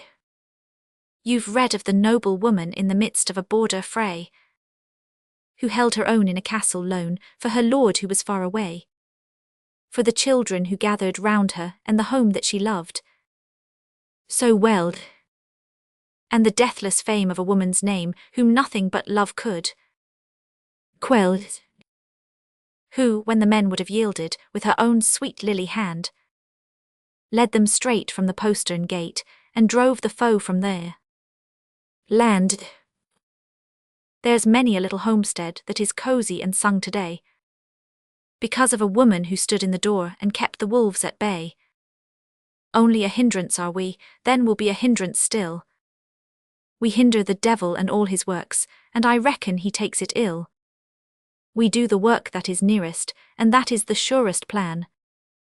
But if ever you want a hero, and you cannot wait for a man, you need not tell us the chances, you've only the need to show. And there's many a woman in all the world who is willing and ready to go. For trust in trial, for work in woe, for comfort and care in sorrow. The wives of the world are its strength today, the daughters its hope tomorrow. A country story, founded on an old legend. By Alfred H. Miles. At the little town of Norton, in a famous western shire, there dwelt a sightless maiden with her venerated sire. To him she was the legacy her mother had bequeathed. To her he was the very sun that warmed the air she breathed. Old Alec was a carter, and he moved from town to town, taking parcels from the wheat sheaf to the mitre or the crowned. And on festival occasions would the sightless maiden ride to the old cathedral city by the honest carter's side. Ere he tended to his duty at the market or the fair, he would seek the lofty Gothic pile and leave the maiden there, that the choir's joyous singing and the organ's solemn strain might beguile her simple fancy till he journeyed home again. On the fair autumnal evening of a bright September day, she had heard the choir singing, she had heard the canons pray, and the good old dean was preaching with simple words and wise of him who gave the maiden life and touched the poor man's eyes. And her tears fell fast and thickly as the good old preacher said that even now he cures the blind and raises up the dead. And he aptly went on speaking of the blinding death of sin, and urged them to be seeking for life and light within. Mid the mighty organs pealing in the voluntary rare, through the fine oak-panelled ceiling went the maiden's broken prayers, that she might but for a moment be allowed to have her sight, to see old Alec's honest face that tranquil autumn night, that he of old who sweetly upon Bartimaeus smiled, would gaze in like compassion on an English peasant child, that he who once in pity stood beside the maiden's bed would take her hand within his own and raise her from the dead. The maiden's small petition and the choir's grander praise reached the shining gates of heaven mid the sun's declining rays, and the king who heard the praises turned to listen to the prayer with a smile that shone more brightly than the richest jewel there. And before the organ ended, before the prayer was done, an angel guard came flying through the kingdom of the sun, from the land of lofty praises to which God's elect aspire, to the old cathedral city of that famous western shire. And the maiden's prayer was answered, she gazed with eager sight at the tessellated pavement, at the window's painted light, and her heart beat fast and wildly as she realized the scene, with the choir's slow procession and the old white-headed dean, till she saw old Alec waiting and arose for his embrace, while a radiant light was stealing o'er her pallid upturned face. But her spirit soaring higher flew beyond the realms of night, for God himself had turned for her all darkness into light. The beggar maid, by Lord Tnnyson, her arms across her breast she laid. She was more fair than words can say. Barefooted came the beggar maid before the king Cophetua. In robe and crown the king stepped down to meet and greet her on her way. It is no wonder, said the lords, she is more beautiful than day, as shines the moon in clouded skies. She in her poor attire was seen. One praised her ankles, one her eyes, one her dark hair and lovesome mien. So sweet a face, such angel grace, in all that land had never been. Cophetua sware a royal oath, this beggar maid shall be my queen. The vengeance of Kafur. By Clinton Schollard. From fair Damascus as the day grew late, past Kaffa homeward through St. Thomas Gate, betwixt the pleasure gardens where he heard vie with the lute the twilight-wakened bird. But song touched not his heavy heart nor yet the lovely lines of gold and violet, a guerdon left by the departing sun, to grace the brow of Anti-Lebanon. Upon his soul a crushing burden weighed, and to his eyes the swiftly gathering shade seemed but the presage of his doom to be, death and the triumph of his enemy. One slain by slander, cried he with a laugh, Thus should the poets frame my epitaph, above whose mouldering dust it will be said, Blessed be Allah that the hound is dead. Outrang a rhythmic revel as he spake, from joyous bulbuls in the poplar brake, hailing the night's first blossom in the sky. And now with failing foot he drew Anig, the orchard garden where his home was hid, pomegranate shade and jasmine bloom amid. Despair mocked at him from the latticed gate, where love and happiness had lain in wait. With tender greetings and the lights within gleamed on the grave of bliss that once had been. Fair hope who daily poured into his ear her rainbow promises gave way to fear, who smote him blindly, leaving him to moan, with bitter tears before the gateway prone. Soft seemed the wind in sympathy to grieve, when lo, a sudden hand touched Kaffir's sleeve, and then a voice cried, echoing his name, Behold the proofs to put thy foe to shame. Up sprang the prostrate man, and while he stood, gripping the proffered scrip in marvelhood, he who had brought deliverance slipped from sight. Thus joy made instant day of Kaffir's night. Allah is just, he said, then burning eye. With vengeance visions filled his brain like fire, and to his bosom, anguish-torn but late, delirious with delight he hugged his hate. Revenge, cried he, why wait until the morn? This night mine enemy shall know my scorn. The stars looked down in wonder overhead, as backward Kaffir toward Damascus sped. The wind, that erst had joined him in his grief, now whispered strangely to the walnut leaf. Into the bird's song pleading notes had crept. The happy fountains in the gardens wept, and e'en the river with its restless roll seemed calling pity unto Kaffir's soul. Allah, he cried, O chasten thou my heart, move me to mercy and a nobler part.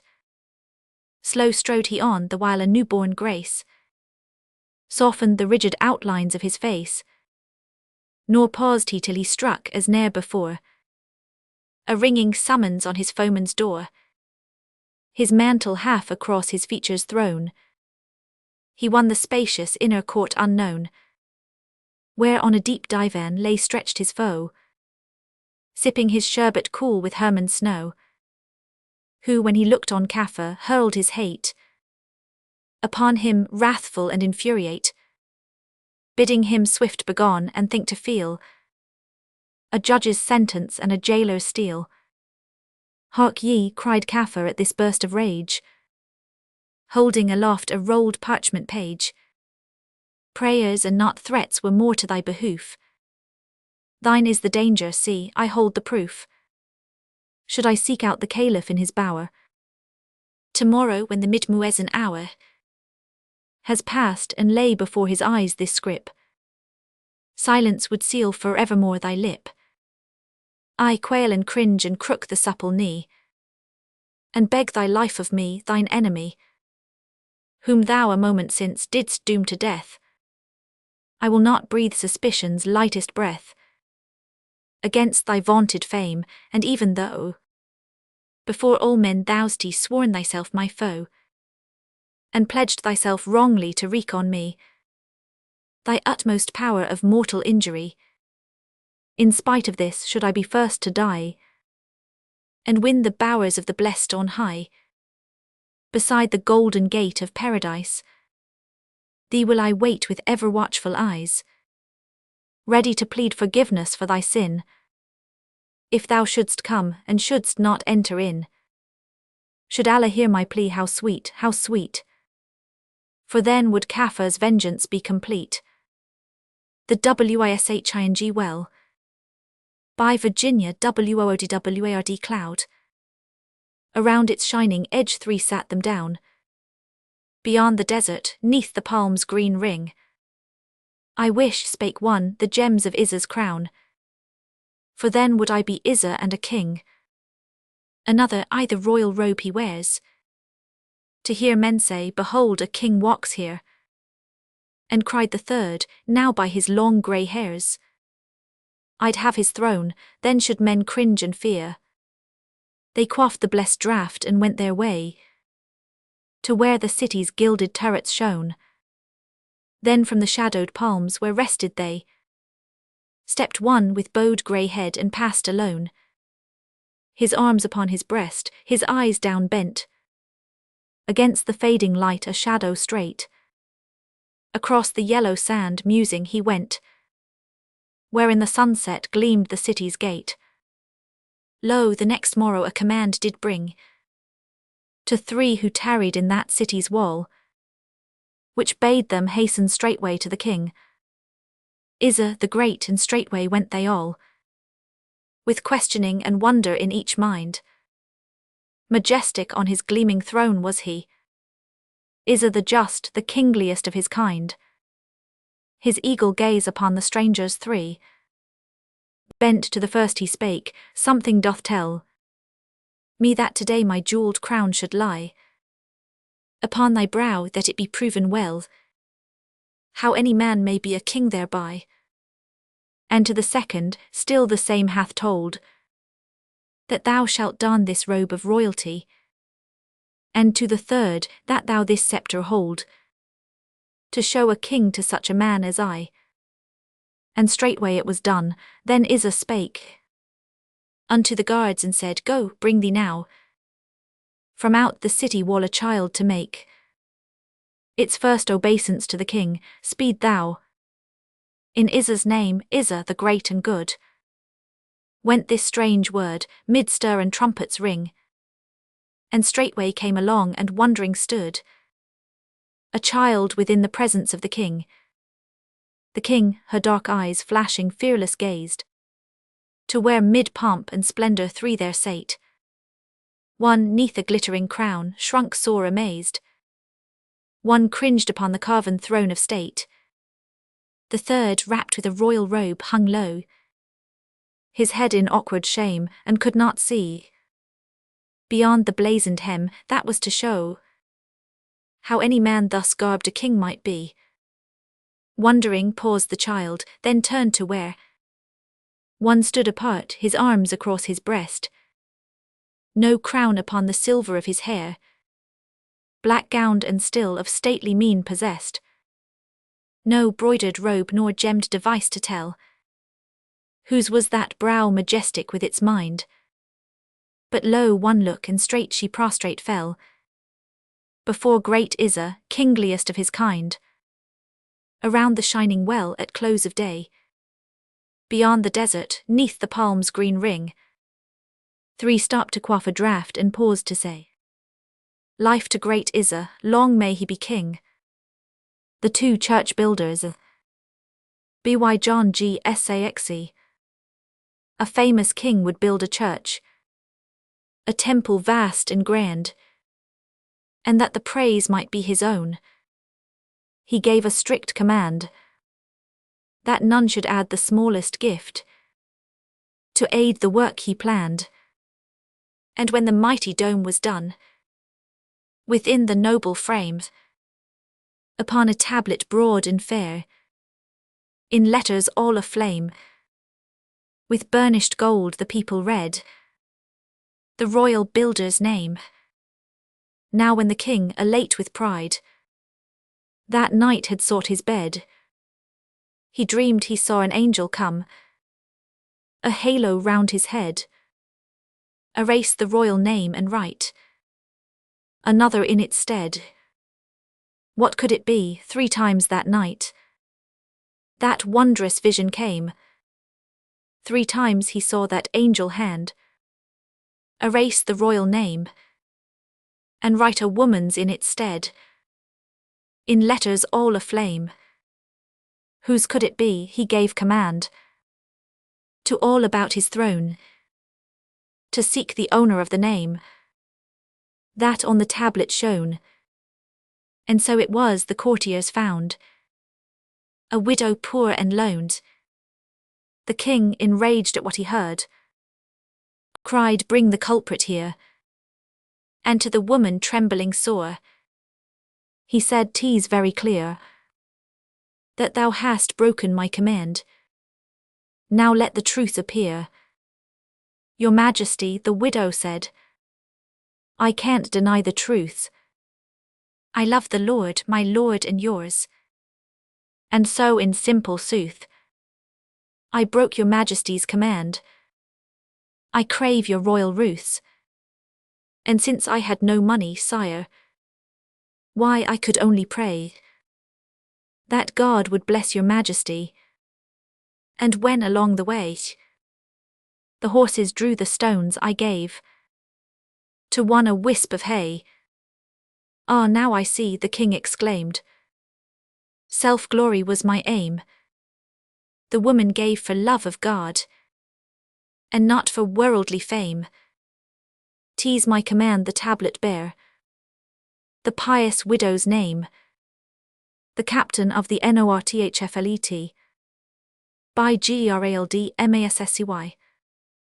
So often is the proud deed done by men like this at duty's call. So many are the honors won. For us we cannot wear them all. They make the heroic commonplace, and dying thus the natural way. And yet our worldwide English race feels nobler for that death today. It stirs us with a sense of wings that strive to lift the earthiest soul. It brings the thoughts that fathom things to anchor fast where billows roll. Love was so new and life so sweet, but at the call he left the wine and sprang full stature to his feet, responsive to the touch divine. Nay, dear, I cannot see you die. For me, I have my work to do. Up here down to the boat, goodbye. God bless you, I shall see it through. We read until the vision dims and drowns, but ere the pang be past, a tide of triumph overbrims and breaks with light from heaven at last. Through all the blackness of that night, a glory streams from out the gloom. His steadfast spirit lifts the light that shines till night is overcome. The sea will do its worst, and life be sobbed out in a bubbling breath. But firmly in the coward strife, there stands a man who has conquered death, a soul that masters wind and wave, and towers above a sinking deck, a bridge across the gaping grave, a rainbow rising o'er the wreck. Others he saved the name, unsullied that he gave his wife, and dying with so pure an aim, he had no need to save his life. Lord, how they shame the life we live, these sailors of our sea-girt isle, who cheerily take what thou mayst give, and go down with a heavenward smile. The men who sow their lives to yield a glorious crop in lives to be, who turn to England's harvest field the unfruitful furrows of the sea. With such a breed of men so brave, the old land has not had her day, but long her strength with crested wave shall ride the seas the proud old way. The happiest land, by Henry W. Longfellow. There sat one day in quiet, by an alehouse on the Rhine, 4 hale and hearty fellows, and drank the precious wine. The landlord's daughter filled their cups around the rustic board. Then sat they all so calm and still, and spake not one rude word. But when the maid departed, a Swabian raised his hand, and cried all hot and flushed with wine, Long live the Swabian land, the greatest kingdom upon earth. Cannot with that compare, with all the stout and hardy men, and the nut-brown maidens there. Ha, cried a Saxon laughing, and dashed his beard with wine. I had rather live in Lapland than that Swabian land of thine, the goodliest land on all this earth. It is the Saxon land. There have I as many maidens as fingers on this hand. Hold your tongues, both Swabian and Saxon. A bold Bohemian cries, if there's a heaven upon this earth, in Bohemia it lies. There the tailor blows the flute, and the cobbler blows the horn, and the miner blows the bugle, over mountain gorge and bourne.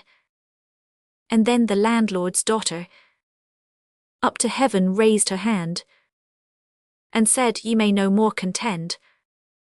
There lies the happiest land. The Pipes 80 Lucknow, September 24th, 1857. B.Y.J.G. Whittier. Pipes of the misty moorlands, voice of the glens and hills, the droning of the torrents, the treble of the rills, not the braes of broom and heather, nor the mountains dark with rain, nor maiden bower nor border tower, have heard your sweetest strain, dear to the lowland reaper and plaided mountaineer, to the cottage and the castle, the Scottish pipes are dear. Sweet sounds the ancient pibroch, o'er mountain, loch and glade, but the sweetest of all music, the pipes at Lucknow played. Day by day the Indian tiger louder yelled and nearer crept, round and round the jungle serpent, near and nearer circles swept. Pray for rescue, wives and mothers. Pray today, the soldier said. Tomorrow death's between us, and the wrong and shame we dread. Oh, they listened, looked and waited, till their hope became despair, and the sobs of low bewailing filled the pauses of their prayer. Then up spake a Scottish maiden, with her ear unto the ground. Dinna ye hear it, dinna ye hear it? The pipes o' Havelock sound. Hushed the wounded man his groaning, hushed the wife her little ones. Alone they heard the drum rolls, and the roar of sepoy guns. But to sounds of home and childhood, the Highland ear was true, as her mother's cradle crooning. The mountain pipes she knew, like the march of soundless music, through the vision of the seer, more of feeling than of hearing, of the heart than of the ear. She knew the droning pibroch, she knew the Campbell's call. Hark, hear ye no MacGregor's, the grandest o' them all. Oh, they listened dumb and breathless, and they caught the sound at last, faint and far beyond the Goomtee. Rose and fell the piper's blast. Then a burst of wild thanksgiving, mingled woman's voice and man's.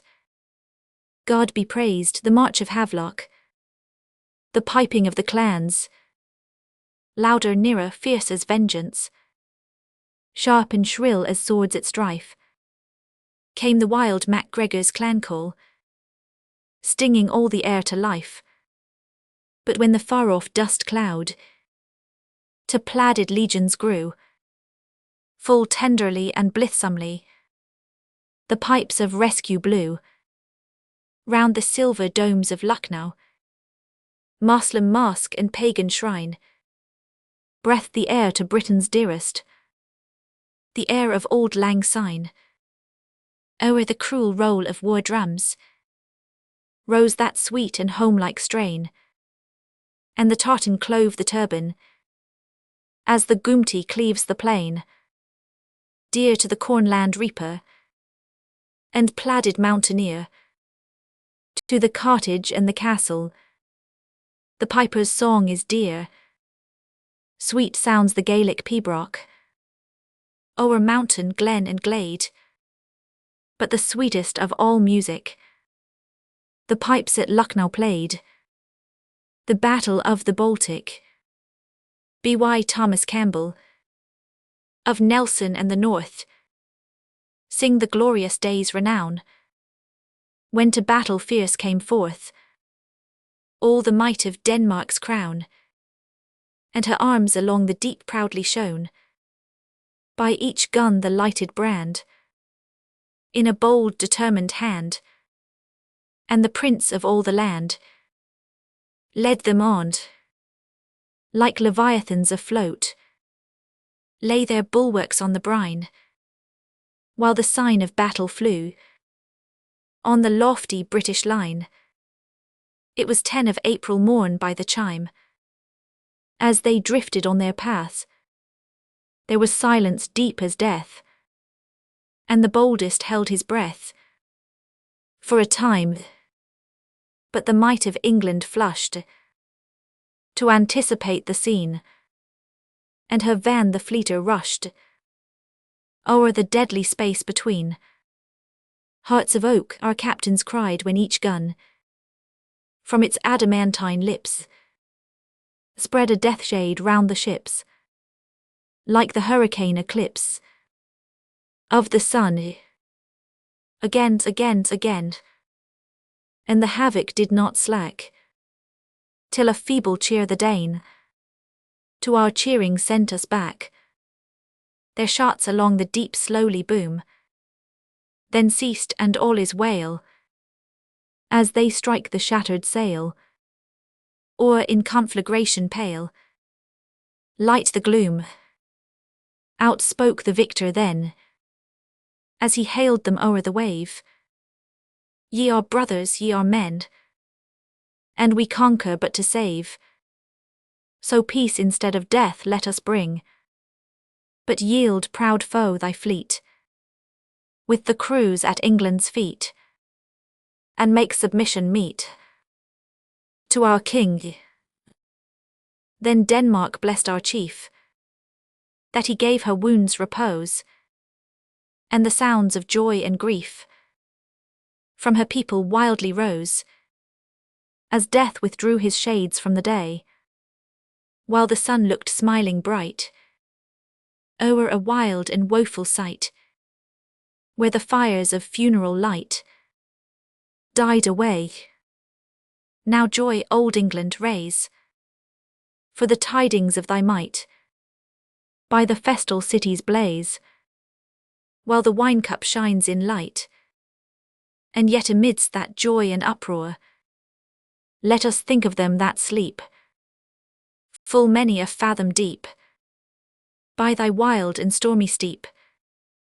Elsinore, brave hearts to Britain's pride, once so faithful and so true, on the deck of fame that died, with the gallant good Riou. Soft sigh the winds of heaven o'er their grave, while the hollow mournful rolls, and the mermaid's song condoles, singing glory to the souls of the braves, the grave spoilers. By Hercules ellis, they dragged our heroes from the graves, in which their honoured dust was lying. They dragged them forth, base coward slaves, and hung their bones on gibbets flying. Ireton, our dauntless Ironside, and Bradshaw, faithful judge and fearless, and Cromwell, Britain's chosen guide, in fight, in faith, and counsel peerless, the bravest of our glorious brave, the tyrant's terror in his grave. In felon chains they hung the dead, the noble dead in glory lying, before whose living face they fled, like chaff before the tempest flying. They fled before them, foot and horse, in craven flight their safety seeking, and now they gloat around each course, in coward scoff their hatred wreaking. O God, that men could own as kings such paltry, dastard, soulless things. Their dust is scattered o'er the land. They loved and freed and crowned with glory. Their great names bear the felon's brand. Mongst murderers is placed their story. But idly their grave spoilers thought, Disgrace which fled in life before them, by craven judges could be brought, to spread in death its shadow o'er them. For chain nor judge nor dastard king can make disgrace around them cling. Their dry bones rattle in the wind that sweeps the land they died in freeing. But the brave heroes rest enshrined in cenotaphs of God's decreeing, embalmed in every noble breast, inscribed on each brave heart their story. All honored shall the heroes rest, their country's boast, their race's glory. On every tongue shall be their name, in every land shall live their fame. But fouler than the noisome dust that reeks your rotting bones encasing shall be your fame, ye sons of lust, and sloth and every vice debasing, insulters of the glorious dead. While honor in our land is dwelling, above your tombs shall Britons tread, and cry while scorn each breast is swelling, here lie the dastard caitiff slavs, who dragged our heroes from their graves. Bow meeting song, by Reginald Heber. Ye spirits of our fathers, the hardy, bold and free, who chased o'er Cressy's gory field a fourfold enemy. From us who love your sylvan game, to you the song shall flow, to the fame of your name, who so bravely bent the bow. 'Twas merry then in England, our ancient records tell, with Robin Hood and Little John, who dwelt by down and dell. And yet we love the bold outlaw, who braved a tyrant foe, whose cheer was the deer, and his only friend the bow. 'Twas merry then in England, in autumn's dewy morn, when Echo started from her hill to hear the bugle horns, and beauty, mirth, and warrior worths in garb of green did go, the shade to invade, with the arrow and the bow. Ye spirits of our fathers, extend to us your care. Among your children yet are found the valiant and the fair. 'Tis merry yet in old England, full well her archers know, and shame on their name, who despise the British bow. The Ballad of R.O.U. by Lord Lytton. From Blois to Senlis, wave by wave rolled on the Norman flood, and frank on frank went drifting down the weltering tide of blood. There was not left in all the land a castle wall to fire, and not a wife but wailed a lord, a child but mourned a sire. To Charles the King the mitred monks, the mailed barons flew, while shaking earth behind them strode the thunder march of rue. O King, then cried those barons bold, in vain our mace and mail. We fall before the Norman axe, as corn before the flail. And vainly, cry the pious monks, by Mary's shrine we kneel. For prayers like arrows glance aside against the Norman steel. The barons groaned, the shavelings wept, while near and nearer drew, as death-birds round their scented feast, the raven flags of rue. Then said King Charles, where thousands fail, what king can stand alone? The strength of kings is in the men that gather round the throne. When war dismays my barons bold, 'tis time for war to cease. When heaven forsakes my pious monks, the will of heaven is peace. Go forth, my monks, with mass and rude the Norman camp unto, and to the fold with shepherd crook entice this grisly rue. I'll give him all the ocean coast, from Michael Mount to Ura, and Jill my child shall be his bride, to bind him fast and sure. Let him but kiss the Christian cross, and sheathe the heathen sword, and hold the lands I cannot keep, a fief from Charles his lord. Forth went the pastors of the church, the shepherd's work to do, and wrap the golden fleece around the tiger loins of rue. Psalm chanting came the shaven monks within the camp of dread. Amidst his warriors, Norman Rue stood taller by a head. Out spoke the Frank Archbishop then, a priest devout and sage. When peace and plenty wait thy word, what need of war and rage? Why waste a land as fair as aught beneath the arch of blue, which might be thine to sow and reap? Thus saith the king to Rue. I'll give thee all the ocean coast, from Michael Mount to Ura, and Jill, my fairest child, as bride, to bind thee fast and sure. If thou but kneel to Christ our God, and sheathe thy Paynim sword, and hold thy land the Church's son, a fief from Charles thy lord. The Norman on his warriors looked, to counsel they withdrew. The saints took pity on the Franks, and moved the soul of Rue. So back he strode, and thus he spoke to that Archbishop meek. I take the land thy king bestows, from Ura to Michael Peak. I take the maid, or foul or fair, a bargain with the coast. And for thy creed, a sea king's gods are those that give the most. So hie thee back, and tell thy chief to make his proffer true. And he shall find a docile son, and ye a saint in Rue. So o'er the border stream of Ept came Rue the Norman, where, begirt with barons, sat the king, enthroned at green St. Clair. He placed his hand in Charles's hand, loud shouted all the throng. But tears were in King Charles's eyes, the grip of Rue was strong. Now kiss the foot, the bishop said, that homage still is due. Then dark the frown, and stern the smile of that grim convert Rue. He takes the foot, as if the foot to slavish lips to bring.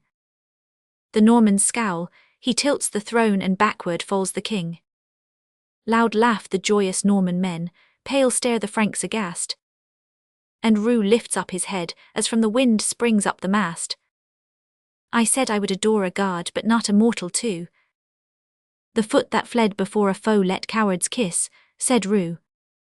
Bingen on the rind. By the Hun, Mrs. Norton. A soldier of the Legion lay dying in Algiers. There was lack of woman's nursing, there was dearth of woman's tears.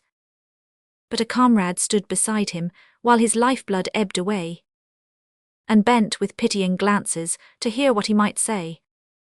The dying soldier faltered as he took that comrade's hand, and he said, I never more shall see my own, my native land. Take a message and a token to some distant friends of mine. For I was born at Bingen on the Rhine. Tell my brothers and companions, when they meet and crowd around, to hear my mournful story in the pleasant vineyard ground, that we fought the battle bravely, and when the day was done, full many a corse lay ghastly pale beneath the setting sun.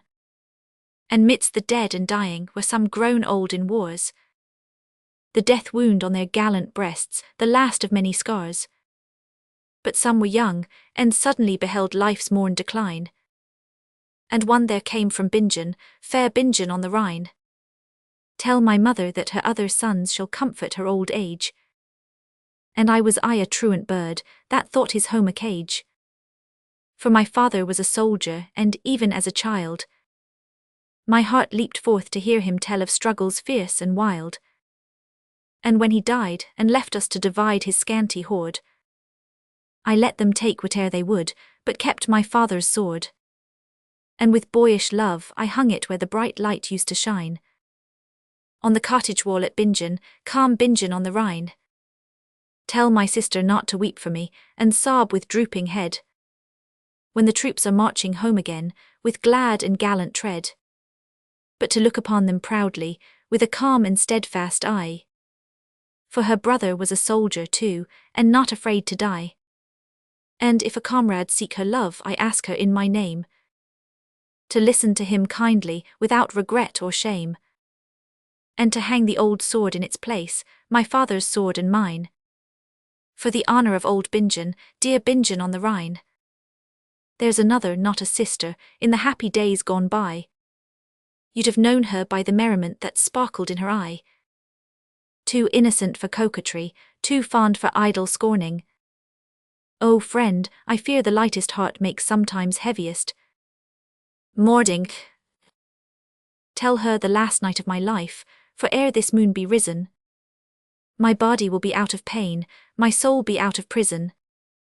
I dreamed I stood with her, and saw the yellow sunlight shine on the vine-clad hills of Bingen, fair Bingen on the Rhine.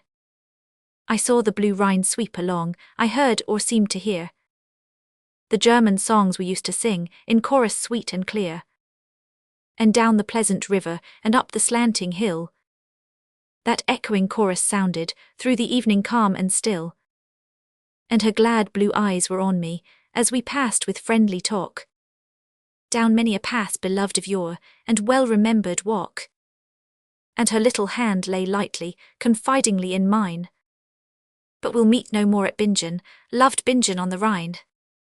His voice grew faint and hoarser, his grasp was childish weak. His eyes put on a dying look, he sighed and ceased to speak. His comrade bent to lift him, but the spark of life had fled. The soldier of the Legion, in a foreign land, was dead.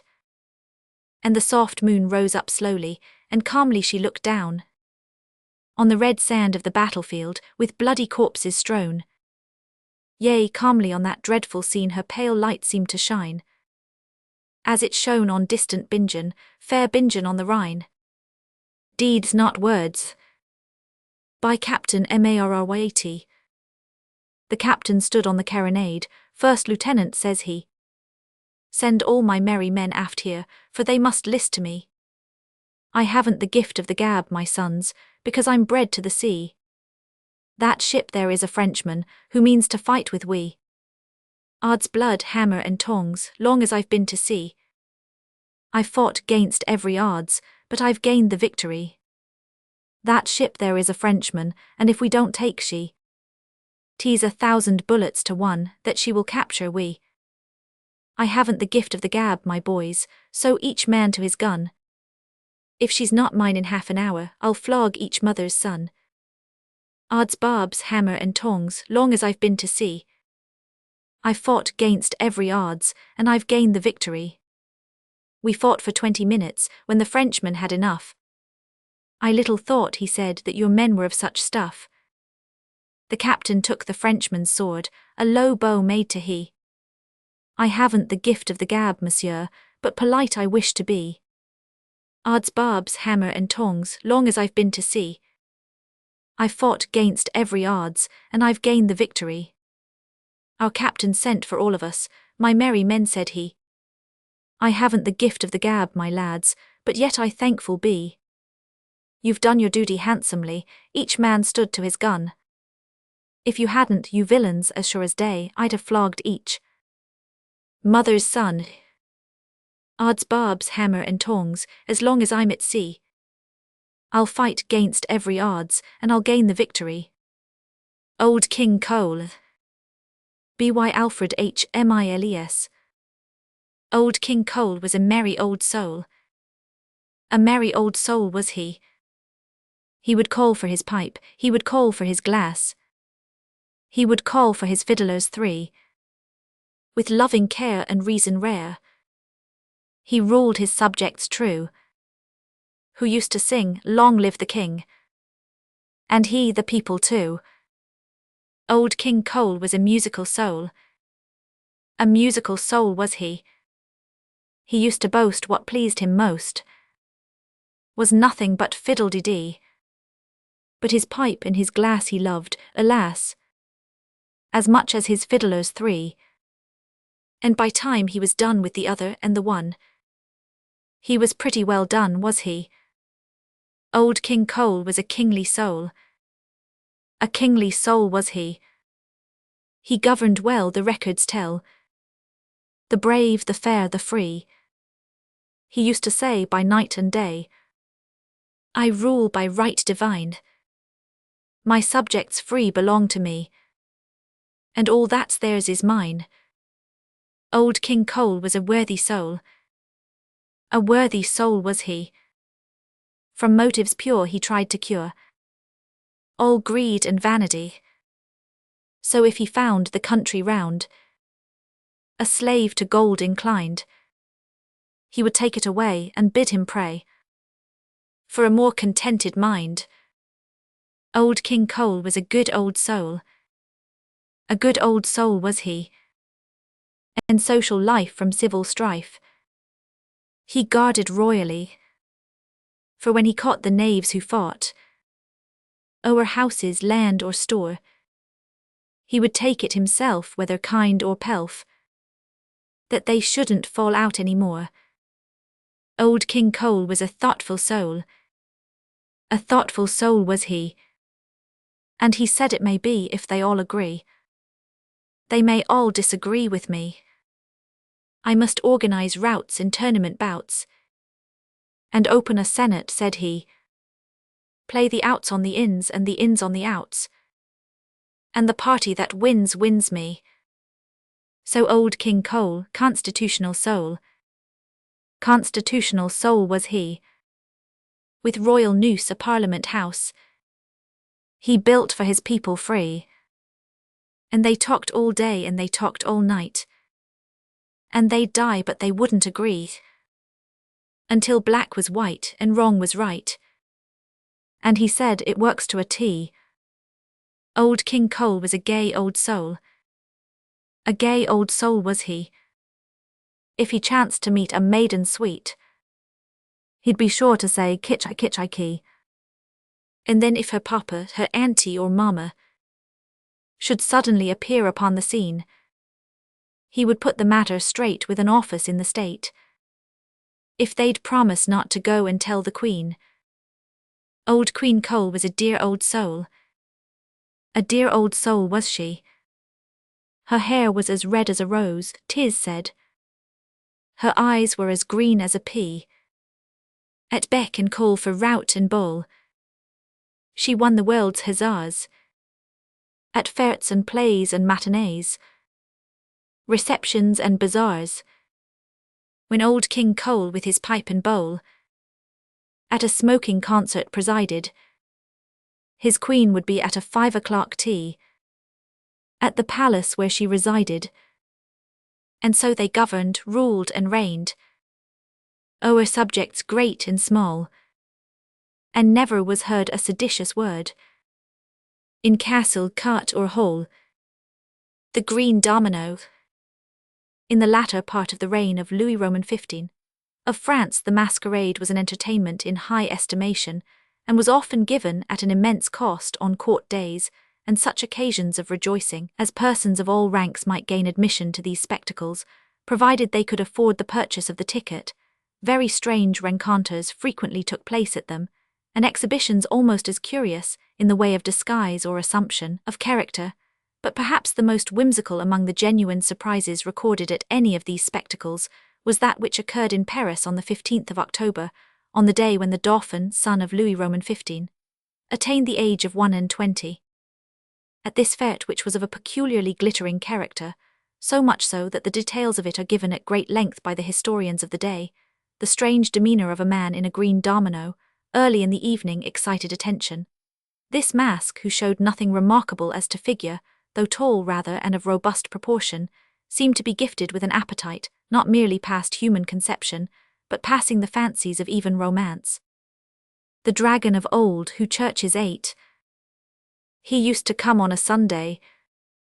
Whole congregations were to him but a dish of salmagundy.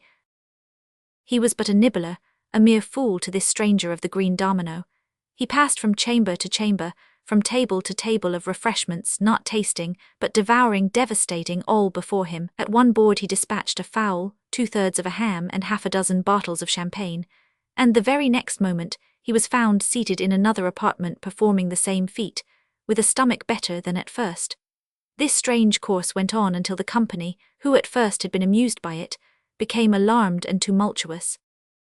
"Is it the same mask, or are there several dressed alike?" demanded an officer of guards as the green domino rose from a seat opposite to him and quitted the apartment. "I have seen but one, and by heaven here he is again," exclaimed the party to whom the query was addressed. The green domino spoke not a word, but proceeded straight to the vacant seat which he had just left, and again commenced supping, as though he had fasted for the half of a campaign.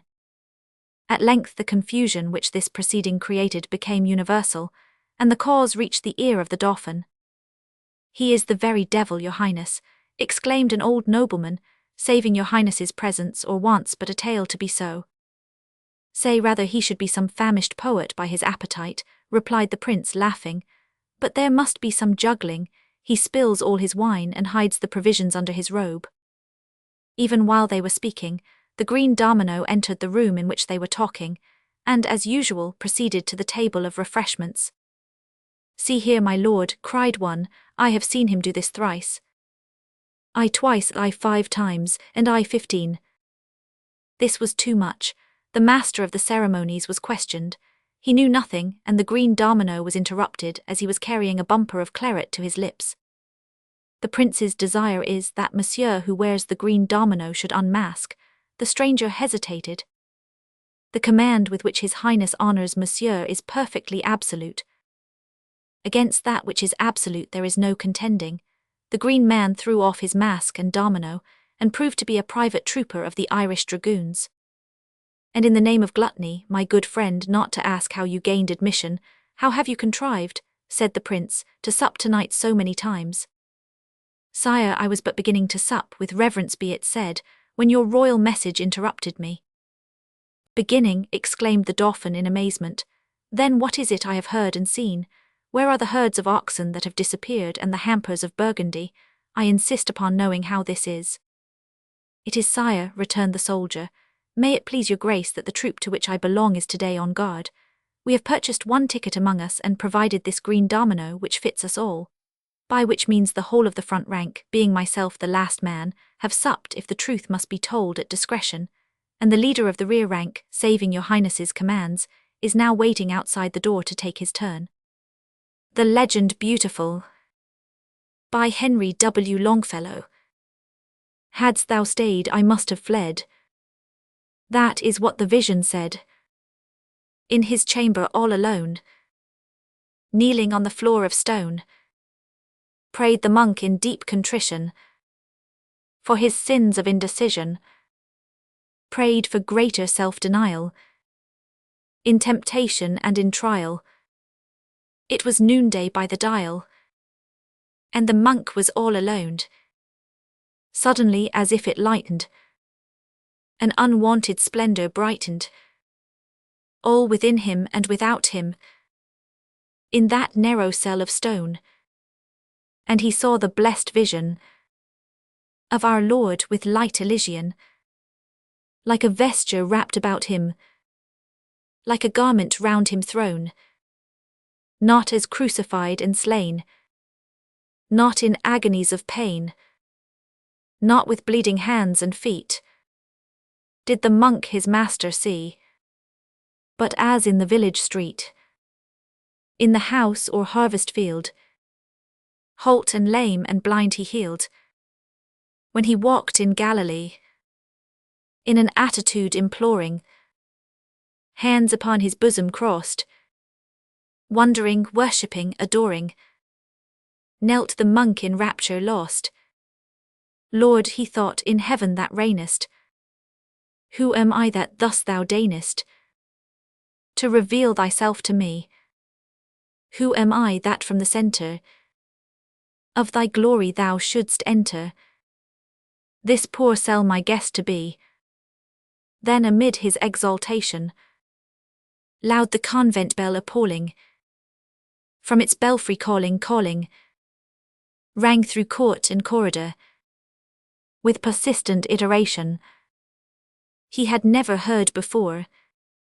It was now the appointed hour, when alike in shine or shower, winter's cold or summer's heat, to the convent portals came all the blind and halt and lame, all the beggars of the street, for their daily dole of food, dealt them by the brotherhood, and their almoner was he, who upon his bended knee, wrapped in silent ecstasy of divinest self-surrender, saw the vision and the splendor, deep distress and hesitation, mingled with his adoration.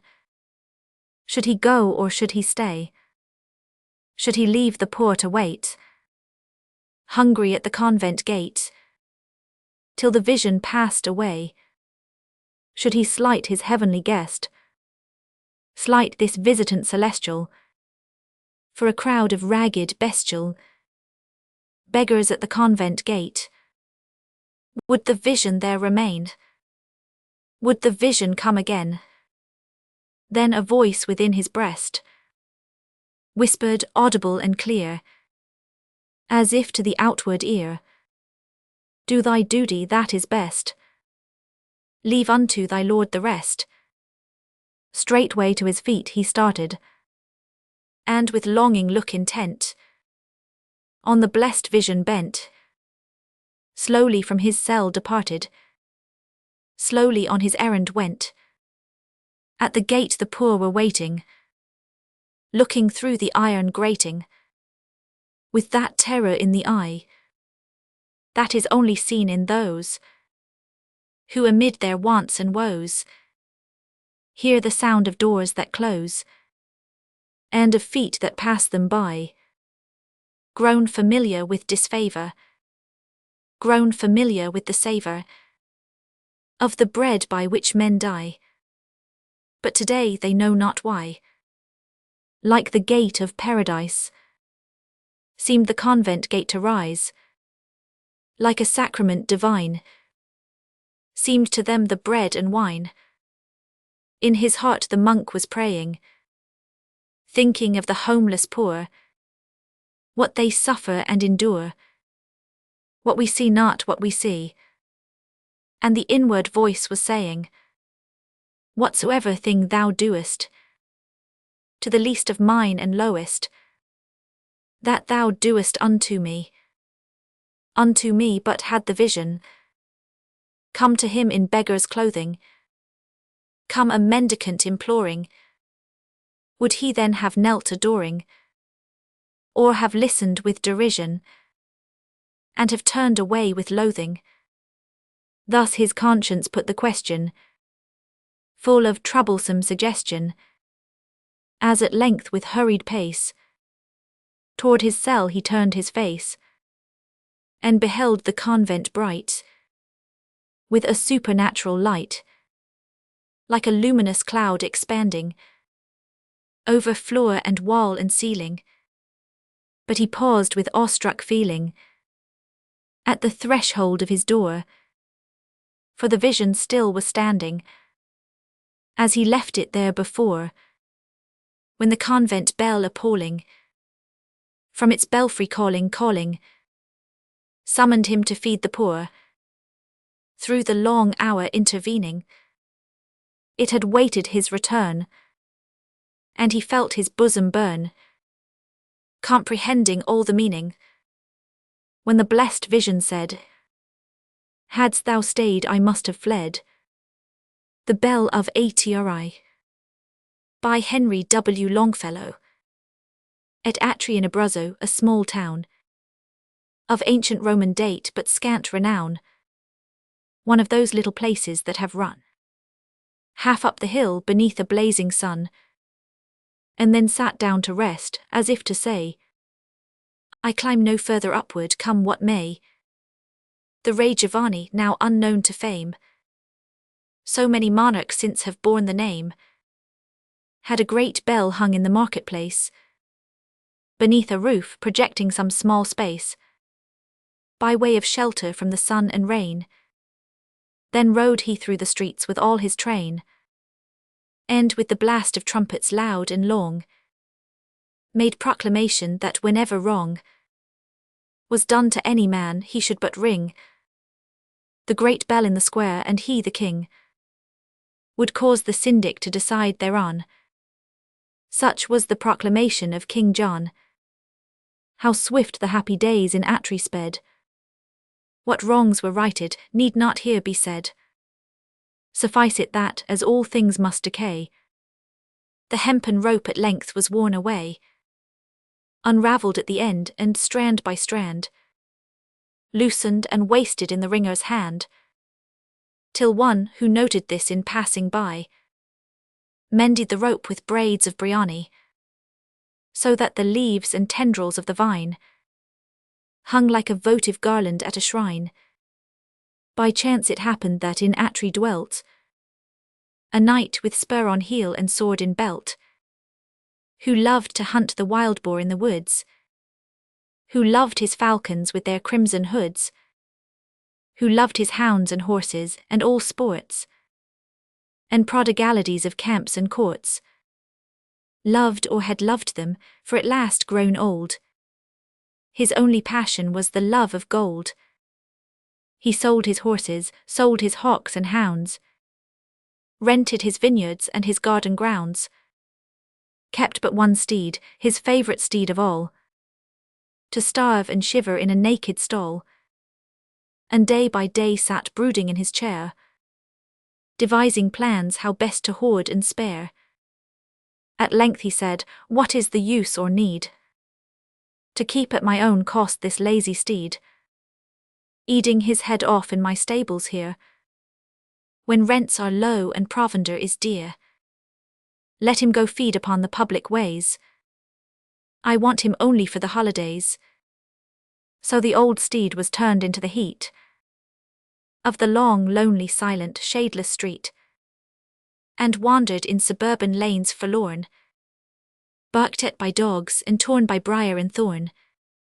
One afternoon, as in that sultry clime, it is the custom in the summer time, with bolted doors and window shutters closed, the inhabitants of Atri slept or dozed, when suddenly upon their senses fell the loud alarum of the accusing bell. The syndic started from his deep repose, turned on his coach and listened, and then rose, and donned his robes, and with reluctant pace went panting forth into the marketplace, where the great bell upon its crossbeam swung, reiterating with persistent tongue, in half-articulate jargon, the old song, "Someone hath done a wrong, hath done a wrong." But ere he reached the belfry's light arcade, he saw, or thought he saw, beneath its shade, no shape of human form of woman born, but a poor steed dejected and forlorn, who with uplifted head and eager eye was tugging at the vines of Brioni. "Dom Nedio," cried the syndic straight, "this is the knight of Atri's steed of state. He calls for justice, being sore distressed, and pleads his cause as loudly as the best." Meanwhile from street and lane a noisy crowd had rolled together like a summer cloud, and told the story of the wretched beast, in 25 different ways at least, with much gesticulation and appeal to heathen gods in their excessive zeal. The knight was cold and questioned, in reply did not confess the fact, did not deny, treated the matter as a pleasant jest, and set at naught the syndic and the rest, maintaining in an angry undertone that he should do what pleased him with his own. And thereupon the syndic gravely read the proclamation of the king, then said, "Pride goeth forth on horseback grand and gay, but cometh back on foot and begs its way. Fame is the fragrance of heroic deeds, of flowers of chivalry and not of weeds. These are familiar proverbs, but I fear they never yet have reached your knightly ear. What fair renown, what honour, what repute can come to you from starving this poor brute? He who serves well and speaks not merits more than they who clamour loudest at the door. Therefore the law decrees that as this steed served you in youth, henceforth you shall take heed to comfort his old age, and to provide shelter in stall and food and field beside." The knight withdrew abashed, the people all led home the steed in triumph to his stall. The king heard and approved, and laughed in glee, and cried aloud, "Right well it pleaseth me. Church bells at best but ring us to the door, but go not into mass, my bell doth more. It cometh into court and pleads the cause of creatures dumb and unknown to the laws. And this shall make, in every Christian clime, the bell of Atri famous for all time. The storm By Adelaide Proctor. The tempest rages wild and high. The waves lift up their voice and cry fierce answers to the angry sky. Miserere Damint. Through the black night and driving rain, a ship is struggling all in vain to live upon the stormy main. Miserere Damint. The thunders roar, the lightnings glare. Vain is it now to strive or dare. A cry goes up of great despair. Miserere Damint. The stormy voices of the main, the moaning wind, the pelting rain, beat on the nursery window pane. Miserere Damint. Warm curtained was the little bed, soft pillowed was the little head. The storm will wake the child, they said. Miserere Damint.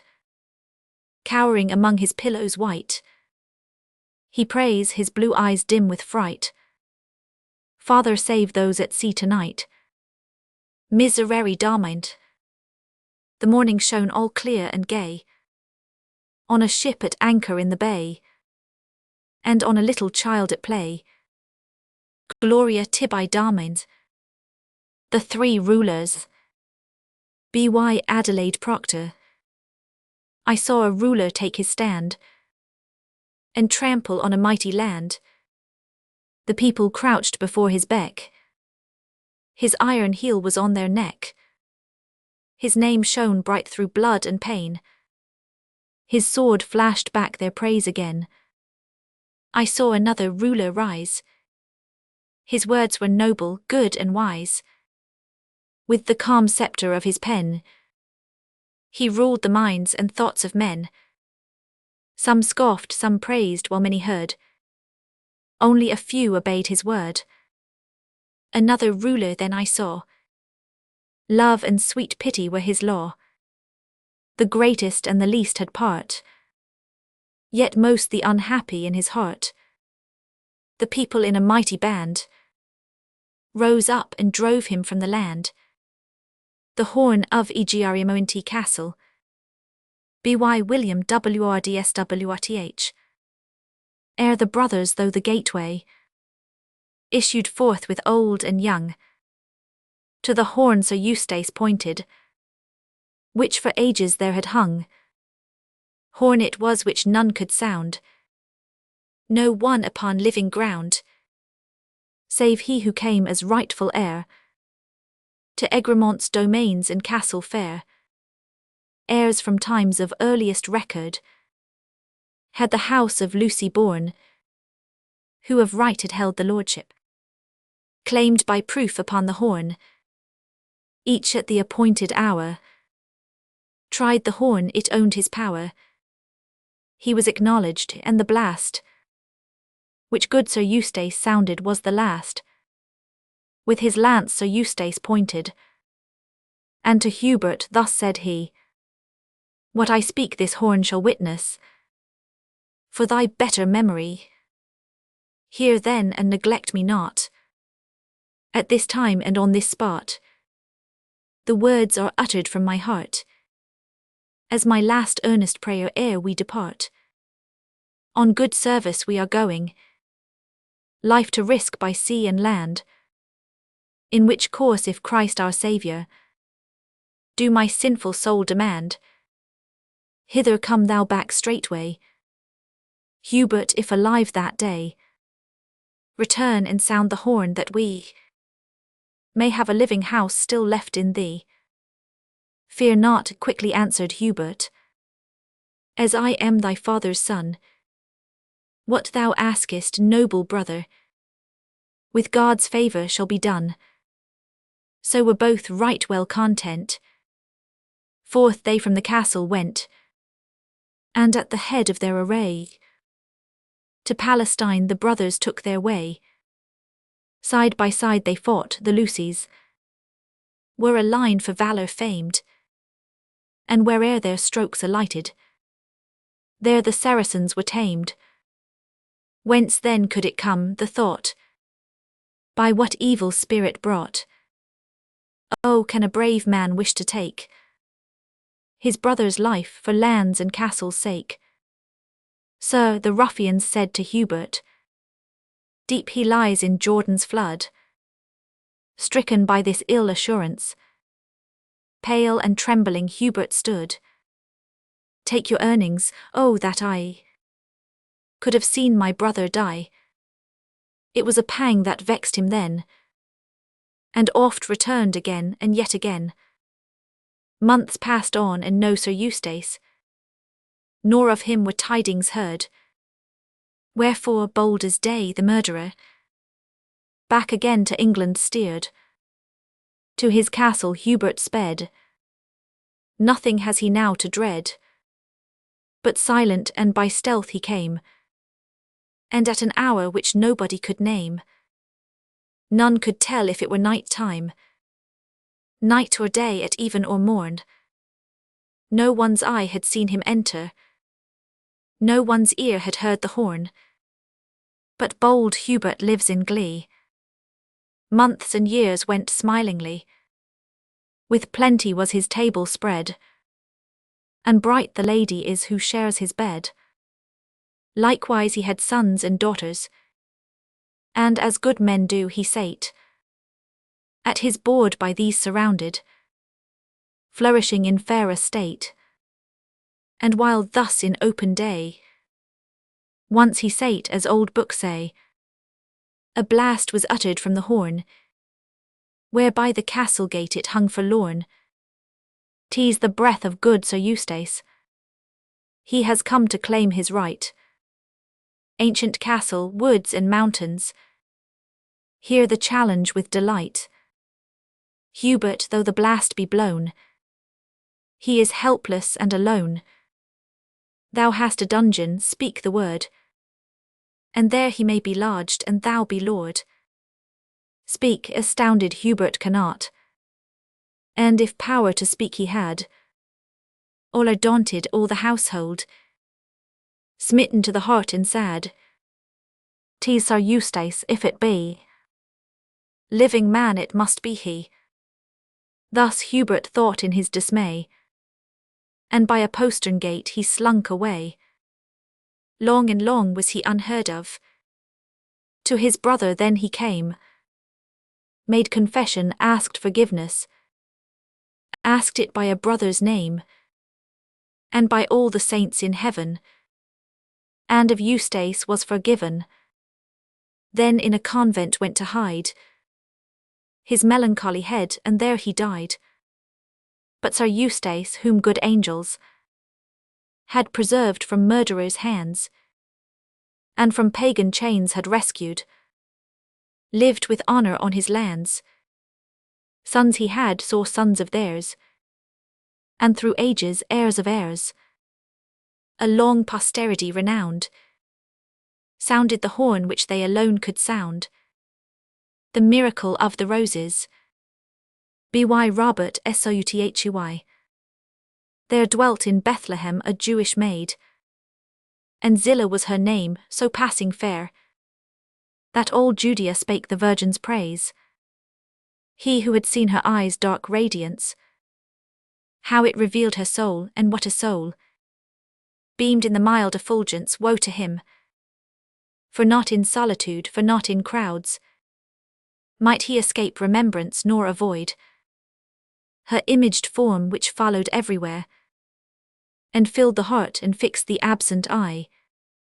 Alas for him, her bosom owned no love, save the strong ardour of religious zeal. For Zillah upon heaven had centred all her spirit's deep affections, so for her tribesmen sighed in vain, yet reverenced the obdurate virtue that destroyed their hopes. One man there was, a vain and wretched man, who saw, desired, despaired, and hated her. His sensual eye had gloated on her cheek, e'en till the flush of angry modesty gave it new charms and made him gloat the more. She loathed the man, for Hamuel's eye was bold, and the strong workings of brute selfishness had moulded his broad features, and she feared the bitterness of wounded vanity, that with a fiendish hue would overcast his faint and lying smile, nor vain her fear. For Hamuel vowed revenge and laid a plot against her virgin fame, he spread abroad whispers that travel fast and ill reports that soon obtain belief. How Zillah's eye, when in the temple heavenward it was raised, did swim with rapturous zeal, but there were those who had beheld the enthusiast's melting glance with other feelings filled, that 'twas a task of easy sort to play the saint by day before the public eye, but that all eyes were closed at night, that Zillah's life was foul, yea, forfeit to the law. Shame, shame to man, that he should trust so easily the tongue which stabs another's fame. The ill report was heard, repeated, and believed, and soon.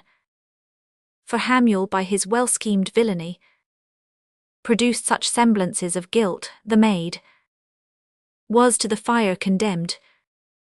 Without the walls there was a barren field, a place abhorred, for it was there where wretched criminals received their death, and there they fixed the stake and piled the fuel round, which should consume the injured maid, abandoned as it seemed by God and man's. The assembled Bethlehemites beheld the scene, and when they saw the maid bound to the stake, with what calm holiness she lifted up her patient looks to heaven, they doubted of her guilt. With other thoughts stood Hamuel near the pile, him savage joy led thitherward, but now within his heart unwonted feelings stirred, and the first pangs of wakening guilt, anticipant of hell. The eye of Zillah, as it glanced around, fell on the slanderer once, and rested there.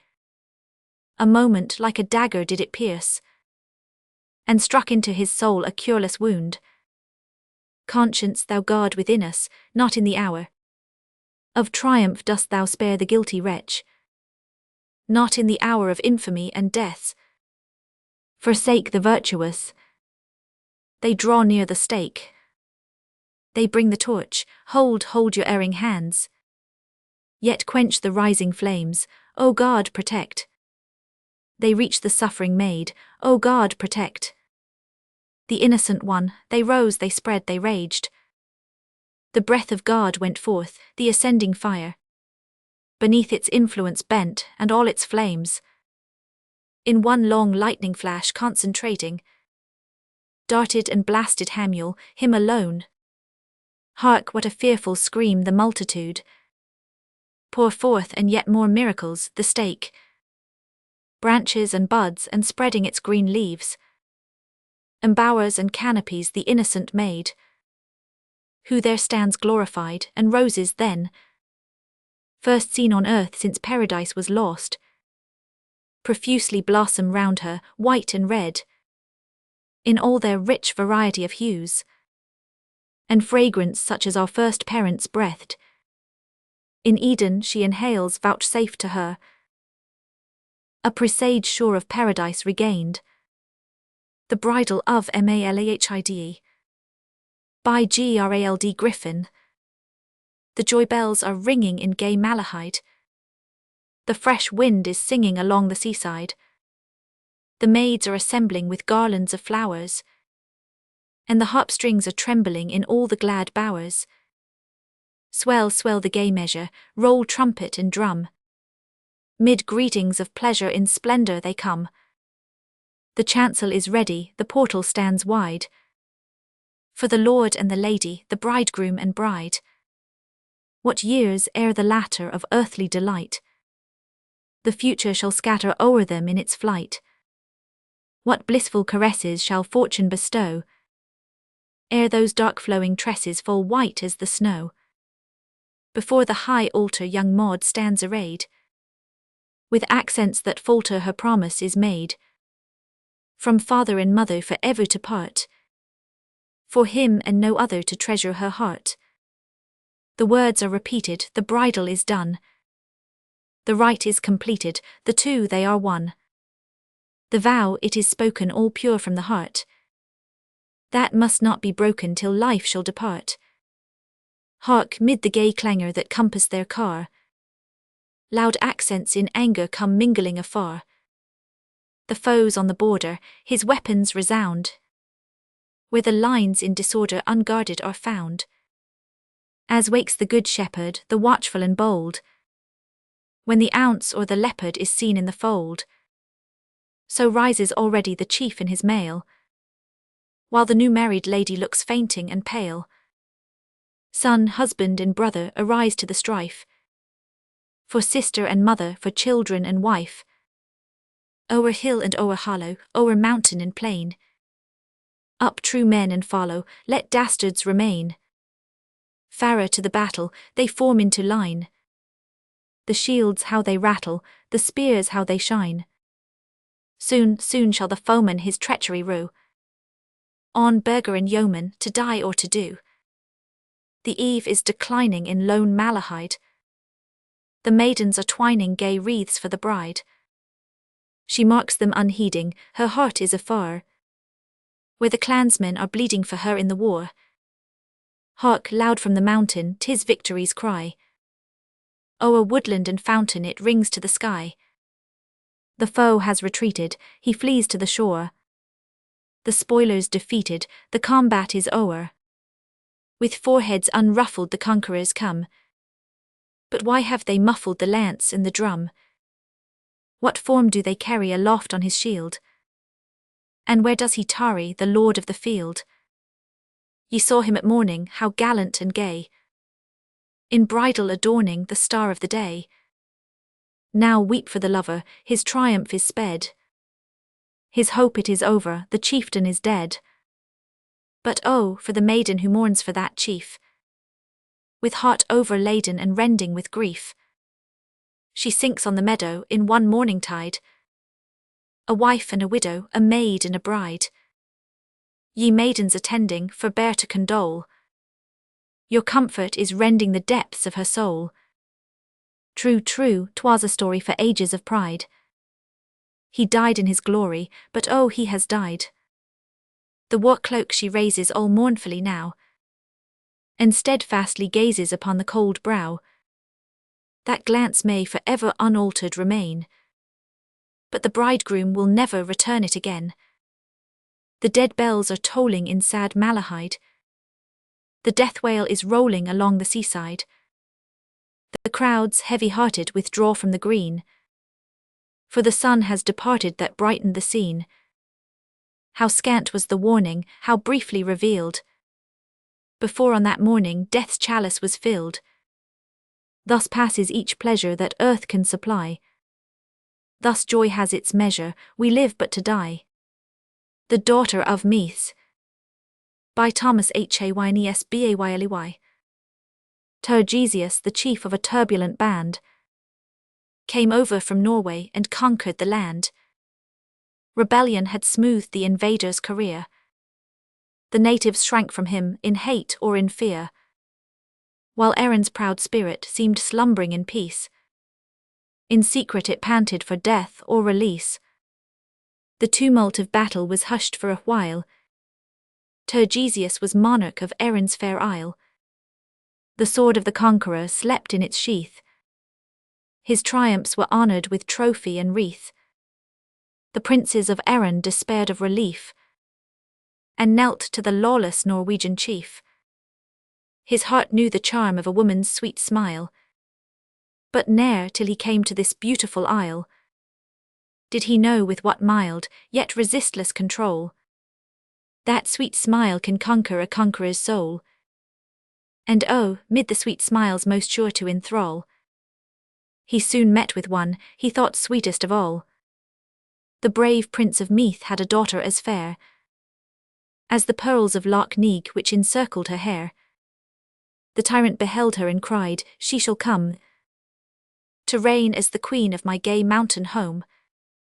Ere sunset tomorrow hath crimsoned the sea, Melachlin, send forth thy young daughter to me. A while paused the prince, too indignant to speak.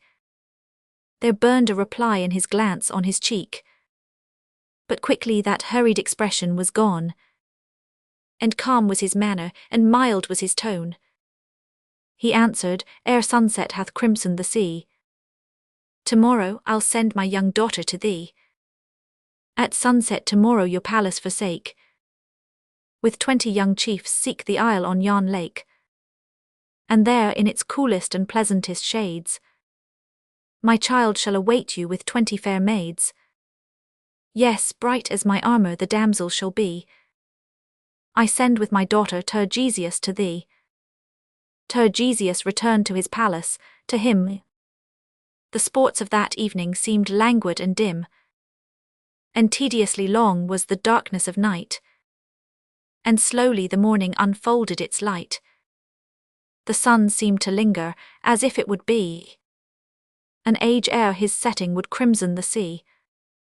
At length came the moment, the king and his band with rapture pushed out their light boat from the land, and bright shone the gems on the armour, and bright flashed their fast-moving oars in the setting sun's light. And long ere they landed they saw through the trees the maiden's white garments that waved in the breeze. More strong in the lake was the dash of each oar, more swift the gay vessel flew on to the shore. Its keel touched the pebbles, but over the surf the youths in a moment had leaped to the turf, and rushed to a shady retreat in the wood, where many veiled forms mute and motionless stood. Say, which is Melechlin's fair daughter? Away with these veils, cried Tergesius, no longer delay. Resistance is vain, we will quickly behold which robe hides the loveliest face in its fold. These clouds shall no longer o'ershadow our bliss. Let each seize a veil, and my trophy be this. He seized a white veil, and before him appeared no fearful, weak girl, but a foe to be feared. A youth who sprang forth from his female disguise, like lightning that flashes from calm summer skies. His hand grasped a weapon, and wild was the joy that shone in the glance of the warrior boy. And under each white robe a youth was concealed, who met his opponent with sword and with shield. Tergesius was slain, and the maidens were blessed. Melechlin's fair daughter more blithe than the rest. And ere the last sunbeam had crimsoned the sea, they hailed the boy victors, and Erin was free. Glenara. B.Y. Thomas Campbell. Oh, heard ye yon pibroch sound sad on the gale, where a band cometh slowly with weeping and wail? 'Tis the chief of Glenara laments for his dear, and her sire and her people are called to the bier. Glenara came first with the mourners and shroud. Her kinsmen they followed, but mourned not aloud. Their plaids all their bosoms were folded around. They marched all in silence, they looked to the ground. In silence they reached over mountains and moor, to a heath where the oak tree grew lonely and hoar. Now here let us place the grey stone of her cairn.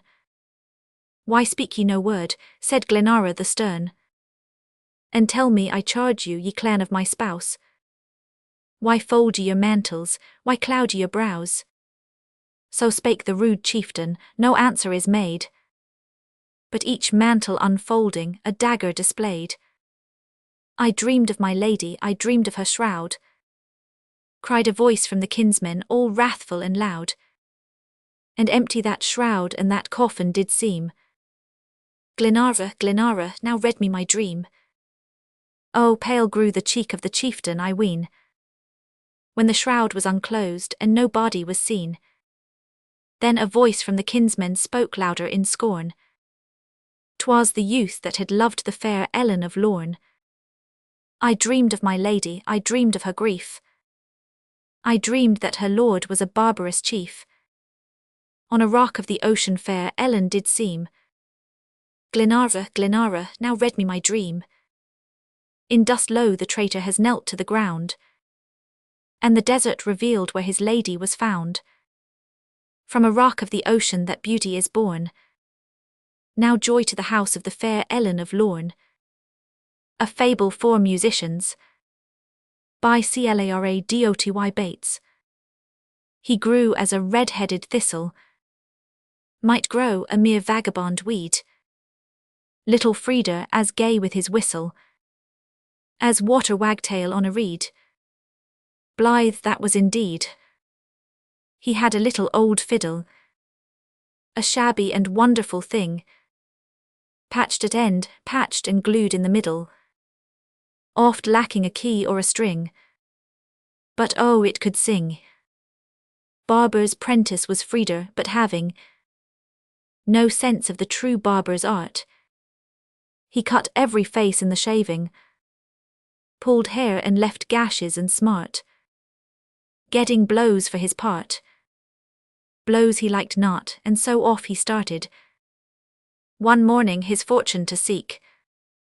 Comb and fiddle his all, yet light-hearted, as long as his fiddle could squeak, be it ever so weak.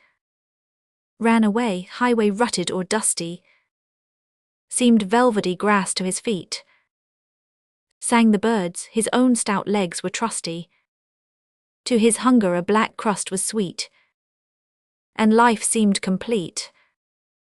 Towards twilight he came to a meadow, where a lovely green water outlaid, like a looking-glass held in clear shadow, low iris-grown shores, every blade its double had made. Neck the Nixie lived under this water, in a palace of glass far below, where fishes might swim or the otter could dive or a sunbeam could go, or a lily root grow. And lo, Frieder spied him that minute, in a little red coat sitting there, by the pond with his feet hanging in it, and clawing his knotted green hair, in a comic despair. Green hair full of duckweed and tangled with snail shells and moss and eel grass. It was, and it straggled and dangled over forehead and shoulders, alas, a wild, hopeless mass. Good evening, hailed Frieder, I know you. So neck the pond Nixie, I pray. You will come to the shore and I'll show you how hair should be combed if I may, the real barber's way. Neck swam like a frog to him, grinning, and Frieder attacked the green mane that had neither end nor beginning. Neck bore like a hero the strain of the pulling and pains, till at length without whimper or whining, the task of the combing was done, and each lock was as smooth and as shining as long iris leaves in the sun, soft as silk that is spun. Then Neck thrust his hand in the rushes, and pulled out his own violin, and played, why it seemed as if thrushes had song perches under his chin, so sweet was the din. The barber boy's heart fell to throbbing. Herr Neck, this was all he could say, between fits of laughing and sobbing. Herr Neck, oh pray teach me to play in that wonderful way. Neck glanced at the comb, will you give it for this little fiddle, he cried. My comb, why of course you can have it, and jacket and supper beside. Eager Frieder replied. Neck flung down his fiddle, and catching the comb at arm's length dived below, and Frieder the instrument snatching, across the weird strings drew the bow, to and fro, till out of the forest came springing roebuck and rabbit and deer, till the nightingale stopped in its singing, and the black flittermice crowded near, the sweet music to hear. Forth from that moment went Frieder, far countries and kingdoms to roam, of all earth's musicians the leader, kings' castles and courts for a home. But alas for his comb, gold he had but a comb again never, and his hair in a wild disarray. henceforth grew at random, and ever musicians to this very day. Where there's the same way. Onward, a tale of the S.E. Railway. Anonymous. No doubt you've eared the tale, sir, thanks, Arfo stout and mild, of the man who did his duty, though it might have killed his child. He was only a railway porter, yet he earned undying fame. Well, mine's a similar story, though the end ain't quite the same. I were pointsman on the South Eastern with an only child, a girl, as got switched to a outside porter, though fit to Ave married a pearled, with a back as straight as a tunnel, and lovely carroty air. She used to bring me my dinner, sir, and couldn't she take her share? One day she strayed on the metals, and fell asleep on the track. I didn't append to miss her, sir, or I should ha' called her back. She'd gone quite out of earshot, and I daresn't leave my post. For the lightning express was comin', but 4 hours late at the most. Have you ever seen the lightning thunder through New Cross? 14 miles an hour, sir, with stoppages, of course. And just in the track of the monster was where my darling slept. I could hear the rattle already, as nearer the monster crept. I might turn the train on the Sidin, but I glanced at the loop line, and saw that right on the outer metals was lyin' a bundle of straw. And right in the track of the lightning was where my darlin' laid. But the loop line 'ud smash up the engine, and there'd be no dividend paid. I thought of the awful disaster, of the blood and the coroner's quest, of the verdict, no blame to the pointsman, he did it all for the best. And I thought of the compensation the co would ave to pay if I turned the train on the Sidin where the heap of stubble lay. So I switched her off on the main, sir, and she thundered by like a snailed. And I didn't recover my senses till I'd drunk 1/2 a gallon o' ale. For though only a common pointsman, I've a father's feelings too. So I sank down in a faint, sir, as my Polly was id from view. And now comes the strangest part, sir, my Polly was roused by the sound. You think she escaped the engine by lyin' flat on the ground? No, always a good un to run, sir, by Jove she must ave flown. For she raced the lightning express, sir, till the engine was puffed and blown. When next you see the boss, sir, tell him oh what I did. How I nobly done my duty, though it might 'a killed my kid. And you may, if you like, spare a trifle for the agony I endured when I thought that my Polly was killed, sir, and I hadn't got her insured. The Declaration by Nathanil Parker Willis. 'Twas late and the gay company was gone, and light lay soft on the deserted room, from alabaster vases and a scent of orange leaves and sweet verbena came through the unshuttered window on the air, and the rich pictures with their dark old tints hung like a twilight landscape, and all things seemed hushed into a slumber. Isabel, the dark-eyed spiritual Isabel, was leaning on her harp, and I had stayed to whisper what I could not when the crowd hung on her look like worshippers. I knelt, and with the fervour of a lip unused to the cool breath of reason, told my love. There was no answer, and I took the hand that rested on the strings, and pressed a kiss upon it unforbidden, and again besought her that this silent evidence that I was not indifferent to her heart might have the seal of one sweet syllable. I kissed the small white fingers as I spoke, and she withdrew them gently and upraised her forehead from its resting place and looked earnestly on me. She had been asleep. Love and Age. B.Y. Thomas. Love Peacock. I played with you mid cowslips blowing when I was 6 and you were 4. when garlands weaving, flower balls throwing, were pleasures soon to please no more.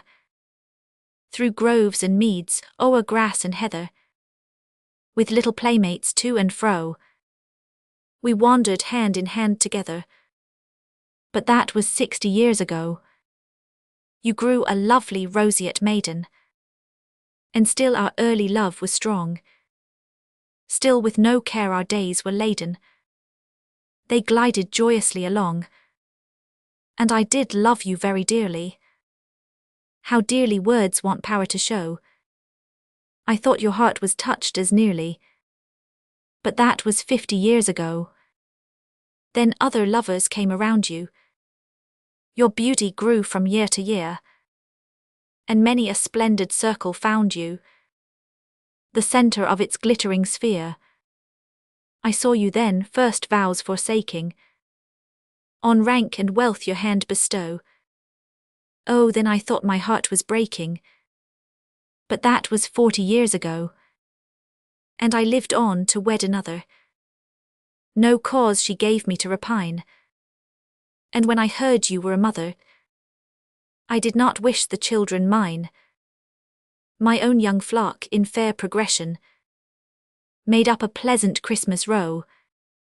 My joy in them was past expression. But that was 30 years ago. You grew a matron plump and comely.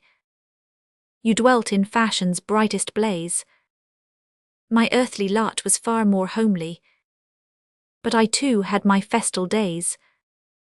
No merrier eyes have ever glistened around the hearthstone's wintry glow than when my youngest child was christened. But that was 20 years ago. Time passed, my eldest girl was married, and I am now a grandsire grey. One pet of 4 years old I've carried among the wild-flowered meads to play, in our old fields of childish pleasure, where now as then the cowslips blow. She fills her basket's ample measure, and that is not 10 years ago. But though first love's impassioned blindness has passed away in colder light, I still have thought of you with kindness, and shall do till our last good night. The ever-rolling silent hours will bring a time we shall not know, when our young days of gathering flowers will be 100 years ago. Half an hour before supper, by Reciter. So she's here, your unknown Dulcinea, the lady you met on the train, and you really believe she would know you if you were to meet her again? Of course, he replied, she would know me, there was never womankind yet forgot the effect she inspired. She excuses but does not forget. Then you told her your love? Asked the elder, while the younger looked up with a smile. I sat by her side half an hour, what else was I doing the while? What, sit by the side of a woman as fair as the sun in the sky, and look somewhere else lest the dazzle flash back from your own to her eye? No, I hold that the speech of the tongue be as frank and as bold as the look. And I held up myself to herself, that was more than she got from her book. Young blood, laughed the elder, no doubt you are voicing them of today. But then we old fogies at least gave the lady some chance for delay. There's my wife, you must know, we first met on the journey from Florence to Rome. It took me 3 weeks to discover who was she, and where was her home.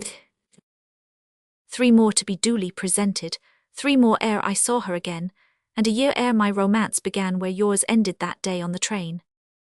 Oh, that was the style of the stagecoach, we travel today by expressive. 40 miles to the hour, he answered, won't admit of a passion. That's less. But what if you make a mistake, quoth the elder, the younger half sighed. What happens when signals are wrong or switches misplaced? He replied. Very well, I must bow to your wisdom, the elder returned, but submit. Your chances of winning this woman your boldness has bettered no Wit. Why, you do not at best know her name. And what if I try your ideal with something, if not quite so fair, at least more en règle and real? Let me find you a partner. Nay, come, I insist, you shall follow this way. My dear, will you not add your grace to entreat Mr. Rapid to stay? My wife, Mr. Rapid, what, why he's gone, yet he said he would. Come. How rude, I don't wonder, my dear, you are properly crimson and dumb. He worried about it. BYSWFOSS. The sun will give out in 10 million years more. It will sure give out then, if it doesn't before. And he worried about it. It would surely give out, so the scientists said. And they proved it in many a book he had read. And the whole mighty universe then would be dead. And he worried about it. Or someday the earth will fall into the sun. Just as sure and as straight, as if shot from a gun. And he worried about it. For when gravitation unbuckles her straps. Just picture, he said, what a fearful collapse. It will come in a few million ages, perhaps. And he worried about it. The earth will become far too small for the race. And will pay at a fabulous rate for our space. And he worried about it. The earth will be crowded so much without doubt. There will hardly be room for one's tongue to stick out. Nor room for one's thoughts when they'd wander about. And he worried about it. And in 10,000 years there's no manner of doubt.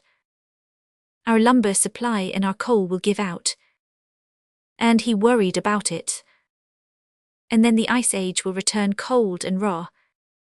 Frozen men will stand stiff with arms stretched out in awe, as if vainly beseeching a general thaw.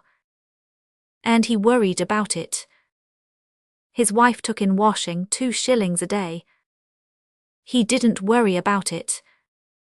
His daughter sewed shirts, the rude grocer to pay. He didn't worry about it. While his wife beat her tireless rub-a-dub on the washboard drum in her old wooden tub. He sat by the fire and he just let her rub. He didn't worry about it. Astronomy made easy. I saw and heard him as I was going home the other evening. A big telescope was pointed heavenward from the public square, and he stood beside it and thoughtfully inquired, "Is it possible, gentlemen, that you do not care to view the beautiful works of nature above the earth? Can it be true that men of your intellectual appearance will sordidly cling to 10 cents, rather than take a look through this telescope, and bring the beauties of heaven within 1.5 miles of your eyes?" The appeal was too much for one young man to resist. He was a tall young man, with a long face, high cheekbones, and an anxious look. He looked at the 10 cents, and then at the telescope, hesitated for a single moment, and then took his seat on the stool. Here is a young man who prefers to feast his soul with scientific knowledge rather than become a sordid, grasping, avaricious capitalist, remarked the astronomer, as he arranged the instrument. "Fall back, you people who prefer the paltry sum of 10 cents to a view of the starry heavens, and give this noble young man plenty of room." The noble young man removed his hat, placed his eye to the instrument, a cloth was thrown over his head, and the astronomer continued. "Behold the bright star of Venus. A sight of this star is worth $1,000 to any man who prefers education to money." There was an instant of deep silence, and then the young man exclaimed, "I say." I stood behind him, and knew that the telescope pointed at the 5th story of a building across the square, where a dance was in progress. All people indulge in exclamations of admiration as they view the beauties and mysteries of nature, remarked the astronomer. "Young man, tell the crowd what you see." "I see a feller hugging a girl," was the prompt reply, "and if there isn't a dozen of them." "And yet," continued the astronomer, "there are sordid wretches in this crowd who hang to 10 cents in preference to observing such sights as these in ethereal space. Venus is millions of miles away, and yet by means of this telescope, and by paying 10 cents this intellectual young man is enabled to observe the inhabitants of that far-off world hugging each other just as natural as they do in this." The instrument was wheeled around to bear on the tower of the engine house some distance away, and the astronomer continued, Behold the beauties and the wonders of Saturn. This star, to the naked eye, appears no larger than a pin's point, and yet for the paltry sum of 10 cents, this noble young man is placed within 1 mile of it. Well, this beats all, murmured the young man as he slapped his leg. Tell me what you see, my friend. I see 2 fellows in a small room, smoking cigars and playing chess, was the prompt reply. Saturn is 86 million of miles from this town, continued the astronomer, and yet the insignificant sum of 10 cents has enabled this progressive young man to learn for himself that the celestial beings enjoy themselves pretty much as we do in this world. I venture to say that there is not a man in this crowd who ever knew before that the inhabitants of Saturn knew anything about chess or cigars. Once more he wheeled the instrument round. This time it got the range of the upper story of a tenement house on the hill. The young man had scarcely taken a glance through the tube when he yelled out, "Great guns, but what planet is this?" "You are now looking at Uranus," replied the professor. "Uranus is 97,502,304 miles distant from the Earth, and yet I warrant that it doesn't appear over 80 rods away to you. Will you be kind enough, my friend, to tell this crowd what you see?" "Give it to him, that's it, go it, old woman," shouted the young man, slapping one leg and then the other. "Speak up, my friend, what do you see?" "By Jove, she's got him by the hair now, why she'll beat him hollow." "Will you be kind enough, my friend, to allay the curiosity of your friends?" "Whoop, that's it, now she's got him, toughest fight I ever saw," cried the young man as he moved back and slapped his thigh. The professor covered up the instrument slowly and carefully, picked up and unlocked a satchel which had been lying near his feet, and then softly said, "Gentlemen, we will pause here for a moment. When a man tells you after this that the planet of Saturn is not inhabited, tell him that you know better, that it is not only inhabited, but that the married couples up there have family fights the same as on this mundane sphere. In about 10 minutes I will be ready again to explain the wonders and beauties of the sparkling heavens to such of you as prefer $1 million worth of scientific knowledge to 10 cents in vile dross. Meanwhile, permit me to call your attention to my celebrated toothache drops, the only perfect remedy yet invented for aching teeth. Brother Watkins, B.Y. John B. Gough. An old Southern preacher, who had a great habit of talking through his nose, left one congregation and came to another. The first Sunday he addressed his new congregation, he went on about as follows. "My beloved brethren, before I take my text, I must tell you of parting with my old congregation. On the morning of last Sabbath, I entered into my church to preach my farewell discourse. Before me sat the old fathers and mothers of Israel. The tears coursed down their furrowed cheeks, their tottering forms and quivering lips breathed out a sad fare ye well, brother Watkins. Behind them sat middle-aged men and matrons. Youth and vigor bloomed from every countenance, and as they looked up, I thought I could see in their dreamy eyes, fare ye well, brother Watkins. Behind them sat the little boys and girls I had baptized and gathered into the Sabbath school. Ofttimes had they been rude and boisterous, but now their merry laugh was hushed, and in the silence I could hear, fare ye well, brother Watkins. Away in the back seats, and along the aisles stood and sat the coloured brethren with their black faces and honest hearts, and as they looked up I thought I could see in their eyes, fare ye well, brother Watkins.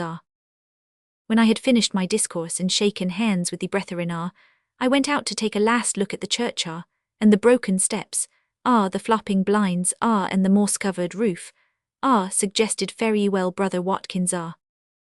I mounted my old grey mare with all my earthly possessions in my saddlebags, and as I passed down the street, the servant girls stood in the doors, and waved their brooms with a fare ye well, brother Watkins. As I passed out of the village, I thought I could hear the wind moaning through the waving branches of the trees, fare ye well, brother Watkins. I came on to the creek, and as the old mare stopped to drink, I thought I could hear the water rippling over the pebbles, fare ye well, brother Watkins. Even the little fishes, as their bright fins glistened in the sunlight, gathered round to say as best they could, fare ye well, brother Watkins. I was slowly passing up the hill meditating on the sad vicissitudes of life, when out bounded a big hog from the fence corner with an aboo, and I came to the ground with my saddle bags by my side, and as the old mare ran up the hill, she waved her tail back at me seemingly to say, fare ye well, brother Watkins. Logic. Anonymous. I her respectable papas. My dear, be sensible, upon my word. This for a woman even is absurd. His income's not £100, I know. He's not worth loving, but I love him so. Chapter 2. Her Mothers. You silly child, he is well made and tall, but looks are far from being all in all. His social standing's low, his family's low. He's not worth loving, and I love him so. Chapter 3. Her Eternal Friends. Is that he picking up the fallen fan? My dear, he's such an awkward, ugly man. You must be certain, pet, to answer no. He's not worth loving, and I love him so. Chapter 4. Her Brothers. By Jove, were I a girl through horrid hap, I wouldn't have a milk and water chap. The man has not a single spark of go. He's not worth loving, yet I love him so. V. Her Owns. And were he everything to which I've listened, though he were ugly, awkward, and he isn't, poor, lowly born, and destitute of go, he is worth loving, for I love him so. The Pride of Battery B. BYFHGASSAWY. South Mountain towered on our right. Far off the river lay, and over on the wooded height we kept their lines at bay. At last the muttering guns were stilled. The day died slow and wan. At last the gunners' pipes were filled. The sergeant's yarns began, when, as the wind a moment blew aside the fragrant flood, our brushwood raised before our view, a little maiden stood, a tiny tot of 6 or 7. From fireside fresh she seemed, of such a little one in heaven I know one soldier dreamed. And as she stood, her little hand went to her curly head in grave salute. And who are you? At length the sergeant said. Where is your home? He growled again. She lisped out, who is me? Why, don't you know I'm little Jane, the pride of Battery B? My home, why, that was burnt away, and Pa and Ma is dead. But now I ride the guns all day, along with Sergeant Ned.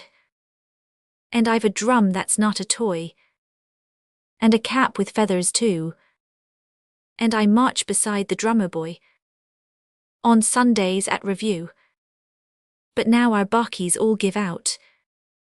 The men can't have their smoke, and so they're cross. Why, even Ned won't play with me and joke. And the big colonel said today, I hate to hear him swear, I'd give a leg for a good smoke, like the Yanks have over there. And so I thought, when beat the drum and the big guns were still, I'd creep beneath the tent and come out here across the hill and beg, good Mr. Yankee men, you'd give me some long jack. Please do. When we get some again, I'll surely bring it back. And so I came, for Ned says he, if you do what you say, you'll be a general yet, maybe, and ride a prancing bay. We brimmed her tiny apron o'er. You should have heard her laugh, as each man from his scanty store shook out a generous half, to kiss the little mouth stooped down, a score of grimy men, until the sergeant's husky voice said, "Tention, squad," and then we gave her escort till good night. The little waif we bid, then watched her toddle out of sight, or else 'twas tears that hid her baby form, nor turned about a man, nor spoke a word, until at length a far faint shout upon the wind we heard. We sent it back and cast sad eyes upon the scene around.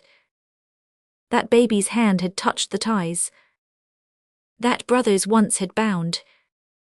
That's all save when the dawn awoke. Again the work of hell, and through the sullen clouds of smoke, the screaming missiles fell. Our colonel often rubbed his glass, and marvelled much to see. Not a single shell that whole day fell in the camp of Battery B. The dandy 5th, BYFHGASSAWY. 'Twas the time of the working men's great strike, when all the land stood still at the sudden roar from the hungry mouths that labour could not fill. When the thunder of the railroad ceased, and startled towns could spy 100 blazing factories, painting each midnight sky. Through Philadelphia's surging streets marched the brown ranks of toil, the grimy legions of the shops, the tillers of the soil. White-faced militiamen looked on, and women shrank with dread. 'Twas muscle against money then, 'twas riches against bread. Once as the mighty mob tramped on, a carriage stopped the way, upon the silken seat of which a young patrician lay. And as with haughty glance he swept along the jeering crowd, a white-haired blacksmith in the ranks took off his cap and bowed. That night the Labour League was met, and soon the chairman said, "There hides a Judas in our midst, one man who bows his head, who bends the coward's servile knee. When capital rolls by, down with him, kill the traitor cur," rang out the savage cry. Up rose the blacksmith then and held erect his head of grey. "I am no traitor though I bowed to a rich man's son today. And though you kill me as I stand, as like you mean to do, I want to tell you a story short, and I ask you'll hear me through. I was one of those who enlisted first, the old flag to defend. With Pope and Halleck, with Mack and Grant, I followed to the end. And 'twas somewhere down on the Rapidan, when the Union cause looked drear, that a regiment of rich young bloods came down to us from here. Their uniforms were by tailors cut.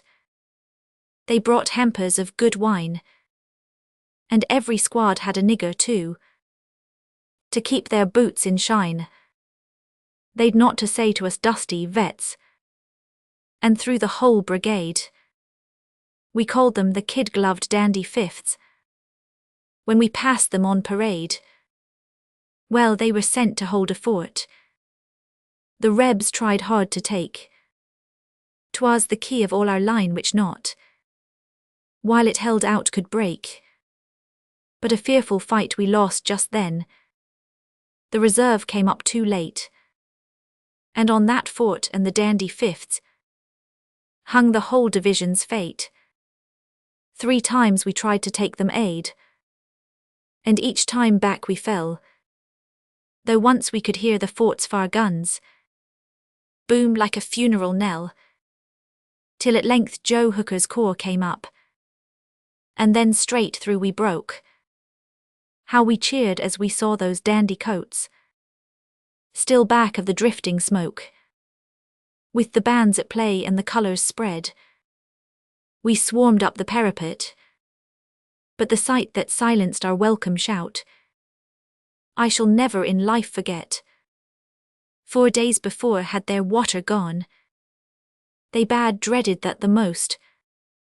The next their last scant rations went, and each man looked a ghost, as he stood gaunt-eyed behind his gun, like a crippled stag at bay, and watched starvation, but not defeat, draw nearer every day.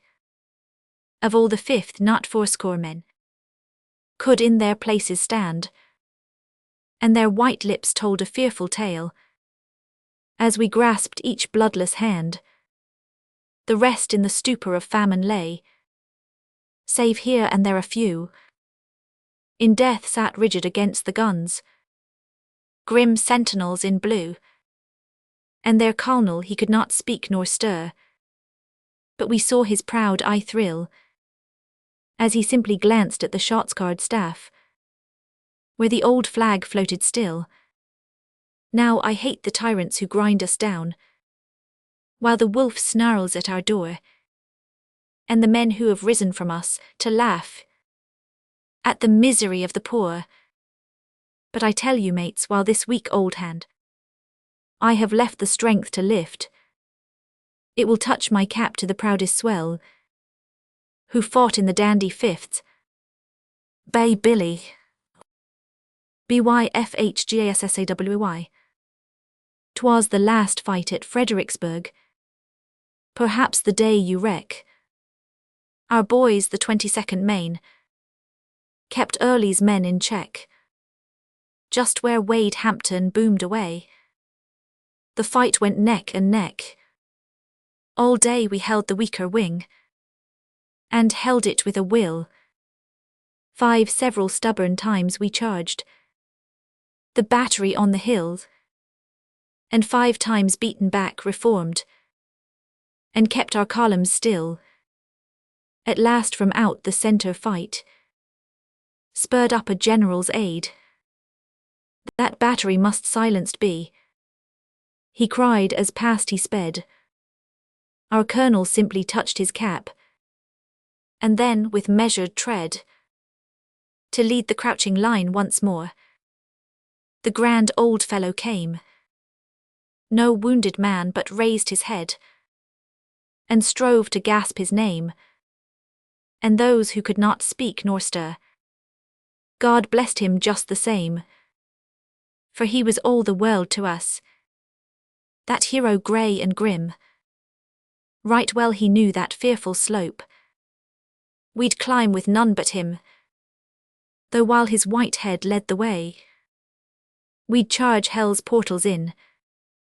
This time we were not halfway up, when midst the storm of shell, our leader with his sword upraised, beneath our bayonets fell, and as we bore him back the foe set up a joyous yell.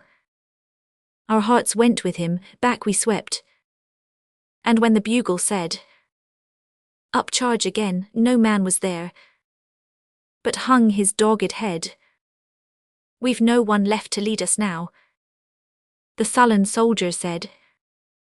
Just then before the laggard line, the colonel's horse we spied, Bay Billy with his trappings on, his nostrils swelling wide, as though still on his gallant back his master sat astride.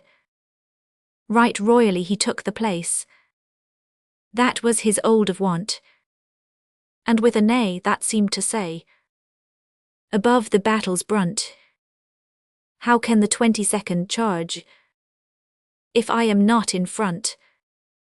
Like statues we stood rooted there, and gazed a little space. Above that floating main we missed the dear familiar face, but we saw Bay Billy's eye of fire, and it gave us hearts of grace. No bugle call could rouse us all, as that brave sight had done. Down all the battered line we felt a lightning impulse run. Up the hill we followed Bill, and captured every gun. And when upon the conquered height died out the battle's hum, vainly mid living and the dead, we sought our leader dumb. It seemed as if a spectre steed to win that day had come. At last the morning broke, the lark sang in the merry skies, as if to e'en the sleepers there it said, "Awake, arise," though naught but that last trump of all could ope their heavy eyes. And then once more with banners gay stretched out the long brigade. Trimly upon the furrowed field the troops stood on parade, and bravely mid the ranks we closed. The gaps the fight had made. Not half the 22nd's men were in their place that morn, and Corporal Dick, who yestermorn stood 6 brave fellows on, now touched my elbow in the ranks, for all between were gone. Ah, who forgets that dreary hour, when, as with misty eyes, to call the old familiar roll, the solemn sergeant tries, one feels that thumping of the heart, as no prompt voice replies, and as in faltering tone and slow, the last few names were said. Across the field some missing horse twirled up with weary tread. It caught the sergeant's eye, and quick Bay Billy's name was read. Yes, there the old Bay hero stood, all safe from battle's harms, and ere an order could be heard, or the bugle's quick alarms, down all the front from end to end, the troops presented arms. Not all the shoulder straps on earth could still our mighty cheer, and ever from that famous day, when rang the roll call clear, Bay Billy's name was read, and then the whole line answered here. The old veterans, Bybayard Taylor, an old and crippled veteran, to the War Department came. He sought the chief who led him on many a field of fame, the chief who shouted forward where'er his banner rose, and bore its stars in triumph behind the flying foes. Have you forgotten, General, the battered soldier cried, the days of 1812 when I was at your side? Have you forgotten Johnson, who fought at Lundy's Lane? 'Tis true I'm old and pensioned, but I want to fight again. Have I forgotten, said the chief, my brave old soldier? No. And here's the hand I gave you then, and let it tell you so. But you have done your share, my friend, you're crippled, old and grey, and we have need of younger arms and fresher blood today. But General, cried the veteran, a flush upon his brow, the very men who fought with us, they say, are traitors now. They've torn the flag of Lundy's Lane, our old red, white and blue. And while a drop of blood is left, I'll show that drop is true. I'm not so weak but I can strike, and I've a good old gun, to get the range of traitors' hearts, and prick them one by one. Your mini rifles and such arms, it ain't worthwhile to try. I couldn't get the hang o' them, but I'll keep my powder dry. God bless you, comrade, said the chief, God bless your loyal heart. But younger men are in the field, and claim to have a part. They'll plant our sacred banner firm in each rebellious town, and woe henceforth to any hand that dares to pull it down.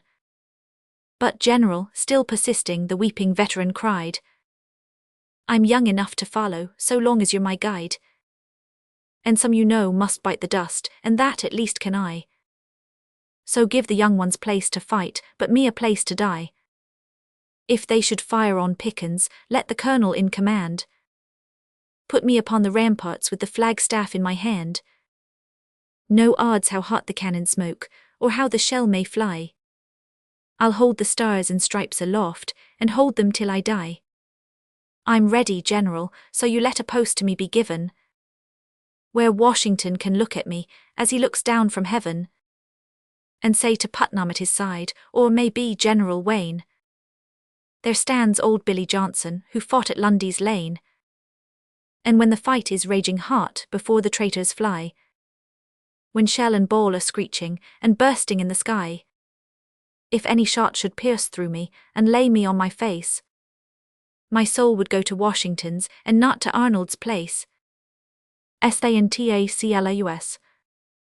By Alfred H. Miles. The bells were ringing their cheerful chimes in the old grey belfry tower. The choir were singing their carols betimes. In the wintry midnight hour, the waits were playing with eerie drawl. The mistletoe hung in the castle hall, and the old policeman was stomping his feet as he quivered and shivered along on his beat. The snow was falling as fast as it could, o'er city and hamlet, forest and wood, and Jack Frost, busy with might and main, was sketching away at each window pane. Father Christina's was travelling fast, mid the fall of the snow and the howl of the blast, with millions of turkeys for millions to taste, and millions of puddings all tied to his waist, and millions of mince pies that scented the air, to cover the country with Christmas fare. When over the hills from far away came Santa Claus with the dawn of day, he rode on a cycle, as seasons do, with Christmas behind him a tandem too. His pockets were bigger than sacks from the mill. The Soho Bazaar would not one of them fill, and the Lowther Arcade and the good things that stock it would travel with ease in his tiniest pocket. And these were all full of delights and surprises, for gifts and rewards and for presents and prizes, little knick-knackeries, beautiful toys, for mas and papas and for girls and for boys.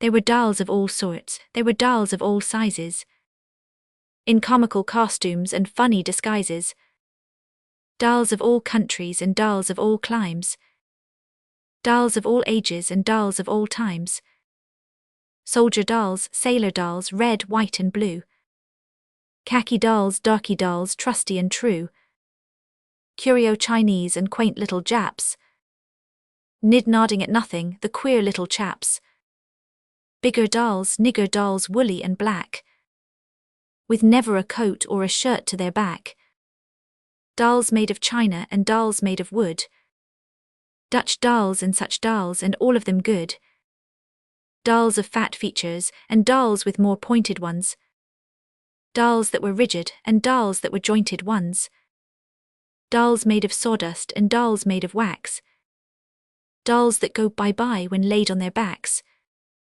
dolls that are silent when nobody teases them, dolls that will cry when one pinches or squeezes them, dolls with fair faces and eyes bright of hue, the black and the brunette, the blonde and the blue, bride dolls and bridegrooms, the meekest of spouses, and hundreds and thousands of pretty dolls' houses.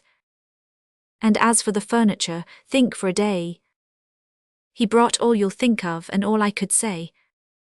And then there were playthings and puzzles and games, with all kinds of objects and all sorts of names, musical instruments, boxes and glasses, and fiddles and faddles of various classes, mandolins ready for fingers and thumbs, and banjos and tambourines, trumpets and drums, Noah's arks, animals, reptiles and mammals, mammoths and crocodiles, cobras and camels, lions and tigers as tame as a cat, eagles and vultures as blind as a bat, bears upon bare poles and monkeys on sticks, foxes in farmyards at mischievous tricks, monkeys on dogs too, and dogs too on bicycles, clumsy old elephants triking on tricycles, horses on rockers and horses on wheels, but never a one that could show you his heels.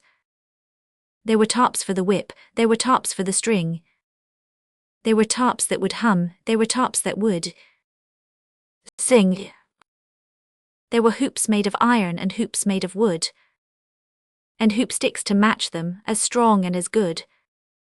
There were books full of pictures and books full of rhymes. There were songs for the seasons and tales for the times, pen knives and pen wipers, pencils and slates, wheelers and rockers and rollers and skates, bags full of marbles and boxes of bricks, and bundles of canes and of sticks. There were prams for the girls, there were trams for the boys, and thousands of clever mechanical toys, engines and carriages running on rails, steamers and sailors that carry the mails, flags of all nations and ships for all seas, the Red Sea, the Black Sea, or what sea you please, that ticket by clockwork or puff it by steam, or outsail the weather or go with the stream. Carriages drawn by a couple of bays, buses and hansoms and wagons and drays, coaches and curricles, rallies and gigs, all sorts of wheelers with all sorts of rigs, cricket and croquet and bat, trap and bowl, and tennis, but really the list would appall. There were bowls for the mouth, there were bowls for the feet, there were balls you could play with and balls you could eat. There were bowls made of leather and bowls made of candy, bowls of all sizes, from footballs to brandy. And then came the boxes of curious games, with all sorts of objects and all sorts of names. Lotto and Ludo, the fox and the geese, Halma and solitaire, all of a piece. Go bang and ringolette, hook it and quoits, for junior endeavours and senior exploits.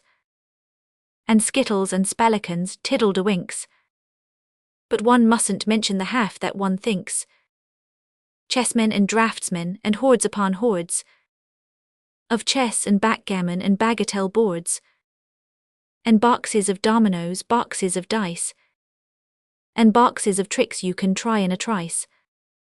And Santa Claus went with his wonderful load through street after street and through road after road, and crept through the keyholes or some other way. He got down the chimneys, so some people say, but one way or other he managed to creep where all the good children were lying asleep. And when he got there, all the stockings in rows that were ready hung up he crammed full to the toes with the many good things he had brought with the day from over the hills and far away. And Santa Claus smiled as he looked on the faces of all the good children asleep in their places, and laughed out so loud as to almost awaken one sharp little fellow who great pains had taken. His socks were too small, for he'd hopes of great riches, so tying the legs he had hung up his breeches. And surely the tears almost came in his eyes as he opened a letter with joy and surprise that he took from a stocking hung up to a bed. And surely they fell as the letter he read. 'Twas a little girl's hand and said, "Dear Santa Claus, don't forget baby's socks, they's hung up to the drawers." But wasn't there laughter and shouting and noise from the boys and the girls and the girls and the boys when they counted the good things the good saint had brought them and laid them all out on their pillows to sort them? Such wonderful voices, such wonderful lungs. It was just like another confusion of tongues, a babel of chatter from master and miss. And I don't think they've left off from that day to this. Ah, good little people, if thus you shall find rich treasures provided, be grateful and mind, in the midst of your pleasures, a moment to pause, and think about Christmas and good Santa Claus. Remember, in weary and desolate places, with tears in their eyes and with grime on the faces, the children of poverty sorrow and weep, with little to cheer them awake or asleep.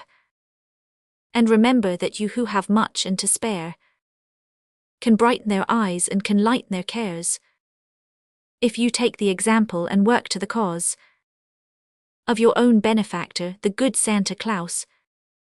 You need not climb chimneys in tempest and storm, nor creep into keyholes in fairy-like form.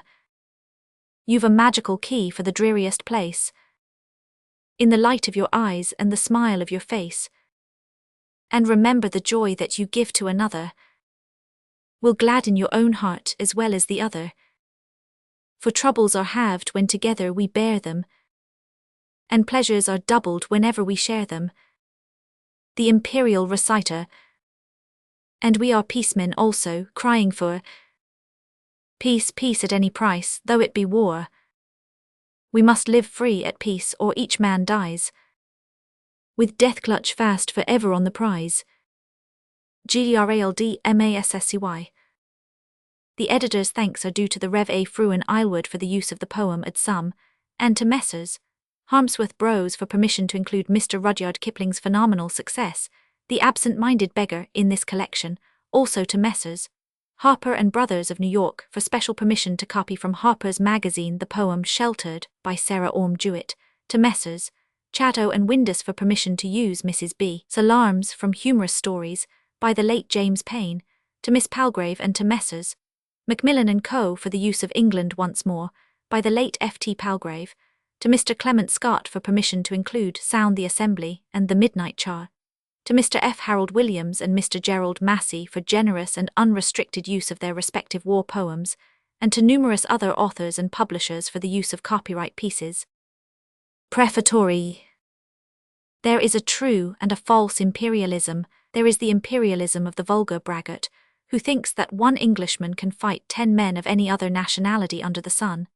And there is the imperialism of the man of thought, who believes in the destiny of the English race, who does not shrink from the responsibilities of power, from craven fear of being great, and who holds that an Englishman ought to be ready to face 20 men if need be, of any nationality, including his own, rather than surrender a trust or sacrifice a principle. The first would base empire on vanity and brute force, inspired by the vulgar reflection, "We've got the men, we've got the ships, we've got the money too." The second does not seek empire, but will not shrink from the responsibilities of its growth, and in all matters of international dispute believes with Solomon that he that is slow to wrath is of great understanding, and in all matters of international relationship that righteousness exalteth a nation. The rapid and solid growth of the British Empire has been due largely to two characteristics of its rule: the integrity of its justice and the soundness of its finance. Native races everywhere appeal with confidence to the justice of our courts, and find in the integrity of our fiscal system relief from the oppressive taxation of barbarous governments. These blessings we owe, and with them the strength of our empire, not to the force of our arms in the field, but to the subordination of the military to the civil spirit, both in peace and war. Other nations fail in their attempts at colonization because they proceed on military lines. With them, it is the soldier first and the civilian where he can. England succeeds because she proceeds on industrial lines. With her, it is the plough where it may be and the sword where it must. The military spirit never yet built up an enduring empire, and the danger of military success is that it is apt to confuse means and ends in the public mind, and to encourage the subordination of the civil to the military spirit in national institutions. Such a result could only be disastrous to the British Empire, and so, while rejoicing in the success of the British arms, it behoves us to oppose with all our strength the growth of the military spirit. The 7th decade of the 19th century saw the realization of one of the greatest facts of our time, the federation of the German states in one great military empire. The 10th decade has realized a greater fact, the federation of the British colonies in a great social and commercial empire. The German Empire must fall to pieces if it continues to subordinate the civil to the military spirit in its national policy. The British Empire can never perish while it is true to the fatherhood of God and the brotherhood of man. Signs of the growth of a military spirit are to be seen in the advocacy of some form of conscription or compulsory service for home defense. And this, too, at a time when the ends of the earth have been sending us volunteers in abundance to espouse a foreign quarrel. Such advocates neither understand the national history nor the English character. Were England in any real danger, there would be no need for forced service, and service forced without need would breed revolution. The nation that cannot depend upon its volunteers for its home defense is not worth defending. Alfred H. Miles, October 1, 1900. Contents. Named author: The Englishman Eliza Cook. England Goes to Battle Gerald Massey. England Once More F.T. Palgrave. God Defend the Right F. Harold Williams. The Volunteer Alfred H. Miles. Down in Australia Gerald Massey. Australia Speaks Gerald Massey. An Imperial Reply Gerald Massey. The Boys Return Gerald Massey. Sound the Assembly Clement Scott. The Absent-Minded Beggar Rudyard Kipling. For the Empire F. Harold Williams. Wanted a Cromwell F. Harold Williams. England's Ironsides F. Harold Williams. The Three Cherry Stones Anonymous, The Midshipman's Funeral Darley Dale, Ladysmith F. Harold Williams, The 6-Inch Gun The Bombshell, St. Patrick's Day F. Harold Williams, The Hero of Omdurman F. Harold Williams, Boot and Saddle F. Harold Williams, The Midnight Charge Clement Scott, Mafeking at Some A. Fruin Islewood, The Fight at Rorke's Drift Emily Pfeiffer, Relieved at Mafeking Daily Express, How Sam Hodge Won the V.C. Geoffrey Prowse, The Relief of Lucknow R.T. S. Lowell, A Ballad of War M.B. Smedley, The Ulma R.C. Trench, After Ulma Gerald Massey, Balaclava, The Charge of the Light Lord Tennyson, Brigade, After Balaclava James Williams, In Kerman Gerald Massey, Killed in Action F. Harold Williams, At the Breach Sarah Williams, Santa Philomena H. W. Longfellow, The Little Hatchet Story Burdett, The Loss of the Birkenhead Sir F. H. Doyle, Elihu Alice Carey, The Last of the Eurydice Sir Noel Paton, The Warden of the Cinque Ports H. W. Longfellow, England's Dead Felicia Hemans, Mehrab Khan Sir F. H. Doyle, The Red Thread of Honour Sir F. H. Doyle, The Private of the Buffs Sir F. H. Doyle, A Fisherman's Song Alfred H. Miles, The Field of Waterloo Lord Byron, The Lay of the Brave Cameron J. S. Blackie, A Song for Stout Workers J. S. Blackie, At the Burial of a Veteran Alfred H. Miles,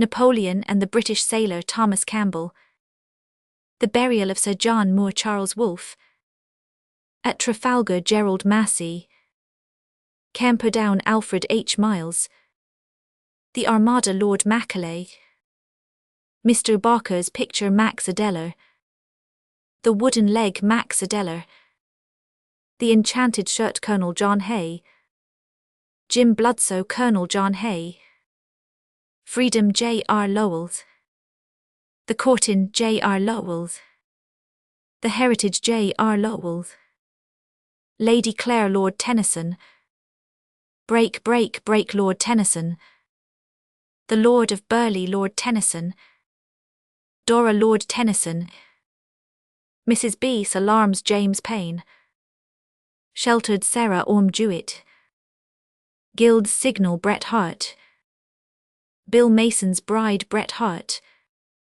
The Clown's Baby St. Nicholas, Aunt Tabitha O. Wendell Holmes, Little Orphant Annie J. Whitcomb Riley, The Limitations of Youth Eugene Field, Rubinstein's Playing Anonymous, Obituary William Thompson, The Editor's Story Alfred H. Miles, Nat Rickett Alfred H. Miles, Spatially Jim Harper's Magazine, Arise Ancient Mariner Campbell Ray Brown, The Amateur Orlando George T. Lanigan, A Ballad of a Bizarre Campbell Ray Brown, A Parental Ode Thomas Hood, 'Twas Ever Thus Henry S. Lee, Miss Maloney on the Chinese Question Mary Mapps Dodge, The Heathen Chinny Bret Harte, Ho-Ho of the Golden Belt John G. Sachs, The Hired Squirrel Laura Sanford,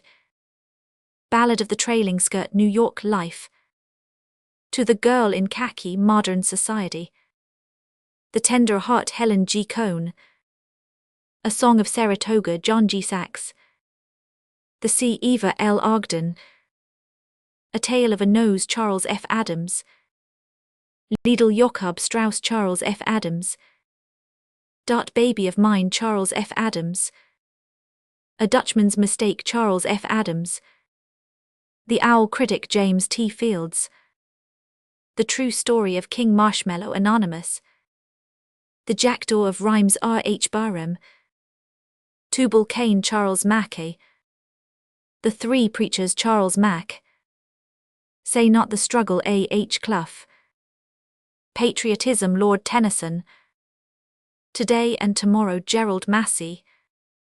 Ring Out, Wild Bells, Lord Tennyson. Rule Britannia, James Thompson. The Imperial Reciter, edited by Alfred H. Miles.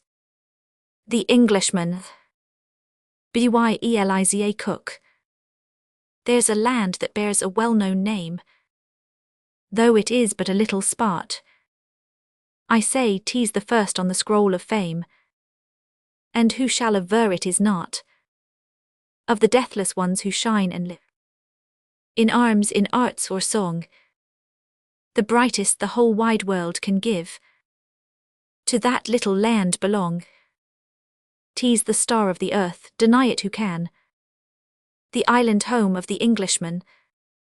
There's a flag that waves o'er every sea, no matter when or where, and to treat that flag as aught but the free is more than the strongest dare, for the lion spirits that tread the deck have carried the palm of the braves, and that flag may sink with a shot-torn wreck, but never float o'er a slave.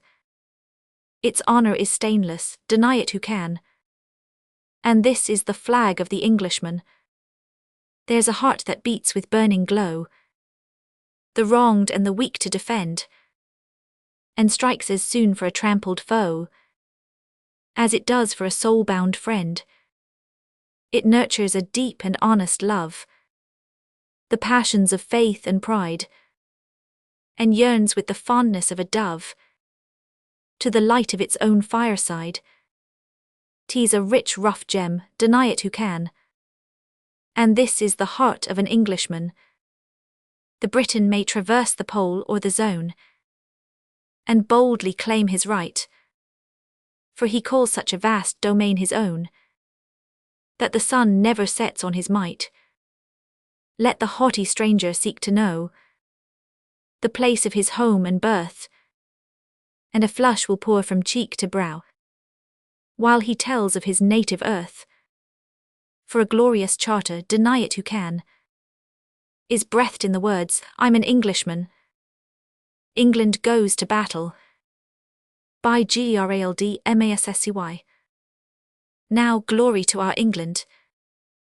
She arises calm and grand, the ancient spirit in her eyes, the good sword in her hand. Our royal right on battleground was I to bear the brunt. Ho, brave heart, with one passionate bound, take the old place in front. Now glory to our England, as she rises calm and grand, the ancient spirit in her eyes, the good sword in her hand. Who would not fight for England? Who would not fling a life's either ring to meet a tyrant's gage, and glory in the strife? Her stem is thorny but doth burst, a glorious rose atop. And shall our proud rose wither first? We'll drain life's dearest drop. Who would not fight for England? Who would not fling a life's either ring to meet a tyrant's gage, and glory in the strife? To battle goes our England, as gallant and as gay, as lover to the altar on a merry marriage day.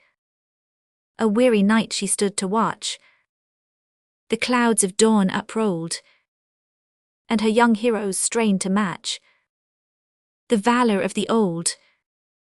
To battle goes our England, as gallant and as gay, as lover to the altar on a merry marriage day. Now fair befall our England on her proud and perilous road, and woe and wail to those who make her footprints wet with blood. Up with our Red Cross banner, roll a thunder peal of drums. Fight on there, every valiant soul. Have courage, England comes. Now fair befall our England on her proud and perilous road, and woe and wail to those who make her footprints wet with blood. Now victory to our England. and where'er she lifts her hand, in freedom's fight to rescue right, God bless the dear old land. And when the storm hath passed away, in glory and in calm, may she sit down the green o' the day, and sing her peaceful psalm.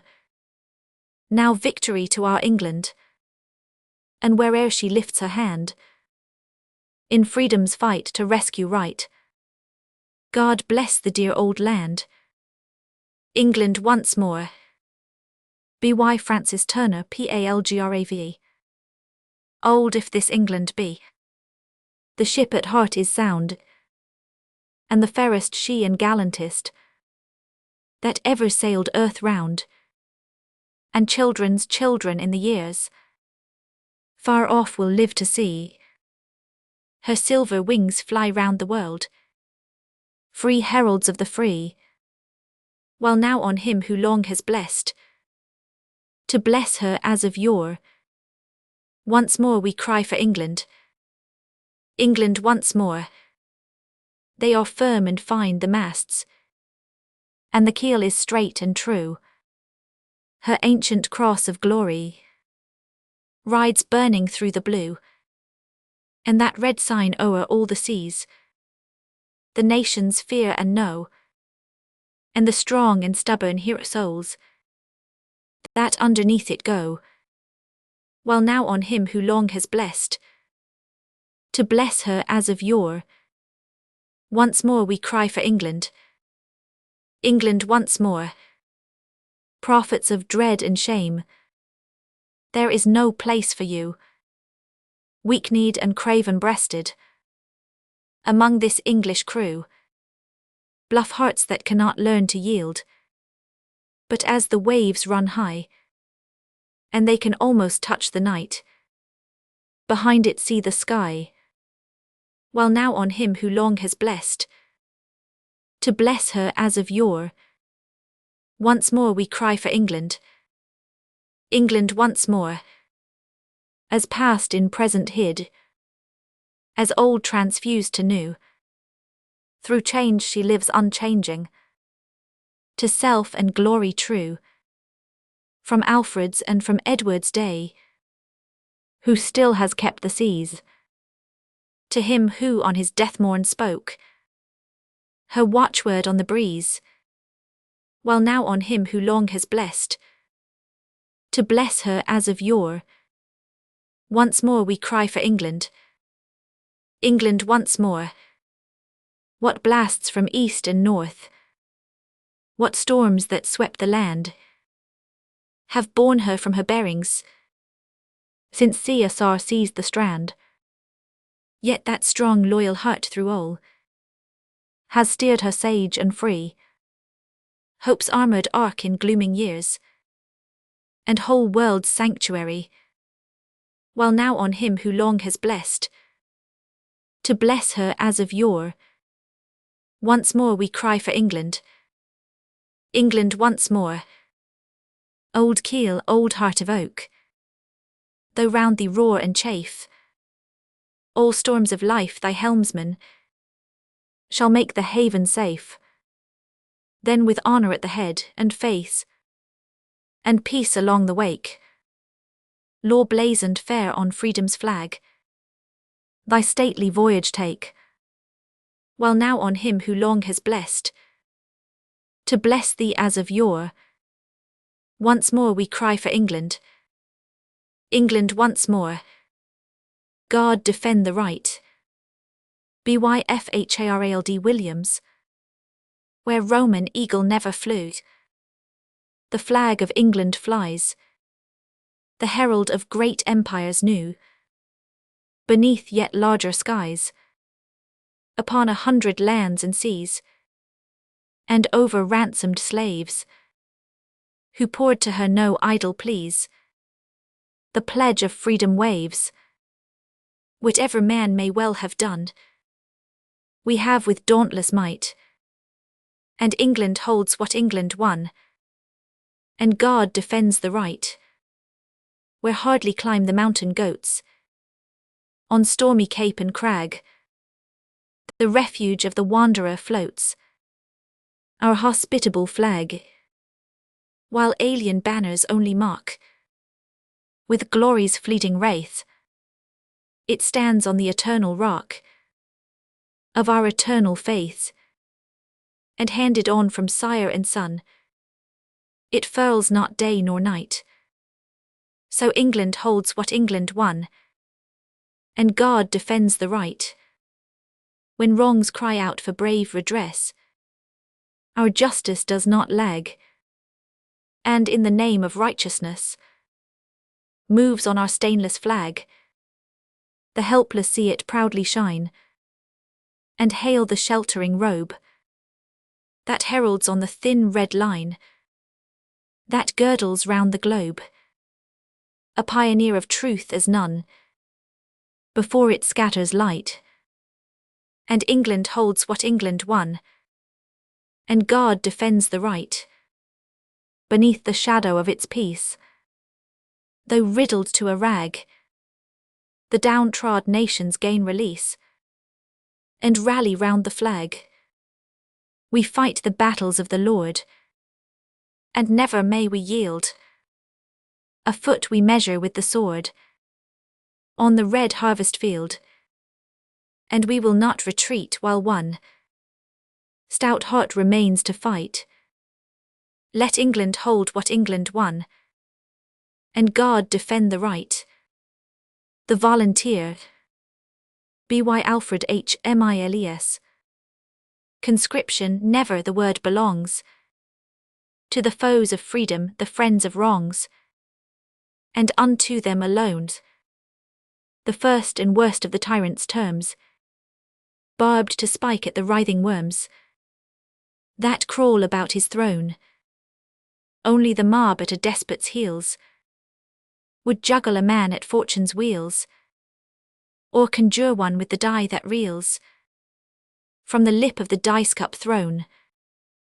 The soldier forced to the field of fight, with never a reck of the wrong or right, wherever a flag may waves, by the toss of a coin or a number thrown, fights with a will that is not his own, a victim and a slave. Right is might in ever a fight, and truth is bravery, and the right and true are the ready too, when the bolt is hurled in the peaceful blue, by the hand of knavery. And the land that fears for its volunteers is a land of slavery.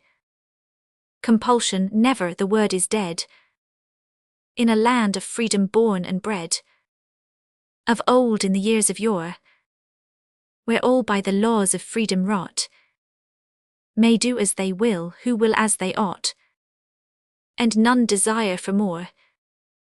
Who brooks no spur has need of none, who needs a spur is a traitor son, and all are ready and all are won. When freedom calls to the fore, the soldier forced to the field of war, by the iron hand of a tyrant law, wherever a flag may waves, and the pressed at best but a coward's hest, fight with the bitter sullen zest, and the ardour of a slave. A hireling never the bought and sold, are ever the prey of the traitor's gold, wherever the fight may be, or ever a man will sell his sword, the highest bidder may buy the god, with a coward's niggard fee. Who buys and sells to the market goes, and sells his friends as he sells his foes, so he gain in the main by his country's woes.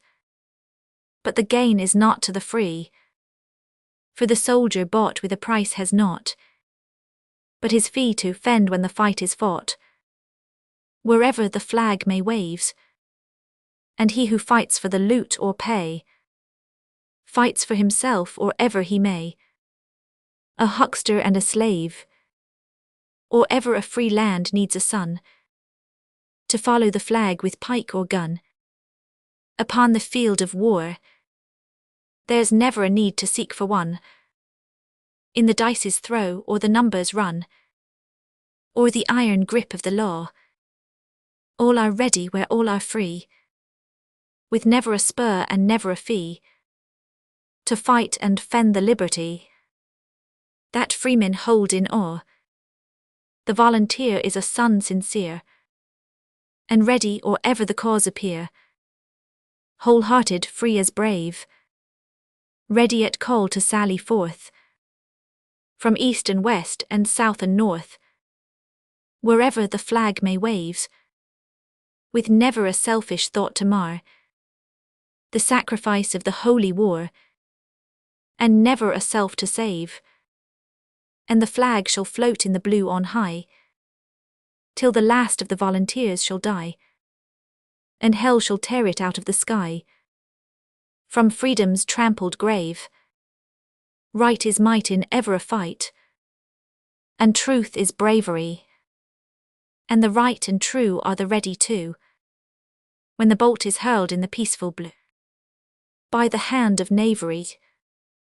And the land that fears for its volunteers is a land of slavery. Down in Australia, by Gerald Massey. Quaff a cup and send a cheer up for the old land. We have heard the reapers shout for the harvest going out, with the smoke of battle closing round the bold land, and our message shall be hurled, ringing right across the world. There are true hearts beating for you in the gold land. We are with you in your battles, brave and bold land. For the old ancestral tree striketh root beneath the sea, and it beareth fruit of freedom in the gold land. We shall come too if you call. We shall fight on if you fall. Shakespeare's land shall never be a bought and sold land. Oh, a terror to the tyrant is that bold land. He remembers how she stood, with her raiment rolled in blood, when the tide of battle burst upon the old land, and he looks with darkened face, for he knows the hero race. Strike the harp of freedom, draw her sword with bold hand, when the smoke of battle rises from the old land. You shall see the tyrant down, you shall see her lifted crown. Where's another peerless jewel one with bold hand? She shall thresh her foes like corn, they shall eat the bread of scorn. We will sing her song of triumph in the gold land. Quaff a cup and send a cheer up for the old land. We have heard the reapers shout for the harvest going out, seen the smoke of battle closing round the bold land, and our answer shall be hurled, ringing right across the world. All true hearts are beating for you in the gold land.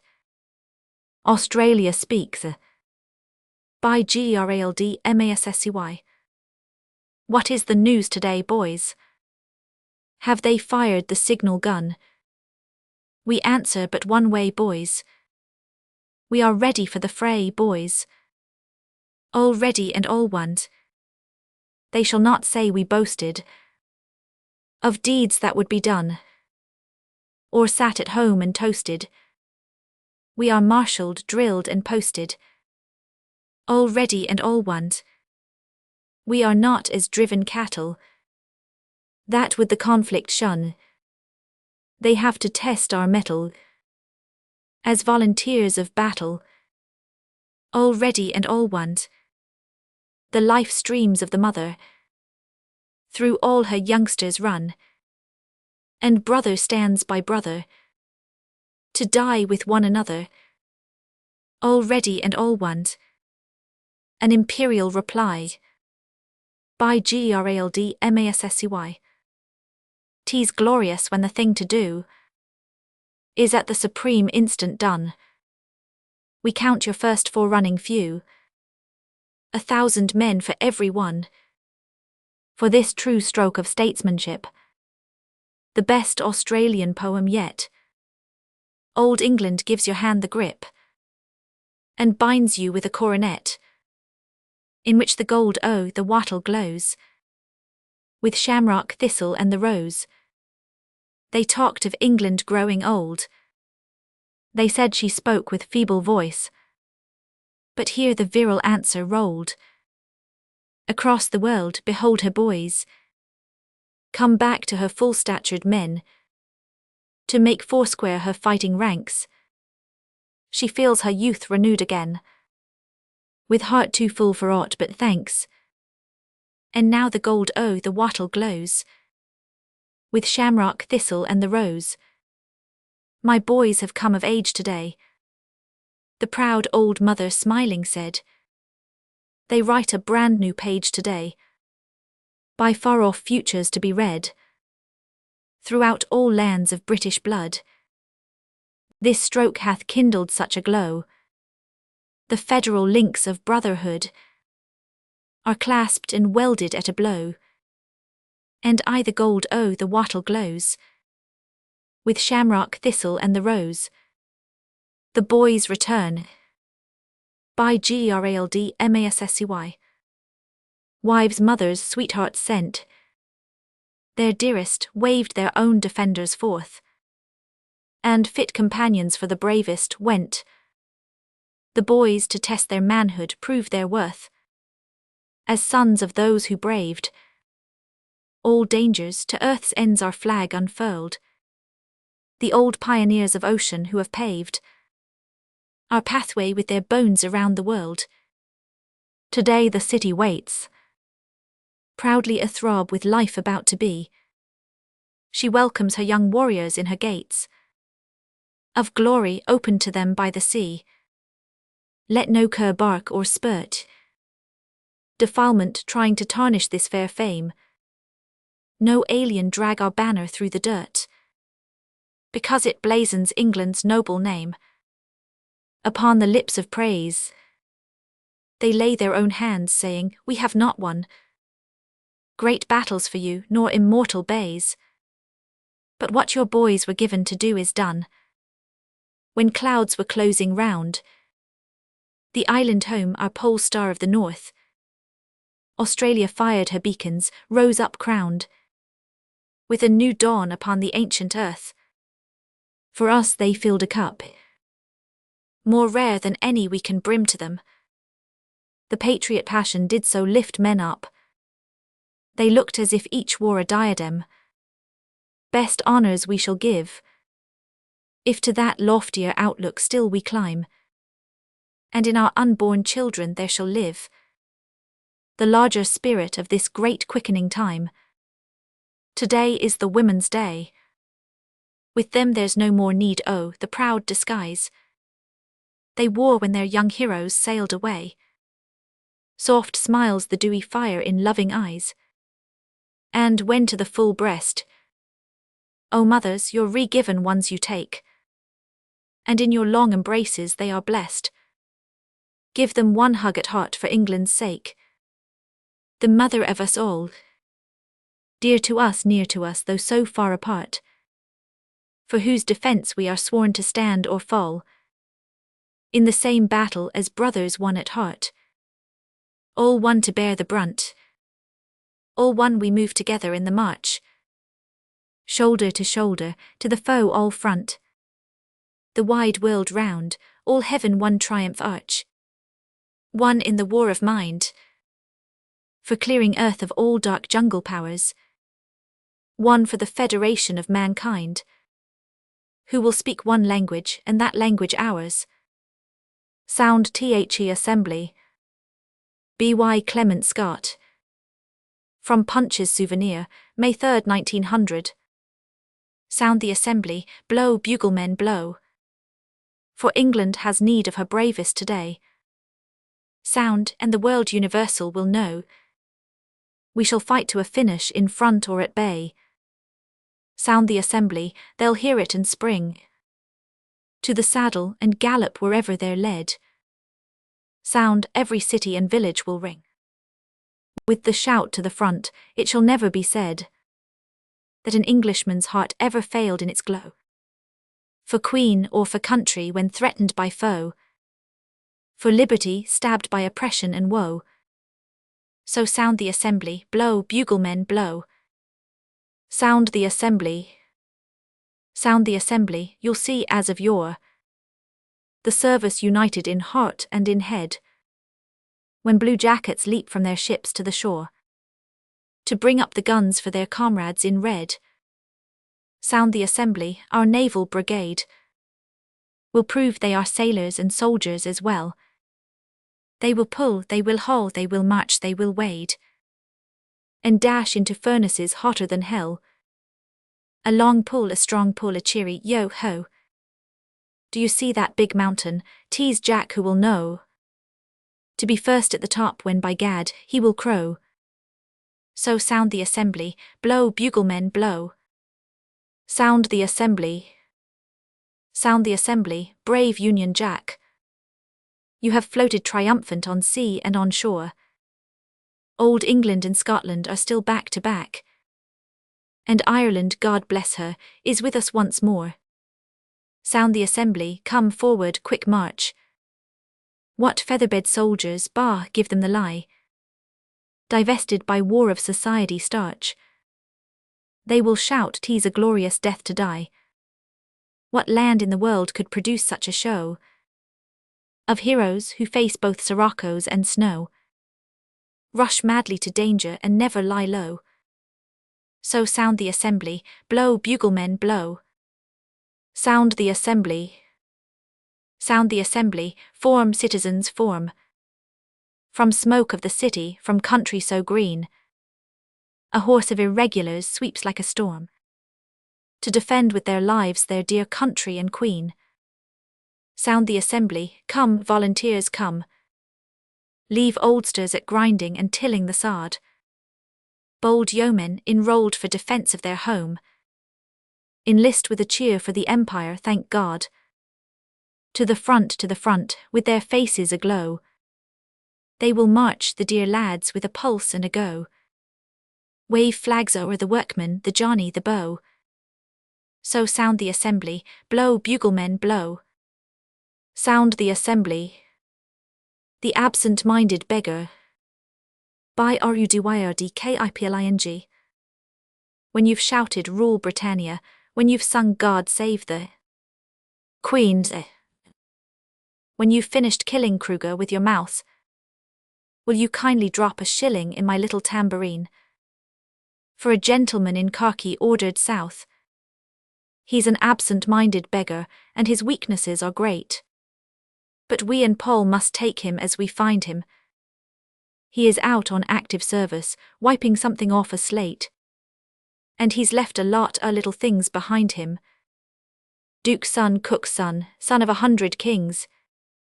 50,000 horse and foot going to Table Bay.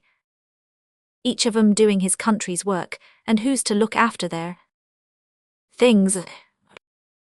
Pass the hat for your credit's sake, and pay, pay, pay.